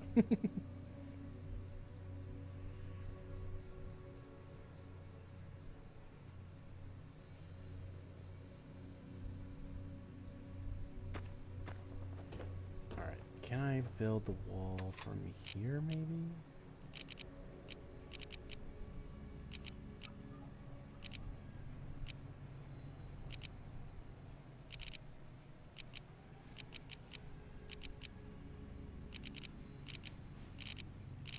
No. Oh, you know what? I think we have to get it at the market. Oof. My frames are completely dead. Hold on, I need to reset my game.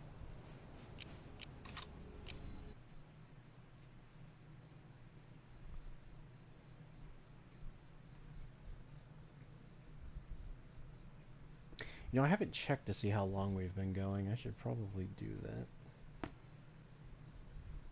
As soon as this loads.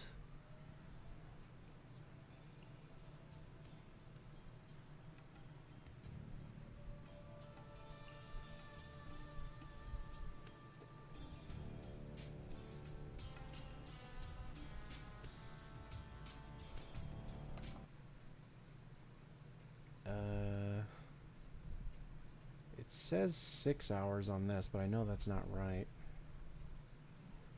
YouTube says started streaming 8 hours ago for me.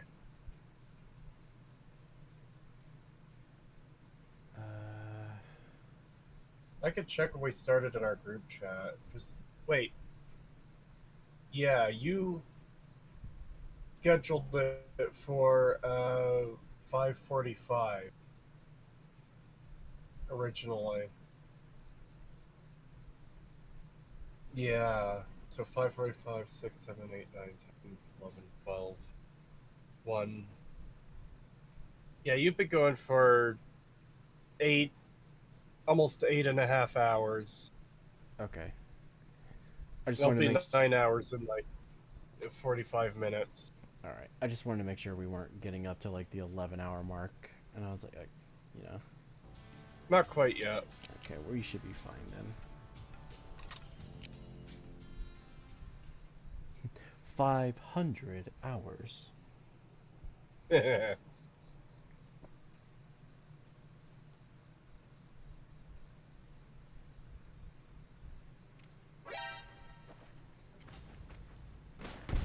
no mood for hunting. Oh, there was a Legion outcast that attacked us.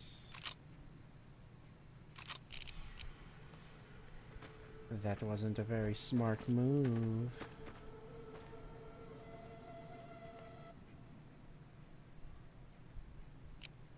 I'd like to see your construction plans. Let's see. Junk barricade A, B.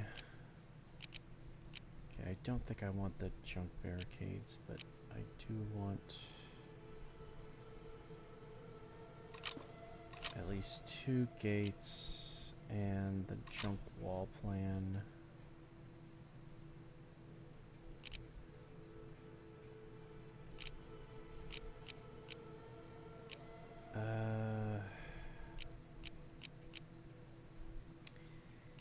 Depends on the barricade. I don't actually know if one of these is like the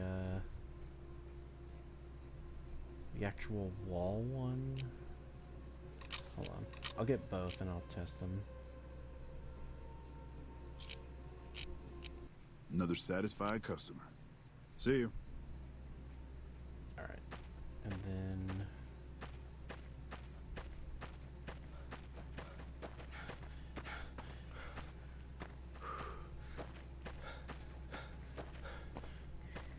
we're going to build a wall. And we'll make the wasteland pay for it.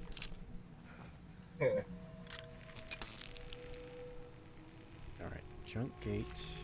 I want one here.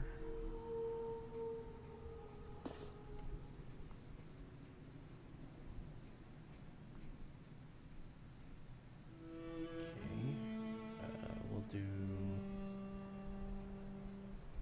it's gonna clip into the ground a bit, but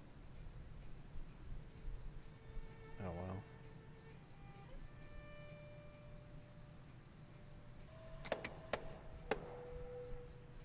Okay, then I'll build a wall there. Let's see, I want another gate. Actually, now that I think about it, I'm probably gonna need like 1, 2, 3, at least 3 more gates.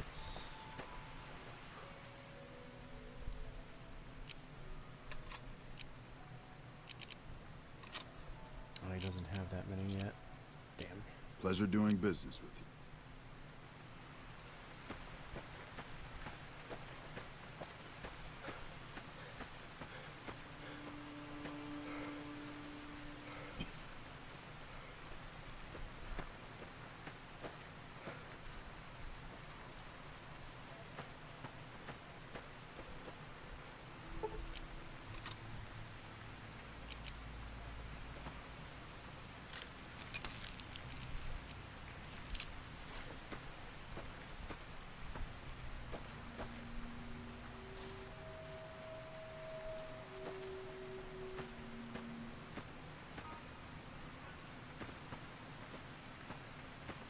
Oh wow. Okay, you have to be really far in for this one. In that case, we can put the gate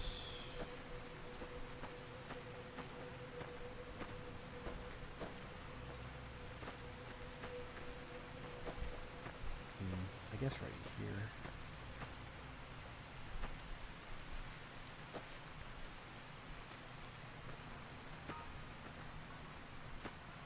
Or not.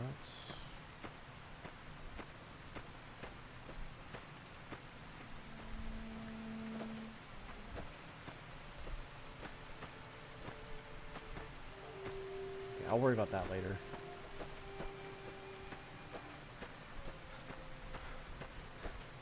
I know I do want one over here though.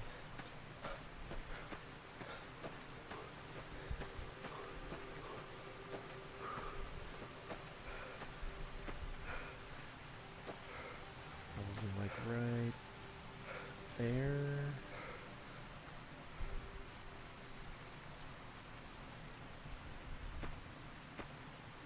Yeah, I'll do it like right there.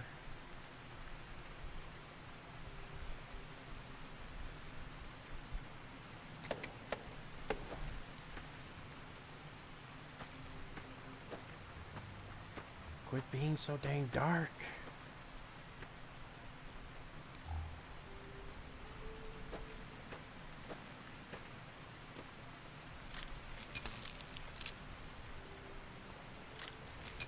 Do junk wall, continue E button to construct, C to end. Okay.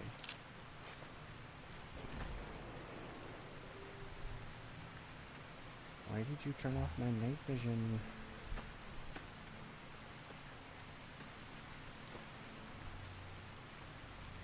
Hey!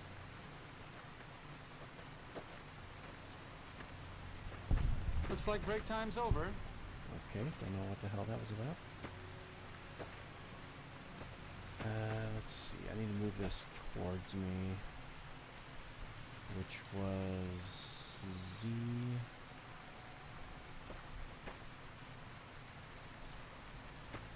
Yeah, I'll do that. And then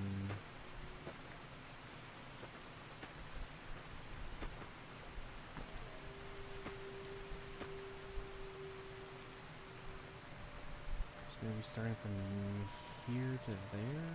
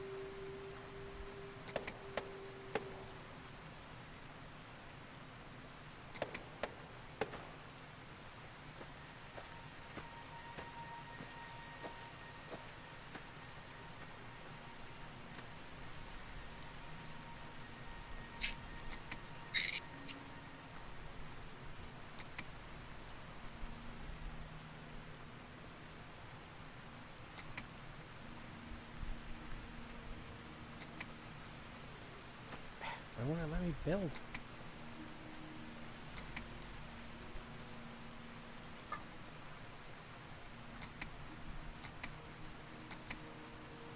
You're too far from your fort. Okay, do I have to be further away?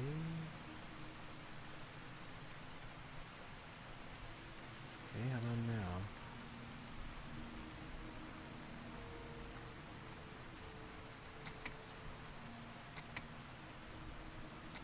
Oh, you gotta be kidding. Come on.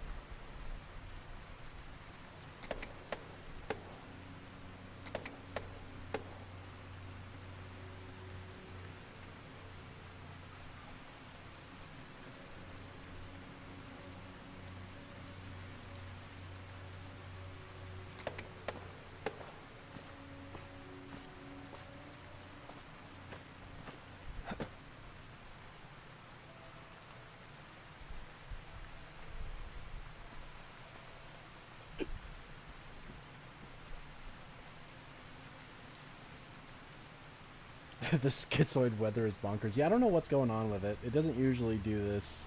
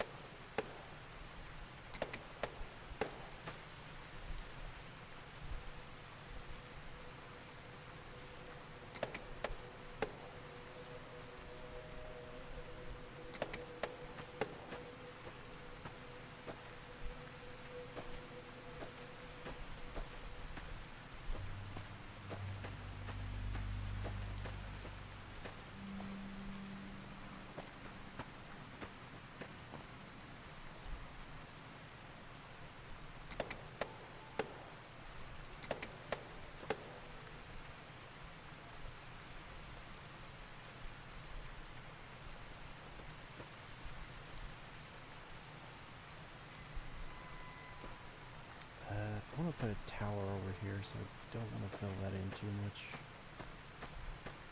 yet.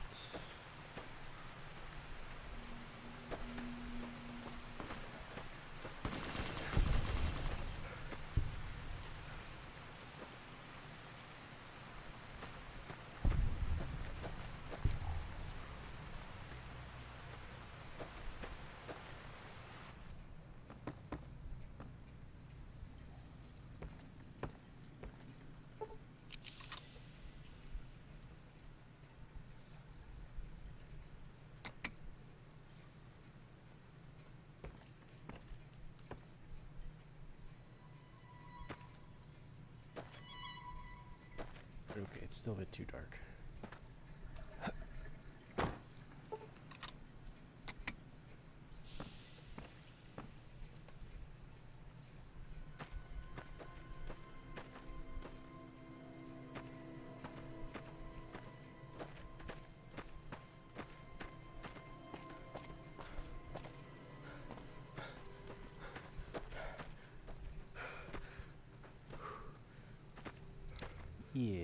Yeah, I'm liking how this is turning out.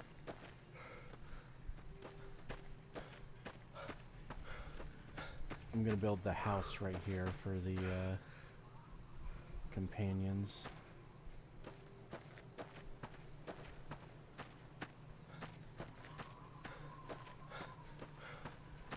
Alright, let's see. Have you gotten any more construction plans since then?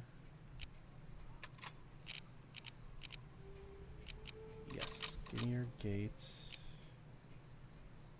And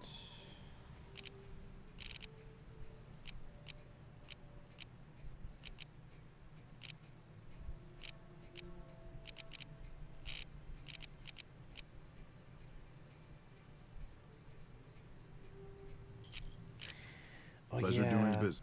If I remember correctly, I think you're only supposed to have one of these lookout towers. But I want more. So, fuck you, game. I will give myself more. Let's see. It's under aid. So, I guess ingestible and...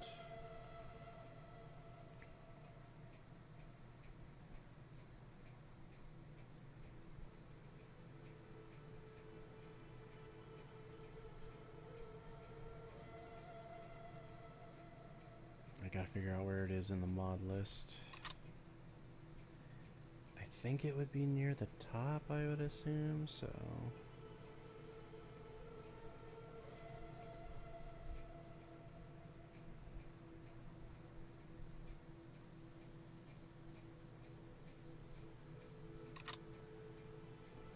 Yeah, here we go. I want lookout towers. Give me 3.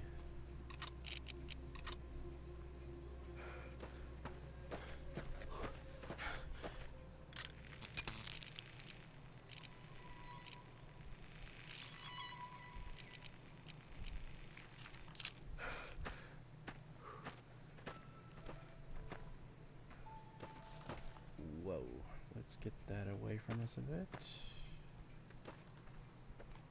And then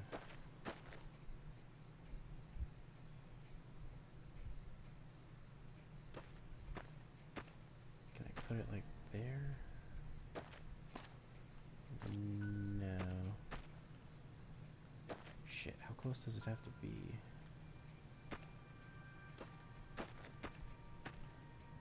Okay, hold on. I will consume this rock if I need to.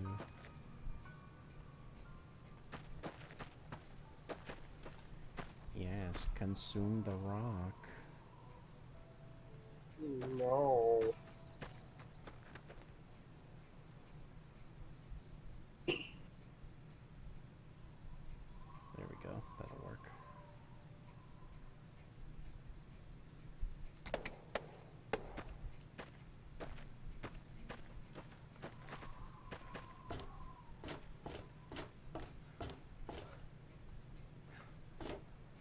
Oh my god.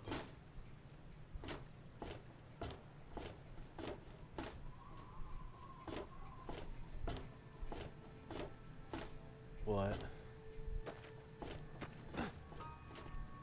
Okay, so apparently this is from April, but someone posted a tweet from ML Pagliarillo in the Starfield channel in the Discord. Occasionally I'll read something to the effect of, "He doesn't give a shit about the lore. That is such an insane statement. Just ask the people I've annoyed over the years with my hardcore adherence to the canon. Mistakes and discrepancies kill me, as they should." What? Let's see. Look, this is a 6-tweet thread. So Fallout, please excuse my moment of introspection, but seeing Fallout Hysteria grip the mass market in the lead up to the Amazon show's premiere has been so surreal. I never could have imagined in 2007 when I first started down this road that it would end up here. We knew from the moment we acquired the IP not only how special it was, but how well suited Fallout was for Bethesda's unique style of first/third-person RPGs. Some isometric diehards would disagree, of course, but millions of happy fans have been having too much fun to care. On a personal level, Fallout is part of me in a way that's hard to explain. For 15 plus years, I've had a section of my brain, a good 30% at its lowest, partitioned off for the desolation of the post-apocalypse. There's a psychological cost there I had to learn how to manage. But that pales next to the privilege of being the person whose job and passion it is to keep the Fallout lore intact. Whether advising the TV showrunners, the great devs on Fallout 76, our external partners, or even folks down the hall, it's the honor of a lifetime. Occasionally I'll read something to the effect of, "He doesn't give a shit about the lore. That is such an insane statement. Just ask the people I've annoyed over the years with my hardcore adherence to the canon. Mistakes and discrepancies kill me, as they should. The show, to me, is something of an impossibility. Not that it got made, but that Jonathan Nolan and company have captured the essence of Fallout so well, beyond the exciting, often humorous cautionary tale. It challenges us to question what it even means to be alive." Oh my god. This man is actually delusional. Yeah, he is. Just actually straight up insane sometimes.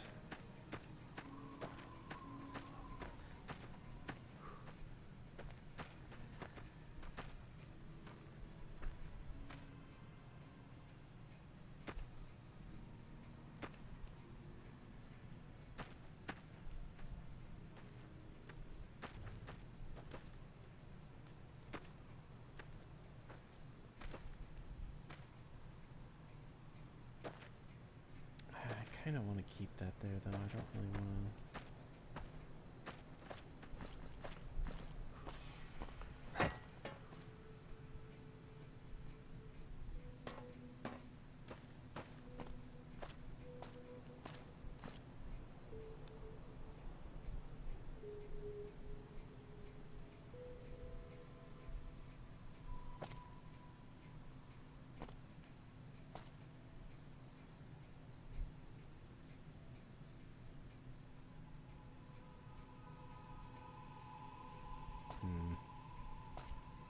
See, again, I'm behind by like 3 minutes. What the fuck?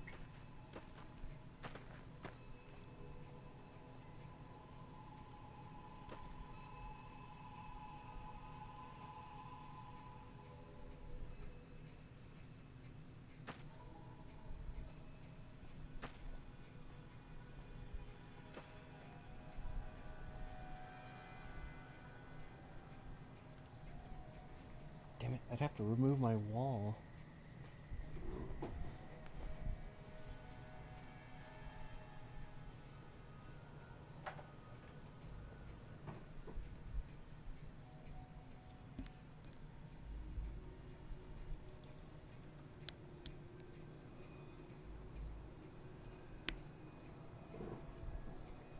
Okay, let's see. If I put this here, I could remove the wall.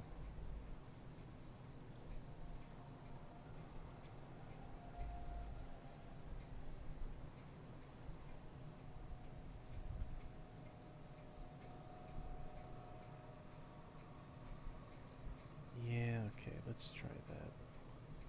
We'll put it here.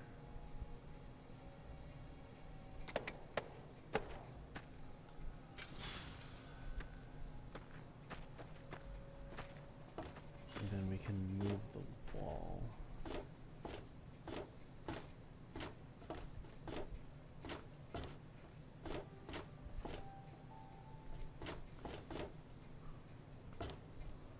Yeah.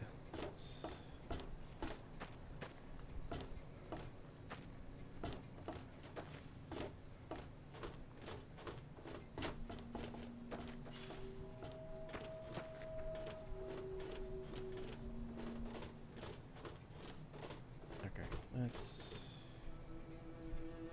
do this, disable, this, disable, and then we can build the wall.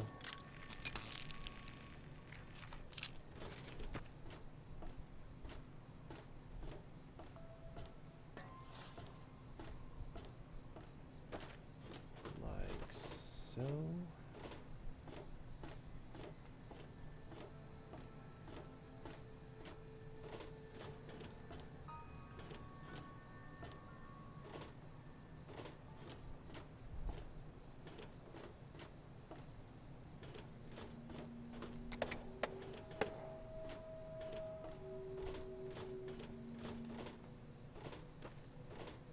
okay, it's not going to be perfect, but it'll do.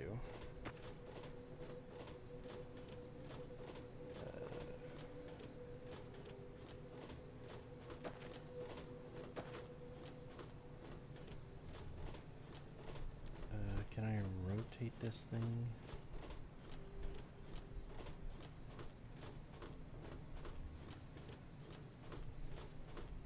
Not like that. No. There we go. Let's do it the other way.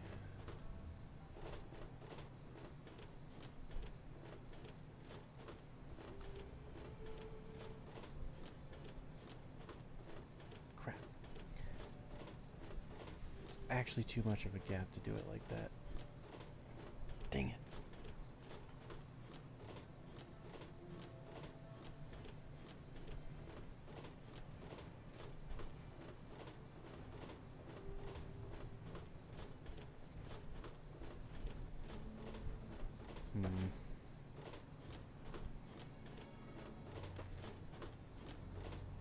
Don't mind trailblazing as long as we got the ammo. And whiskey. I guess I could do it like this.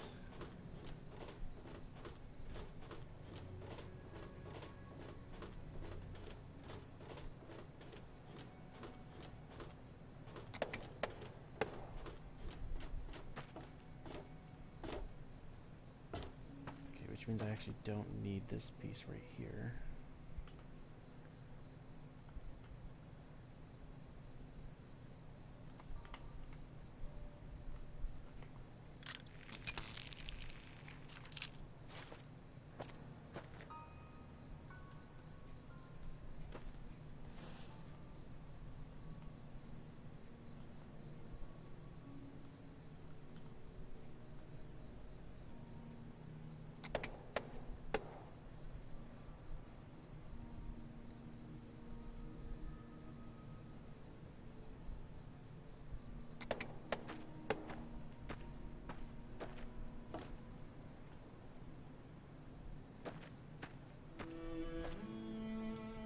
I would have liked to have built a wall around it, but oh well. That'll do.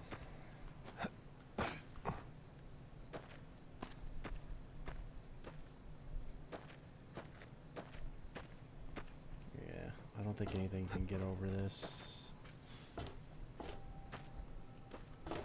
Yeah, no, they'd have to come through the gate.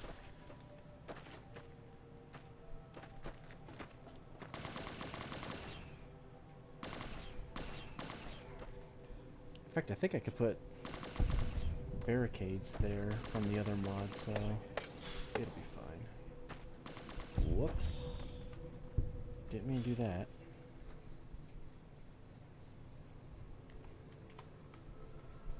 There we go. Okay, so there's one there, there's one over there, and there's one there. I think that's good enough. Yeah, I don't need any more than that.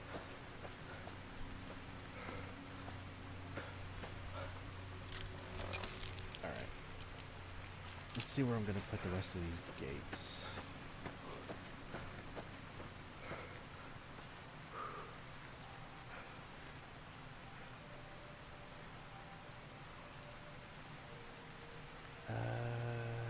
Maybe one here?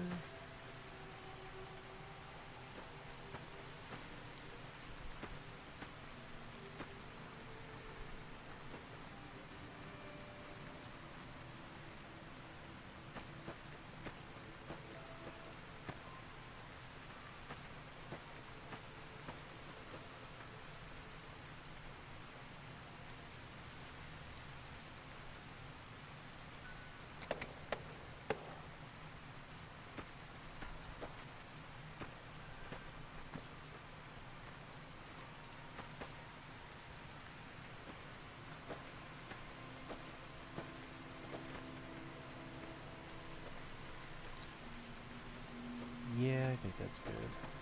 And then I'll build a wall here.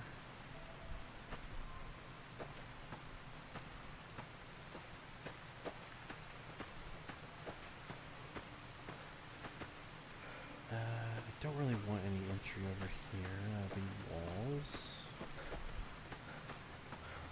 And alright, so I just need one over here somewhere.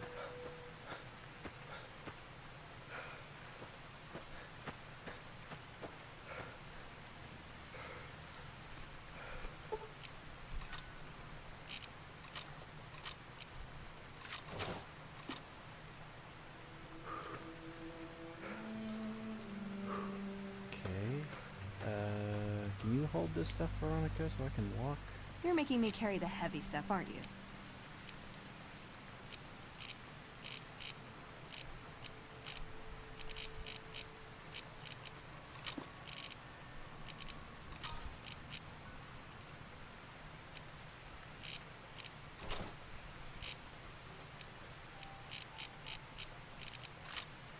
There we go. Let's see. God, we're just constantly getting attacked.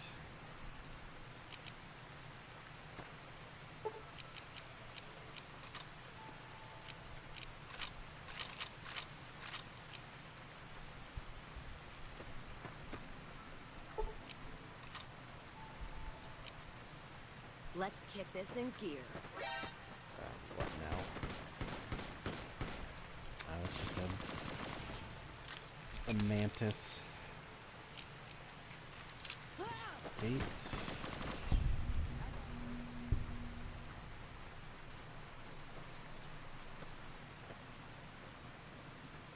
Okay, we can't do one there.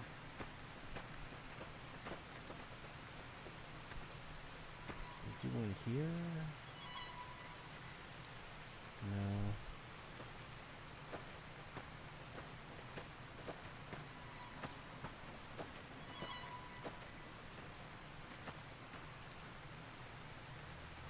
Man, it is being really picky where I can put this thing. Ah, but then the rocks are going to be in the way.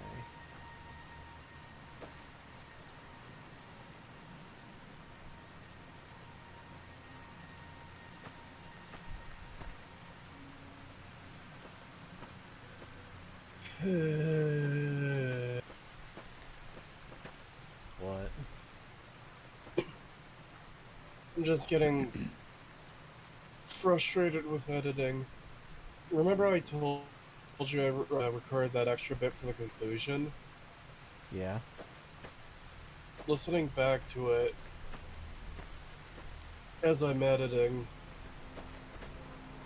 it's sounding a bit repetitive to me, and I don't know how to fix it.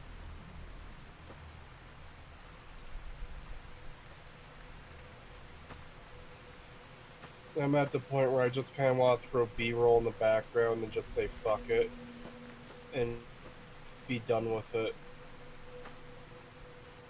Finally move on to the retcon section and get that done, because that's going to be probably the easiest part to do of the whole thing. Yeah, fair.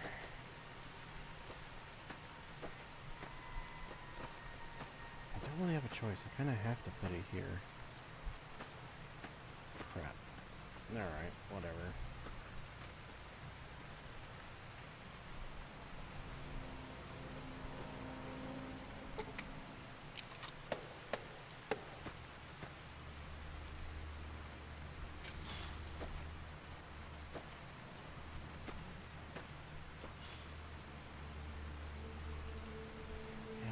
The rocks being in the way. I might delete those. I'll worry about it later though. Alright, let's do more walls.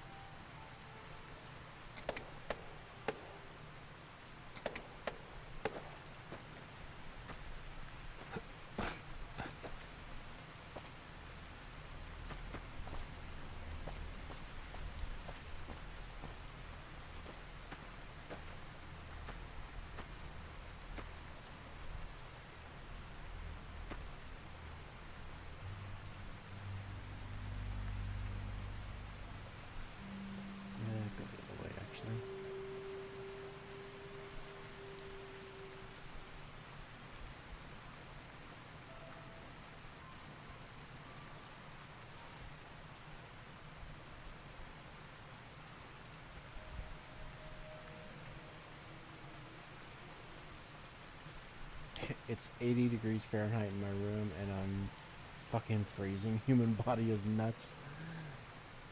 Jeez. Yeah, no, if it was 80 degrees in my room, I'd be burning up.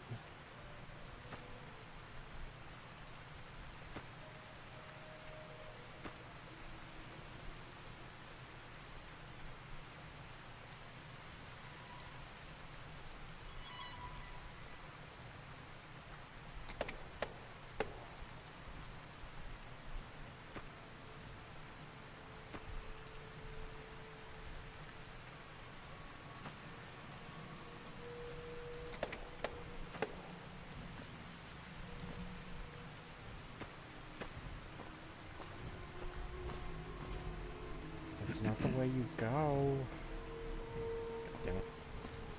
God, just wait. The people who didn't stick around to see this portion of the stream are gonna be like, what the fuck?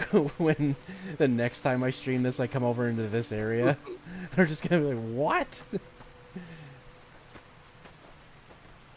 Why is there an entire town here now? Yeah.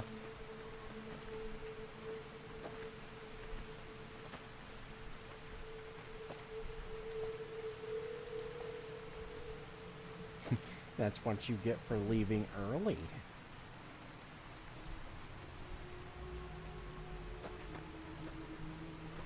Oh, can I not put a wall? Oh, I have to do it like this. Okay, damn. That's kind of annoying, but whatever.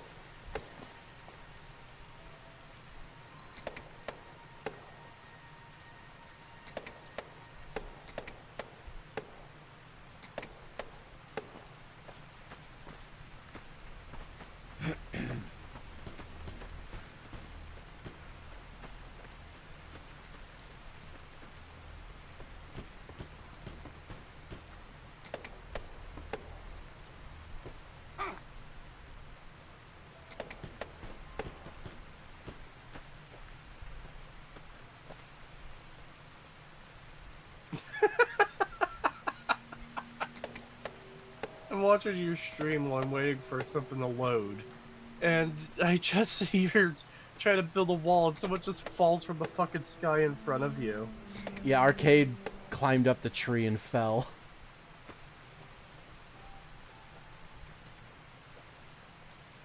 Who just turned on their AC? I turned it off. He's a gay little tree climber.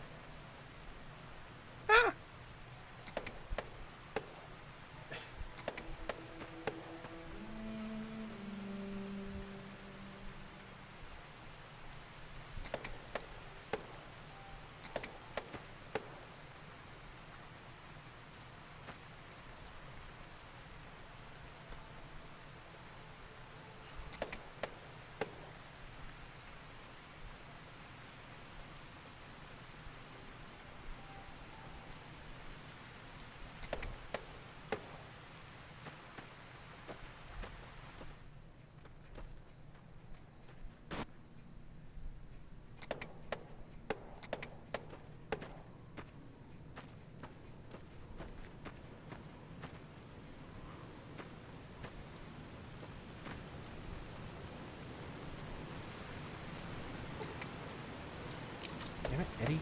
Move. Move!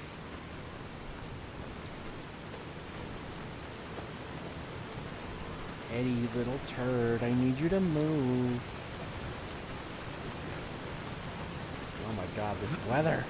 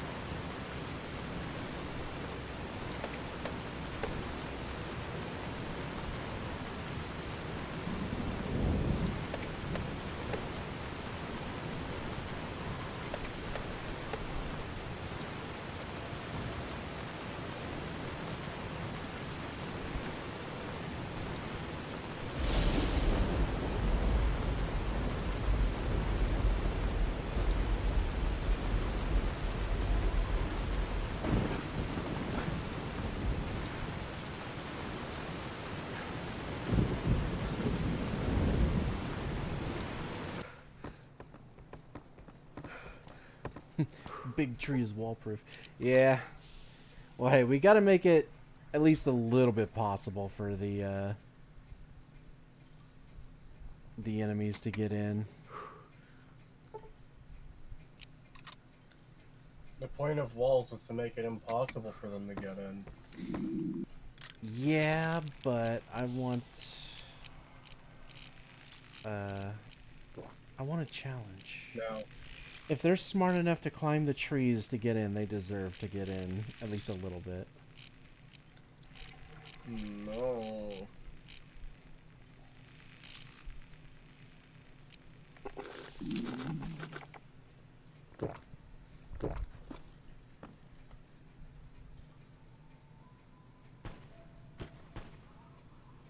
Well, I'm gonna clock out there to do some stuff. Happy shack building to you. Yeah, see you, Daniel. See ya. Make a kill zone. Well, I'm definitely gonna be adding like turrets and stuff, so that'll do a lot. Oh, looky there. We got another brotherhood.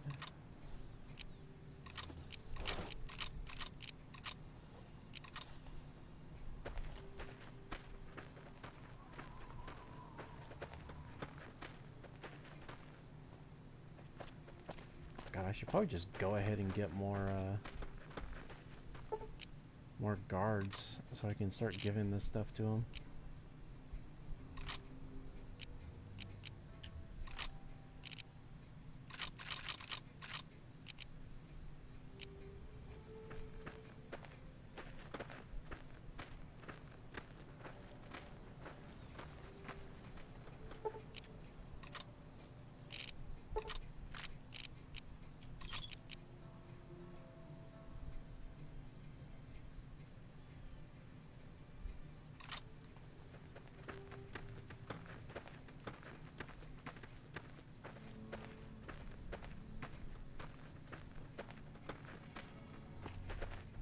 Here, we can put the armor in here real quick.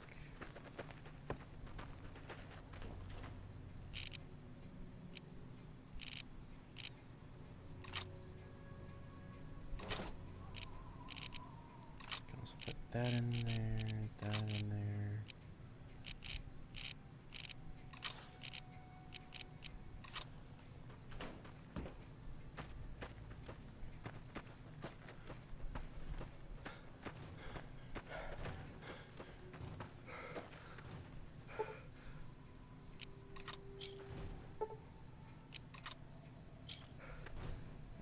That's at least 2 more.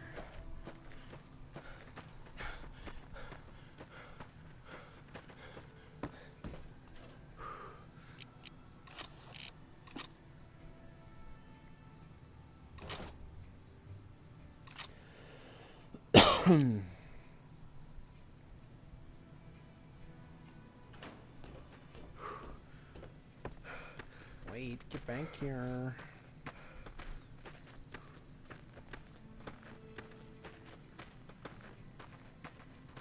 You can't escape me.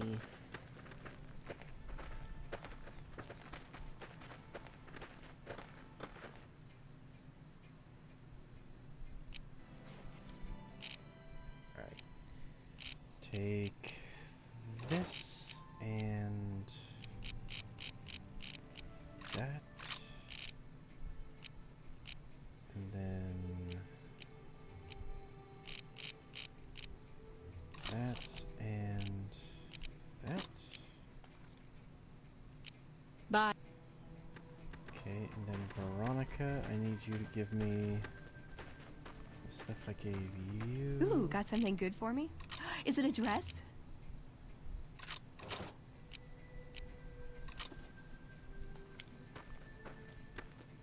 Wait, come back.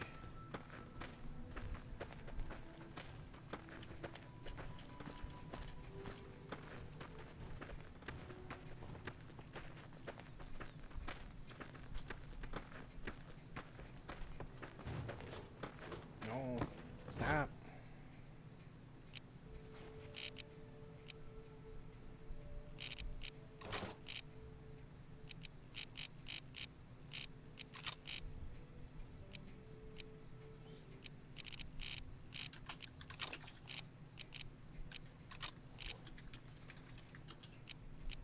Bye. I gave you a missile launcher. Whatever.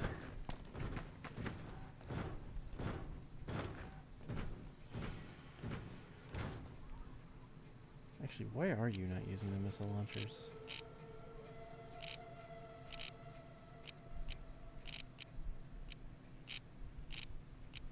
What about the plasma rifle? Will you at least use that?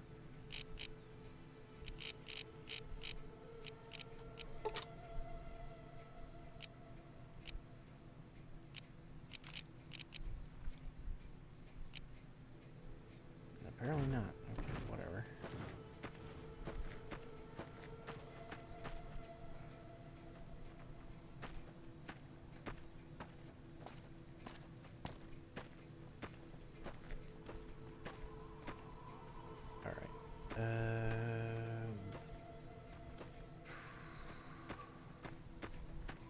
More walls. We need to make more walls.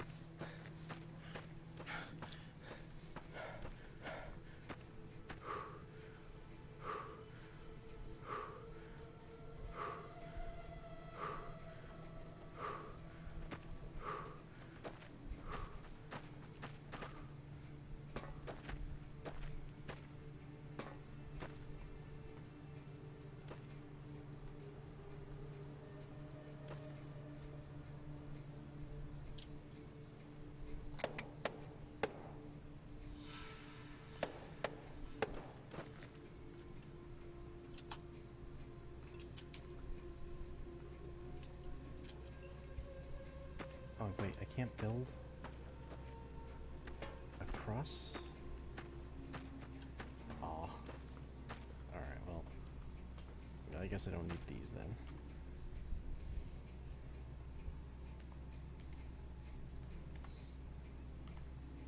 Damn. I guess that's all the walls we need then.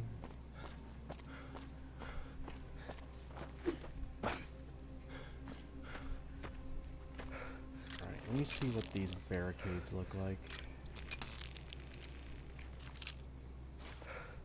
Yeah, it's a pile of trash for this one. Yeah, not really a fan of that.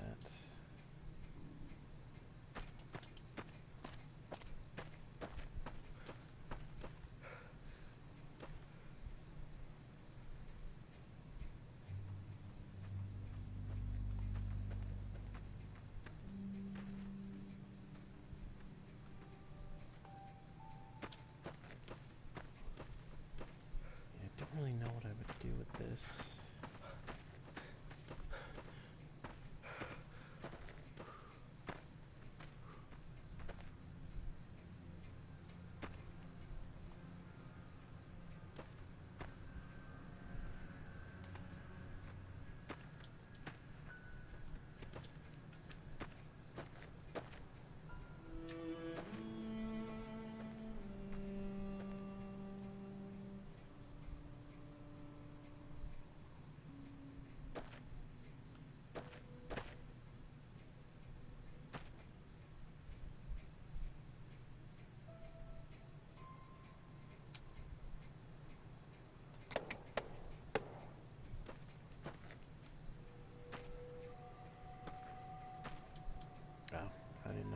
here. Shit.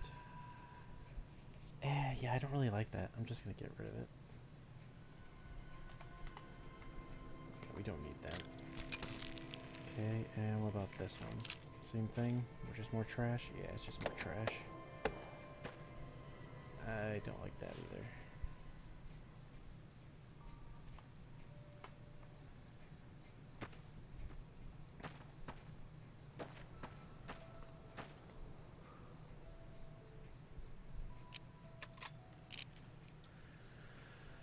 Let's see.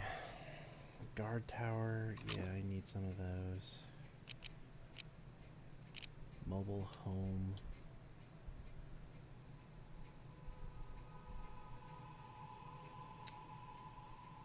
Yeah, I will need some of those. Metal pallet. Give me 10. Street light.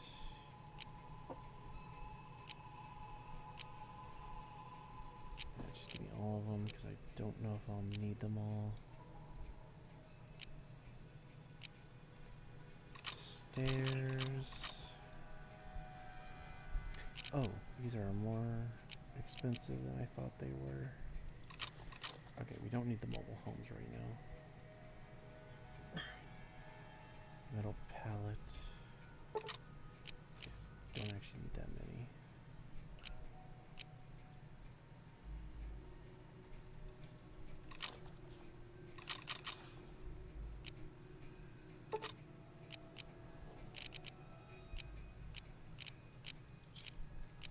Thanks. Okay, so money's gonna be what ends up making us stop soon.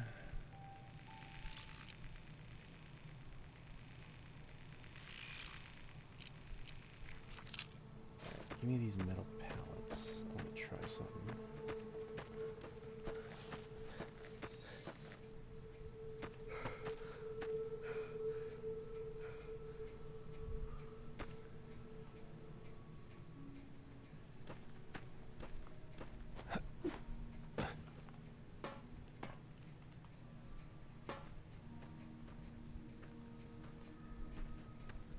Do that.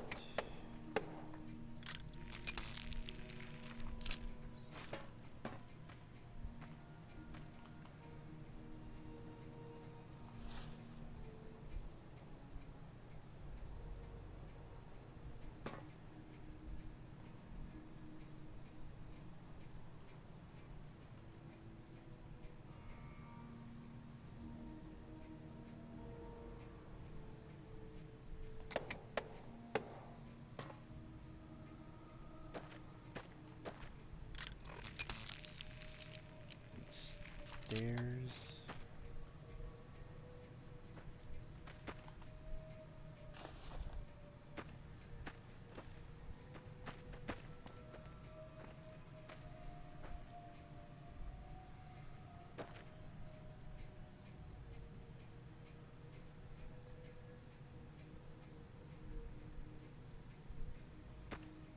Oof, okay, I can't really do it like that.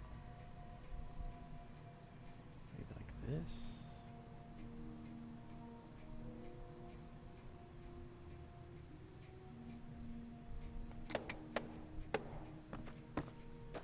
Yeah, that'll work.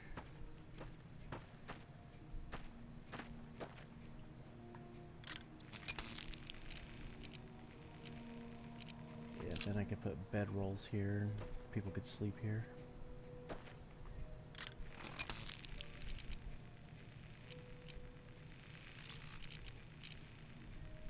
Maybe I'll just put chairs here.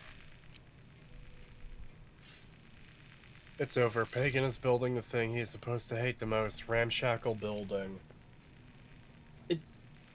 It could be given a pass in like an area that's newly being built up, but if a place has been lived in for hundreds of years, there's no excuse. That's the problem. Yeah. That's why we don't care about there being a few metal shacks in New Vegas, because this is an area that wasn't densely populated until relatively recently, and it's people starting to build up.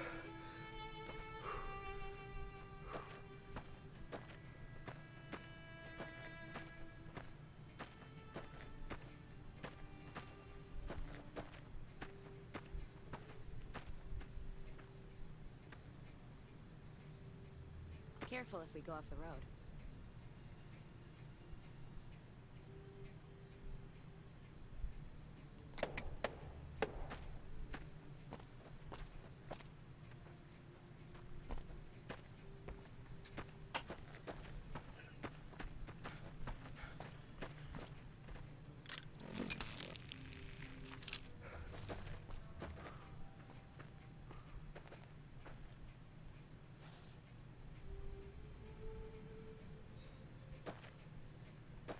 There's actually no way to get in unless I put it... okay, we can't put one there. Okay, what about here?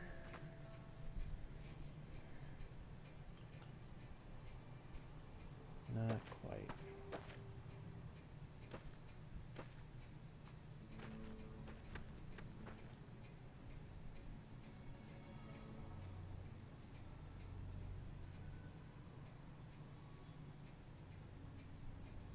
Dang. Yeah, I can't do that either.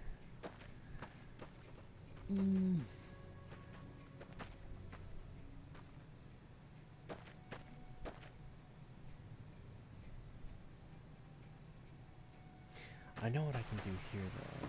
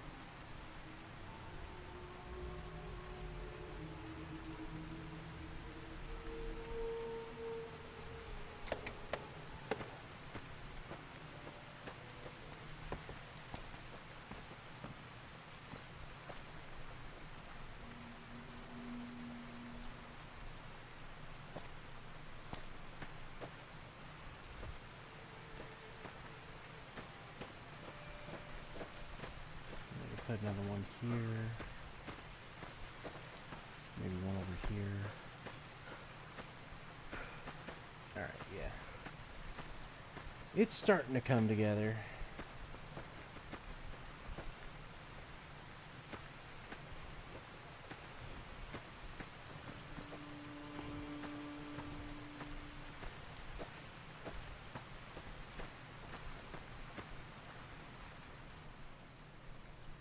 What else do you have for sale?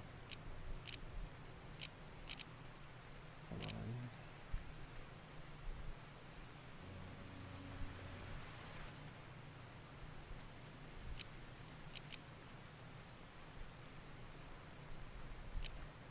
Looking for a power source. A solar generator should be able to power your fort just fine.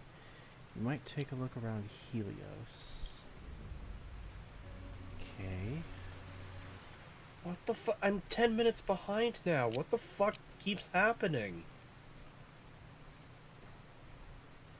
Communications array, Black Mountain. Right, okay, so that's at least 2 things.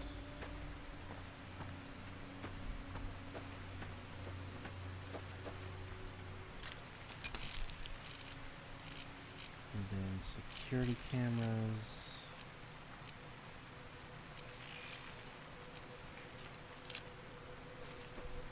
I'm gonna put one of these. Honestly, what is it here? Ah! What is happening?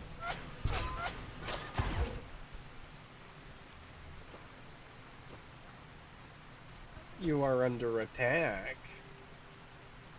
They're trying to kill me. Kill them back.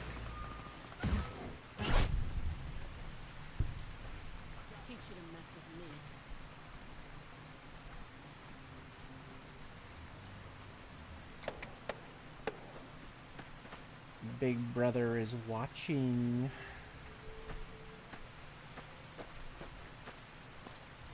Yeah, I'm gonna put those all over the camp.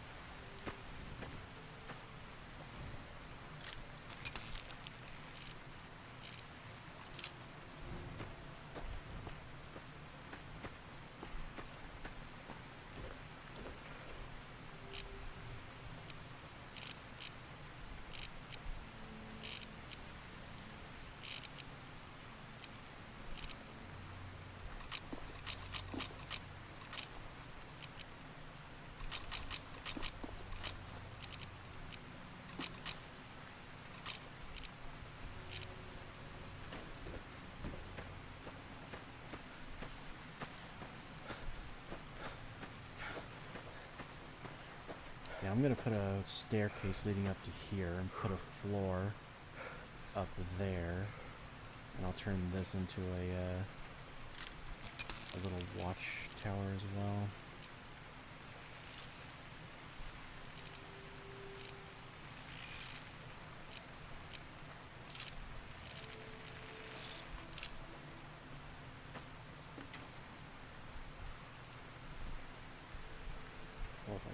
Shit, this is the wrong one.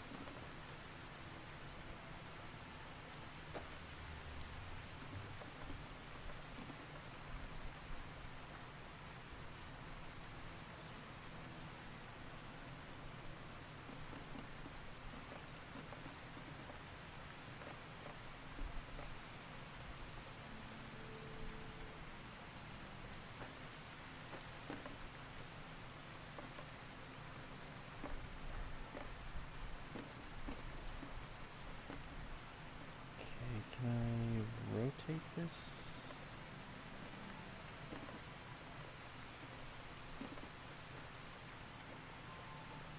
Okay, apparently not.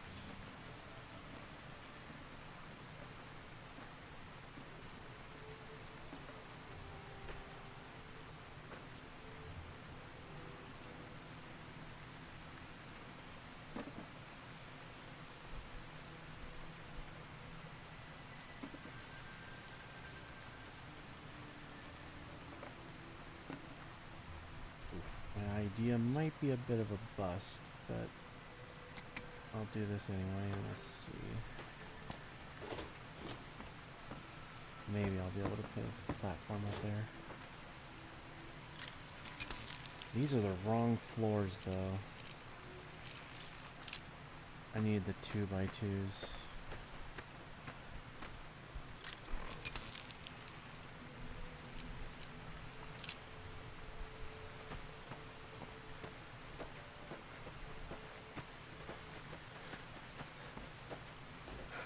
I will keep that in mind for the future.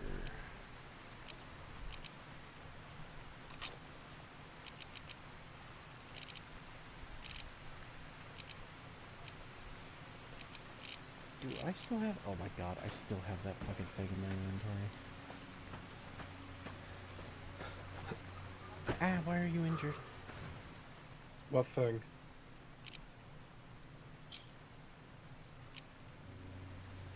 That gun I found from a long time ago. Duel, the FAMAS. It's still in my inventory. I meant to put it away a long time ago and never did.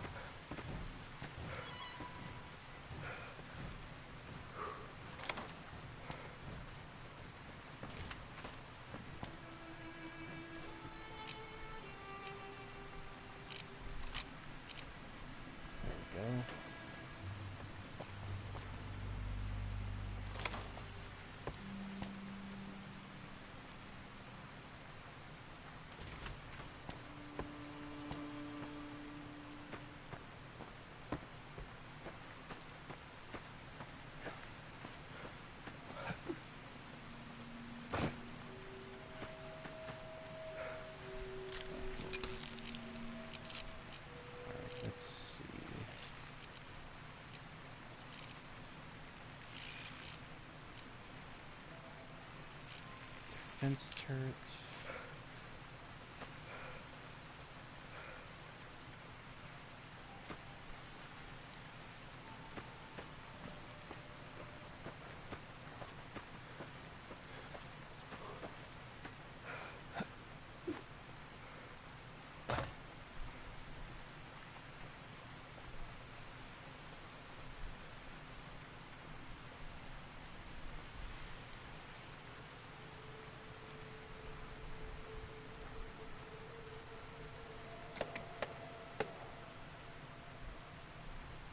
Why are you sliding? Cease!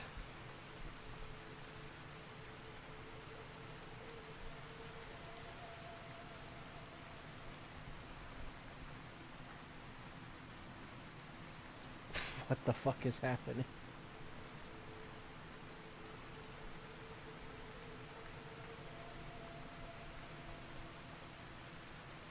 Okay, so apparently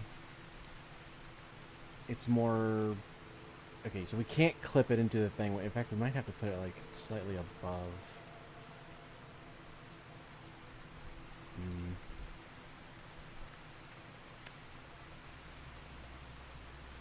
Okay, in that case, I'll just give myself some defense turrets.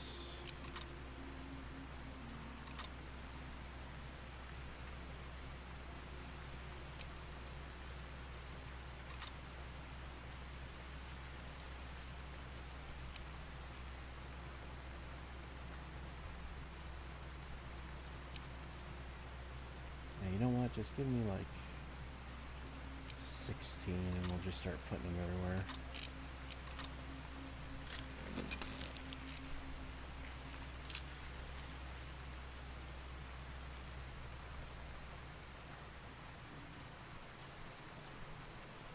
Okay, so if I put this like this,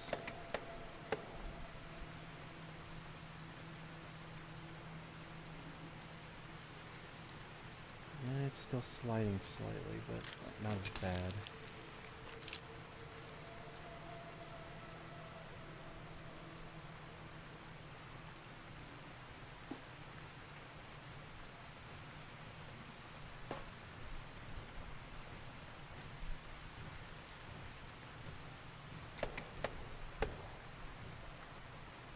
There we go.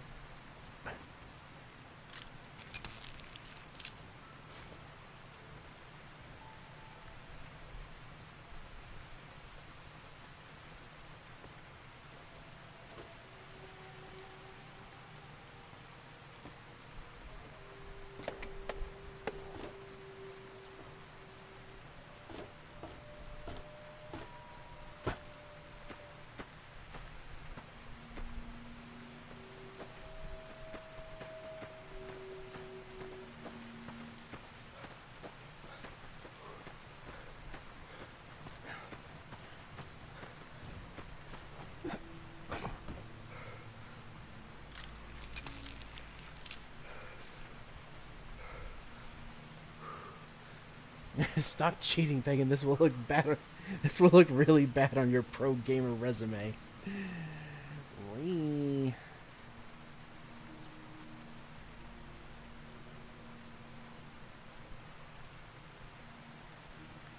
Wee! Master wants me to sled. No, I don't. It's raining, so it's slippery. Duh.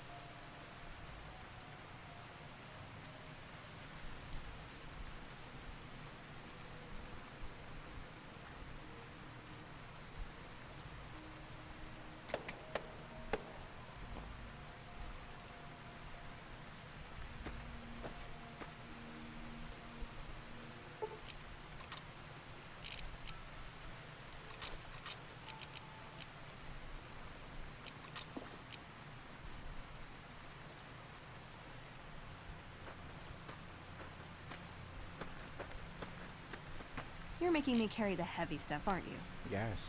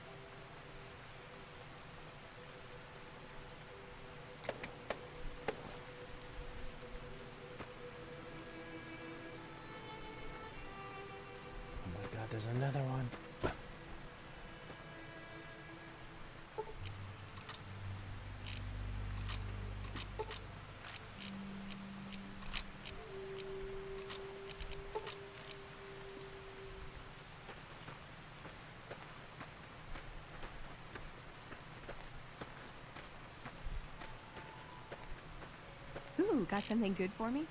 Is it a dress? Hey, Damn.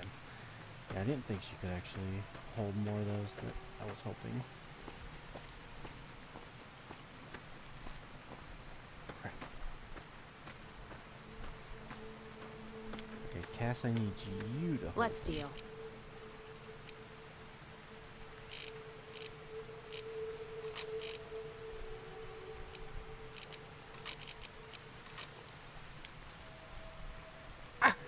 You dumbass! Aw, because it was faction armor. Let's deal.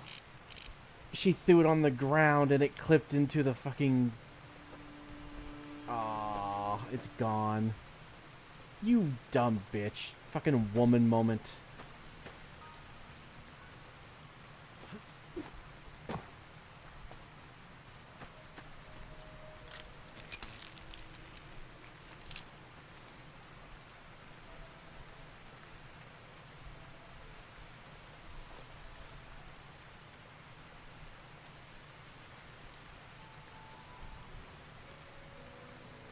Rip.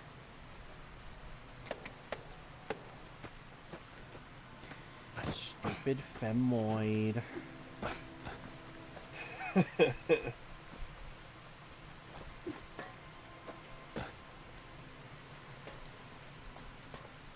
Top 15 femoid moments.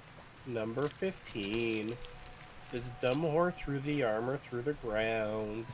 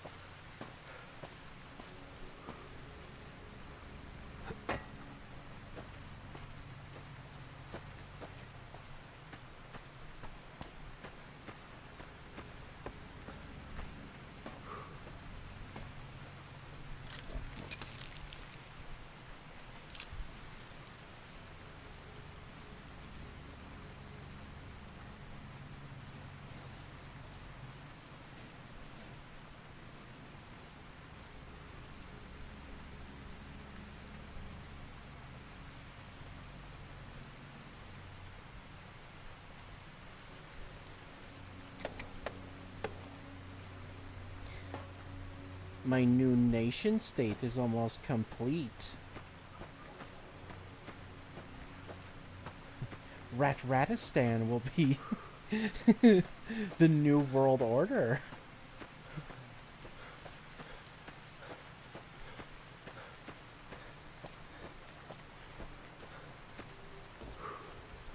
I was muted for that.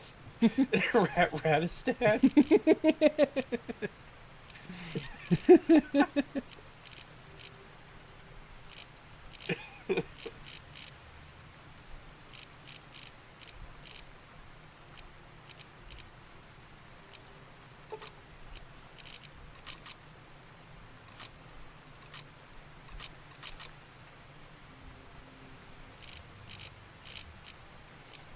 no point doing the street lights right now because we don't have any power.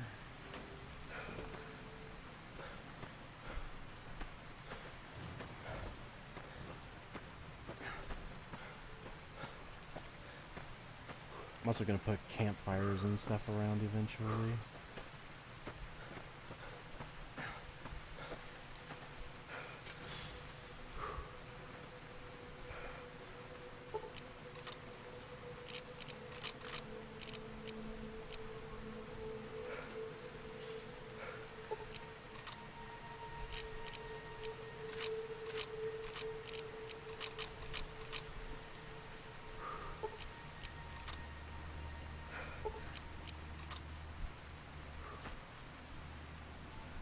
Oh my god, we got another one.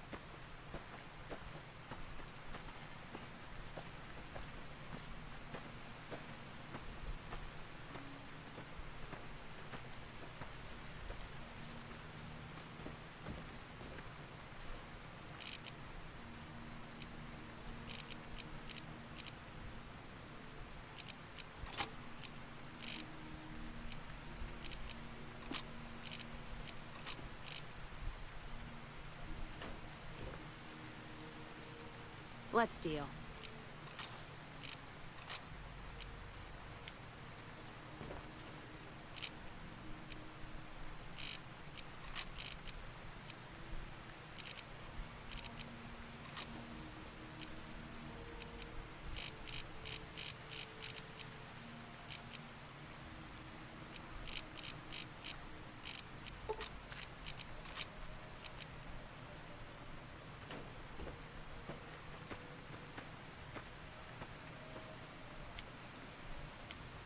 You're making me carry the heavy stuff, aren't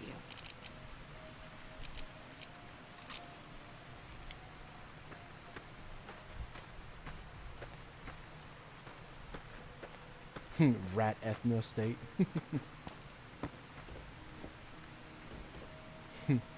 I got class tomorrow. I'm going to sleep now. Whore.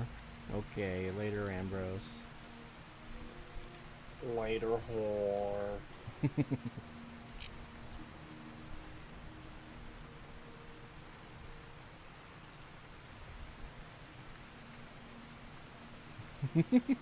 He is making a base? Like one of those things where they protect the trash pile from people?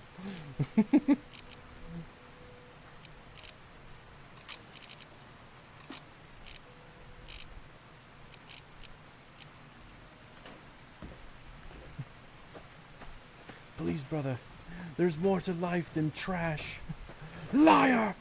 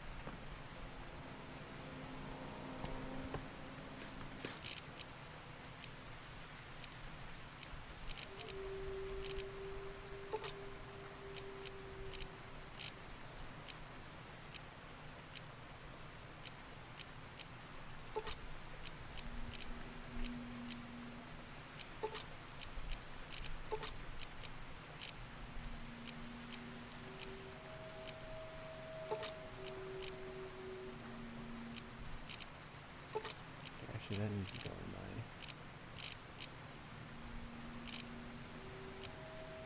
other thing.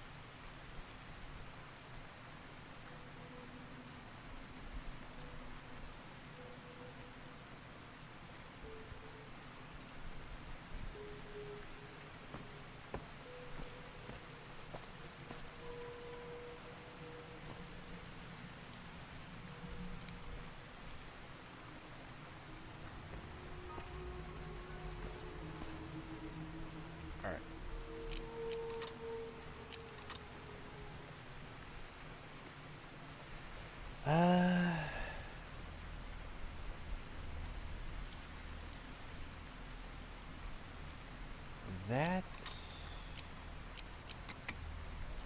might be it for tonight. I'm gonna exit the game because the rain sounds so loud. Yeah, I think that might be it for tonight. I'm getting hungry and kind of tired, so we'll call it here. And the next time we play, we might do a little bit more base building, but I'll probably save that for the end of the stream rather than at the beginning. We'll probably just do some stuff around in the wasteland and then go do Dead Money. Oh. Yeah, so that'll be the next time we play New Vegas. Although I don't know if the next time I stream it will be New Vegas. I might do more Stalker next time. Do you have any mods for Dead Money? I don't think so. Okay.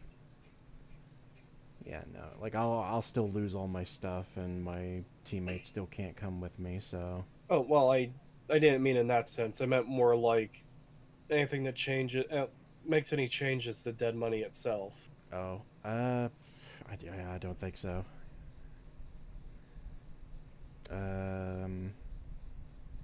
Other than the unofficial patch mod I have that might fix some bugs, there's really there shouldn't be anything that changes. I think any of the DLCs actually. I don't think I have any mods that changes any of the DLCs. Yeah.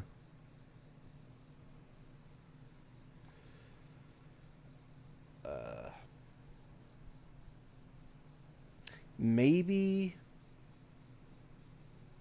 that one mod, what's it called again? Desert.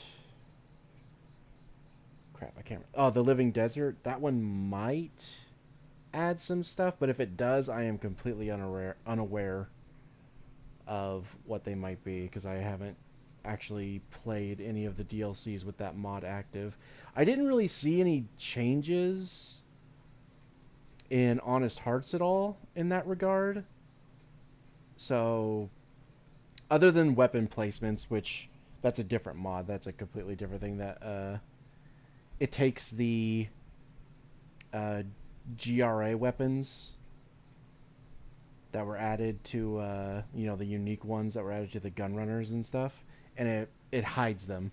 It puts them around the map like other unique weapons. So instead of buying them, you actually have to find them. And some of them were put into the DLCs as well. Alright. So I think that's it. As far as I know, that is the extent of any of the DLC changes in my game. But yeah, so yeah, next time we'll probably do more Stalker. And yeah, I think that's everything then. So I will see you guys next time. Thank you for coming out, and good night. Bye.